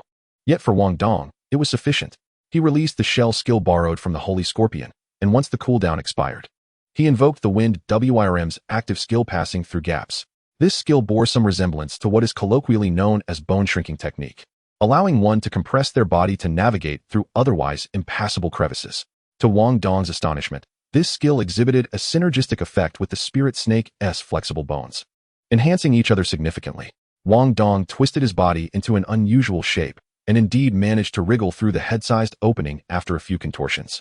Hiss! What is this? Upon stabilizing himself and discerning the objects before him, he couldn't help but gasp in astonishment. Chapter 56. Kicking Out. This cavern, evidently shaped by human hands, subtly reveals a pattern reminiscent of the Bagua. From the 8 cardinal directions of the ground, robust chains extend outward, converging at the center where a peculiar head is firmly secured. An abundance of energy is continuously extracted from this head, causing the chains to emanate a faint, visible glow. This head is undeniably strange, bearing no resemblance to that of a human. It vaguely resembles a bird's head, yet devoid of any discernible organs, shrouded in chaos. Wang Dong's mind raced, his memories from 2 lifetimes intertwining, leading him to a bold hypothesis. This entity bore a striking resemblance to a mythical beast, rumored to govern the laws of space, Digimon, one of the 12 ancestral witches. However, it was clear that this head was not Dijon's. It was most likely a remnant of its bloodline. The fundamental reason for this belief lay in the fact that as soon as he entered this place, The Goo King began to stir restlessly. Drawing from previous experiences, Wang Dong was no longer surprised at the sudden surge of hunger that overtook it. The head possessed a divine essence, making it the perfect sustenance for the Goo King and a vital resource for unlocking the Heaven-Mending Sutra. Wang Dong hesitated for merely a moment before decisively releasing the restraints on the Goo King, allowing it to rush forward and indulge in a feast. He contemplated the possibility of leveraging the core of this formation, through the Goo King and the Five Spirits Heavenly Fiend formation, to gain control over this secret realm. Undoubtedly, such resources within a secret realm were beyond the reach of even the most powerful families in Green City, their value incalculable. Yet, Wang Dong confronted a stark reality. He was not in a position to wield such resources, nor could he protect them. Holding on to this treasure was akin to a child walking through a bustling market clutching a gold ingot. While he might have a fair chance of concealing himself, the risk of exposure was ever present. Moreover, given the magnitude of the events occurring, powerful organizations like the religious administration would undoubtedly intervene, and even they, as students, would not escape scrutiny. With his current strength, any practitioner above the professional level could easily extract all his secrets. Thus, rather than clutching a ticking time bomb, it was wiser to allow the Goo King to consume it, transforming it directly into his own power, something that could never be taken away by outsiders. A possession that was entirely his own. After all, while secret realms were rare, they were also a frequent challenge faced by beast masters. As long as he grew stronger, opportunities to seize one would abound. There was no need to stir up troubles during this fragile period of accumulation. Strangely, the Goo King, though not particularly large, possessed a surprisingly voracious appetite. Previously, its consumption of the pearl had been subtle, but now, it devoured a head nearly 100 times its size in less than 2 minutes, leaving one to wonder where all that extra mass had disappeared to. This time, the difference from the earlier consumption was stark. After swallowing the pearl, the Goo King had exhibited little to no change, as the divine essence had clearly been usurped by the Heaven-Mending Sutra. In contrast, this time, the divine essence was markedly abundant, to the extent that the sutra felt sated, leaving the Goo King a morsel. This morsel, though meager, merely 1,000th of the total, was still divine essence, representing the fundamental laws of this world. More importantly, this fragment of divine essence pertained to the laws of space, aligning perfectly with the functions of the Five Spirits Heavenly Fiend formation. Originally, while the formation possessed the ability to suppress space, this was not its primary function. The formation's essence lay in mimicking the ancestral witches' combined powers to invoke a projection of Pangu. Utilizing the blood of the 5 sacred Goo to create a unique Goo King, the capacity to suppress space was merely a serendipitous benefit, arising from the immense malevolence that disturbed the spatial fabric within a certain range. Yet, as this fragment of divine essence rooted in the laws of space was absorbed by the Goo King, it effortlessly integrated it into its own capabilities. This was an extraordinarily astonishing feat. Divine essence is eternal and cannot be diminished, only transferred. Since divine essence embodies the great principles of this world, as long as the world exists, so too does divine essence. Thus, it is not uncommon for divine beings with similar authorities to possess shared divine essence, a phenomenon resulting from the transfer and division of the same essence among multiple deities. Historical records even recount instances of divine battles involving the plunder of divine essence. However, such plundering fundamentally represents a transfer of divine essence, without altering its intrinsic nature. What the Goo King accomplished, however, was something entirely unprecedented. It digested that fragment of divine essence, transforming it into a skill akin to its own. This transcended all conventional understanding. Considering the Goo King's ethereal nature, a bizarre entity formed from the fusion of blood and malice, it seems somewhat reasonable. Alas, the specifics of this newfound skill remained a mystery to Wang Dong. The Goo King was not a typical being. It lacked a conventional soul, yet possessed consciousness, rendering it incompatible with the Beast Master system. Consequently, it could not accept the contract seed, making it impossible to conveniently inspect its skills as one would with Goo worms. Moreover, the traditional blood sacrifice methods of the 5 Poison sect required a full 100 days of refinement to achieve true communion, akin to an extension of one's own fingers. The newly birthed Goo King was far from reaching that level of maturity. Nevertheless, there was no rush. The essence had already been secured, granting ample opportunity for gradual exploration. Just as Wang Dong was filled with excitement at the prospect of exploring the changes in the Heaven-Mending Sutra within his consciousness, an unexpected turn of events unfolded. Every secret realm possesses a core, ranging from magical artifacts to spiritual treasures, but invariably, they all exhibit spatial attributes. The existence of a secret realm relies upon these treasures' spatial properties, combined with certain methods, to establish and stabilize an independent space. It was evident that the head, endowed with spatial divine essence, constituted the core of this secret realm. Now that the core had been consumed by the Goo King, what consequences would follow? The answer swiftly became apparent. Firstly, with the destruction of the array's focal point, the formation, deprived of replenishment, began to collapse. As the formation disintegrated, the secret realm could no longer withstand the encroaching chaos of the external spatial currents, leading to its gradual collapse from the periphery. The sight was reminiscent of a cataclysm, an unforgettable spectacle. The only silver lining was that the original creator of this secret realm was a benevolent individual. When constructing the space and the grand formation, he had evidently anticipated potential issues, such as the destruction of the core. Instead of resorting to mutual destruction, he had opted to establish a mechanism to expel all living beings from within the secret realm. With a familiar sensation of vertigo, Wang Dong's vision blurred, and the world transformed before him. Although the scenery was unfamiliar, he was fairly certain he had emerged, and that he was close to the base. This assumption was supported by the sight of several vaguely familiar mountain peaks in the distance. Then, Wang Dong felt a surge of anxiety. He had emerged, yet the randomness of his displacement perplexed him. Under normal circumstances, this would pose little concern, but his current situation was far from normal. Earlier, in his haste to alert the base, he had decisively discarded his information terminal, executing a clever ruse akin to a golden cicada shedding its shell. Now, however, he faced a dilemma. Without the information terminal, he was unable to contact the base, consult a map, or even participate in the entrance examination, rendering him incapable of tracking his hunting achievements. While he carried his mobile phone, such civilian devices were only useful within urban areas. In the wilderness, they were as effective as a brick. After all, this was not the land of the infrastructure building enthusiasts. Even if he wished to engage in construction, he must first inquire whether those beasts would consent. Only military-grade information terminals, utilizing specialized frequencies and high-powered equipment, could function effectively within a certain radius of the base. Chapter 57. This is maddening. Fortunately, the situation was not dire. Although Wang Dong lacked extensive experience in wilderness survival, his foundational theories were solid. The confines of this secret realm are, after all, limited. Even the randomly generated domains remain largely within the vicinity of its entrance. Relying on the few familiar peaks, Wang Dong struggled to discern his direction and hastened towards the estimated location of the base. He was not particularly concerned about his own safety. After all, the mountainous forest was undeniably the territory of the Five Poisons sect, with the art of breath concealment coupled with a myriad of techniques. As long as his opponent was not of vastly superior rank, he could navigate the wilderness with ease. His greater concern lay with his upcoming college entrance examination. Without an information terminal, hunting demonic beasts would not count towards his score. Due to the disruptions caused by the corpse toad tide and the delays incurred in the secret realm, his performance had already suffered considerably. Although the existence of such uncontrollable factors like the secret realm was acknowledged, the college entrance examination was notoriously unforgiving. In an environment of absolute fairness, it could even be rather ruthless. Thus, for Wang Dong, the immediate priority was to return to the base, reapply for an information terminal, and make the most of the limited time remaining to hunt as many demonic beasts as possible. Regardless of how the incident would ultimately be resolved, he preferred to seize the opportunity into his own hands rather than rely on the ethereal whims of chance. Meanwhile, as Wang Dong rushed with urgency, unbeknownst to him, some individuals were nearing madness. After much effort, Number 7 had finally employed a secret technique to disperse the swarm of corpse toads.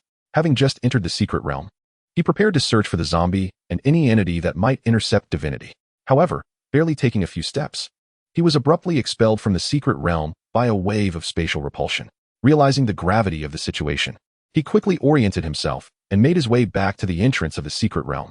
It seemed highly probable that someone had taken control of the realm, utilizing their authority to expel outsiders. This revelation simplified matters. After all, managing a secret realm of such scale was not something just anyone could accomplish. In other words, a formidable expert had infiltrated the secret realm. Only such an accomplished individual would possess the means to seal off divinity. Once a specific target was identified, everything would become considerably more straightforward.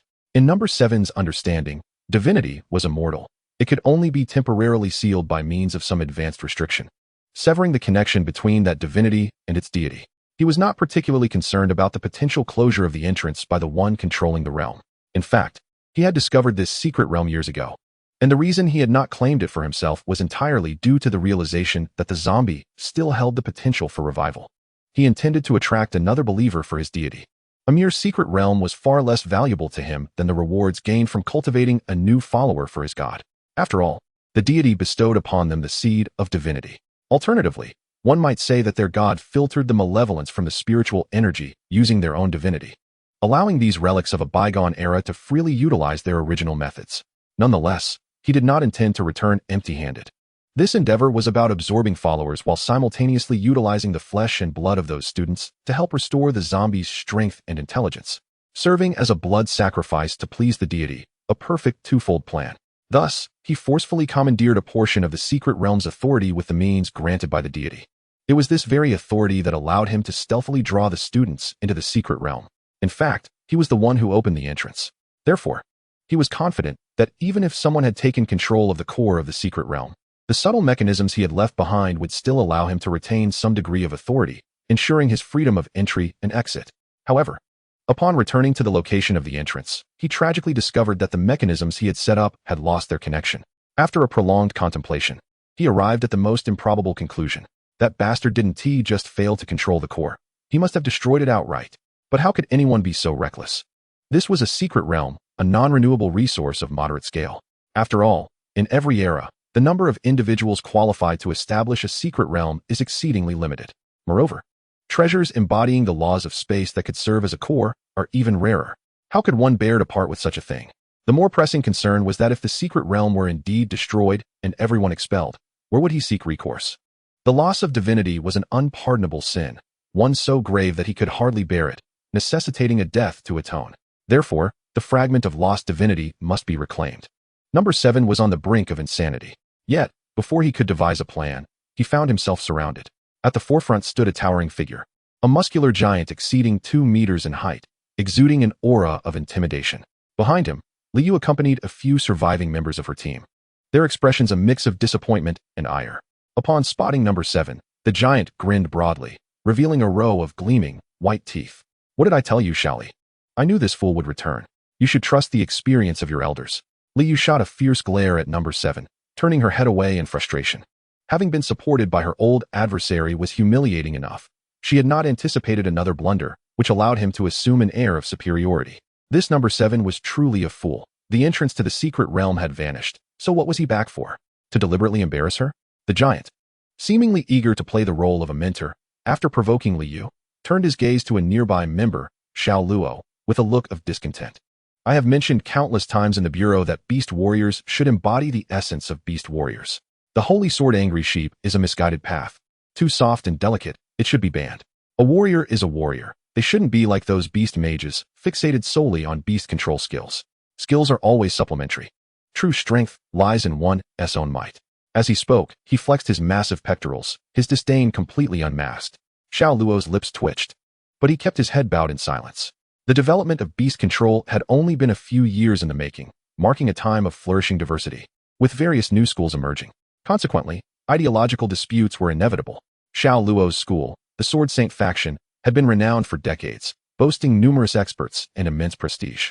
In contrast, the Giantess faction had only emerged in recent years and was viewed as heretical by the mainstream due to its extreme principles. Yet, under the roof of another, Xiao Luo dared not voice a single dissenting word. However, number 7 had no intention of wasting time with these hawkish enforcers of the Bureau of Religious Affairs. His mind was consumed with thoughts of the lost divinity. Without a word, he abruptly launched an attack, the ground erupting with spikes of earth and a swirling storm of sand filling the air as he unleashed his full power. Liu's expression shifted suddenly. Having fought against number 7 previously, she had formed a relatively complete mental profile of him. Many details from their skirmishes reflected his character, allowing her to deduce his intentions. "Director Yi, be wary. Number 7 intends to escape." Despite her disdain, Liu chose to remain loyal to her mission. The immediate priority was to capture or eliminate this dangerous individual. Concerns about accolades could wait for another time. Thus, she unhesitatingly issued a warning. From their previous encounters, it was clear that number 7 was cunning and rarely engaged in direct confrontations, preferring to confuse his opponents up front and strike from behind. Therefore, upon witnessing this sudden full-force attack, Liu quickly concluded that number 7 was not genuinely seeking a fight. He was most likely attempting to create a diversion to facilitate his escape. The giant, hearing her words, let out a sinister laugh, moving not backward but forward, charging directly into the range of number 7's attack. Chapter 58. Return to the base. Earth spikes and gravel struck the giant, yet not a single wound was inflicted. Instead, a series of metallic clangs resonated as if iron met iron. Unbeknownst to them, a layer of dense scales had manifested on the giant's body, though the type of beast he commanded remained indiscernible. Before long, as the dust settled, the giant returned. A look of frustration evident on his face as he glanced at Li Yu. Was that Earth escape?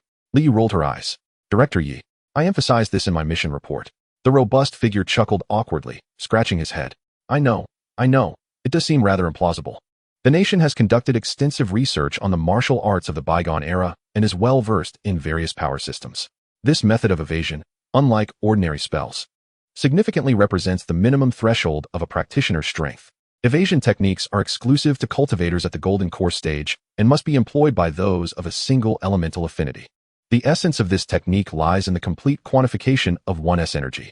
Only a Golden Core cultivator who has achieved the unity of internal and external forces is qualified to attempt it. This is precisely why Li Yu and the robust figure find it hard to believe. Even if relics from the previous era possessed this level of skill, the current spiritual energy environment cannot sustain traditional cultivation.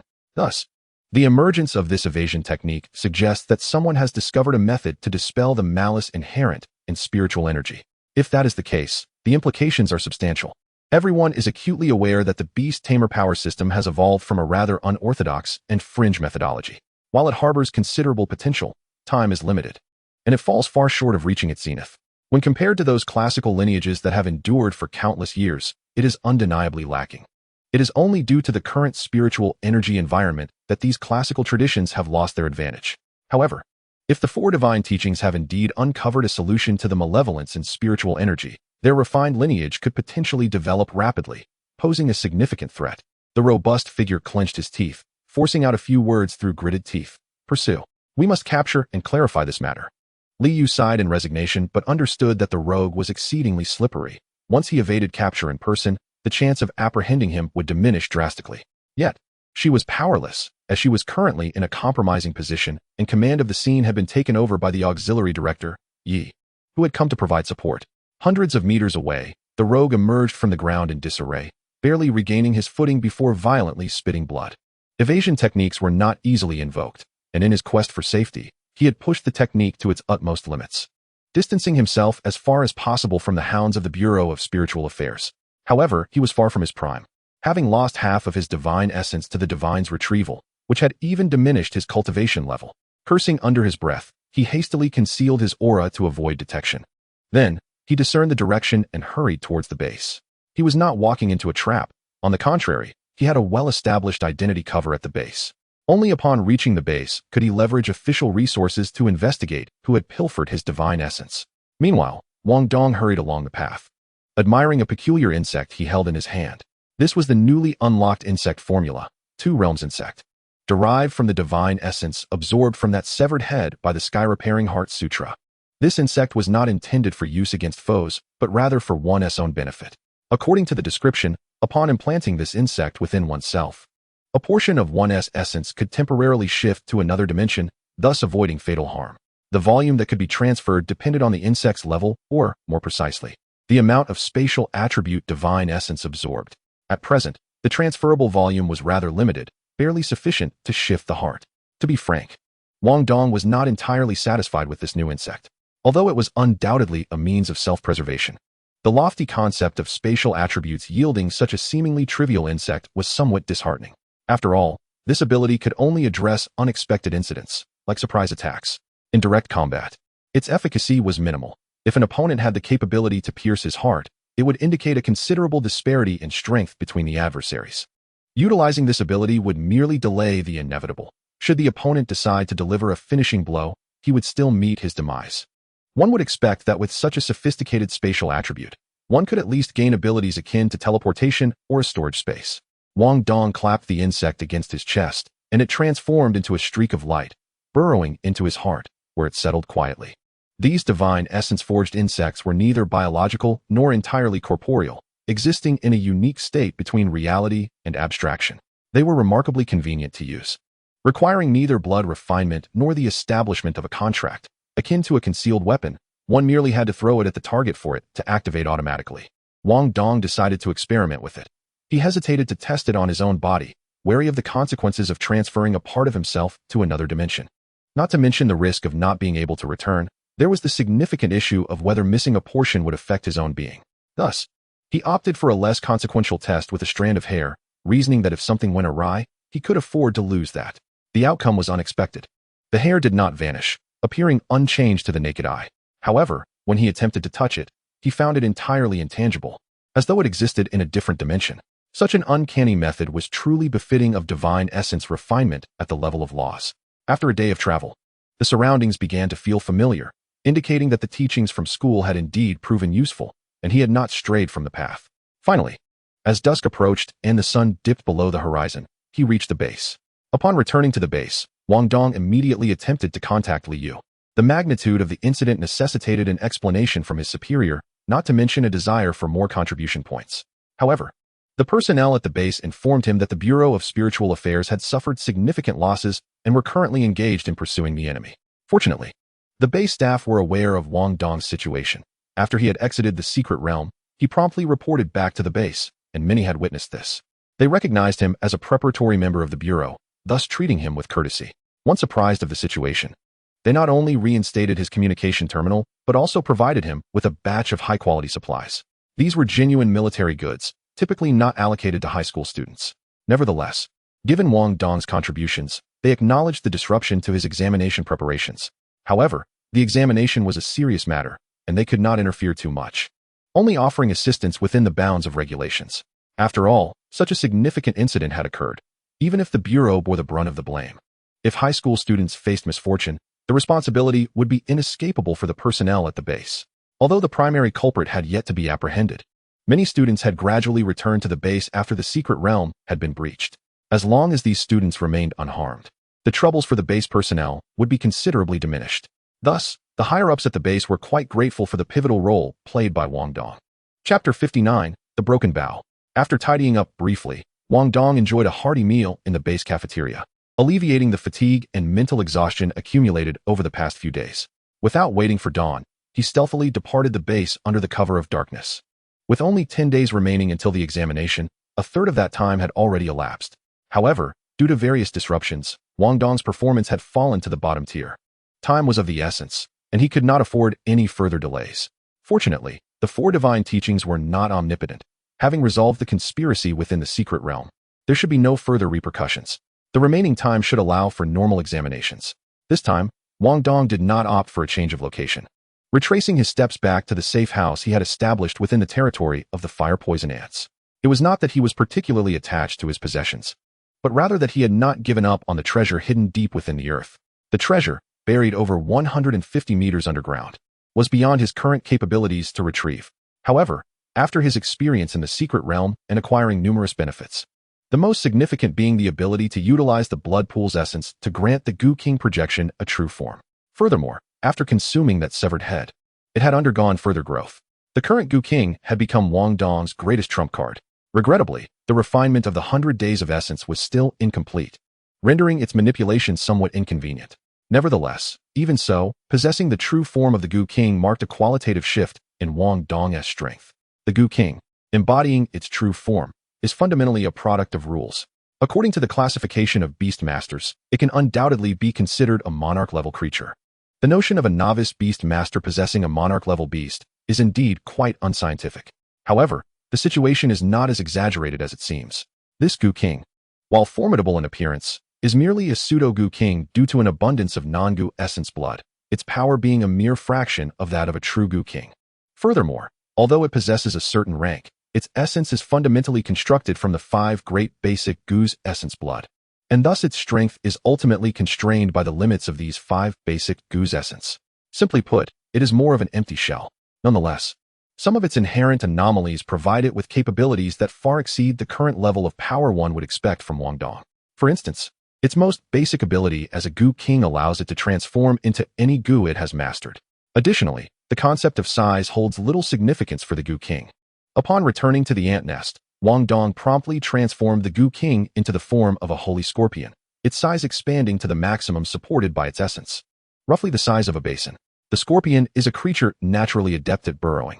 The Goo King effortlessly used its large pincers like an excavator to loosen the earth and stone, while its 8 agile legs swiftly cleared the debris behind it, rapidly creating an entrance. The descent was swift, as most of the time, there was no need to dig. The ant nest was already riddled with interconnected tunnels, and the Goo King merely needed to widen a few narrow passages. It must be said that while blood refinement has its downsides compared to the contracts of beast masters, it also possesses certain merits. For instance, the soul threads are limited by the wielder's mental strength, imposing a distance restriction. Once exceeded, they snap back forcibly. In contrast, blood refinement, though less precise in control, bears no such distance limitations. After excavating for most of the night, the long-buried treasure was finally unearthed. Upon seeing the object, Wang Dong felt a tinge of disappointment. It was a bow, towering at the height of a person, indeed a colossal artifact for the palm-sized holy scorpion. Fortunately, the basin-sized Goo King had no trouble dragging it. Alas, it was a broken bow. The bowstring had long since rotted away, and a section of the bow's body was missing, the clean break suggesting it had been severed by a sharp implement. The only striking feature was a large ruby embedded in the bow's handle, the very catalyst for the mutation of this ant colony, endowing it with fire attributes. This was the primary reason Wang Dong sought its recovery. Having consumed 2 strands of divinity within the secret realm, he had developed a taste for it. To Wang Dong, this was no longer the environment of the secret realm. It still retained some spiritual energy, and with no one to maintain it through the prolonged era of magic's decline. The ruby still possessed energy, indicating it was anything but mundane. The most plausible explanation was that it contained divinity, for only immortal divinity could defy the decline of magic and regain its power upon the resurgence of spiritual energy. Regrettably, upon observing the unresponsive Goo King, he realized he had miscalculated. If there had been any trace of divinity, the Goo King would have undoubtedly consumed it by now. What exactly was this object? He held it in his hands and scrutinized it closely. The bow's body was neither metal nor wood. It appeared to be composed of some biological bone, remarkably lightweight, almost imperceptible in weight. Yet, it was exceptionally resilient. Wang Dong tested it with all his might, and not only could he not break it, but even bending it slightly proved difficult. As for the ruby, it offered no clear insights. Even with his observational technique activated, he could only discern a concentration of exceptionally pure fire-type spiritual energy within it, with nothing else appearing unusual. Wang Dong grasped the intact end of the bow's body and swung it a few times. Surprisingly, it felt quite suitable as a makeshift club. He decided to wait until he reached university, where he could access precise instruments to further investigate. For the time being, he tucked the broken bow behind him, repurposing it as a close combat weapon. Seizing the opportunity before dawn, Wang Dong returned to the safe house for a brief rest, replenishing his energies. However, he had scarcely closed his eyes when the goo insects he had left outside on watch roused him. Were there intruders? Activating his breath concealment technique, Wang Dong cautiously emerged from the safe house, but refrained from approaching directly. Instead, he sent the holy scorpion and wind centipede, connected by soul threads, ahead to scout for any danger. Were these individuals from the Bureau of Religious Management? From the images transmitted through the soul threads, Wang Dong instantly recognized the familiar figure of Li Yu. Yet, the circumstances seemed amiss. Wasn't Li Yu the deputy director? Why did she appear to be following someone else's lead? After a moment's hesitation, Wang Dong decided to take the initiative to greet them. There was no alternative. While his safe house was capable of fending off beast attacks, the artificial traces left behind were far too conspicuous for these seasoned veterans. Rather than waiting to be discovered and potentially facing misunderstandings, it was better to approach them directly. After all, he was somewhat of an insider. There should be no issues.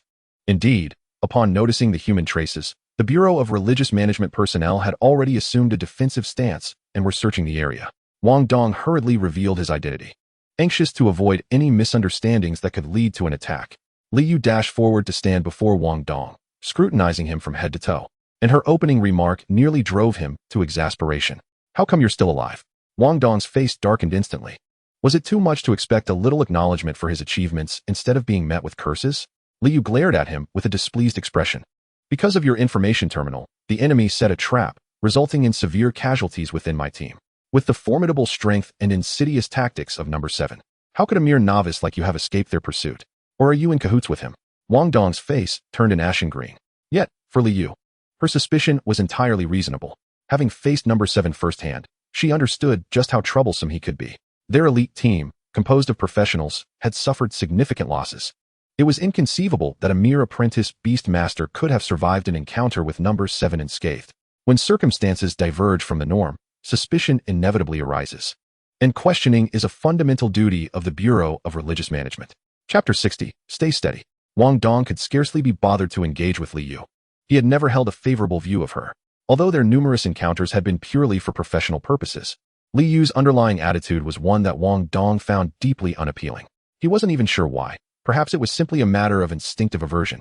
Thus, he bypassed Li Yu and addressed the imposing man who appeared to be in a leadership position. A flicker of intrigue crossed Director Ye's eyes. He had already heard of Wang Dong's name through Li Yu's reports. Prior to this, he had assumed Wang Dong had met an unfortunate fate. To his surprise, not only was the young man alive and well, but it seemed there was some tension between him and Li Yu, which added an interesting twist to the situation. In all honesty, Li Yu's suspicions were justified. However, different individuals have varying approaches to handling issues. Director Yi had never placed faith in baseless conjectures or feeble words. His sole reliance lay in intuition. Young man, you're pursuing the path of beast warriors, right? Come, give me your all in a punch. A man's strength is revealed only through his fists. Wang Dong's lips twitched. It seemed he was dealing with another eccentric. However, this was somewhat expected. Those who ascended to the pinnacle of expertise often exhibited odd quirks. If that was the case, then let it be. After all, he was unlikely to inflict any harm upon such a formidable expert. He promptly activated his fusion technique, employing the two skills best suited for his current state, armored shell and flexible bone. In contrast to the functional capabilities of other skills, these two were most compatible with his present physical refinement level, allowing him to temporarily elevate himself from a novice to the intermediate level of physical refinement. With a simple punch unleashed, it proved less effective than the techniques embedded in the five poison scripture. Alas, the scripture can hardly be deemed a prestigious martial art. Its moves are predominantly underhanded, suitable for confronting foes, but somewhat disgraceful when wielded against allies. Yi Ju casually extended a hand to meet Wang Dong's fist. However, as the fist drew near, sensing a peculiar shift in the air, Yi Ju's gaze sharpened, and instinctively, he surreptitiously exerted a tad more force. Bang! The clash of fist and palm resonated with a dull explosion, sending Wang Dong flying several meters away, propelled by an overwhelming force. Fortunately, bolstered by his skills, his bones remained uninjured. Interesting, he mused, a level 10 beast warrior, yet your strength is rather unorthodox. The skills you wield are not merely those of a beast master. Are they? Such matters were not shrouded in secrecy, and Wang Dong candidly admitted, indeed. I have combined the scorpion pet skill of armor and the snake pet's skill of flexible bone. The synergy seems to augment my physicality significantly. Yi Ju nodded thoughtfully and turned his gaze towards Li Yu. This lad poses no threat. Little Li, I find him rather agreeable. Why not assign this apprentice field work to me? Li Yu's expression soured, her eyes ablaze with suppressed fury. She cared little for Wang Dong, a mere apprentice beastmaster. Her motives for bringing him under her wing were primarily to keep a watchful eye on him. She had never fully trusted Wang Dong. Given the multitude of coincidences surrounding him, particularly those involving her former superior. However, while she could relinquish him, she could not allow her adversary to snatch him away. This was a matter of principle. With a cold huff, she replied, I appreciate your regard, but I am indifferent. However, this lad is under my stewardship. He belongs to Su Lao. Su Lao's disciple? Yi Ju replied, astonished, casting a derisive glance at Li Yu. Ah, that explains how Su Lao could produce such a disciple. It must be a direct lineage. Li Yu gritted her teeth in frustration, unable to counter that assertion. After all, it was indeed peculiar for a beast warrior to mentor a skilled operator. Yet, with Su Lao invoked, Yi Ju refrained from further attempts to recruit Wang Dong. He held no concern for Li Yu, who had made a grave error, but he certainly respected the venerable Su Lao, especially considering the potential implications of Wang Dong's lineage. Consequently, he displayed a heightened interest in Wang Dong, acknowledging him as a kindred spirit while subtly attempting to draw him closer. After all, if this young man was indeed connected to Su Lao, it was likely he would join the administrative bureau post-graduation, perhaps as a future colleague. Yi Ju succinctly relayed the previous events, particularly the cunning and ruthlessness of the number 7, urging Wang Dong to exercise utmost caution and to report any irregularities without delay. Wang Dong then comprehended the ferocity of the adversary he had narrowly avoided, a shiver of cold sweat creeping down his back. He felt relieved at having decisively retreated to the secret realm at the first sign of danger. Yet, Li Yu's incompetence was evident. Her team faced a foe head-on, suffering significant casualties while allowing their enemy to escape. Following the departure of the administrative bureau personnel, Wang Dong found sleep elusive, opting instead to double the perimeter of his vigilance for a semblance of security. Meanwhile, chaos erupted within the base, and Wang Dong had narrowly evaded disaster. The number 7 possessed an official status, and a rather significant one at that. He was an inspector dispatched by the Ministry of Education in Kyoto to oversee the college entrance examinations. This very status endowed him considerable authority in selecting examination sites, enabling him to clandestinely maneuver the location to suit his plans. His position was exceedingly convenient during the examination period. He could operate independently under the guise of oversight without raising any suspicions. Now, having readopted this identity, he returned to the base with the intent of leveraging it to acquire detailed reports from various parties to identify the entity that had stolen divinity. He was frantic, compelled to gamble that his disguise would not be questioned. Unfortunately, he miscalculated. If even Wang Dong could surmise certain facts, the professionals of the Administrative Bureau were unlikely to overlook them. The precise manner in which all students were drawn into the secret realm indicated that a master of profound spiritual cultivation had silently implanted marks upon them. Few individuals had unfettered access to all students. A brief investigation would reveal that the inspector, who operated independently from the outset of the examinations without anyone to corroborate his whereabouts, would naturally be deemed a suspect. Yet, the Bureau personnel were taken aback by the audacity of Number 7, who dared to return to the base under this guise. While they continued their search outside, they merely followed protocol, sharing partial intelligence with the base, cautioning them to remain vigilant and to avoid rash actions. Initially, there were no issues. The mercenaries were relatively reliable in surveillance matters. However, complications arose when Number 7 attempted to access the post-examination reports concerning the secret realm. Ordinarily, given his authority, this would fall within the bounds of standard procedure. As someone responsible for overseeing the examinations, it was entirely within his purview to inquire about any anomalies that occurred. Yet, now he was a suspect, and the high-security classification of such reports posed a dilemma for the base personnel regarding whether they should permit his access. They could only hastily contact the Administrative Bureau, seeking someone to take the fall. Upon receiving the news, Yiju promptly returned while instructing the base to grant access to the relevant materials, hoping to stabilize the situation. Unfortunately, the old adage, the old and unyielding are the thieves, rang true. Number 7, an old fox who had lived for countless years, could detect even the slightest irregularities. Although a delay in inquiries consumed some time, he quickly recognized the unfolding situation. However, in pursuit of intelligence, Number 7 feigned ignorance, adopting a calm demeanor as he perused the information. Chapter 61, Assassination. Yi Ju and his team acted swiftly, successfully cornering Number 7 at the base. Regrettably, they had only captured a clay and stone doppelganger. Having anticipated this, Number 7 evaded capture effortlessly. However, he found no valuable information amidst the intelligence he had gathered. To assert that he found nothing would be inaccurate. He at least discovered news regarding the zombie. As the students were expelled from the secret realm, they were required to return to the base promptly to gather information and confirm their safety before resuming their examinations. All students returning to the base needed to report their experiences within the secret realm to the responsible authorities. This included Chow Taifeng's account of the zombie, which was documented in detail, even noting the peculiar orb left behind after the body was incinerated. For safety's sake, they all steered clear of it. Number 7 recognized that this orb was the zombie's lifebound treasure, a vessel for the fragment of divinity he had left behind. The issue was that intelligence halted there. No one dared to approach the orb. However, Chow Taifeng did mention a suspicious individual, a person clad in a student uniform, yet completely unfamiliar in appearance. It must be him. Number 7's instincts zeroed in on this enigmatic figure. Unfortunately, he could not uncover further records regarding this suspect, as if they had materialized out of thin air. No, upon regaining his composure, Number 7 quickly recognized the issue. Disguise techniques were hardly novel to ancient beings like himself. Furthermore, the students who entered the secret realm bore the marks he had personally implanted. Logically, no outsiders should have been present unless that individual had masqueraded as a student from the outset, or perhaps they truly were a student. But how could that be possible? He had always believed that only someone at least at the Golden Core stage, or a specialized talent of considerable skill, or even a master beast master, could possess the ability to seal divinity. How could a mere student fit that description? The school's personnel were not incompetent, especially with the Administrative Bureau's presence. The likelihood of an old monster successfully masquerading as a student was virtually nil. Moreover, he had personally overseen the process. If a master truly existed, they would not have evaded his detection. Eliminating all impossibilities, the only remaining possibility must indeed be the answer. Is it conceivable that a mere student, a novice beastmaster, possesses the capability to seal divine power? Such a person must be eradicated, for this ability poses an unequivocal threat to the Four Divine Sect. Thus, how can one identify this individual? After pondering for a moment, the 7th number displayed a sinister expression. Why should one seek this person out? Given the magnitude of the threat, it is imperative to eliminate it.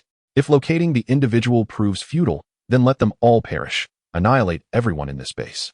Wipe out these students, and naturally, the threat shall cease to exist. With his current strength, such a feat was beyond his reach.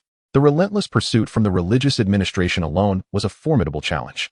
Yet, while his troubles were indeed his own, the troubles of the Four Divine sect were not necessarily his concern.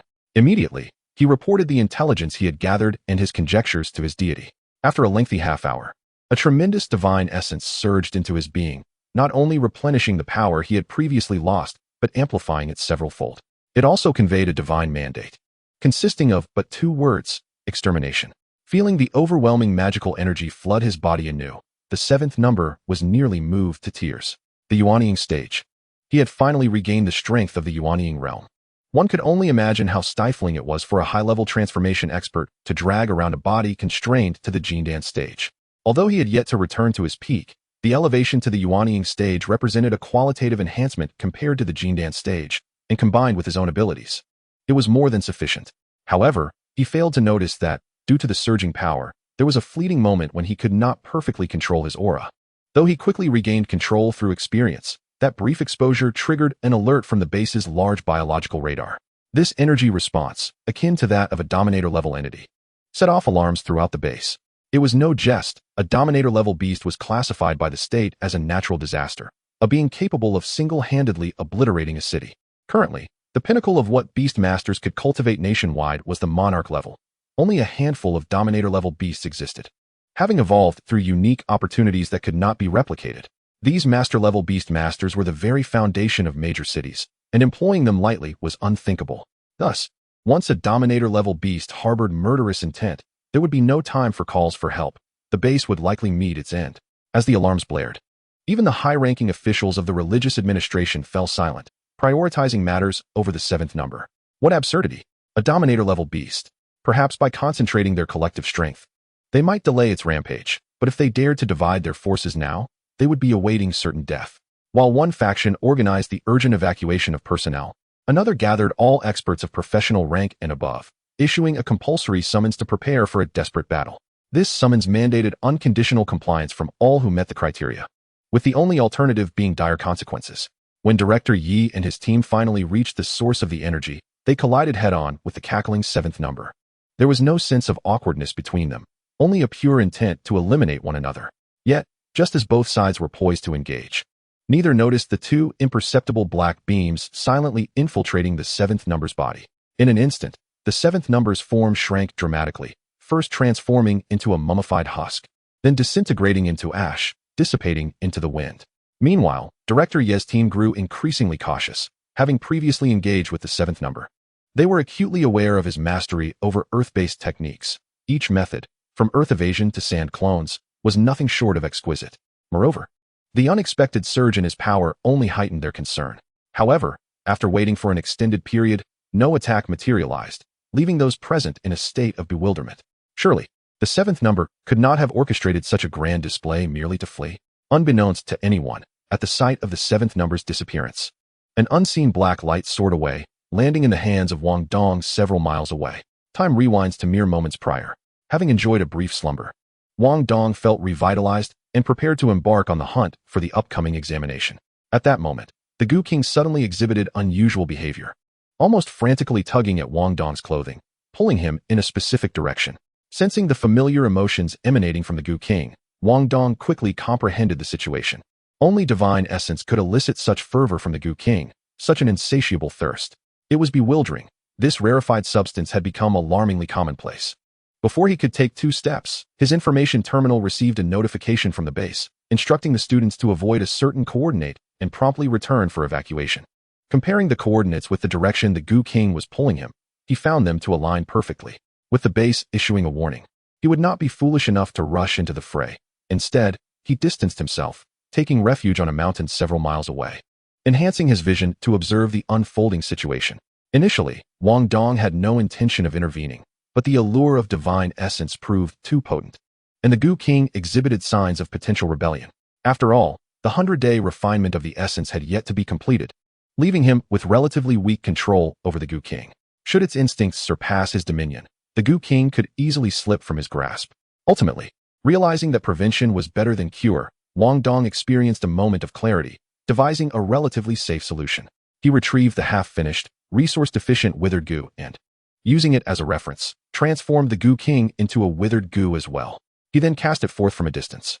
Chapter 62, The Goo King's Feast. The withered goo is a bizarre insect that is refined using the fear of divine essence, its very existence being peculiar. As a goo refined from divine essence, it inherently possesses certain characteristics of the divine. For instance, it cannot be observed by the naked eye. Only through specific methods of observation can it be detected. It also somewhat disregards the constraints of time and space. Divine essence is immortal. Time holds no significance for it. Likewise, space cannot confine the divine. Thus, even from several miles away, as long as Wang Dong could see it and grasp the concept of a target in his mind, the withered goo could transcend the limitations of time and space to strike its intended target. This was precisely why Wang Dong endeavored to transform the Goo King into a withered goo. It was through the characteristics of the divine that he hoped to achieve a successful ambush. However, the truly fearsome aspect of the withered goo is something even the Goo King cannot replicate. It embodies a rule-level power derived directly from divine essence, possessing the ability to completely obliterate the concept of a target's existence. The Goo King may possess its form, but it fundamentally lacks divine essence, rendering it incapable of executing such rule-level maneuvers. Yet, by casting both the withered goo and the Goo King together, Wang Dong's primary objective was never to kill. Rather, it was to seize the abundant divine essence residing within the seventh number. Though, due to the characteristics of the divine essence and the goo, the seventh number remained oblivious until the last moment. However, once it invaded his body, the scenario changed drastically. Traditional cultivators, beginning from the gene dance stage, unify their essence, energy, and spirit, achieving a seamless integration that theoretically leaves no aspect of their being unmonitored. The yuanying stage, even more so, is akin to activating a training aid, allowing consciousness to oversee the body from a third-party perspective. Thus, when the withered goo entered his body, although conventional means failed to detect it, the unique consciousness of the yuanying stage promptly sensed the anomaly. This was sufficient. Had he lacked experience, he might have been delayed by panic. However, the seventh number was all too familiar with divine essence and quickly recognized the attack as being of divine nature. Almost instinctively, he summoned the divine essence bestowed upon him to intercept this strange assault. Given his current divine essence in contrast to the meager essence of the withered goo, the disparity was akin to a vast lake versus a mere brook. While their natures were similar, their qualities were not. Theoretically, a single onslaught would suffice to submerge the withered goo beneath the tide. Regrettably, the true confrontation was to be faced not by the withered goo, but by the Goo King. The Goo King was originally conceived by the sages of the Five Poison sect, specifically crafted to usurp divine authority. To pilfer divinity directly from genuine deities is an arduous and perilous endeavor. Yet, what we currently confront is merely a fragment of divinity bestowed upon mortals by their gods. Although in substantial quantity, the seventh merely possesses the right of utilization without true ownership. In essence, the seventh's dominion over this divinity is alarmingly minimal, to the extent that the Goo King consumed it with ease, almost before the seventh could comprehend the event. Stripped of divinity, the seventh's cultivation dissipated, reducing him to the stature of a relatively robust ordinary individual. Faced with such a target, even the fragmented and desiccated goo exhibited a ferocious efficacy, as witnessed by Yi Ju and his companions, who saw a person rendered to mere ash. Upon the return of the Goo King and the desiccated goo to Wang Dong's side, an intriguing scene unfolded. Previously, the divinity devoured by the Goo King would undergo a preliminary absorption through the heavenly restoration scripture residing within the sea of consciousness. Only after satiation would a modicum remain for the Goo King. However, this time, due to the activation of the desiccated goo's formula, the heavenly restoration scripture no longer required this shared source of divinity. Without the authoritative compulsion of its master, the Goo King became emboldened. It audaciously appropriated 70% of the divinity it had just consumed, relinquishing only the remaining 30% to the desiccated goo, which, without discrimination, accepted the offering to replenish itself. With the assimilation of a substantial quantity of divinity, the Goo King underwent a conspicuous transformation. The once bulky shell on its back, which had been inflated by an excess of non-goo essence, noticeably shrank. Furthermore, enigmatic black lines began to weave across the shell, seemingly forming cryptic characters. However, a slight complication arose. The Goo King succumbed to slumber, temporarily depriving Wang Dong of a crucial combat asset. An even greater inconvenience was that this entity, lacking a binding contract, could not be returned to the Beast Master's space. Yet its diminutive size allowed Wang Dong to stow it away in the pocket of his undergarment. Swiftly tidying the remnants of the encounter, Wang Dong departed without a backward glance, indifferent to the chaos left in his wake. Such a high-caliber clash was never meant to involve a mere college entrance examinee like him. Even proximity to such turmoil was a nuisance. After a circuitous route, he finally reached the designated assembly point at the base, only to be informed that the danger had been averted and the college entrance examination would proceed. Wang Dong feigned agreement with those around him, sharing a few quips regarding the base's tumultuous affairs. With the demise of the 7th, the remaining days leading up to the examination were notably smooth, despite the heightened vigilance of the religious administration and base personnel. For Wang Dong, however, this period was rather uneventful. Although the Gu King had been incapacitated, the ferocity of the desiccated Gu rendered it impractical for use. Nevertheless, Wang Dong's own combat prowess had significantly surpassed what one of his level might typically possess, compelling him to temper his abilities and forego encounters with formidable beasts that clearly exceeded his rank. Practical combat served as a catalyst. Whether derived from academic instruction or the teachings of the Five Poison sect, a plethora of combat techniques proliferated. Yet, as a secondary figure, much of his knowledge was gleaned from the original host's memories, leaving him with little opportunity for practical application. As a transmigrator, having previously resided in a stable and harmonious nation, the abrupt transition to a warrior's lifestyle proved to be quite the challenge. This necessity to excel in his examinations was thus reinforced. However, the recent spate of hunting, compounded by the turmoil instigated by the 7th, had profoundly impacted Wang Dong. He acutely felt the dangers inherent in this world and recognized that many matters could not be evaded but must eventually be confronted. Consequently, his combat style evolved from an initial reliance on Gu insects to a return to the traditional combat methods of beast warriors. Activating his skills and taking to the fray reflected a transformation not only in technique but also in mindset. Yet, one matter left him indecisive and thus temporarily shelved: the rapid advancement of his Beastmaster rank.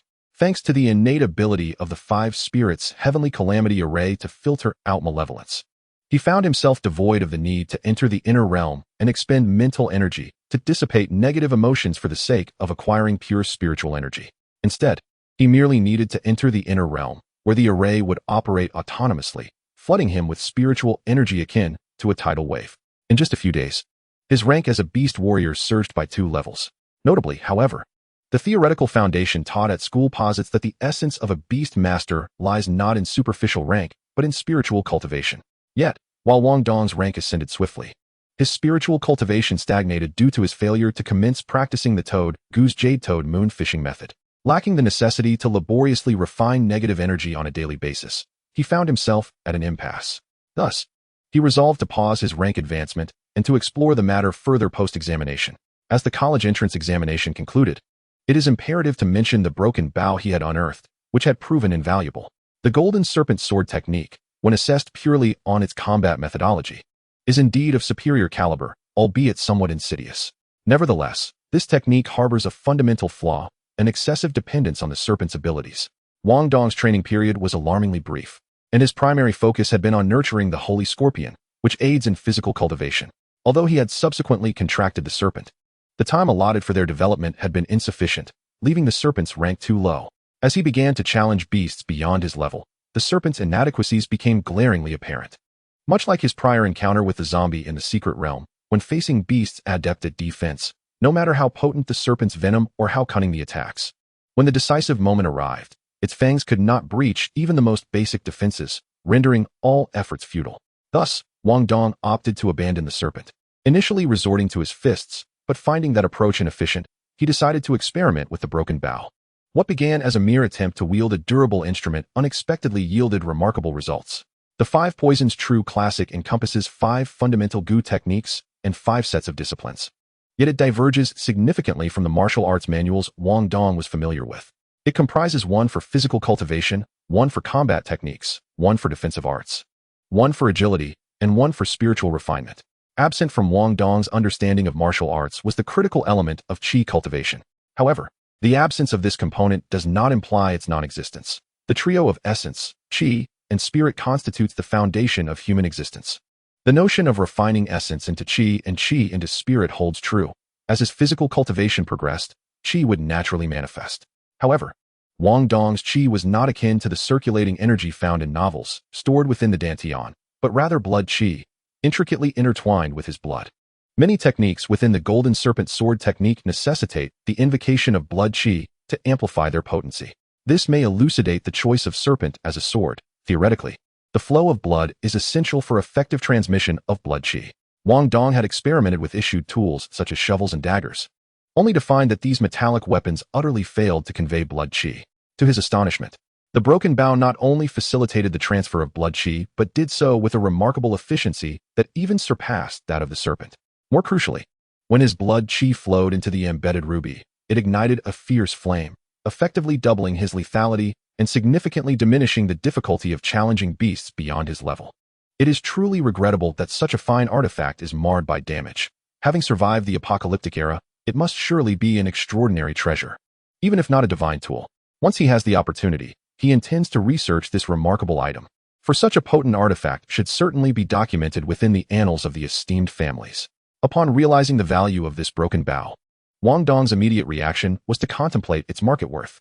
Desperation dictated his thoughts. He was in dire need of funds, for his 5 companions were voracious consumers, particularly the jade toad. The jade toad moon fishing method, which lingered in his mind, required costly materials for cultivation that made him contemplate bank heists. However, it is worth noting that this semi-untamed territory remains closed to outsiders, managed solely by combat-oriented military and mercenary forces. The resources within the mountains and forests have yet to be exploited, and one can discover numerous wild medicinal herbs with just a few steps. Over the past few days, Wang Dong has casually collected a considerable amount of quality herbs. This discovery has ignited a new spark of inspiration within him.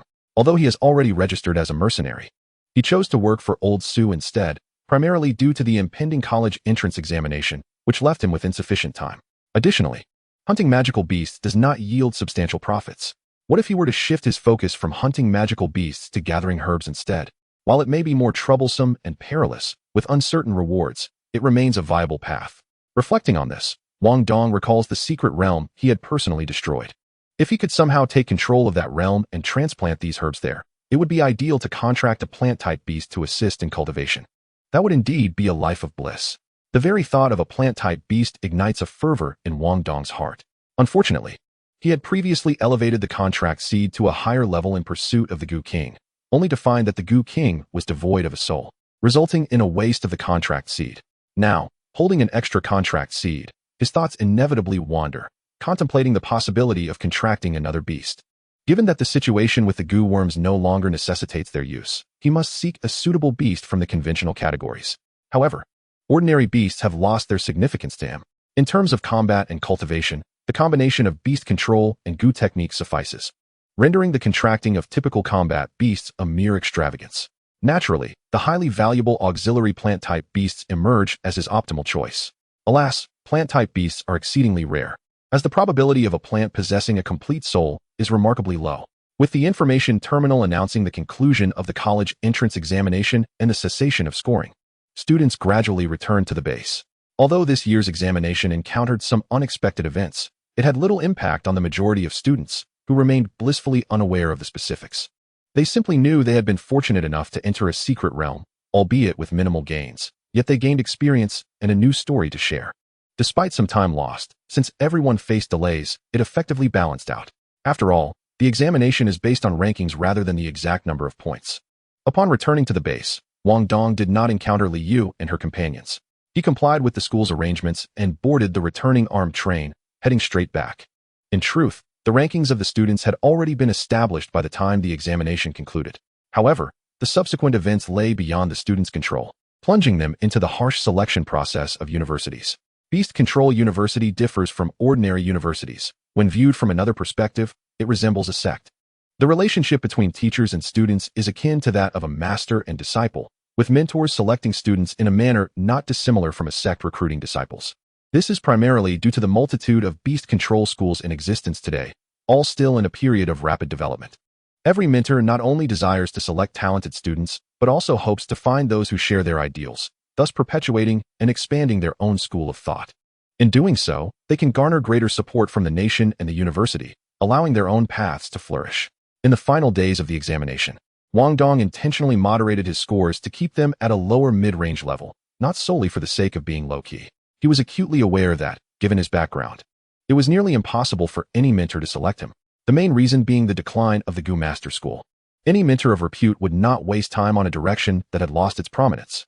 Thus, from the moment he contracted the Holy Scorpion, Wang Dong understood he would not be among the first round of selections by mentors. Consequently, his aim was set on being part of the second batch of students at Beast Control University. To put it more succinctly, the first round of selections by mentors is akin to the inner disciples of a sect in a fantasy novel, with a master guiding them and access to superior resources. In contrast, the second batch of students is comparable to outer disciples, who receive periodic instruction from sect elders, with their success contingent upon their own efforts, thus rendering resources a distant hope. However, for Wang Dong, being an outer disciple sufficed. He already possessed a clear direction and did not require a mentor, as none could teach him. What he needed was the platform that university life provided, along with 4 years of stable cultivation time. As the armed train gradually came to a stop at Green City Station, all students, including Wang Dong, let out a collective sigh of relief.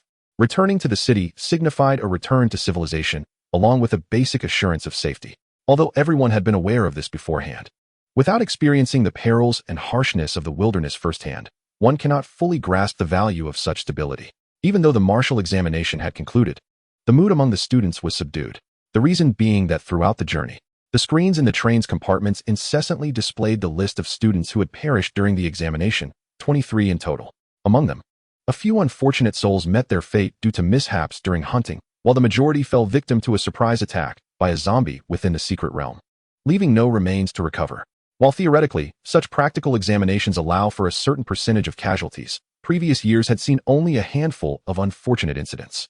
The occurrence of 23 deaths this time could undoubtedly be classified as a calamity. More critically, this experience exposed the examinees to the brutal realities of a beast control career and the dangers of secret realms, potentially fostering a sense of trepidation that would require time to digest. Moreover, the repeated display of the deceased's names was intentional, a deliberate act by certain individuals.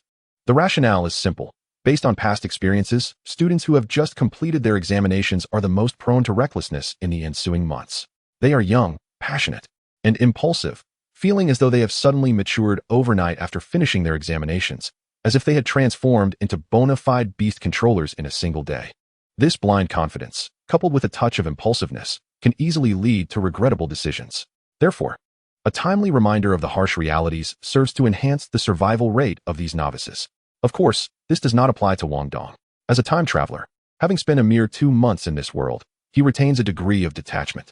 Furthermore, as he is not particularly familiar with his classmates, he perceives them somewhat as NPCs, making it difficult to empathize with their emotions.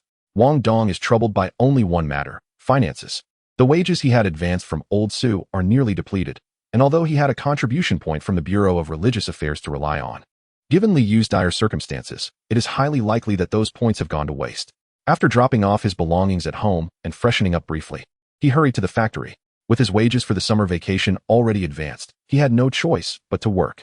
Just the thought of the insect enclosures, untouched for over 10 days, was enough to send a shiver down his spine. Upon Wang Dong's return, Old Su appeared to display no signs of concern, seemingly unaware of Li Yu's predicament.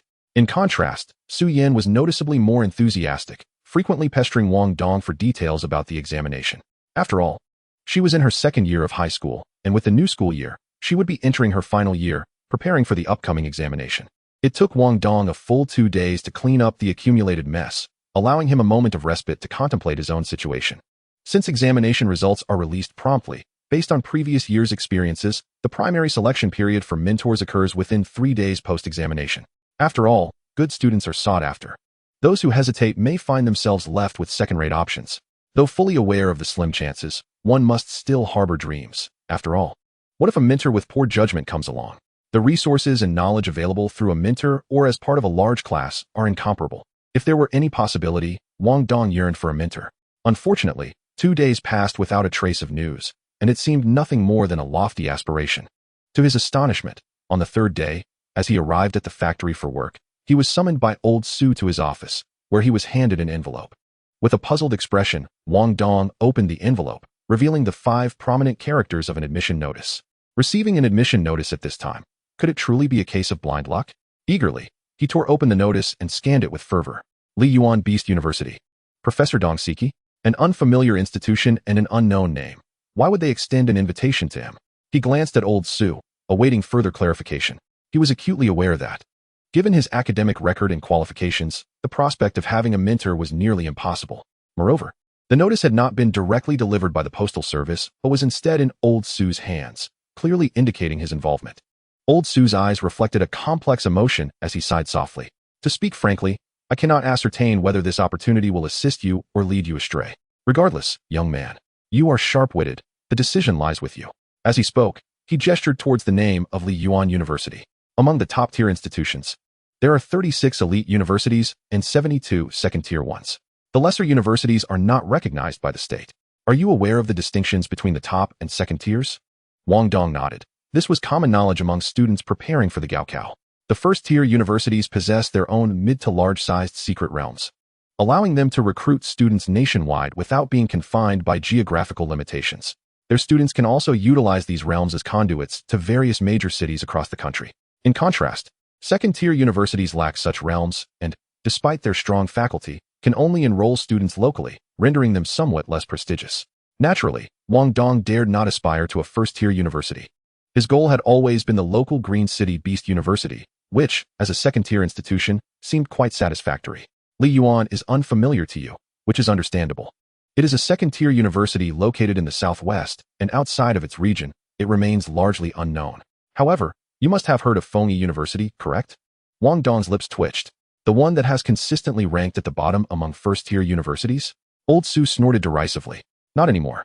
As the saying goes, possessing a jewel can be a crime. Holding on to the prestige and resources of a first-tier university without delivering results ultimately invites scrutiny. Li Yuan has set an exceedingly poor precedent with its recent actions. Now, only Li Yuan remains among the first-tier universities. He has become a relic of the past. Wang Dong was taken aback. Such matters were beyond his scope of knowledge. Yet, he pondered, what relevance did it have to him? Old Su pointed again at Professor Dong Siki's name. She is a senior to Xiao Yu and hails from a prestigious background, emerging as a leading figure among Beast Tamers. However, she possesses a clarity of thought that surpasses Xiao Yu's. When circumstances became untenable, she knew when to let go. Therefore, she has managed to retain her position as a professor in academia. Xiao Yu? Wang Dong's mind whirled before he grasped the connection. Most likely, he referred to Old Su's late son, who had been mentioned in passing by Li Yu without naming him. She still owes a favor to Xiao Yu, which I initially intended to utilize for Yen. However, circumstances have changed. She is now a professor at Fengyi University, and with the merger of the two institutions, her position has become quite precarious, entangling her in various mundane affairs. I have decided against allowing Yen to continue with her, as I still hold some social capital. Thus, adhering to the principle of resourcefulness, I am extending this opportunity to you. Wang Dong furrowed his brow, lost in contemplation. This was undoubtedly a precious opportunity, if for no other reason than the status of a first-tier university would facilitate many endeavors. Yet, it also promised its share of complications. Even a cunning fox like Old Su seemed wary of it, indicating that the internal power struggles must be ruthless. To go or not to go? There was no question. He would certainly go. It would be folly to forfeit evident advantages due to uncertain troubles. What truly concerned him, however, was the growing debt of gratitude he owed to Old Su. This matter was becoming increasingly complicated. Previously, prepaying his wages and providing additional compensation, while invaluable in times of need, were ultimately quantifiable debts he felt confident he could repay. Yet, this matter, which pertained to his future development, involved an unquantifiable obligation that weighed heavily upon him, one he might never be able to repay. Chapter 65, Admission. This admission notice was not merely a notification. Its essence was a ticket into the secret realm, akin to the spiritual imprint that the seventh student had utilized to enter the realm. Of course, this was the hallmark of a first-tier university's foundation. Under Old Su's guidance, Wang Dong extended his mental energy, activating the concealed spiritual imprint within the notice. In the next moment, a familiar sense of spatial disarray enveloped him, and Wang Dong found himself in a wondrous land. In the realm of secrets, many physical laws ceased to apply. The underlying rules of this miniature world were inherently fractured, and through the interpretations of its various masters, it was often transformed into a bizarre and fantastical domain. The secret realm he had entered during the Gaokao was primarily a towering mountain, a common occurrence. For only a handful of top-tier experts could create such spaces, while crafting new realms was beyond human capability. Hence, scavenging materials from the greater world to fill these spaces was quite a common practice. This particular secret realm also featured mountains, 7 in total.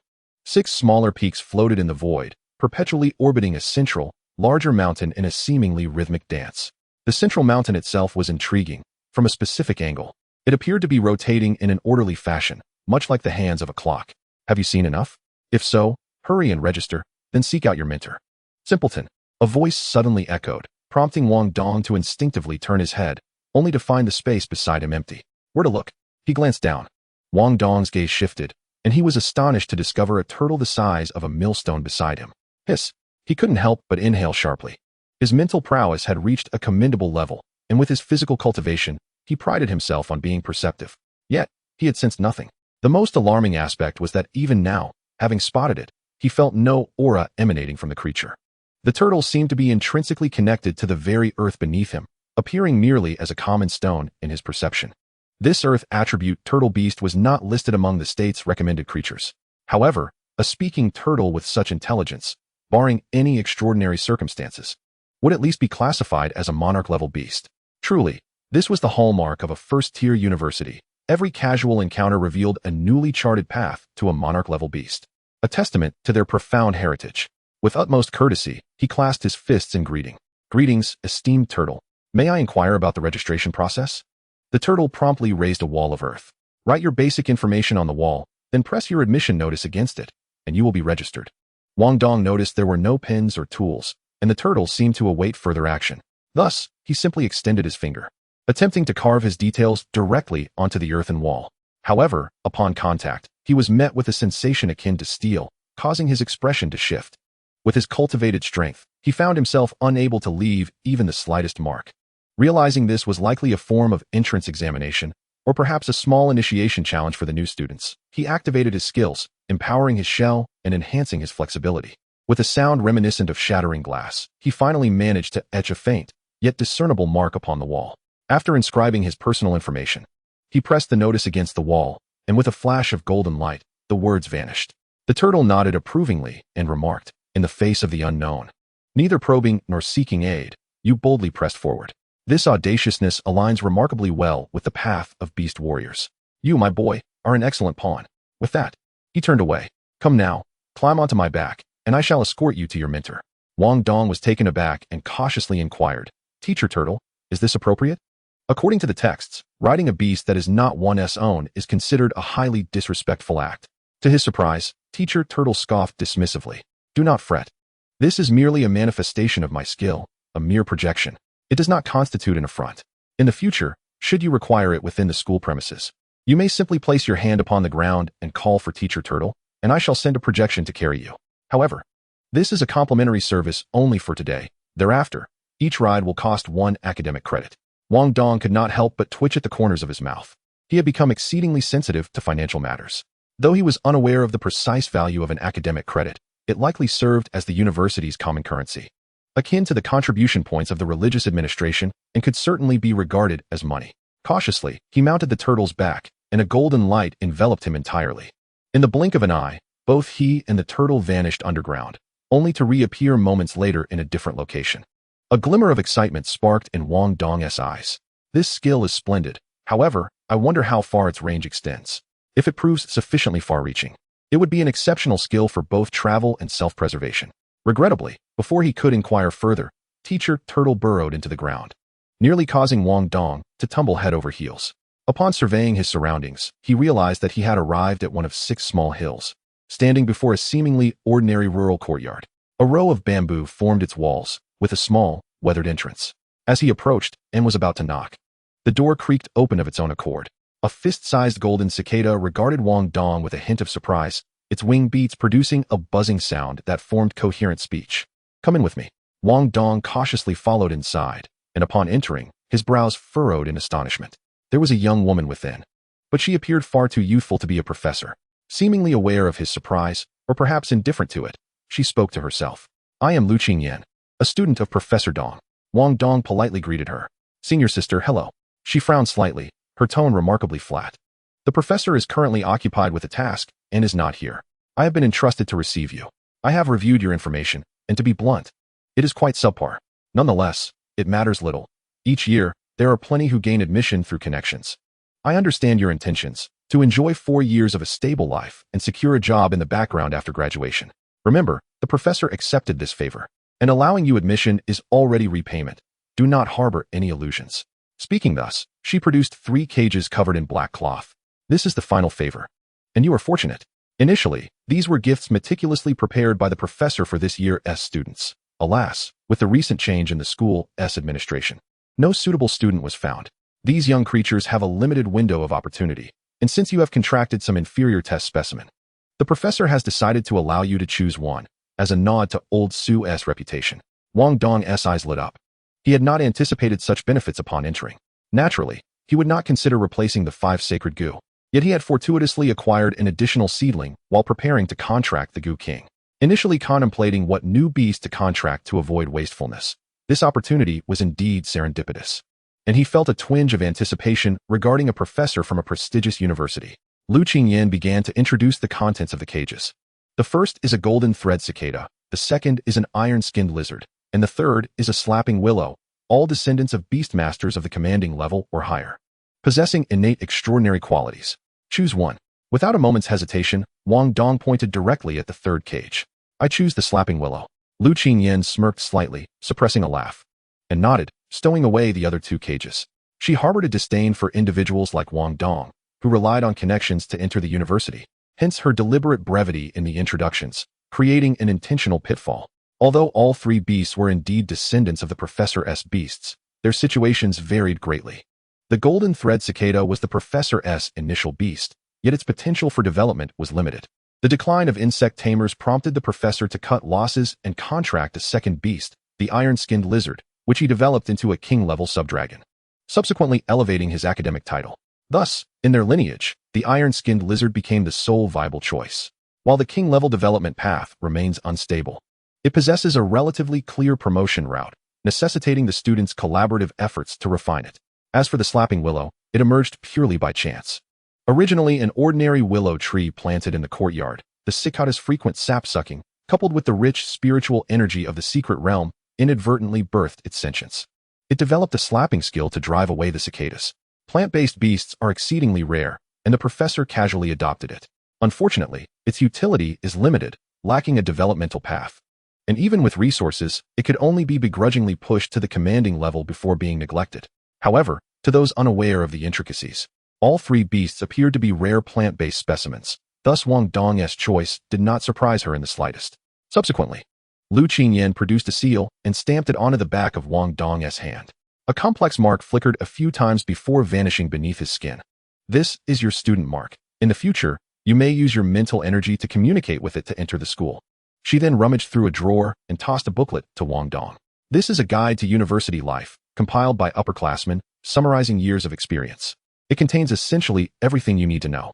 I hope you possess some self-awareness. The professor will seek you out when necessary, but unless there is something pressing, please refrain from interrupting him. After all, the professor is under considerable stress, and time is precious, myself included. That will be all. Farewell. Still somewhat bewildered, Wang Dong was promptly ushered out of the courtyard. It was only after the grand door closed behind him that he managed to reflect, unable to suppress a self-deprecating chuckle. This senior sister is rather polite. He could sense her perfunctory demeanor, yet her ability to conclude matters amicably indicated a commendable level of personal cultivation. Wang Dong was not a naive newcomer to university life. He was acutely aware of his circumstances. Gaining admission to a prestigious university through connections was, in essence, an affront to those genuine prodigies. Were he in their position, he would not have responded favorably either. The sole regret was the belief that he would have a professor to rely upon. However, given the current circumstances, it seemed that whether or not he had such a support system made little difference. He was no different from the other students. Nevertheless, it was a pleasant surprise, exceeding his expectations. He had initially intended to explore this dreamt-of elite university, but recalling teacher Turtle's mention of academic credits, he prudently communicated with the mark and exited the secret realm. He would first peruse that guide to avoid any unnecessary expenses, for he currently possessed not a single academic credit. He emerged back at the original location, in Old Su's office. Old Su, having seen Wang Dong's swift exit, discerned the situation immediately. To put it plainly, his son had already passed away, and the interpersonal connections he had were insubstantial. Dong Siki was willing to acknowledge this favor, likely due to his old age. Should he send his granddaughter, the favor would be duly acknowledged. However, having sent Wang Dong, he had made it clear that this favor concluded here, and thus, the other party would naturally be perfunctory. Yet, observing Wang Dong's spirited demeanor. He did not appear to be disheartened. This was also why old Su held Wang Dong in higher regard. He had seen countless geniuses, and Wang Dong's qualifications were hardly noteworthy. However, it was Wang Dong's composure, which far surpassed that of his peers, that piqued his interest. Old Su resolutely refrained from mentioning anything regarding Dong Siki. All right, you have a semblance of a resolution now. For the time being, focus on your work. Come, follow me to the mixing room. It's time to add some weight to your responsibilities. Wang Dong was taken aback. The mixing room? The formulation of feed ratios is a closely guarded secret of any breeding farm. What on earth was this old man thinking? Old Su, I'm merely working a summer job. Handling such crucial matters as feed ratios seems rather inappropriate for me. Crucial? Nonsense. Old Su waved his hand in frustration. With the decline of Beast Tamers, these matters hold little value. If it weren't for the fact that this is the lifelong endeavor of Xiao Yu and his wife, I wouldn't bother to oversee it. If it weren't for that sentimental attachment, I would have closed this dilapidated factory long ago. Now, with Xiao Yan facing her college entrance exams next year, she still needs more practical training, leaving me little time to linger at the factory.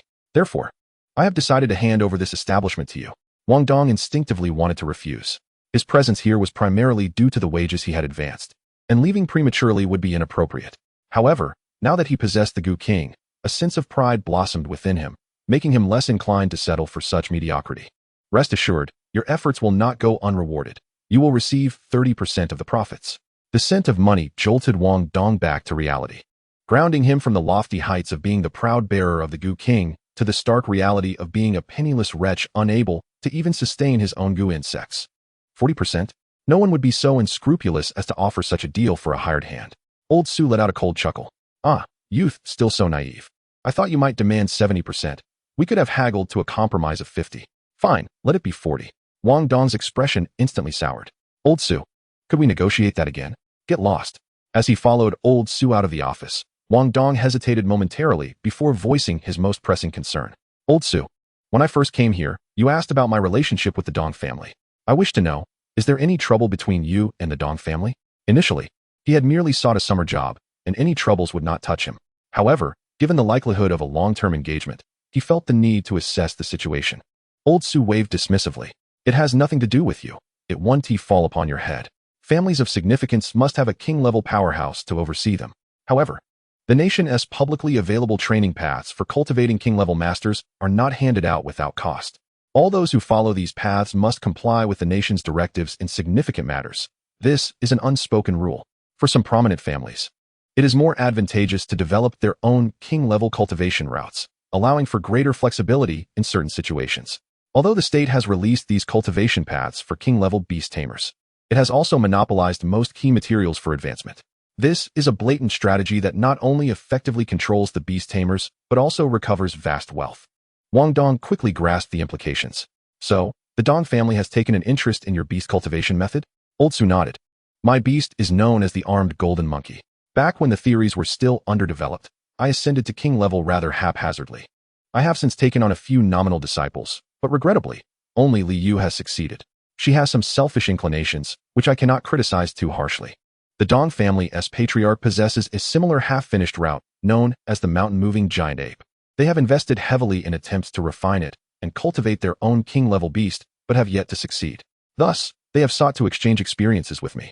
Given the similarities in our methods, which hold considerable value for reference, especially after Xiao Yu's passing, they have been eager to send a family disciple to me as a successor. Wang Dong winced slightly. The emotional intelligence of the Dong family seemed lacking, essentially broadcasting that Old Su had lost his child and had no one to carry on his legacy. Therefore, this matter has nothing to do with you. It won't fall upon your head. However, since Old Su had broached the topic, Wang Dong couldn't resist inquiring about Li Yu's situation. You're concerned about her? You truly believe I can't see through your animosity? Old Su remarked. Are you worried about your contribution points instead? Wang Dong chuckled wryly. I have no choice. I'm broke. I can't simply ignore the troubles that come with her internship. Rest assured, no matter how down and out she may be, she wouldn't jeopardize your contribution points. Her situation is rather complex, and I can't divulge specifics. Although she has faced significant setbacks this time, her contributions were substantial enough to balance the scales, so she won't be left in dire straits. However, she won't be emerging from her predicament anytime soon. So you'll have to be patient. As they reached the mixing room, Old Su handed Wang Dong the smallest shovel from the shelf. Give it a try. Can you wield it? The shovel weighed only 10 pounds, which Wang Dong could easily lift. However, the shovel's surface was vast, and each time he turned the feed, he was stirring up hundreds of pounds of it. When he activated his fusion, he could manage it, but activating that fusion came at a cost. Not only was his own mental energy rapidly depleting, but so was the stamina of both himself and his beast. He could only endure for less than an hour before he had to disengage, collapsing to the ground, gasping for breath. Old Su shook his head in exasperation. Still too green. Your choice of beast is intriguing. Its strength far exceeds the norm, but its level is too low.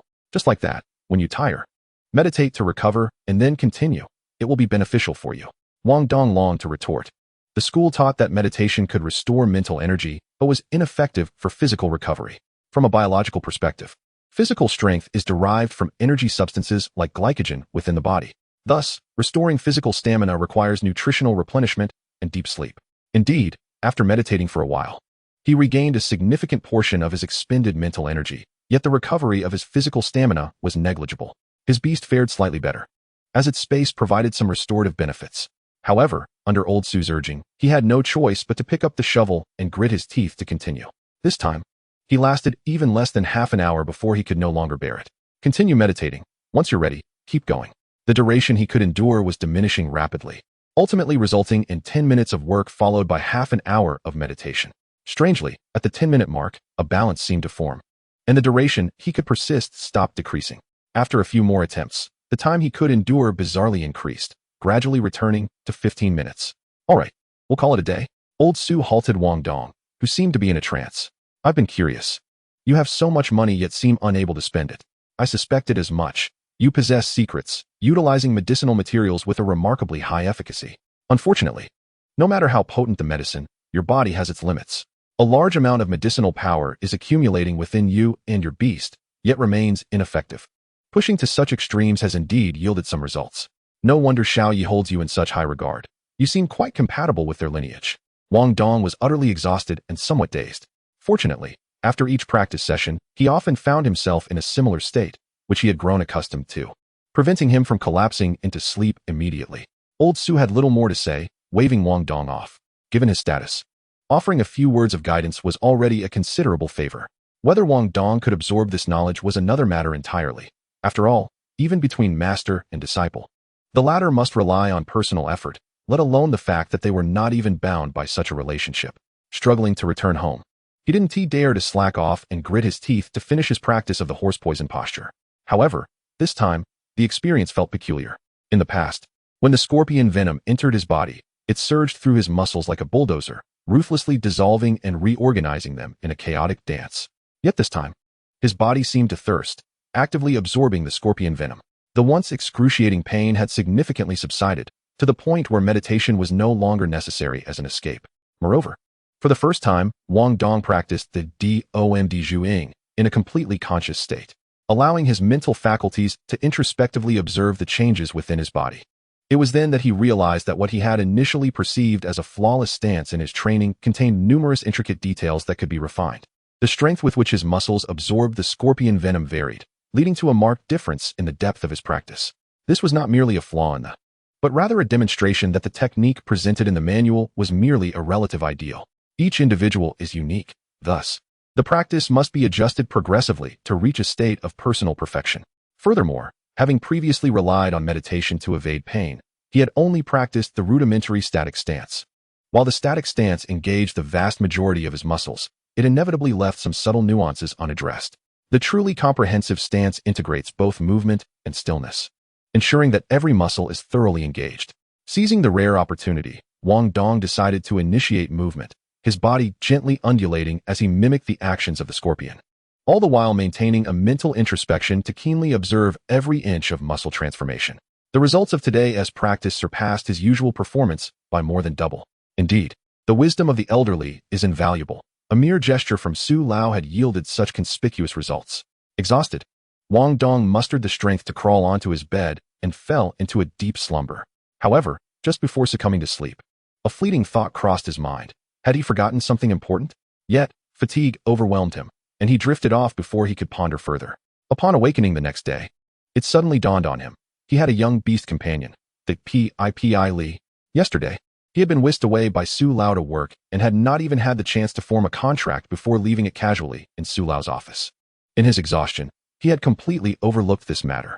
Of course, it was no fault of Su Lao's. The path of cultivation is fraught with challenges, and every bit of purified spiritual energy is a precious resource. Who could have anticipated that Wang Dong would casually press a button and contract at any time? Chapter 68 PIP Li arriving at the factory today, Wang Dong found himself once again in the ingredient room. However, this time, Su Lao did not deliberately push Wang Dong to his limits. Instead, seizing the opportunity while his spirits were still high, he began to impart genuine knowledge to him. Interestingly, the teachings were not related to cultivation, but rather the formulation of animal feed. Su Lao taught with great detail, explaining that this feed was a fusion of sustenance and medicine, designed to both nourish and promote biological evolution, incorporating numerous medicinal herbs rich in spiritual energy. Thus, in the preparation process, not only was the ratio critical, but also the order of ingredients, the intensity and frequency of stirring, as well as the temperature and humidity, all played significant roles in the final outcome. While minor discrepancies might seem trivial to affluent beast tamers for a factory operating on thin margins, these nuances could directly impact profitability. Much of what Su Lao conveyed stemmed from his son's research findings, along with his own accumulated insights from years of hands-on experience, an abundance of invaluable knowledge that Wang Dong dared not overlook. This information was crucial for his future income. There was so much to learn that it could not all be covered in one session. In the first half, Wang Dong could still divide his attention between work and study. However, as fatigue set in during the latter half, he could no longer focus on learning. He relied solely on sheer determination to continuously push his limits and extract the latent medicinal power within himself. Su Lao fell silent, his gaze towards Wang Dong now tinged with admiration. Initially, he had regarded Wang Dong as a steady presence among his peers, a rare quality. Yet now, the tenacity displayed by Wang Dong was something even the seasoned Su Lao could not overlook. After a long day of toil, Wang Dong remembered to bring PIP Li home. Upon arriving, he eagerly formed the contract. Though it was referred to as a willow, it was merely a slender branch over a meter long. Contracting a plant-type beast was indeed a novel experience. Unlike animal companions, which possessed a strong soul, making the contract feel akin to a seed sinking into muddy waters, the plant's spirit was weak and diffuse. Upon the introduction of the contract seed, there was a subtle sensation of the surrounding souls being drawn in, coalescing around the contract seed as a nucleus. Fortunately, the process went smoothly, and he had successfully regained a standard beast companion. However, upon reviewing PIP Li's attributes, he felt a tinge of disappointment. Truly, ignorance breeds no harm. The active skill of PIP Li was slap, hence its name. The attack range was limited to the length of its branches, and its potency remained uncertain. The passive skill was rooting, a common ability among plant-type beasts that allowed it to rapidly embed its roots in the soil upon contact, enhancing its recovery capacity. The downside, however, was that once rooted, it could not be relocated. What truly captivated Wang Dong was PIP Li's racial talent, an extraordinarily familiar ability, dispelling evil, identical to that of the original owner's black cat. This talent was rare yet widely regarded as one of the finest. Although it offered little in terms of combat prowess, it greatly facilitated cultivation. When purifying spiritual energy, it could significantly enhance a beast tamer's efficiency. Unfortunately, the original black cat had been too low in level to exhibit its effects, which would become increasingly pronounced in later stages. Regrettably, for Wang Dong in his current state, it was of little utility. Overall, PIP Li was indeed unimpressive. It paled in comparison not only to formidable companions like the GCHing, but even to the more common beasts. Had this been his primary companion, he likely wouldn't have even qualified to take the college entrance examination. Fortunately, Wang Dong sought a plant-type beast not for its combat ability, but for the immense value it held once cultivated to the commanding level, where it could naturally awaken the ability to promote the growth of lower-tier plants. However, plant-type beasts were rare, and knowledge on cultivating them was not covered in high school curricula. Thankfully, as he was now in university, he should be able to find relevant information. University. It suddenly struck Wang Dong that he had yet to review the university life guide. He had been so thoroughly exhausted by Su Lao's training that his mind was barely functioning. No, that aside, it seemed he had forgotten something even more pressing. He had yet to inform his parents about his acceptance into a prestigious university. As a time traveler, he subconsciously tended to avoid such conversations. However, it was fortunate that he did not need to face his parents directly at the moment. The Water Patrol Committee functioned as a quasi-military organization, and given the current flood season, his parents were not only unable to return, but could only make calls during their off-duty hours when they were back at base. After contemplating his wording, he drafted a text message and sent it off. He dared not mention the prestigious university, simply alluding to his acceptance into college. It was not an intentional concealment. He merely feared that his parents might become overly emotional. They were on the front lines. And the last thing he wanted was to invoke an emotional response that could lead to complications. After hitting send, Wang Dong finally pulled out the university life guide and began to study it earnestly. After all, it pertained to the next 4 years of his life, an endeavor that warranted serious attention. Not long into his reading, he couldn't help but slap his thigh in realization. Experience can indeed mislead. Having assumed that school would begin in September, he believed he still had 2 months to prepare. Yet, while that was partially true, those with advisors would not waste time. As long as their advisors were willing, they would commence immediately. As for his large class, where he had an advisor who was essentially non-existent, the major lectures would indeed start in September. However, since he had completed his registration, he was already a formal student, and many facilities and functions within the university were already accessible to him. For instance, the borrowing of publicly available materials from a rudimentary library, as well as the credit hall, which holds paramount significance for students. As anticipated, credits function as the internal currency of the institution, serving a multitude of purposes, including the privilege of becoming a named student of certain professors. There are numerous avenues to acquire credits, but the credit hall remains the primary source. It serves as a task hub within the school, laden with a plethora of assignments released by the institution or individuals. The content is so abundant that it ignited a fervor in Wang Dong, who began to envision his university life. However, upon reaching the final page, a handwritten note abruptly doused his enthusiasm like a bucket of cold water, rendering him instantly composed. This note was likely penned by that senior, Lu. Currently, the transition is fraught with chaos, and the issues surrounding the credit hall are substantial. It appears that Senior Lu has been quite prudent. Her intentions may not be entirely altruistic, yet she certainly wishes to prevent Wang Dong from recklessly jeopardizing his life before even beginning his academic journey, a predicament that would be difficult to explain to Elder Su. Well, since this has been emphasized, it seems the school is indeed plagued by numerous issues. Given that he is already overwhelmed with work at the factory and his own cultivation, he decided to momentarily set aside concerns regarding the school. With that, he tucked away the booklet and diligently resumed his training. Everything else is but an illusion. The enhancement of his own tangible strength remains paramount. Chapter 69, The Transition. After a long day, Lu Jinhai returned to his cramped quarters, cursing the burdensome work and unscrupulous boss. From his drawer, he retrieved a finely crafted jade sculpture. The craftsmanship was exquisite, with the figures depicted so vividly that they seemed to leap to life. More remarkably, the jade was entirely jet black, devoid of blemishes or cracks, its surface glistening with a lustrous sheen. Even those untrained in the art could discern its value at a glance. Lu Jinhai had stumbled upon this treasure a few days prior, initially believing it to be a stroke of luck. Unfortunately, its dubious origins complicated matters. He attempted to sell it at several shops, but the merchants, astute as they were, quickly deduced its origins from his demeanor and offered him a paltry sum. Lu Jinhai was no fool. He felt a pang of regret at the thought of selling it for a meager amount, yet he dared not press further, fearing that these merchants might resort to unscrupulous means. Thankfully, he had been cautious enough to inquire at reputable establishments far from home, thus avoiding any unfortunate incidents. For the time being, he was unable to part with the sculpture, which now felt like an albatross around his neck. Each return home found him gazing at it, imagining a life of affluence, which served as a small consolation in his arduous existence. Yet, unbeknownst to him, as he toyed with the sculpture, tendrils of dark energy gradually seeped into his being.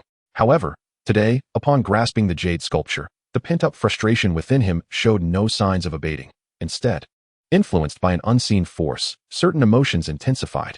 Ultimately, hatred consumed his entire being. He loathed his inability to become a beastmaster, relegated to enduring such laborious work. He resented his parents' inadequacies, despised his younger self for not striving harder, and harbored contempt for his foolish boss and the state of the world. Unbeknownst to him, the whites of his eyes vanished, leaving them as dark as ink. Moments later, Lu Jinhai underwent a transformation, exuding an aura of disdain and haughty nobility, as if he had become a different person entirely. How could he, a mere mortal, be expected to associate with such lowly beings? The chosen ones are increasingly lacking in refinement. Such a trivial station is indeed troublesome. Nevertheless, the unexpected demise of that fearful subordinate hinted at something peculiar. Could the Regulatory Bureau of Green City truly wield such power? He resolved to seek an opportunity to probe the situation further. For an entire week, Wang Dong's days were filled with both fulfillment and hardship. The breadth of knowledge he needed to absorb was immense. It appeared Elder Su was genuinely preparing to pass the torch, imparting all that he could teach. Not only did he share the formulas for the feed, but also invaluable insights into daily management, and even the list of loyal clients. Truly a comprehensive handover. Wang Dong found himself juggling this learning process while refusing to slacken his training. He wished he could divide each minute into two. Subsequently, Elder Su seemed indifferent to whether Wang Dong had genuinely grasped the material or merely skimmed through it, departing with Su Yin, seemingly unconcerned about the factory's future. Wang Dong escorted the duo to the entrance, ultimately unable to suppress a profound bow. Elder Su, I understand that, given your stature, this matter is trivial and unworthy of mention. However, I will forever remember your assistance. Your kindness is beyond words, and I beg you to accept my gratitude. Unexpectedly, Elder Su sidestepped, exclaiming, there is no need for such formalities. It's uncertain who owes thanks to whom. Xiaoyu has always been a thorn in my side. My presence here is merely an obsession. I have wronged too many and delayed too much for this fixation. Your arrival has indeed provided me with a reason to move on. After I see Su Yin into university, I will return to the regulatory bureau to make further contributions. This factory should not be considered a waste. Elder Su's tone shifted. However, young man, this factory is a dowry left for Su Yin by Xiaoyu and her husband. If you dare to let it fall into ruin, I will personally ensure you pay dearly. Finally bidding farewell to Elder Su, Wang Dong strolled through the familiar factory grounds, perpetually haunted by a surreal sense of dreaming. All he had sought was a summer job to earn a little pocket money for the larvae, yet here he was, attending a prestigious university and acquiring his own assets, albeit only a modest 40% stake. It truly felt like a dream. However, the reverie was short-lived. With Elder Su's departure, the main force behind the feed formulation was no longer present. Wang Dong's small frame could only manage 1/3 of the workload. Not to mention the tasks of cleaning, sales, and other responsibilities. This was far beyond his single capability. Fortunately, the factory's equipment was remarkably advanced. Elder Su's son had not only established the factory but also engaged in research, thus acquiring a plethora of automated machinery. Elder Su's manual mixing of feed was driven not only by a quest for minute profits, but also as a form of cultivation. Therefore, Wang Dong unhesitatingly opted for automated mixing, prioritizing the factory's operation to ensure the adorable creatures in the breeding shed were not starved. The extreme training method he had employed had, in recent days, yielded diminishing returns. After all, he was drawing upon the latent medicinal power within him. Having only recently begun training with this power and the venom, he had little unused medicinal energy remaining. Moreover, since commencing his dynamic stance training, the results had been steadily improving, leading to a high utilization rate of the medicinal energy, rendering it unnecessary to torture himself daily. As a consequence, after several days of acclimatization, Wang Dong gradually found himself with more leisure time. The factory's profits were quite satisfactory. While they paled in comparison to those of the larger companies related to Beastmasters, they constituted a substantial sum for a mere apprentice Beastmaster. The expenses associated with being a Beastmaster were directly proportional to one's strength, whether for personal training materials or the nurturing of beasts. Cost would almost double with each increase in rank. With a stable source of income now secured, Wang Dong promptly prioritized several training methods that he had previously set aside due to financial constraints, including the eagerly anticipated Jade Toad fishing the moon technique. Unfortunately, this technique could only be practiced once a month, yielding results only on nights of the full moon. Calculating the days, he realized there were still 6 days left, and thus he could only prepare for it in advance. Conversely, another technique, Golden Thread Celestial Garment, encountered a minor yet positive surprise. Theoretically, foundational stance training is the bedrock of all techniques, and other methods are somewhat limited by the practitioner's proficiency in basic stance training. The foundation for practicing Golden Thread Celestial Garment typically requires mastery of skin refinement. Although Wang Dong diligently trained, the amount of time he had spent studying dictated that his actual physique cultivation was merely at the level of meat refinement, with skin refinement only partially achieved and muscle refinement at the introductory stage. Under normal circumstances, he would not be qualified to practice Golden Thread Celestial Garment. However, with the enhancement of his combined skills, he was able to temporarily reach the level of skin refinement. Thus, he endeavored to practice, only to find his efforts unexpectedly fruitful. This art of golden silk garment is a meticulous craft, requiring the gradual weaving of a layer of celestial attire beneath the skin using a special silk spun by spiders. Naturally, the earlier one embarks on this endeavor, the more advantageous it is. This serendipitous discovery arises from the fusion of two distinct systems. Chapter 70, Lingering Souls. Previously, Wang Dong had harbored dreams of establishing his own factory, leveraging the art of poison crafting to amass wealth and achieve financial independence. Yet, upon realizing this dream, he became acutely aware of the naivety of his former aspirations. His factory, apart from occasionally selling a few quality snake and lizard pets to those seeking beasts of burden, primarily engages in the production of animal feed. Moreover, the sale of snakes and lizards is challenging, as these creatures are not included in the government-sanctioned list for royal cultivation.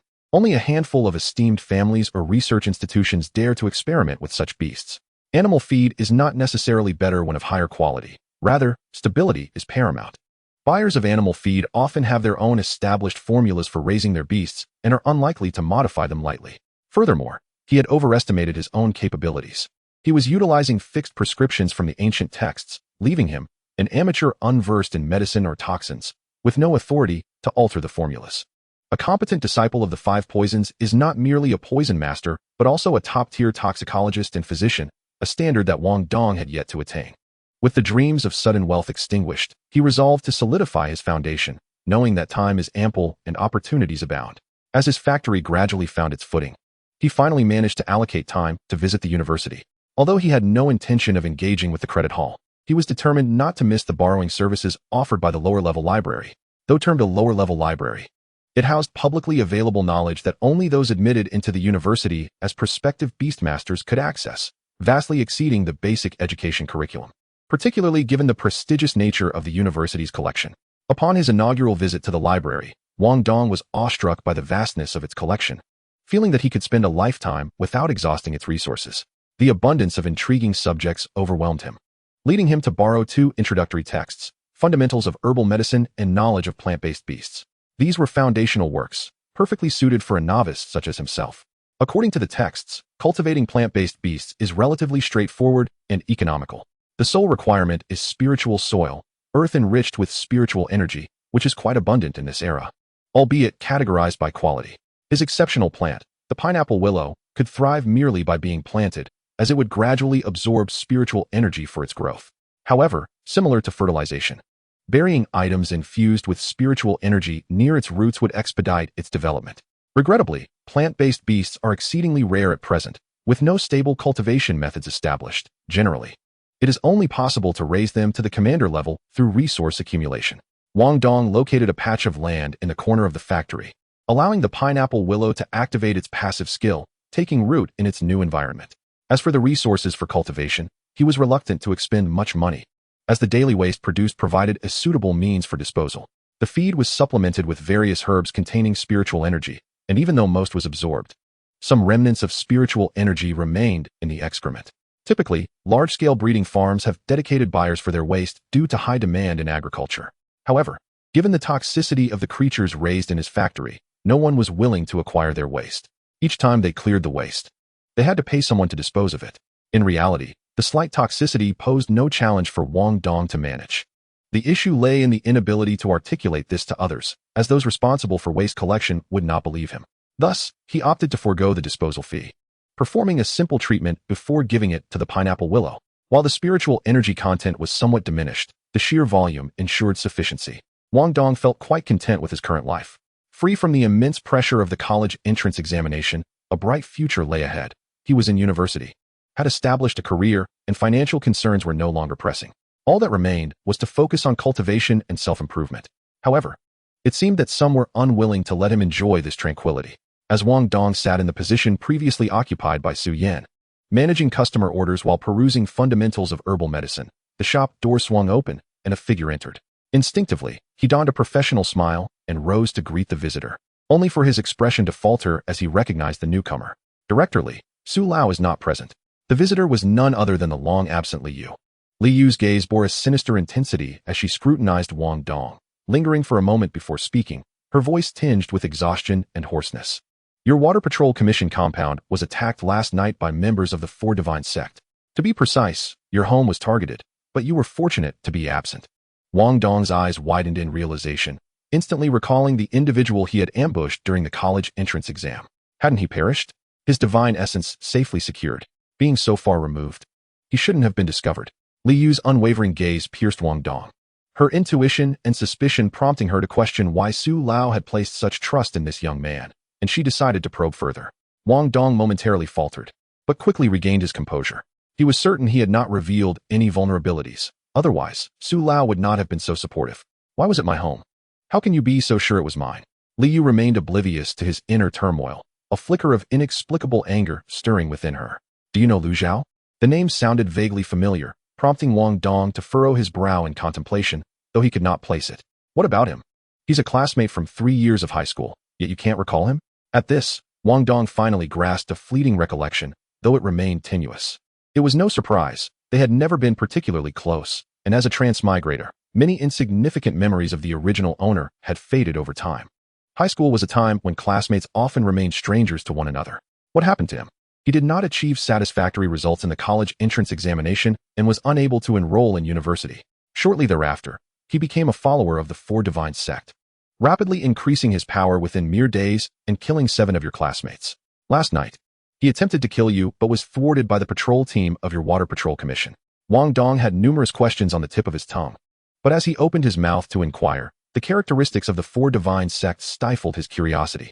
The religious administration had yet to capture a living member of the Four Divine sect. Their understanding of the sect was virtually non-existent, rendering any questions futile. Unable to discern any further issues, Liu simply conveyed her purpose. The Four Divine sect has been unusually active recently, seemingly targeting your cohort of college entrance examination candidates. The official recommendation is for those who can seek refuge at school to remain there. For those not enrolled in first-tier universities, the religious administration is organizing the protection of willing students. I know that Su Lao leveraged his connections to secure your admission into a first-tier university during this time. Do not venture outside unless absolutely necessary. Having delivered her message, she did not await Wang Dong's response, hastily departing. Clearly, her time was of the essence. With such a significant incident occurring, the religious administration was also under considerable strain. Wang Dong resumed his seat, his expression oscillating between uncertainty and contemplation. He sensed that this matter was indeed directed at him. While the religious administration could not ascertain the connection, he was certain that the individual known as Number 7 had perished by his hand. If the Four Divine sect were to investigate, it would likely place not only his fellow exam candidates, but also their supervising teachers and those at the base under scrutiny. Presently, targeting only the students seemed merely a preliminary approach, likely chosen for its ease of execution and as a means of gauging reactions from various parties. The Four Divine sect proved to be an ever-lingering threat, yet their divine essence was something he found himself coveting. Chapter 71, Imperial Flowing Nectar.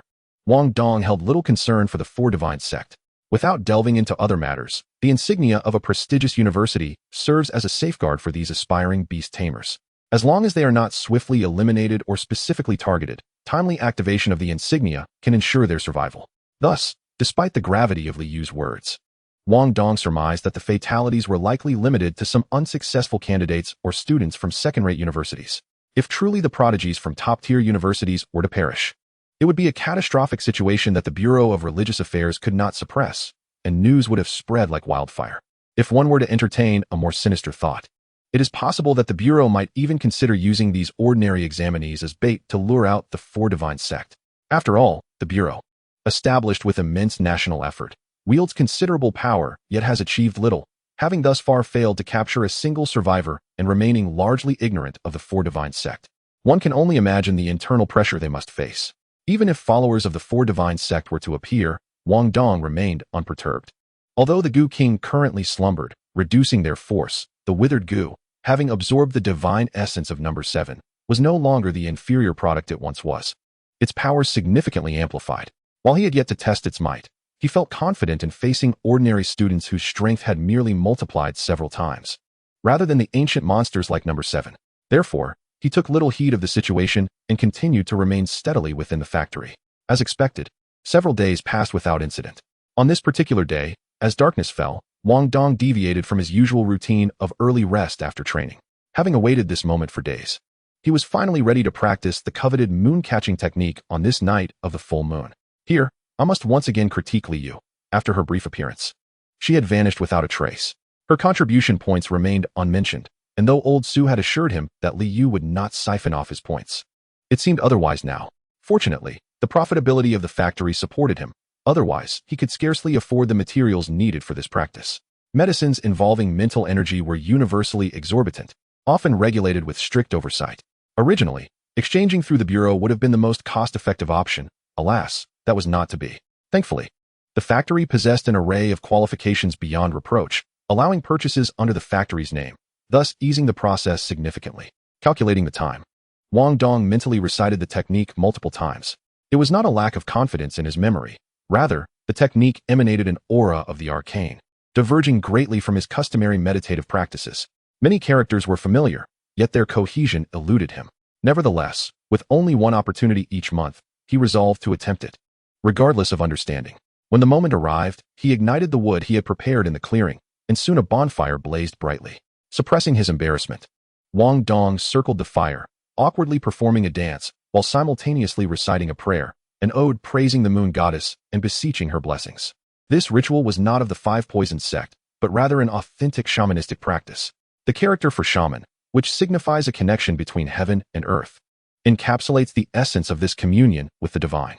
Wang Dong was unconcerned about whether the moon goddess was a malevolent deity, for according to the cosmology of this world, both the sun and moon possess divine essences.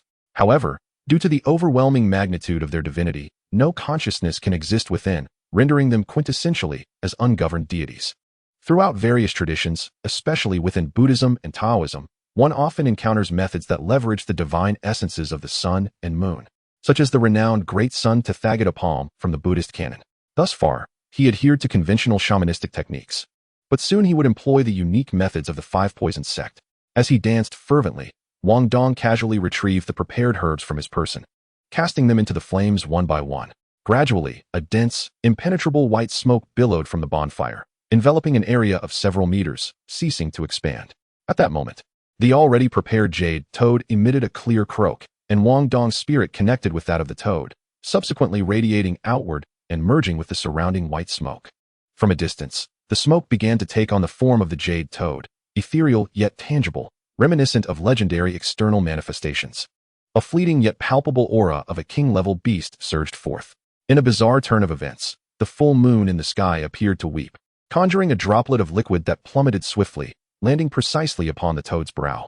This droplet was not a physical object. In an instant, it merged with the white smoke.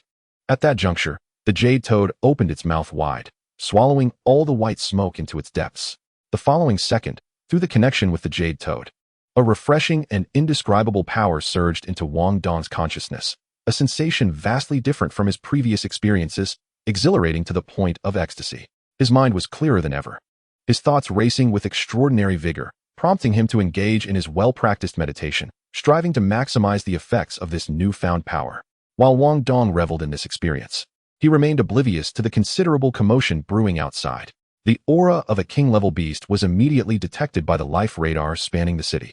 The emergence of an unfamiliar king-level response in the main urban area could spell disaster if mishandled. Almost all active beast tamers in the city received immediate alerts. Subsequently, many of them caught sight of the droplet that had fallen from the moon. Although most were unaware of its nature, a few knowledgeable individuals nearly lost their wits.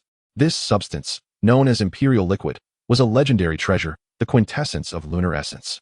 According to ancient texts, a single drop could awaken a great demon, particularly enhancing the spirit of beasts that were otherwise lacking in this regard. Regrettably, the king-level beast's response was fleeting while the life radar detected it. It failed to pinpoint the exact location, providing only a general area. Consequently, a multitude of beast tamers converged on the western suburbs, frantically searching for potential crises and opportunities. Among them was Liu. Should she acquire this droplet of imperial liquid, her armed golden monkey would have a substantial chance of breaking through to the king level, advancing to the overlord level. However, upon arriving in the western suburbs and witnessing the throngs of people, her heart sank. Yet, upon surveying her surroundings, thoughts of Wang Dong inexplicably crossed her mind. With the odds already slim, she followed her instincts and headed directly to the factory. There, she found Wang Dong behaving oddly, neglecting to practice properly indoors, instead igniting a bonfire in the yard and sitting beside it in meditation. Hadn't their teachers instructed them? Meditation requires a quiet environment and is particularly sensitive to interruptions. Generally, one should seek refuge indoors, and if possible, have someone safeguard them. After inspecting the area with curiosity, she found no apparent anomalies and reluctantly departed. Though she had not entirely dismissed Wang Dong as a suspect, she could not fathom the connection between him and a king-level beast or treasures such as imperial liquid. Chapter 72, Madness. Upon awakening, Wang Dong remained blissfully unaware of the tumult outside. He had become wholly absorbed in his exhilaration. The moon-catching technique, So this was the essence of catching the moon. After a complete session of practice, he had thoroughly unraveled the intricacies of this technique. For the Witch Clan, Imperial Liquid was hardly a rarity. As favored children of heaven and earth, they could easily acquire it through offerings to the moon goddess. However, the later generations of witches had thinned bloodlines and could no longer receive the blessings of the heavens. The ancestors of the Five Poisons sect devised a cunning ruse to manipulate the forces of nature. Heaven and earth favored the deities, but they also cherished the ethereal beings born from the essence of the world. Often, when these beings reached a pivotal moment in their evolution coinciding with the full moon, they had a significant chance of receiving the heavenly gift of Imperial Liquid to facilitate their breakthroughs. Thus, the ancestors of the Five Poisons sect endeavored to strengthen their connection with the cosmos through shamanistic practices, through the ingenious fusion of medicinal forces and venomous toxins. A near-breakthrough aura of extraordinary essence has been conjured, representing an advancement in illusionary arts. This stratagem serves to deceive the very heavens and earth, summoning the ethereal essence of the Emperor's nectar to facilitate cultivation. One might jest that this is akin to fishing with the Emperor's nectar as bait. Nevertheless, it must be acknowledged that the Emperor's nectar is indeed a remarkable substance, offering profound advantages to one's soul. Although Wang Dong's mental cultivation has not significantly advanced, remaining at a nascent level, the path to spiritual enlightenment is notoriously arduous, reliant not merely on daily accumulation, but fundamentally on one's innate comprehension. Each elevation in mastery necessitates that moment of epiphany. While the Emperor's nectar may not have directly enhanced his mental prowess, it has nourished his soul, fortifying his foundation, essentially augmenting his innate potential and sharpening his perceptivity. This fortification increases the likelihood of breakthroughs during future meditative practices, and its benefits are fundamentally enduring. However, the advantages bestowed by the Emperor's nectar are somewhat limited for humans. Through the connection of souls, it is his beast companions that truly reap the rewards. Generally, supernatural beasts possess relatively frail souls, yet nourished by the Emperor's nectar, his few spirit insects have gained unprecedented sentience, transcending the limitations of their original species. Surprisingly, the greatest beneficiaries are not these spirit insects, but rather the recently contracted poplar willow. As a plant-based beast, its soul remains weak, barely coalescing into a defined form post-contract. Yet, with the nurturing influence of the Emperor's nectar, it has remarkably surpassed the most troublesome stage of awakening consciousness. Now, through their bond, one can faintly perceive that the poplar willow is beginning to exhibit rudimentary emotions. Although this may seem a modest advancement, it is crucial for the poplar willow's subsequent development. Supernatural beasts possess a certain awareness of their growth, as evidenced by the rapid maturation of wild beasts. Some instincts embedded in their bloodlines guide them toward beneficial experiences. Nonetheless, such benefits can sometimes conflict with the training objectives of their tamers. Thus, within the community of beast tamers, two prominent factions have emerged. One advocates for a laissez-faire approach, allowing beasts to develop their potential while the tamers adapt to their capabilities. The other favors intervention, guiding the beasts toward the tamers' aspirations for better synergy. These broad ideological divergences have given rise to a plethora of schools of thought. Wang Dong, however, chooses neither side.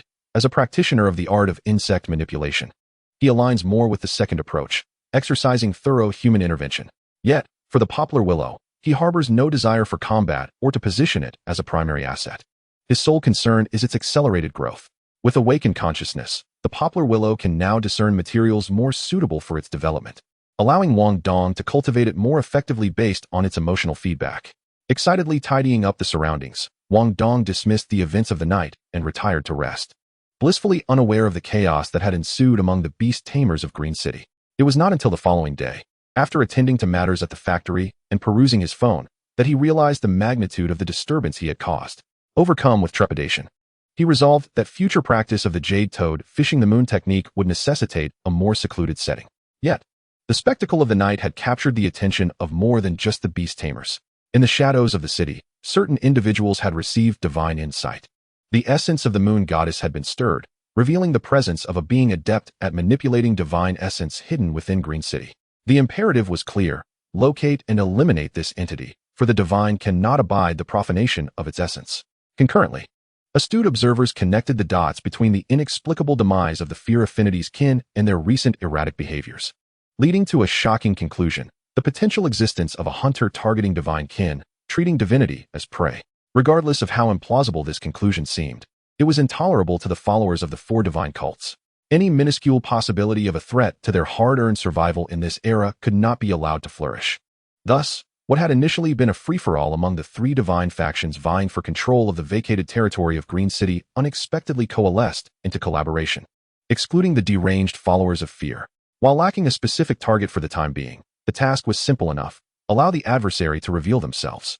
Under this cooperative arrangement, the Bureau of Religious Affairs was pushed to the brink of madness.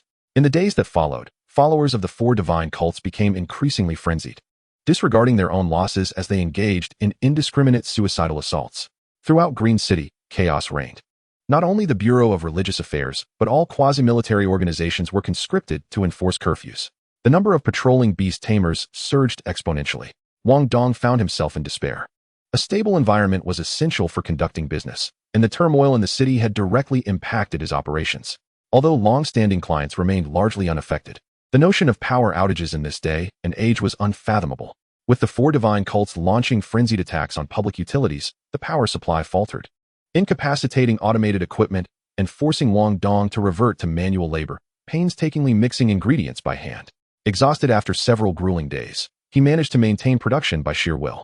To be frank, the extent of the chaos was beyond Wang Dong's comprehension. Based on current observations, the exposed followers of the four divine cults seemed weak. Official investigations post-incident revealed that these individuals were primarily low-level beast tamers or even ordinary citizens. Though they had gained considerable strength and employed bizarre tactics, they were far from elite adversaries. Moreover, their suicidal attacks resulted in a relentless cycle of casualties. Just how many followers had the four divine cults amassed over the years? What had the Bureau of Religious Affairs been doing all this time? It was during a delivery to a client that Wang Dong stumbled upon a beautifully crafted jade sculpture.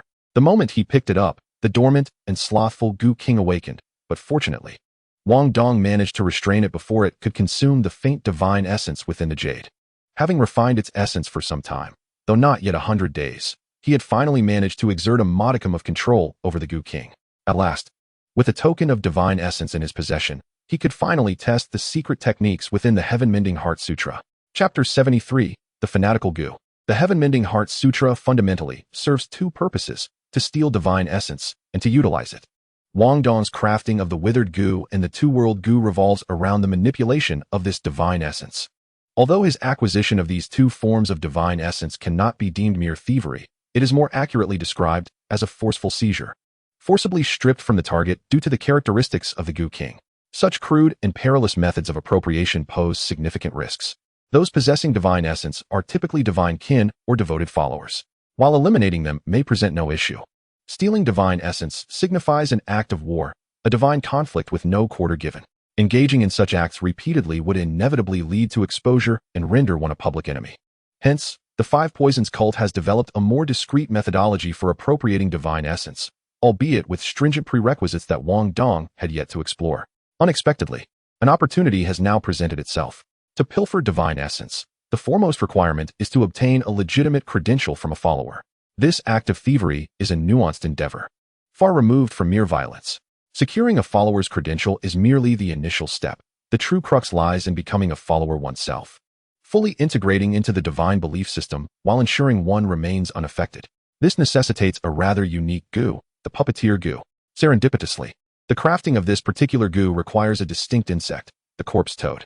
Wang Dong had collected several during his college entrance examinations, and, had it not been for the inconvenience of transportation, he would have truly regretted missing out on that gathering of corpse toads. This puppeteer goo is a remarkable artifact, primarily designed to control the bodies of formidable beings or supernatural beasts, subsequently refining them into toxic corpses. The crafting of the puppet poison requires a crucial auxiliary material known as corpse energy. Among its variants, one particularly beguiling type is the fanatic poison, which necessitates not only corpse energy, but specifically the energy from the deceased followers. Upon their demise, the divinity bestowed upon them by their deity is retracted. However, during the time their bodies housed this divine essence, subtle changes occurred within them. These enigmatic transformations are the key to concocting the fanatic poison. Yet, one cannot simply slay followers to obtain their remains, can they? While Wang Dong would not shy away from eliminating a few of these fanatics, the challenge lies in locating them before any untoward incidents take place. But there is a place. Recently, the Four Gods sect has been particularly zealous, with their adherents launching attacks everywhere, primarily of a self-sacrificial nature, resulting in considerable casualties. After scrutiny by the religious administration, these bodies invariably end up in one location, the crematorium. Upon acquiring the address, Wang Dong made his way there. He felt no trepidation regarding entry. The crematorium was situated in a remote area, devoid of auspiciousness and profit, thus dissuading Beast Tamers from lingering. He was confident that he could navigate undetected in the presence of mere, ordinary folk. Indeed, after observing the periphery for a while, Wang Dong successfully infiltrated the mortuary.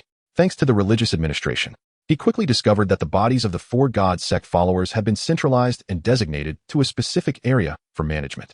This saved him considerable time. Once he confirmed that no living souls were nearby, he retrieved the prepared herbs from his belongings.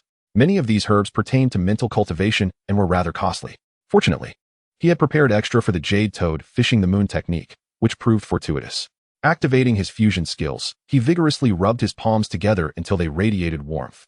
Pouring the herbs into his palms, he continued to rub, and under the influence of heat and vital energy, a wisp of green smoke began to emanate from his hands.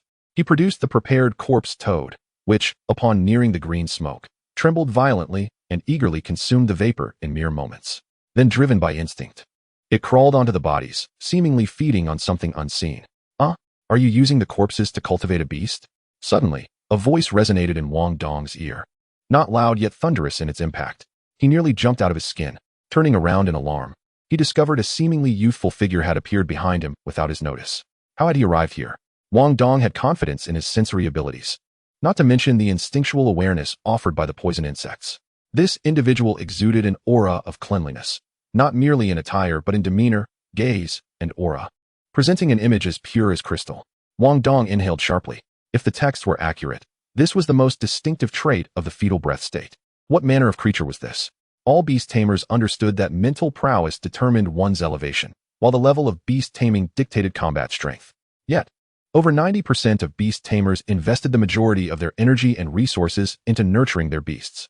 It was not that they lacked the desire to pursue mental realms. Rather, such pursuits were heavily reliant on innate talent and could not simply be achieved through investment of resources and time. Conversely, the cultivation of beasts yielded immediate results. Generally, a beast tamer would suffice with reaching the third minor realm of meditation, known as constant state, which implied stability in mental state, free from regression or fluctuation. Progressing beyond this into the fetal breath state was an extraordinary feat, achievable by only a rare few within the community. Not even Liu nor Old Su had attained such heights. Thus, encountering a suspected top-tier expert in the fetal breath state in the dead of night within a mortuary was nothing short of surreal. Faced with such an entity, Wang Dong dared not be negligent. I chanced upon a peculiar creature during my college entrance examination and have been unable to ascertain its dietary preferences despite extensive study. I thought to bring it here to the mortuary for experimentation. The youth appeared somewhat disappointed. The corpse toad is indeed quite rare. I once explored numerous ancient tombs before managing to find a few. Alas, I failed to cultivate them. They perished under my care. Young one, do you believe in ghosts? What sort of question is that? Wang Dong hesitated to respond. Theoretically, they should exist. Ghosts are a manifestation of intense mental energy and spiritual essence. In the past, practitioners whose physical forms were destroyed yet retained their nascent souls were referred to as ghost cultivators, correct? You, a mere child, possess such insights, yet those ruffians insist otherwise. Just because there have been no sightings of undead or spectral beasts does not mean they do not exist. They may simply remain undiscovered. As he spoke, the youth patted Wang Dong's shoulder, leaving behind a business card. If your corpse toad evolves into something extraordinary, do reach out. There could be mutual benefits. With that, he vanished as abruptly as he had arrived. Wang Dong picked up the card, which was stark white and exceedingly simple, bearing only a name and a string of numbers. Yi Sanbian. This name belonged to the esteemed mayor, a figure of mythical stature in Green City, one Wang Dong had heard of since childhood. Yet, according to records, this individual should be well into his 70s, contemporaneous with Old Su, belonging to the pioneering generation of the spiritual revival. How could he appear merely in his 30s? What kind of beast taming effect was at play here? Moreover, the youth's reputation indeed paled in comparison to the reality, shattering the idolized image Wang Dong had held.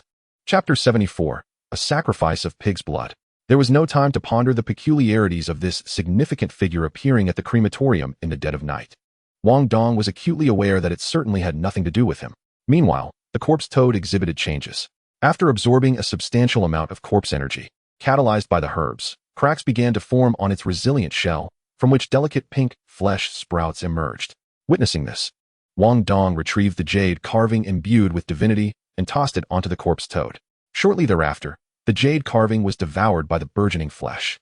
The toad's exterior shell shed away, ultimately revealing a bizarre, tangled mass resembling a disheveled ball of yarn, with elongated flesh sprouts intertwining. Suppressing his revulsion, Wang Dong pricked his fingertip, allowing a drop of blood to fall onto the mass of flesh sprouts. This creature did not adhere to the conventional contract. Traditional blood refinement was more reliable.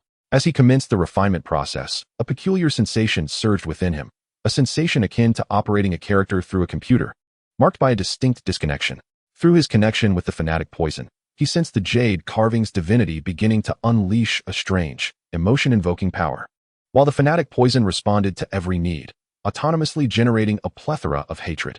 As this enmity intensified, a moment of resonant synchrony was achieved, seemingly garnering the recognition of the divine essence. A pure form of spiritual energy and an inexplicable force materialized from nowhere, seemingly drawn from the ether. Nurtured by this newfound power, the fanatic poison matured rapidly, ultimately assuming the form of a diminutive humanoid figure, measuring merely a few centimeters in height. Devoid of facial features or any discernible gender characteristics, Wang Dong's heart leapt with joy. Reaching this stage signified a complete transformation.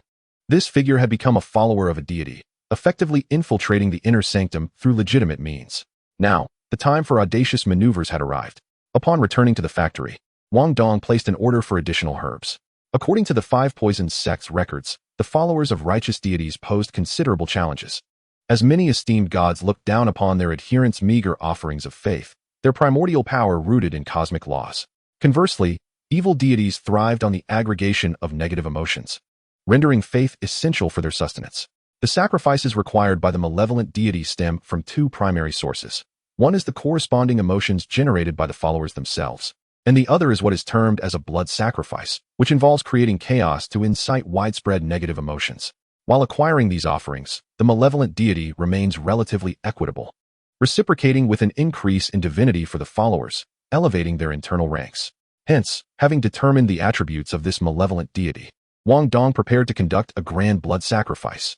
Naturally, as a promising young man, he could not engage in any actual turmoil.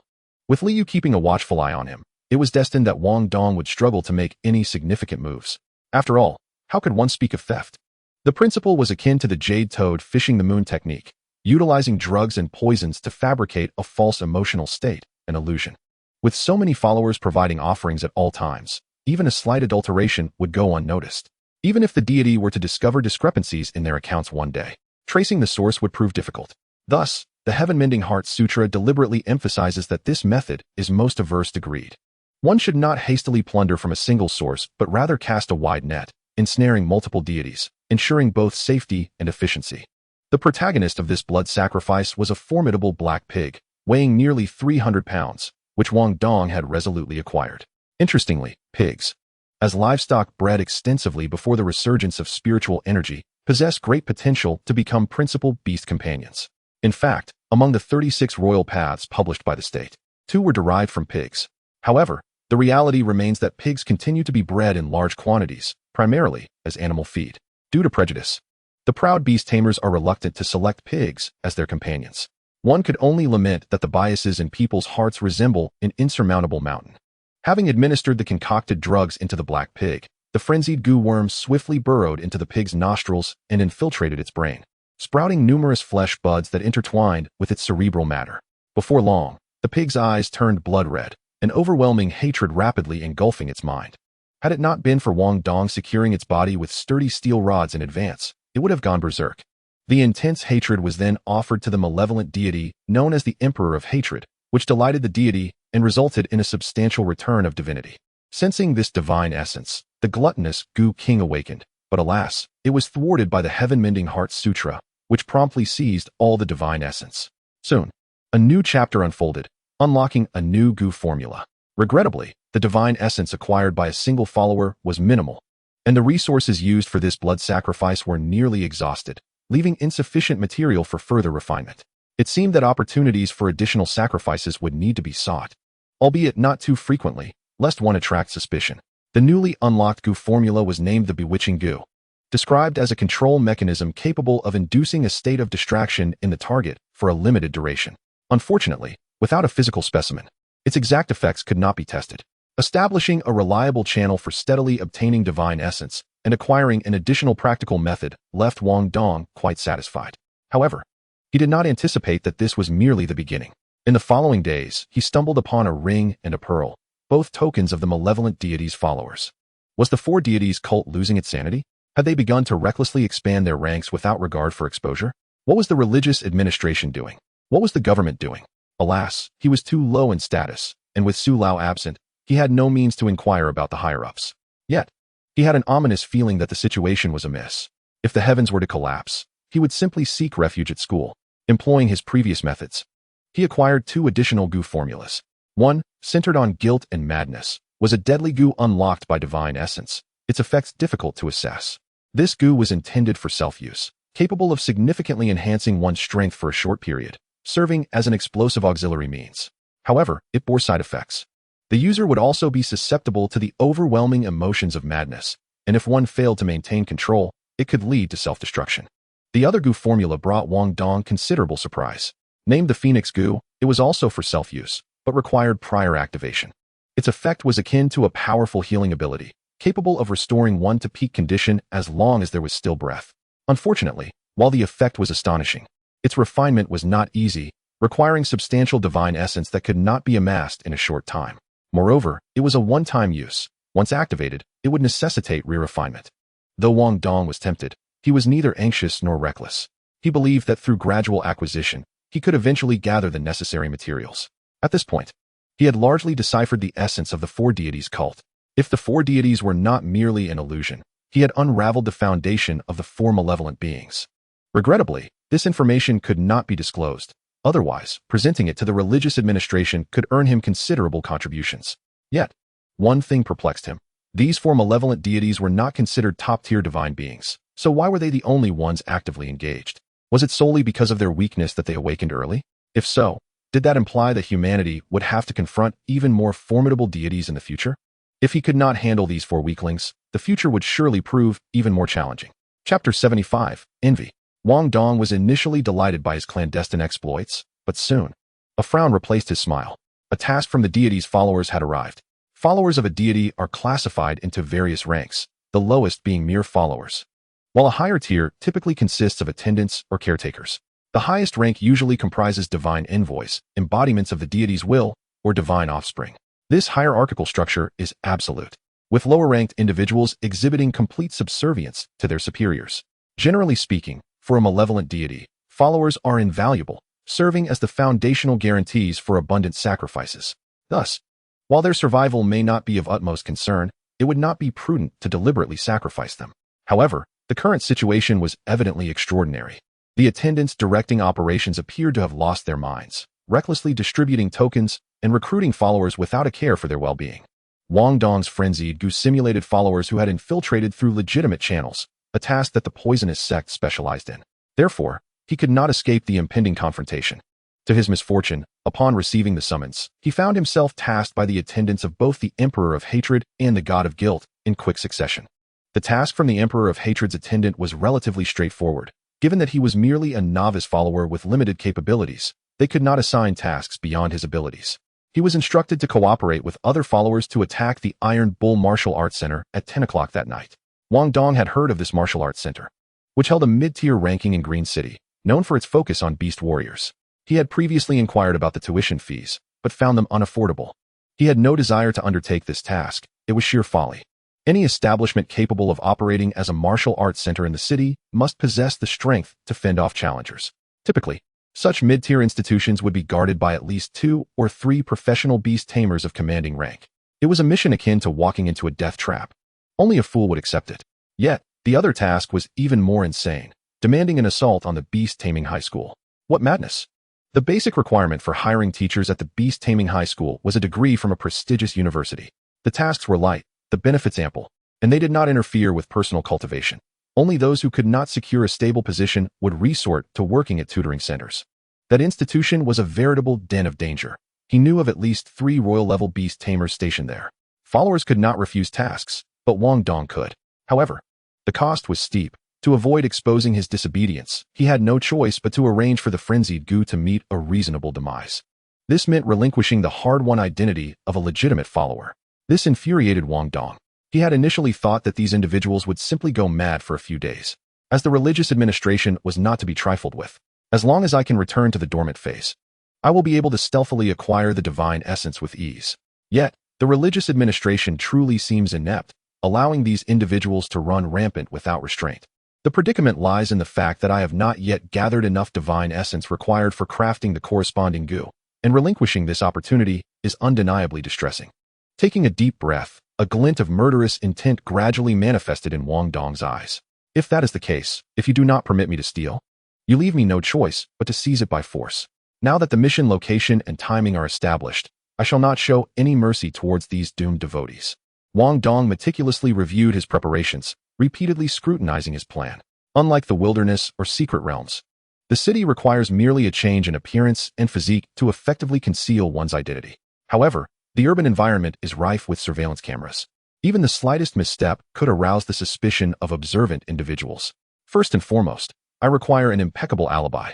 This endeavor is both simple and intricate. The Spider Goo's golden silk celestial garment is a premier disguise technique, and combined with a moderate level of body refinement, altering one's height and physique is not particularly challenging. The difficulty lies in ensuring that an individual without an identity can evade the omnipresent cameras on the streets, while simultaneously avoiding any connection to their true whereabouts. Additionally, it is imperative to provide evidence of one's legitimate activities in response to the potential threat of beast attacks. The urban area has developed an extensive surveillance network over the years. Monitoring extends from low-altitude aerial surveillance for flying beasts to the depths of the sewers, keeping watch over smaller creatures. After all, the majority of the urban population consists of ordinary citizens. Even the sudden emergence of extraordinary beasts could lead to catastrophic casualties. Faced with such an insurmountable dilemma, Wang Dong racked his brain and could only conceive of a potential solution. Reluctantly, he pulled out his phone and dialed a number. "Hello. Who is this?" Mayor Ye's tone was formal yet not unfriendly, as only those with certain connections could obtain his private number. "Mayor Yi, it's the one from the morgue." "Oh, you dare to call? Have you concocted something amusing?" Upon recognizing Wang Dong's voice, Yi Sanbian's demeanor softened considerably, brimming with curiosity. "I have developed, how shall I say, a rather ethically questionable beast control entity, and I might genuinely need your assistance or advice." Before long, Wang Dong found himself once again at the morgue, where Yi Sanbian had also arrived. "What on earth is this about? You were so vague over the phone. If it isn't something intriguing, you're in for a world of trouble." Wang Dong produced a puppet goo. This was not the fervent belief goo, but rather a standard puppet goo he had crafted while preparing the fervent belief goo as a backup. It would be a pity to waste such excellent resources at the morgue, as it was a mere afterthought. "This is it. I've named it the zombie worm. This creature burrows into fresh corpses, replacing the brain and allowing these fleshy buds to substitute for blood vessels, thereby controlling the corpse. I've tested it on small animals, but I am uncertain if it will work on human remains." "Zombies," Yi Sanbian scoffed, a hint of disdain in his expression. "Ah, you might not believe it, but when I first established the beast control system, I aspired to contract a skeletal dragon, like those from Western lore. Alas, despite my numerous attempts over the years, I have been unable to cultivate a necromantic beast." As he spoke, he gestured, summoning a lizard engulfed in flames beside him. "This is my closest success. The fire on it was discovered in a secret realm, infused with the essence of death. I painstakingly ensured it could withstand a trace during its ancestral regression. Regrettably, it remains a living creature, and my path is obstructed. It's a pity. Your zombie could indeed be a viable option, albeit not what I had originally desired." Wang Dong stared in awe at the king-level lizard. "Amazing. You cultivate a specimen to the king level just for an experiment? It seems you are still following the ancestral regression route. The resources expended are unimaginable." In this moment, a sense of imbalance surged within him. "Well, the zombie does possess some intrigue. Since I have promised you, I shall not go back on my word. I understand your concerns. Using human corpses is undoubtedly contentious on a moral level. However, as the controller, a humanoid form is undoubtedly more manageable. Yet you seem to be overthinking this. Since you are associated with Old Sue, how could you overlook his beast? The simian beasts are also quite a commendable choice. Consider yourself fortunate." As he spoke, he conjured a corpse seemingly from thin air. Wang Dong's eyes widened. This was not a spatial artifact or skill, but rather someone possessing their own secret realm. How outrageous. The corpse was entirely snow white, resembling a monkey, though not identifiable by scientific classification. Cold ice white ape, a specialty from the extreme north. Recently acquired as spoils from a border mission. This is a king-level specimen. Do you think your little trick can handle it? Let us give it a shot. It's merely a corpse. Even if it fails, there are no repercussions, and it can serve as a test of limits. Even if it fails, it must still succeed. Controlling a puppet goo over a king-level corpse should result in at least a 30% reduction in power. However, with the addition of goo poison, it could recover 1 or 2% of strength. With a king-level beast corpse, what is there to hesitate about? Compared to this, the theft of divine essence pales in significance. Chapter 76, The Substitute. The puppet goo burrowed into the cold ice white ape's ear, and shortly thereafter, the entire body began to tremble violently. Initially, it was a general convulsion, followed by each muscle moving independently. This process lasted for several minutes. A faint green hue gradually emerged from the hair follicles, soon enveloping the entire coat, transforming the pristine white ape into a verdant one. Stand up.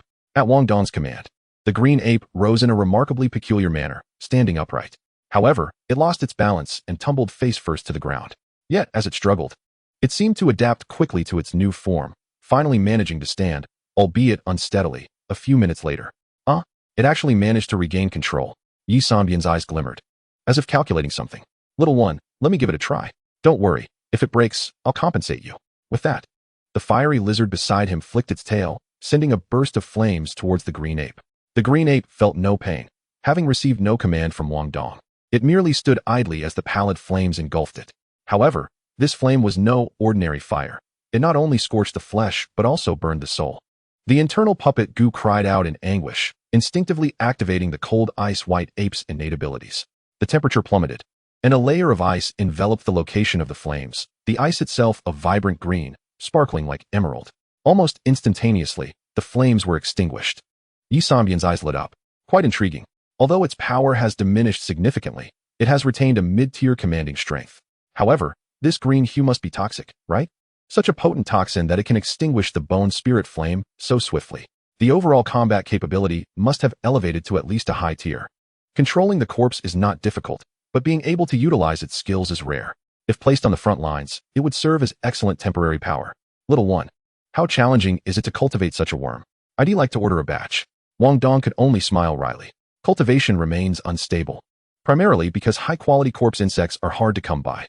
I only managed to capture a few during this recent examination. I utilized them all for testing. Alright, you're a university student now, right? I'll find someone to procure some corpse insects for you. You can undertake a research project at the university. Get it done as soon as possible. By the way, register a company for ease of accounting later. After casting a few more glances, Yi Sanbian promptly took his leave. His willingness to deign to make an appearance was entirely driven by curiosity. Once the revelry had concluded, he would not squander his time any further. The remaining trifles would naturally be attended to by his subordinates. The puppet goo king, known as Dong, dared to showcase himself before Yi Sanbian, for he was prepared to put him on the market. This decision was the culmination of careful consideration. Although the 5 saints goo were exceptional, they were only beneficial to him, requiring the synergy of specific techniques. Devoid of these techniques, the 5 saints goo merely represented a more toxic variant of a commonplace beast control, making it challenging to penetrate the existing, well-established cultivation market. Conversely, the puppet goo differed significantly. It necessitated no cultivation and could swiftly manifest combat capabilities simply by inhabiting a suitably powerful corpse. This singular advantage could easily overshadow any other minor flaws. Yi Sanbian's reaction further affirmed his hypothesis. However, that was a matter for later. The crux of the issue lay in Wang Dong's current scheme.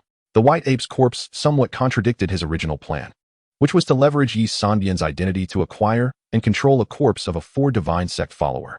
This would have afforded him a doppelganger, allowing for a disguise and the fabrication of an alibi. Yet, the allure of a monarch-level corpse was too tempting to overlook. Thus, he would have to test his own skill. Reluctantly, he channeled all the spiritual energy he had accumulated over this period into the soul path, elevating it directly to 10 points. With the 5 spirits' heavenly fiend formation, he could now amass spiritual energy at an accelerated rate. Although limited by the inherent level of the 5 saints goo, which restricted the duration of each cultivation session, his efficiency far surpassed that of traditional meditation methods. Following the college entrance examination, he had not relaxed his training in the slightest. However, the spiritual energy he had stored remained untouched. As he grappled with uncertainties regarding his future direction, unable to resolve how to proceed, and thus opting to conserve it for potential emergencies. Little did he anticipate that he would be compelled to utilize it today. His beast control seal now bore an incongruous semblance. as the enhancement of the soul path also inadvertently elevated the adjacent abilities of spirit communication and seed condensation. Consequently, his beast control seal had transformed into a hexagonal configuration. The previously augmented seed condensation had surged from 6 to 9 points, yielding 3 additional contract seeds, which enabled him to easily contract the puppet goo. His current panel displayed seed condensation 9, soul path 10, domain 3, fusion 10, spirit communication 8, bloodline 5. This revelation sparked an epiphany in Wang Dong. Since each point increase could stimulate a half-level enhancement in the 2 adjacent domains, to achieve comprehensive development, he need not augment all 6 directions, but rather, enhancing 3 that were spaced apart would suffice to catalyze holistic progress. Should he attempt to elevate all 6 directions, his capabilities would indeed be insufficient.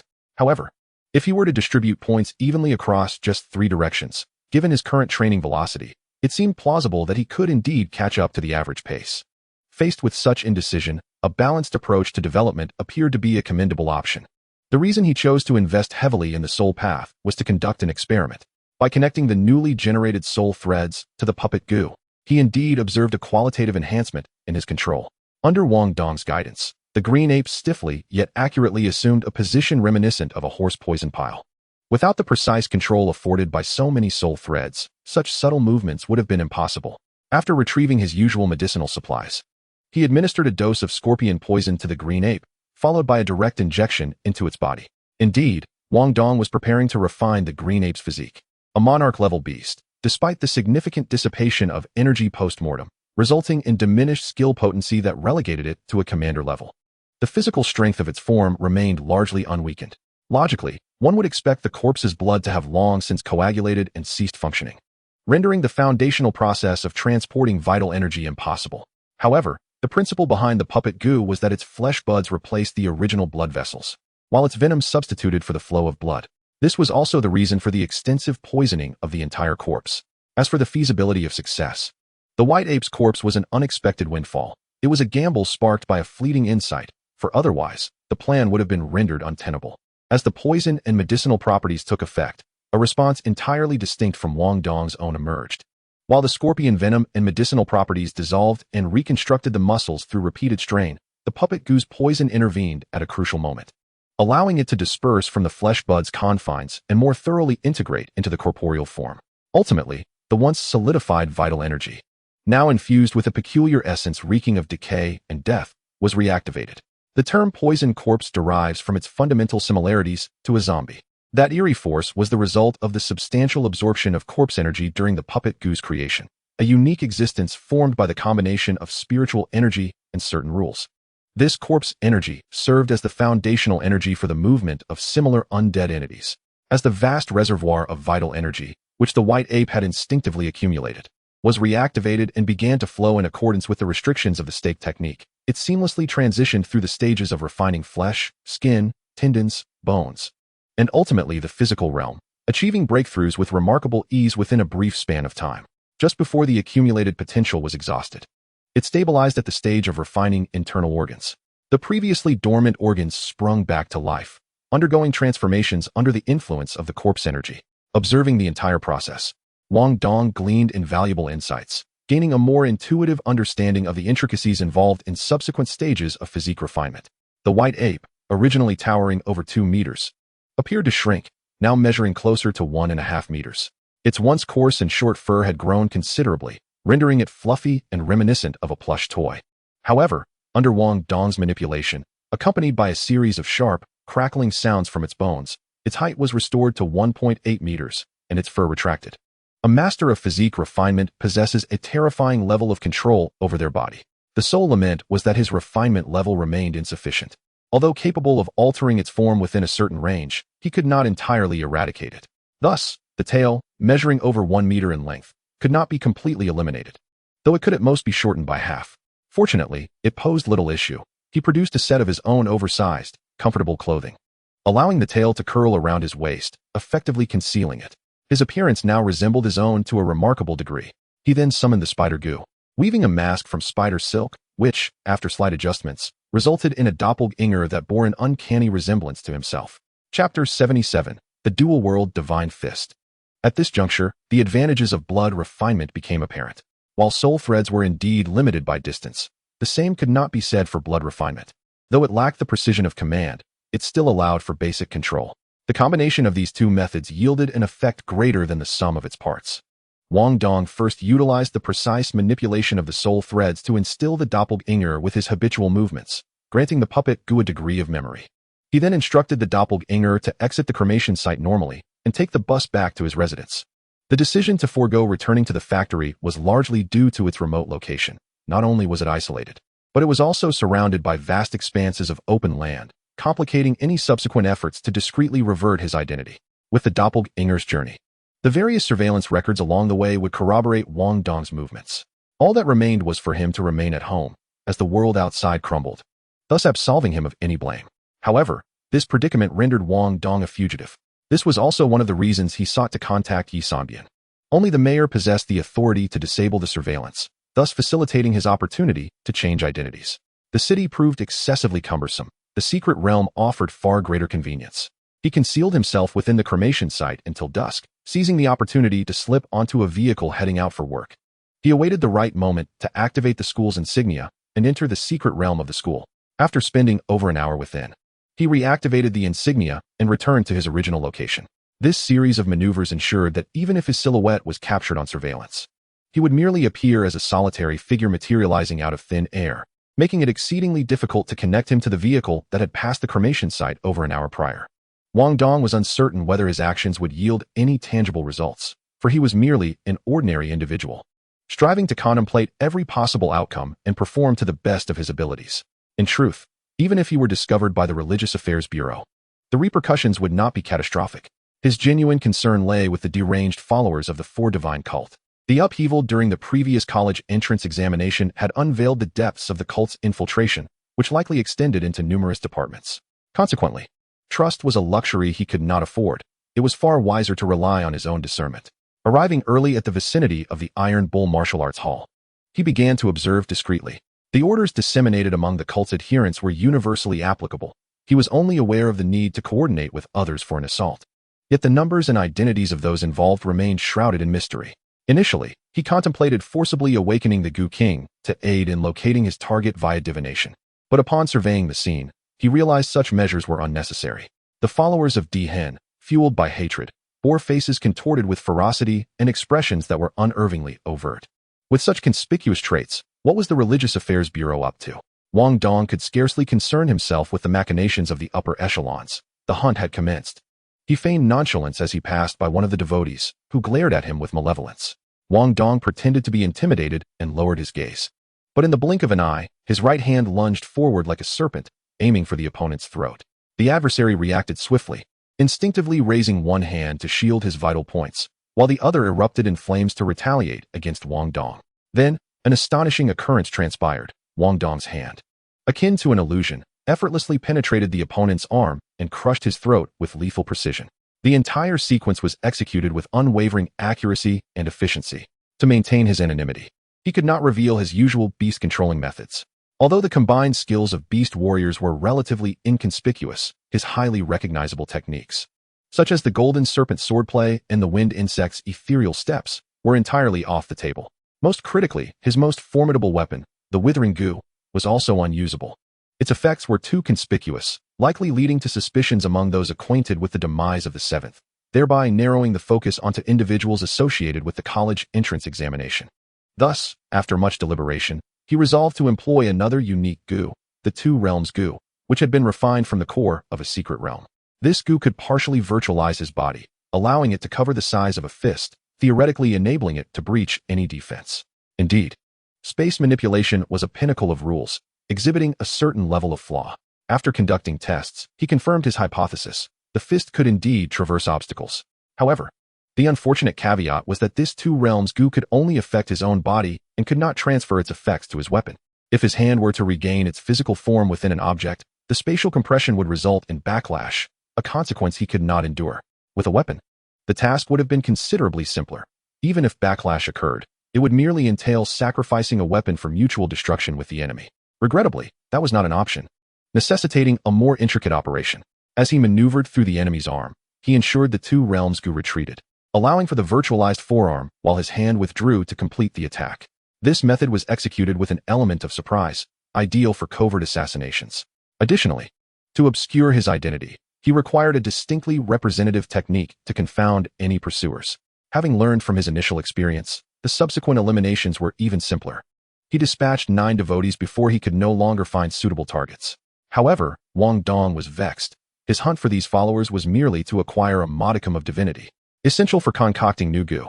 Yet, even in slumber, the Goo King could instinctively intercept the scant divinity he sought. The divine essence possessed by the followers was indeed meager, and having been spoiled by the previous slaughter of the 7th, Wang Dong found it beneath his notice. In comparison, pilfering divinity, though limited, proved to be a more reliable avenue. Upon confirming the absence of additional followers, Wang Dong departed, aware that there was another event at the Beast Control Academy that warranted his attention. However, the numerous fatalities he left unaddressed soon attracted scrutiny. The already vigilant Religious Affairs Bureau arrived at the scene within 10 minutes. After a thorough examination, the seasoned forensic expert approached the leadership with a perplexed expression.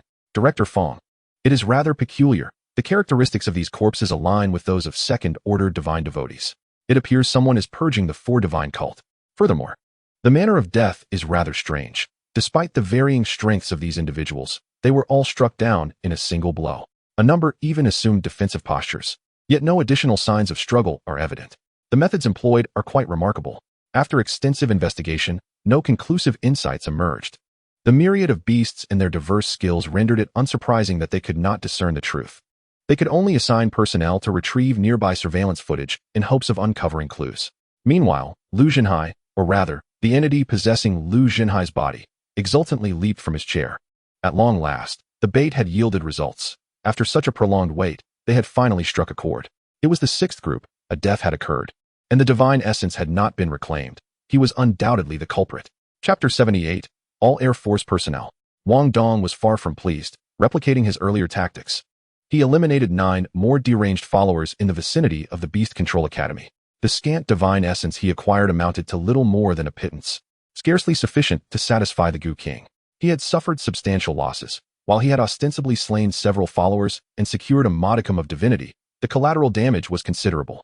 The destruction of 2 meticulously crafted frenzied goo meant the loss of 2 stable channels for siphoning faith, and it remained uncertain whether he could procure corresponding tokens from the followers for subsequent refinement.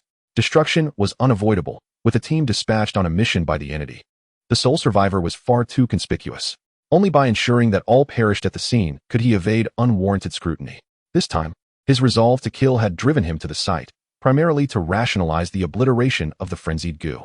While the loss was minor, the act of pilfering divine essence must not raise suspicion. He also intended to acquire a bit of divine essence to offset his losses. Yet, to his disappointment, the divine essence possessed by these followers was alarmingly scant. Rather than recouping his investment, it felt akin to grasping at thin air. Though somewhat dissatisfied, Wang Dong prepared to extricate himself. Lacking any reliable channels for information, he was aware of only 2 missions assigned to the devotees. Even if he wished to eliminate more, no viable targets remained. However, shortly after his departure from the scene, he sensed an unsettling shift in the atmosphere. Occasionally, he spotted individuals exhibiting unmistakable traits of devotees hastily traversing the streets, seemingly heading toward the Beast Control Academy, almost invariably crossing paths with him. Had he not instinctively employed his concealment technique throughout, deliberately obscuring his presence, he might have been discovered, having committed murder and pilfered divine essence. Wang Dong was mentally prepared for the possibility of exposure. He had anticipated various scenarios that might arise post factum and devised contingency plans. However, the current situation exceeded his expectations, evoking the sensation of being hunted. A sudden epiphany struck Wang Dong, illuminating the reality of his circumstances. The peculiarities he had observed over the past period now coalesced into a coherent explanation. Why was the divine essence among the followers so scant? Why had the 4 divine cult exhibited such frenzied behavior of late? Why had the Religious Affairs Bureau remained inert? The answer to all these questions was a deliberate strategy to lure him out. It was no wonder he had remarked upon the neatness of the 2 entities' arrangements during his earlier killings, dispatching 10 individuals in an orderly fashion for a single mission. Upon reflection, it appears that the opposing side may have strategically deployed multiple task forces within the same vicinity, not with the intention of launching an assault, but rather to provoke him, a being capable of seizing divinity, into action, should any one of these teams encounter genuine trouble and lose their divine essence. The other nearby teams would swiftly shift their objectives and converge upon the location of the incident. The sole reason he managed to escape unscathed was likely due to the fact that the affiliated entity did not anticipate his decisive strike, resulting in an efficiency of elimination that thwarted their encirclement. For the Bureau of Religious Affairs, these expendable pawns were merely temporary vessels imbued with divinity, impossible to capture or eradicate entirely, as they were not their primary target. It is probable that the true focus of their vigilance lay upon the affiliated entities behind the scenes. This is the insidious nature of these heretical cultists. Their malevolent deities arise from the aggregation of negative emotions, and amidst the weight of societal pressures, countless individuals harbor a plethora of such sentiments. Much like the present situation, with a willingness to invest resources and disseminate a cadre of devotees and tokens of faith, it becomes remarkably easy to cultivate a substantial following. This chaos cannot be curtailed or cleansed entirely. The only viable solution lies in eliminating the affiliated beings, thereby temporarily severing the flow of influence. As he baited the divine essence of the malevolent deity, the affiliated entity used its own divinity to lure him in. The Bureau of Religious Affairs may be unaware of the specific circumstances, but they have certainly sensed something amiss, allowing the tumult to escalate as they attempt to ensnare the affiliated entities. With a calculated resolve, Wang suppressed his greed for the divine essences before him and resolutely departed from the banquet of opportunities. Though the bait was enticing, it bore hidden hooks. Presently, he was adept at dealing with these lower-tier devotees. Through his recent encounters, he recognized that these newly recruited followers were easily swayed due to their lower status, some of whom were mere ordinary individuals, forcibly infused with power, yet lacking any substantial combat capabilities. However, should the affiliated entities be drawn out, drawing parallels to the enigmatic entity number 7, he stood no chance in direct confrontation. Thus, a thought began to crystallize in his mind, albeit missing a crucial element, which left him in a state of agitation as he sought that elusive epiphany. Finally, after meticulously recalling the changes of this period, Wang discerned the necessary insight from the convoluted information. When did this turmoil commence? It seemed to have arisen shortly after the conclusion of the college entrance examinations, likely linked to the demise of entity number 7, which prompted assaults on those connected to the examinations, presumably to investigate the cause of its death. However, the subsequent escalation into such reckless chaos, when did that occur? Wang's expression grew complex as he pondered. Could it possibly be due to his own actions? This timeline coincided precisely with his practice of the jade-toed fishing for the moon technique. It seemed plausible. While the jade-toed fishing for the moon method did not directly pertain to malevolent deities, it undeniably involved the essence of divinity, albeit that of the unclaimed moon god. Thus, the Four Deities sect was resolute in their investigation of any entity capable of harnessing divine essence. Why not provide them with a target? After all, who isn't a professional at fishing? The matters concerning the Four Deities sect should be addressed by the Bureau of Religious Affairs. It would be absurd to burden a mere student with such a task. A glint of malice flickered in Wang's eyes. Li Yu, your kindness shall not go unrewarded. Here is a chance for you to achieve great merit. I hope you're able to enjoy it. Upon returning to the vicinity of the family quarters, Wang, relying on his childhood familiarity with the terrain, evaded surveillance and slipped through a secret passage he had once used as a child. Entering the courtyard to exchange the controlled puppet for the goo. Restored to his original appearance, Wang ambled back home, appearing as though he had merely taken a stroll. Meanwhile, the puppet, now disguised as his original form, re-emerged onto the bustling streets. At this juncture, returning served little purpose. The devotees, having failed to intercept anyone, soon dispersed. After all, the Bureau of Religious Affairs was prompt in their response. Within mere minutes, they arrived at the scene of the incident. Yet, was it truly so challenging to locate the devotees? Understanding the affiliated entity's modus operandi, Wang took control of the puppet and meandered near several prominent tutoring institutions, and indeed discovered other task forces executing their missions. Without hesitation, he struck, this time with even greater efficiency.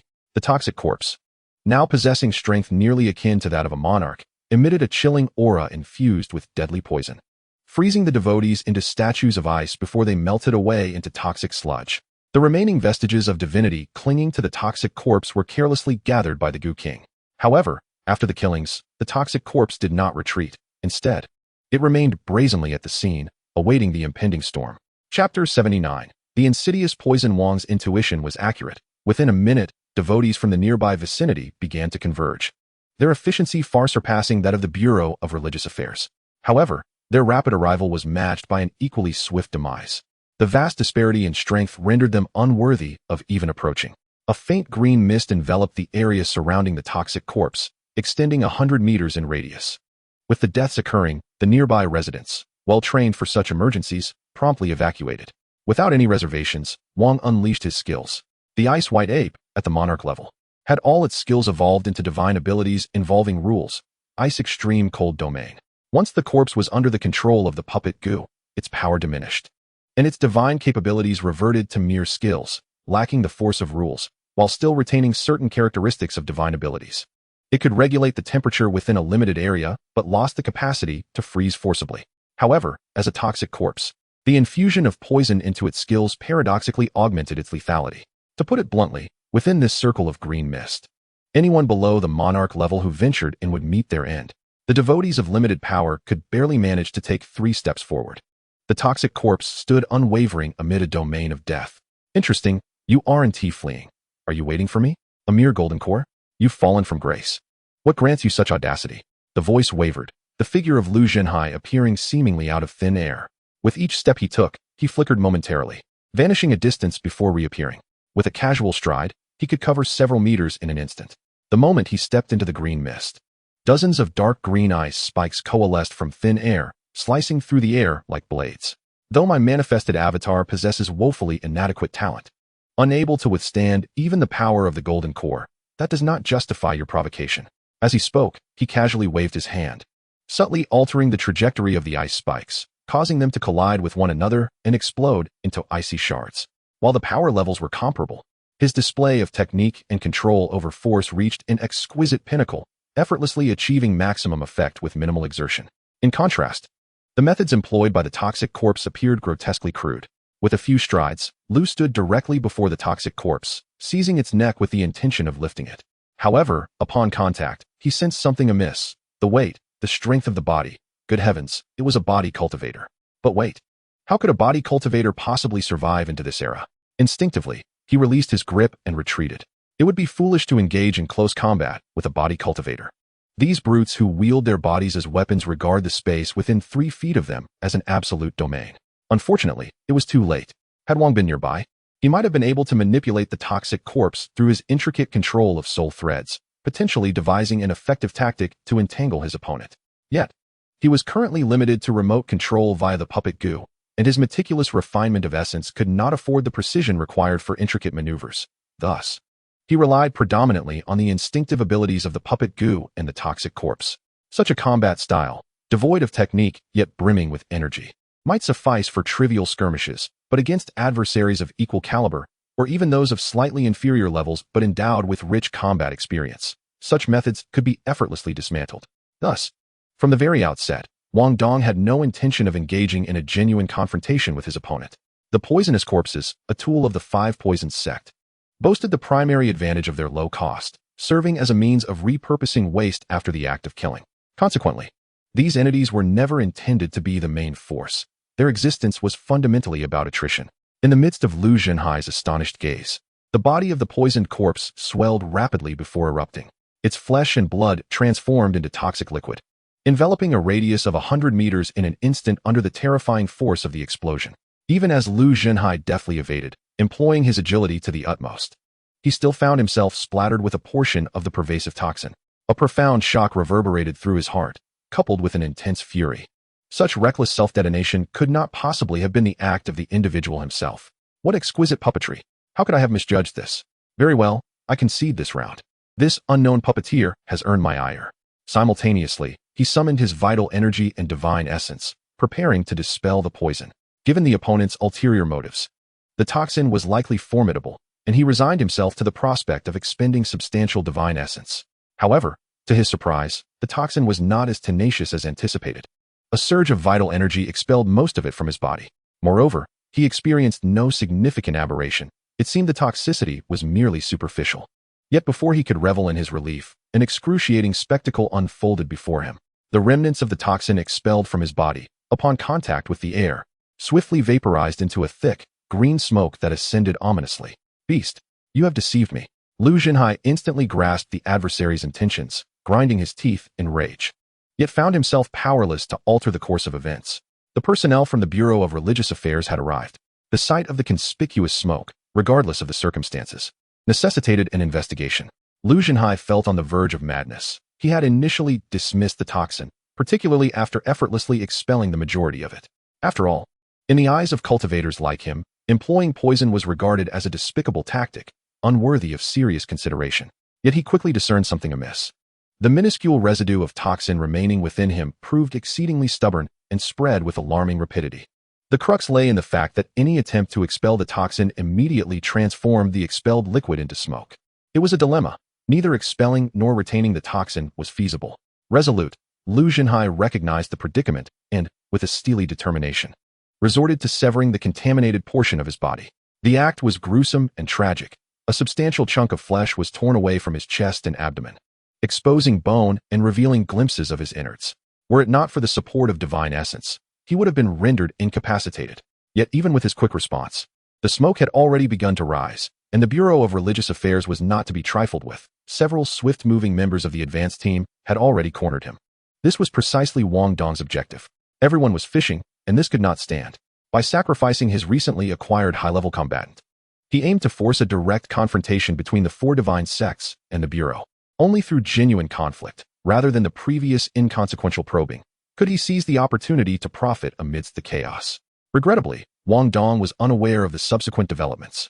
With the self-detonation, the puppet control was lost, severing any potential for information to be relayed. Moreover, the Gu King had been retrieved the moment it absorbed divine essence. What he didn't know was that the night had been rather eventful. The official curfew announcements and various evacuation alerts had persisted throughout the evening. The family quarters of the Water Commission had mobilized all registered beast tamers to maintain vigilance in shifts. Even Wang Dong, a mere apprentice beast tamer, was forcibly enlisted into the patrol team. This tumultuous unrest endured for an entire week before abruptly ceasing. With the lifting of the martial law, life appeared to return to a semblance of normalcy, as the populace had long since acclimatized to these unpredictable upheavals. Yet Wang Dong understood that this was merely the calm before the storm, a prelude to the tempest that loomed ahead. For Old Su had returned.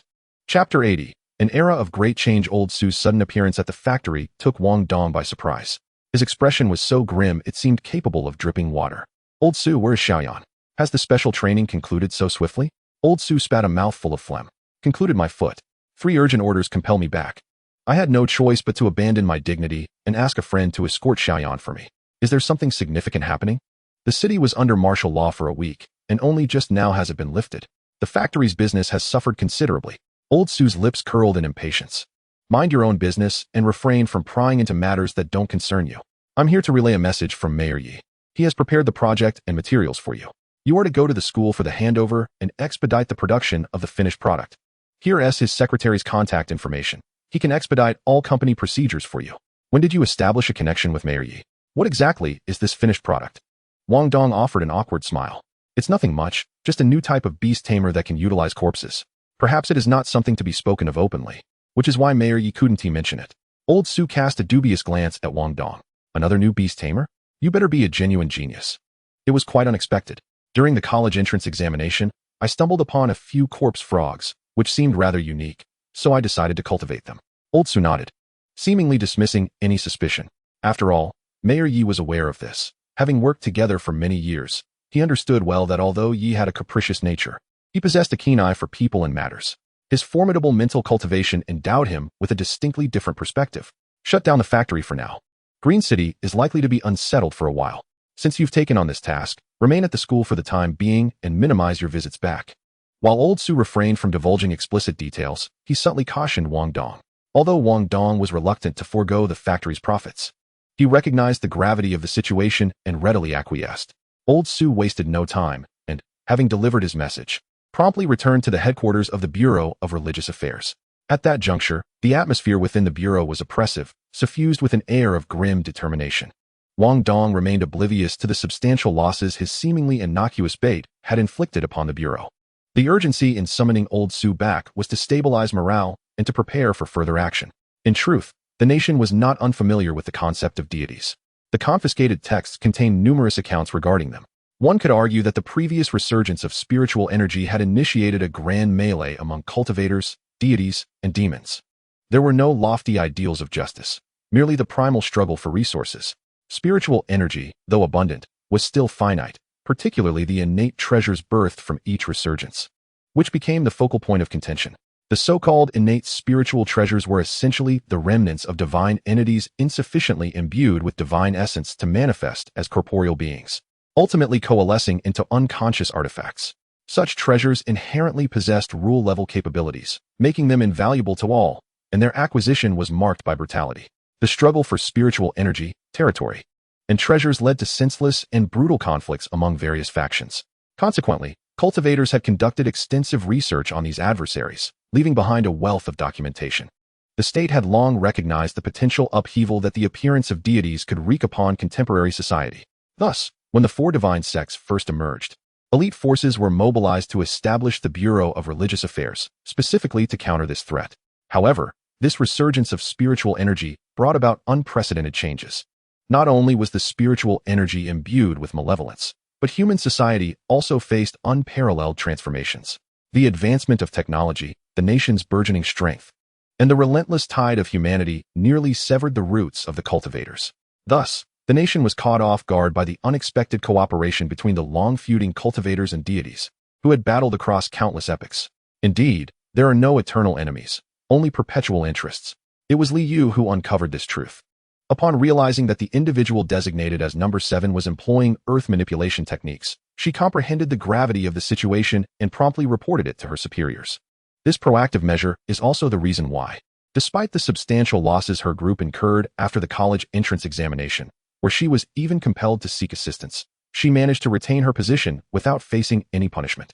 Thus, when the turmoil instigated by the Four Divine sect in Green City arose, it immediately garnered significant attention. The Bureau of Religious Affairs undertook meticulous surveillance while simultaneously dispatching skilled reinforcements from other regions. Their objective was clear: to seize an authentic follower, a high-ranking member of the Four Divine sect, in order to gain deeper insights into the situation. They prepared extensively to prevent a recurrence of the incident involving number 7, ensuring that no further oversights occurred. This apparent inaction of the Bureau belied a state of vigilance beneath the surface. However, the followers proved to be exceedingly cunning, eluding capture time and again. Ultimately, Wang Dong intervened, causing Lu Zhenhai and the Bureau to confront one another in a hasty manner, both sides unprepared and lacking mutual understanding. The battle was fiercely contested, although Lu Zhenhai was constrained by the limited abilities of the body he had possessed, which fell short of the Golden Core stage. His extensive combat experience, honed over countless years, rendered him a formidable adversary. In contrast, the Golden Core stage, when compared to the prowess of Beast Tamers, was merely at the king level. The Bureau, however, was not lacking in king-level Beast Tamers, possessing a significant advantage in both quantity and quality on paper. Yet, once actual combat commenced, the inadequacies of the newly established Beast Tamer system were magnified in the face of Lu Zhenhai's extraordinary techniques. The reality proved that, against such an ancient being, only two classes stood a chance: beast warriors and spirit handlers. These professions relied on their beasts as auxiliary support while prioritizing their own combat prowess. Conversely, those wielding intricate manipulation techniques, or beast mages, due to the almost imperceptible delays in commanding their beasts to attack, presented glaring vulnerabilities that were utterly exploitable against such seasoned opponents. Ultimately, the crux of combat lay in spiritual energy and physical stamina. Regardless of Lu Zhenhai's astute control and ability to maximize efficiency with minimal exertion, he was ultimately outnumbered by the Bureau's personnel. In the end, the Bureau emerged ostensibly victorious, albeit at a grievous cost. 18 elite operatives and 3 deputy directors sacrificed to secure their quarry. Lu Zhenhai, though appearing defeated, in a moment of desperation, summoned a divine being, extracting his soul fragment while leaving behind an inconsequential vessel. Although both sides suffered considerable losses, and neither gained a clear advantage, the significance of this confrontation was profound. While the Bureau may not have achieved immediate success in battle, their behind-the-scenes support of the technical department yielded substantial insights. Through various monitoring instruments, they ultimately identified a unique signal belonging to the divine during the moment of Lu Zhenhai's invocation, when divine energy manifested as a conduit. With the technical department working diligently, a rudimentary prototype of a divine detection device was swiftly developed. This minor incident unexpectedly ignited a conflict between humanity, the divine, and practitioners, a development that Wang Dong had never anticipated would escalate to such proportions. Chapter 81: Scientific Research. Wang Dong heeded counsel, though reluctant to sacrifice the factory's profits. He dutifully closed it and returned to school. He was acutely aware of his circumstances. Despite a promising future, his current abilities were insufficient, necessitating a period of careful development. Had he not surmised that the divine followers were targeting him, he would not have risked instigating conflict between the two parties, diverting the disaster. Of course, he would never admit to his own covetousness for that fragment of divinity. While it was regrettable to shutter the factory, as Su Lao held the majority stake, he bore no objections. What was there for him to insist upon? The primary concern lay in the fact that the puppet poison had found a market. Once this avenue was opened, the profits would far surpass the meager earnings from the factory. Upon returning to the university, Wang Dong found his treatment vastly improved. In academia, projects reigned supreme. Those who possessed them wield significant influence. With a project, one could secure funding and garner achievements, reaping both fame and fortune. The majority of projects resided with professors, and those who mingled with them naturally cultivated valuable connections. Thus, the quantity and significance of projects served as direct indicators of a professor's prowess. However, a select few smaller projects were managed by students, with origins varying widely, a key source being the support from prominent families for their progeny. Consequently, students with projects in the university were either exceptionally capable, having caught the eye of benefactors, or possessed inherent connections that brought projects to them. Regardless of the case, they garnered respect. Yet, respect was often fleeting. Wang Dong, who held nominal mentorship but commanded a project, found his status markedly elevated above those in larger classes. Though still falling short of the favored disciples of professors, a rather awkward position to occupy. Nevertheless, Wang Dong remained indifferent to such superficial distinctions. For what truly piqued his interest was the revelation that upon the project's completion, he would be eligible for ratings and awards. These encompassed both university-level and national-level accolades. Based on the rating outcomes, substantial academic credits would be awarded. This was the true essence of credit accumulation. The meager offerings from the credit hall were merely sustenance for those unfortunate souls unable to secure projects. A serendipitous delight, the significance of credits within the university was undeniable. Amassing sufficient credits could pave the way to securing a teaching position, and that would be even more advantageous. In accordance with the project's classification, the university allocated him a modest laboratory. Although it was of the lowest tier, it afforded him an independent space, a 3-story structure with a nearly 200 square meter courtyard. Even the raw materials he requested had been prepared. It remained uncertain whether it was due to Yi San's formidable influence or the university's formidable resources, but 100 corpses of the deceased were at his disposal. Yet, Wang Dong found himself unable to commence his work. The crafting of the puppet poison was certainly refined. Yet it was a distinctive method of the 5 Poisons sect, reliant on meticulous manual labor unsuitable for mass production. While he understood that adjusting certain details could yield improvements, he lacked the requisite knowledge for such modifications. Prior to high school, education had emphasized general knowledge, focusing on outcomes without delving into underlying principles. For instance, in the cultivation of beasts, the school taught what types of beasts to train and the appropriate routes to take, yet neglected to impart the reasoning behind these choices. In essence, high school served as a dividing line. For the majority of students, it produced merely competent, combat-ready beast tamers. Only a select few who progressed to university would be groomed as elite combatants and researchers. As a freshman, this foundational knowledge was precisely what Wang Dong needed to acquire. Fortunately, even before classes commenced, he could access essential information from the library, enabling him to learn at will. With the factory no longer consuming his time and trivial matters no longer draining his energy, Wang Dong wholeheartedly devoted himself to his studies. Each day, aside from necessary training, he immersed himself in the sea of books. Time slipped by unnoticed, and in the blink of an eye, a month had quietly elapsed. With study came new knowledge, intertwining with the legacy of the 5 Poisons sect, unveiling a new world for Wang Dong. Gradually, he began to formulate a cultivation plan for the puppet poison. It was time to put theory into practice. Finally emerging from the pile of books, Wang Dong selected 10 corpses of the deceased, marked them distinctly, and initiated the first round of grouped experiments. The plan devised by the 5 Poisons sect can be deemed nothing short of perfect. Although the intricacies of its formulation remain elusive, one can envision that it is the culmination of countless generations' relentless refinement, resulting in an optimal outcome. However, what Wang Dong is presently tasked with can be described as a degradation, a transition from the most exquisite method of cultivating superior goo insects to a strategy that aims to produce them in abundance while striving to maintain quality. This endeavor necessitates extensive comparative experiments to identify a relatively balanced approach. Wang Dong anticipated that this process would not be devoid of challenges. Yet he did not foresee the extent of the difficulties he would encounter. From the initial batch of 10, due to a myriad of unforeseen circumstances, only 2 emerged as goo insects, and they were of inferior quality. The cycle of recording, summarizing, redesigning, and refining began anew, leading to yet another round of planning. The experiments proved monotonous, the process excruciating and the results utterly disheartening. Wang Dong could scarcely fathom how others managed their trials and endured the tribulations. His current situation resembled that of a student with the correct answers, attempting to reverse engineer the problem-solving process with slight modifications, an endeavor significantly simpler than starting from scratch, and yet still profoundly arduous. Fortuitously, after more than half a month of experimentation, he finally achieved a relatively satisfactory outcome before depleting the current materials. Although he could only stabilize the quality at a moderate level, the refining process had been considerably simplified, meeting the standards for mass production. He meticulously organized the experimental data and compiled it into a formal paper, which he submitted to the school. The so-called validation of results involves two steps. First, a reproducibility test where others replicate his experiments based on his paper to see if they can achieve the described data. Second, an expert panel evaluates the practicality and combat value of the results.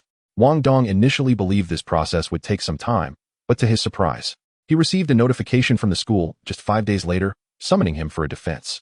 Upon arrival at the venue, he was greeted by the sight of Yi Sanbian seated in the principal position, and Wang Dong quickly realized the reason for the expedited proceedings. This individual had likely exerted considerable pressure.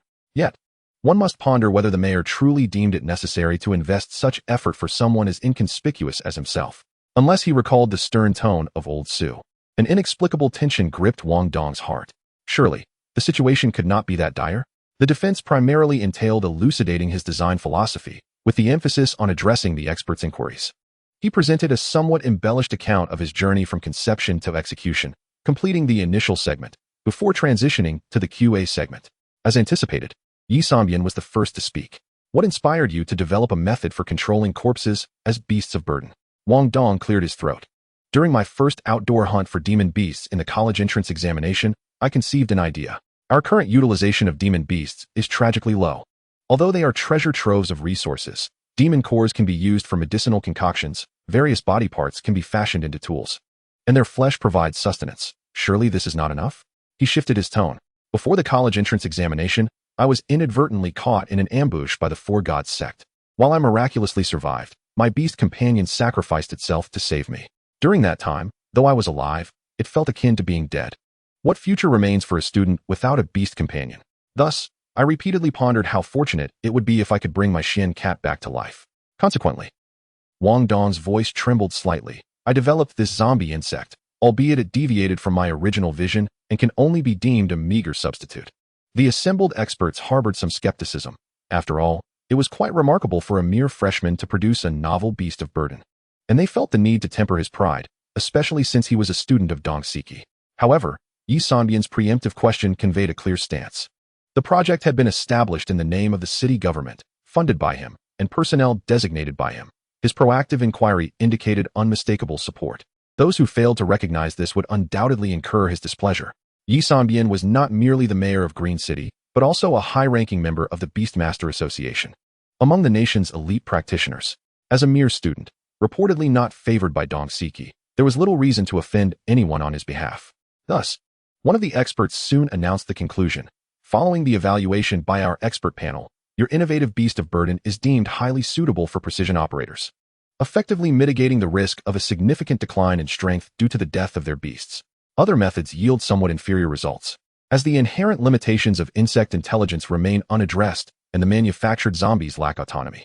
Overall, it has been assessed as achieving an excellent outcome at the school level and is recommended for consideration for the National Innovation Award. Your approach is indeed quite innovative, and the probability of receiving an award appears high. Another expert interjected, "Congratulations.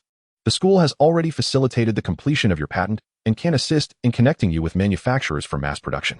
However, please understand that as a state-supported innovation base, the school retains no bargaining rights over any outcomes achieved within its confines. These results will be granted to enterprises at a low cost, with half of the patent fees allocated to the school's funding and the other half constituting your profit. Of course, to reward your contributions. Your research rank within the school has been elevated by 1 level. You are now a level 3 researcher, having bypassed the research assistant stage. You are now eligible to initiate independent projects and apply for research funding not exceeding 500,000. Wang Dong mentally processed this information 3 times before comprehending its implications. In essence, it was somewhat exploitative, yet it held a semblance of rationale. To put it plainly, the school functioned as a platform. Utilizing its resources and funding naturally incurs a platform fee.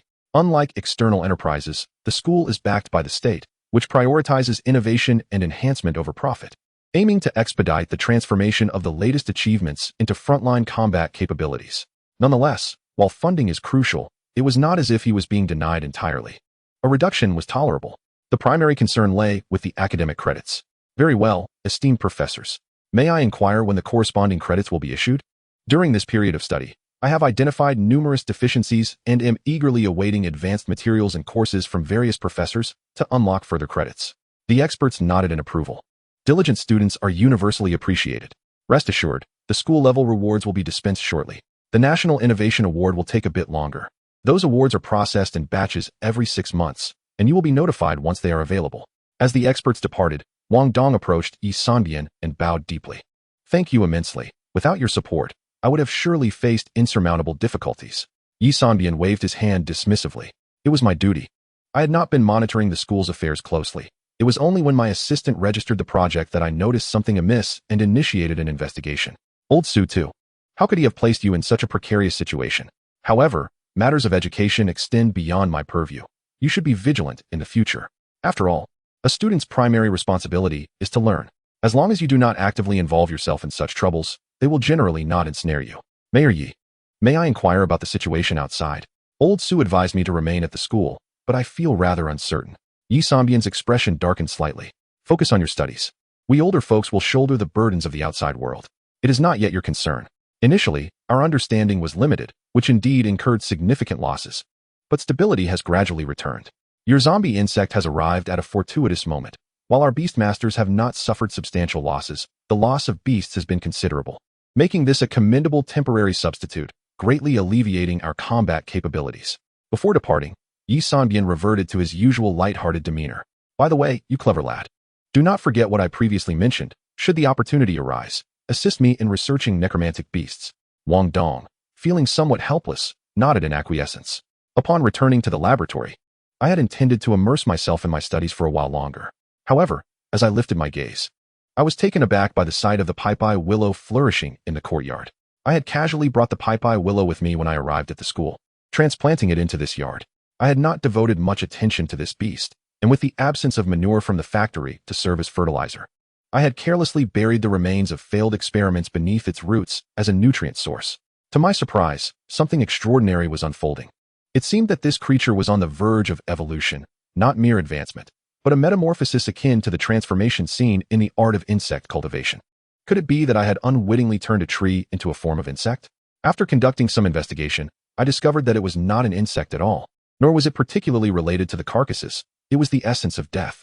Although the transformations of those failed experiments had not succeeded, they had absorbed a significant amount of death energy during the process. Buried here as fertilizer, the pipi willow had absorbed this energy, inadvertently catalyzing its evolution. Intriguingly, since my research on puppetry had reached a temporary conclusion, and the corpses in the basement continued to emanate death energy, I decided to relocate the pipi willow to the basement to observe what it might evolve into. Initially, I desired a plant-type beast primarily to cultivate medicinal herbs and save costs. Now that I had discovered a profitable avenue, I was less concerned about this beast. Whatever powerful creature it might evolve into would be a welcome surprise, and I would not mourn its failure.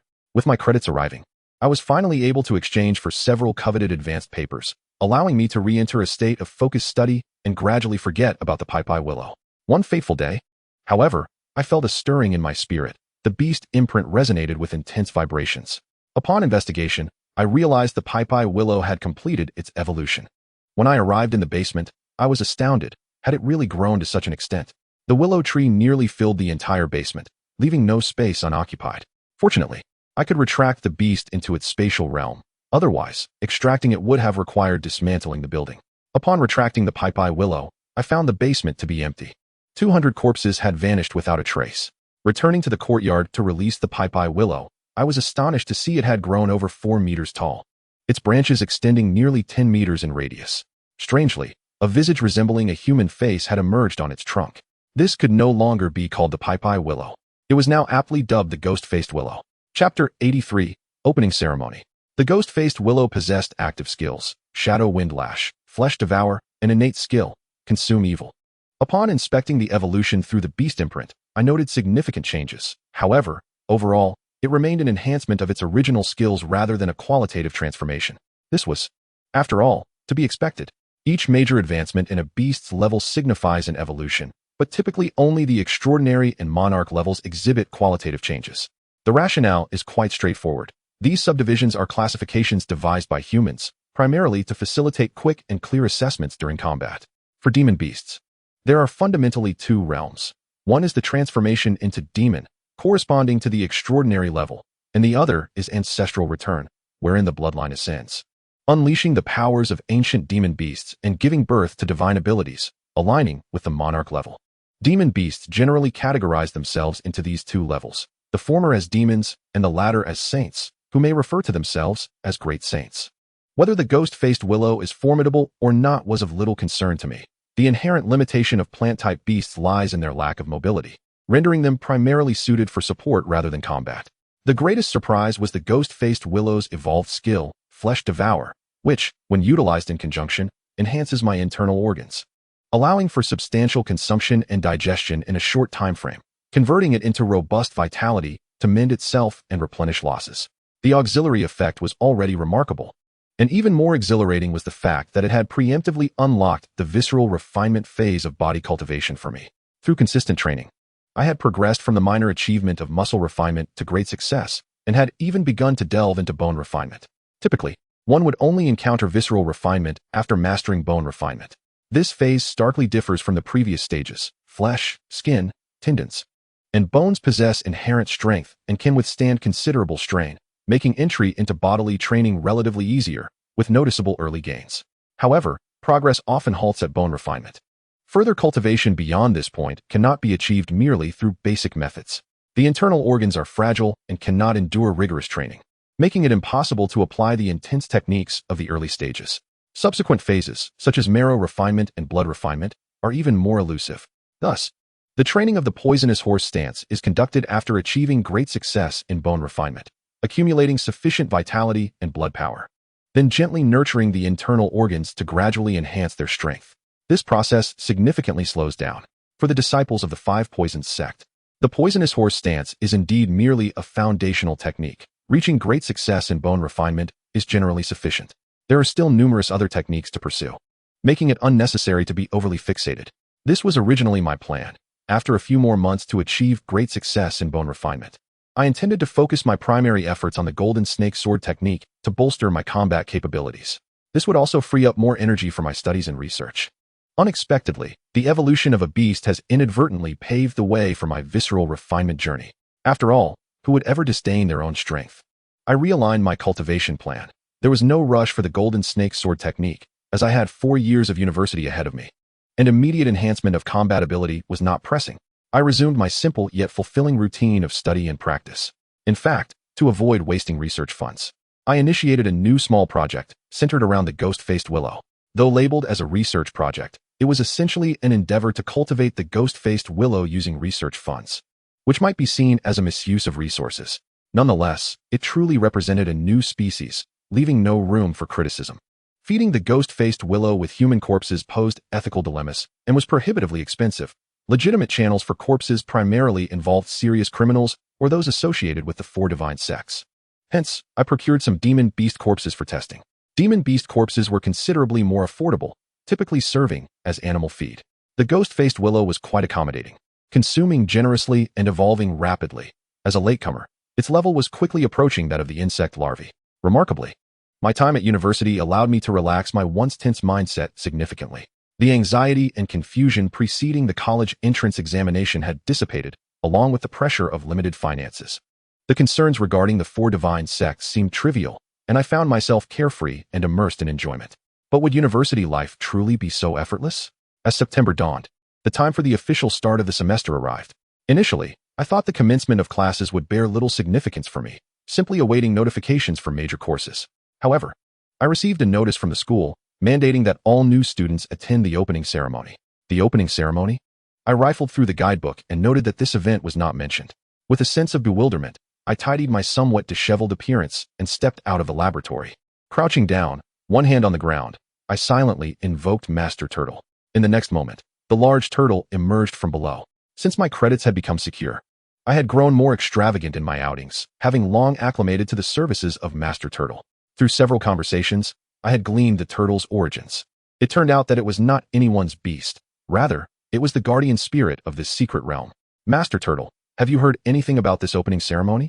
Has it occurred in the past? The turtle spirit cast a haughty glance at me. It's best not to pry too much into school affairs, you miserly little rascal. I narrowed my eyes. The insinuation in that remark was all too apparent. In truth, this tortoise spirit seeks credits, not merely to assist the school in reclaiming them, but for its own personal use. After being subdued by humans, the tortoise spirit consented to open this secret realm as a school and willingly provide certain services with a purpose. The tides of spiritual energy are a challenge not only for practitioners striving to endure, but also for the realm spirits. Prolonged scarcity of spiritual energy can lead to the dissolution of the realm spirits, and more severely, the secret realm might cease to exist. Hence, every time the spiritual energy revitalizes, the instinct of the realm spirits is to gather and store this energy to reinforce the secret realm. The credits they accumulate can also be exchanged with humans for rare materials unavailable elsewhere, which are used to enhance the realm. With a swift motion, Wang Dong transferred a university credit. In essence, university credits are standard credits, yet they are rare. Some lower-tier students find it exceedingly difficult to acquire complete credits. Hence the existence of fractional credits. Hey, I knew you had credits. I heard others speak of you with envy, he mused, realizing that a mere suggestion led to a deposit. This tortoise spirit, taking on numerous forms as mounts, is perhaps the most well-informed entity within this school. Once compensated, it truly delivers results, immediately captivating Wang Dong's attention. Consider yourself unfortunate. This year's intake still has an old-school mentor. Be cautious, it warned. The specifics eluded Wang Dong, but he had overheard that the higher-ups intended to use this cohort of students as a wager to suppress the old mentors left behind by the previous institution. Wang Dong felt a weight in his heart. Mayor Yi had reassured him to focus solely on his studies, stating that the competition at the school level would not involve the students. Yet it was evident that Mayor Yi had overestimated human nature. The school was no utopia. Chapter 84, Freshman Rankings. A flash of yellow light enveloped Wang Dong, transporting him to a vast square. Surrounded by fellow freshmen, he noticed that few shared his lavishness. Thus, upon his arrival, the space was nearly deserted. His presence quickly attracted the attention of several others. A number of gazes converged upon him. Soon, an individual of seemingly notable stature approached him. What shall I call you, my friend? To invite the tortoise teacher right at the start of the semester indicates your mentor's considerable worth, he inquired. As previously mentioned, the bulk of credits is derived from projects, predominantly held by the professors. Hence, if a mentor is generous, their students naturally benefit from a substantial share of credits. Wang Dong, he replied succinctly, intentionally omitting mention of his mentor. Aware of the school's internal power struggles, he deemed it unwise to complicate matters with an unhelpful mentor. The other person paused, a glint of amusement in his eyes. Wang Dong, the zombie worm? He asked, to which Wang Dong nodded in tacit acknowledgement. The individual chuckled, showing no inclination to delve deeper into conversation, yet exhibiting no hostility either. Upon returning to his small group, he whispered a few words, and the group's gazes towards Wang Dong turned laden with intrigue. Wang Dong huffed disapprovingly. Such rudeness. They had inquired about his name, yet failed to introduce themselves. Standing resolutely, he remained unfazed by the occasional glances cast in his direction. After a quarter of an hour, the students gradually assembled. The number was not substantial, merely a little over 100. Although the university's admission rate is notoriously low, it should not result in such a meager turnout. As a foundational institution, this school had recently endured a tumultuous transition and failed to fill its quotas. The talented individuals the school sought were uninterested in a bottom-tier, unstable institution, while those merely seeking to enroll in a first-rate university were similarly selective. Consequently, the school was left with vacancies it was reluctant to squander. Once everyone had arrived, several figures resembling leaders commenced their speeches. Much of it was superfluous, essentially lamenting the previous school's years of mediocrity. They, the new administration, aimed to innovate and rise, thus distinguishing this cohort of freshmen from the old students. After a lengthy exposition, Wang Dong finally grasped the crux of the matter. This cohort of freshmen would be ranked, with the rankings directly influencing their treatment within the school. Therefore, the semester commenced with a competition for placement on stage. A newly discovered small secret realm was deemed suitable for the freshmen's capabilities. However, what followed was rather unsettling. What does it mean to be a university student if they are not treated with the same care as high schoolers? This was real combat. There would be no credits. Everything would be judged by the spoils reaped upon exiting the secret realm. A sense of unease washed over Wang Dong. Yet before he could ponder further, the leaders concluded, and then began the realm's teleportation, leaving no time for preparation. Wang Dong nearly shouted in frustration. He had assumed this was an opening ceremony, and aside from his pristine attire, he possessed nothing but his mobile phone. Entering the secret realm in such a state felt akin to running naked. A quick glance around revealed that most students shared his predicament, their faces etched with worry or anger. Only a handful of about 20 students appeared calm, their backs laden with well-equipped backpacks. Before he could fully process this, a shift in light and shadow indicated that the surroundings had transformed. Surveying his new environment, Wang Dong felt a wave of relief. He found himself amidst a dense jungle, a setting that offered him a sense of familiarity and comfort. Utilizing his light-footed skills, he nimbly leaped to the treetops, eager to survey the surrounding landscape. To his astonishment, upon reaching the treetop, he discovered that he was still surrounded by foliage. After a moment of contemplation, he realized that this secret realm was spherical, with the ground above him still being the surface.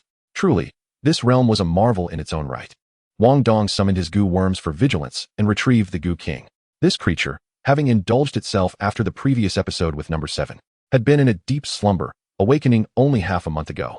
Since he had been placed within the secret realm, Wang Dong had no intention of competing with the other students for resources. For him, the secret realm itself was the most valuable asset. The last time, he had been unable to consume enough and had reluctantly absorbed the core, a decision that had pained him for quite some time. This time, he was determined to explore the possibility of acquisition. Directing the Goo King, he noted that after extensive blood ritual training, he had gained a clearer command over it. Although his control still paled in comparison to that of beast mastery, it had improved significantly. These were two distinct paths. As the blood ritual deepened, Wang Dong sensed that this method was essentially transforming the Goo King into an extension of himself. Once fully realized, this would allow for a first-person mastery, unlike the third-person perspective of beast mastery. Now, the Goo King, having fully digested its divine attributes, felt transformed. It had absorbed a portion of the spatial attributes from the core of the previous secret realm, despite the majority being intercepted by the scripture in his sea of consciousness. While it had not activated any new abilities, it had greatly enhanced its spatial awareness. More importantly, it had extracted a significant amount of divine essence from number 7, effectively satiating it. Its prolonged slumber was to assimilate this divine essence, and upon awakening, it had developed a skill akin to divine power, Toad's Howl. This ability seemed to merge the essence and divinity of the Jade Toad, resulting in a form of sound-based and mental assault, likely a control skill. Though he regretted not having the opportunity to test it, Wang Dong had summoned the Goo King to test its spatial perception, hoping it could directly locate the core of the secret realm, thereby circumventing the typical process and heading straight to the objective. Currently, the Goo King could clearly understand Wang Dong's intentions and even convey basic emotions in response. Before long, he received results. The good news was that the Goo King could indeed perceive the core of the secret realm more distinctly. However, the bad news was that this secret realm had an owner, making acquisition unlikely. Wang Dong stomped his foot in frustration, realizing that this was an outcome he should have anticipated. The school would not have lost its senses to truly cast a group of freshmen into an enigmatic realm. This is evidently the private domain of a certain leader. The so-called newly discovered sanctuary mentioned earlier is likely nothing more than a ruse to instill a heightened sense of urgency among the students. Damn it!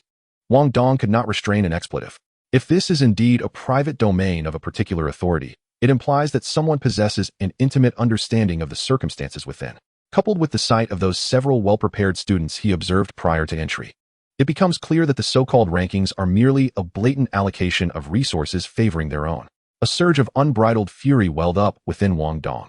He had already been feeling repressed during this period, having been forced to abandon his home due to the Four Divine sect, relegating him to hide within the school. Damn it! I cannot contend with those ancient figures from the Four Divine sect, but as a freshman, am I to be intimidated? With a flicker of thought, strands of golden silk appeared upon his face, intertwining and weaving together until, in a moment, an unremarkable, unfamiliar visage replaced his original one. Even the celestial spider spun its silk, wrapping around him a few times, altering even the very style of his clothing. The winged serpent ventured ahead to scout the path, as Wang Dong utilized the spider silk to swing through the forest, briefly masquerading as a member of the Elite 400. Gathering supplies? Why toil when one can savor the thrill of stealth? Stealing cannot possibly compare to the swiftness of seizing. Fellow students, I have arrived.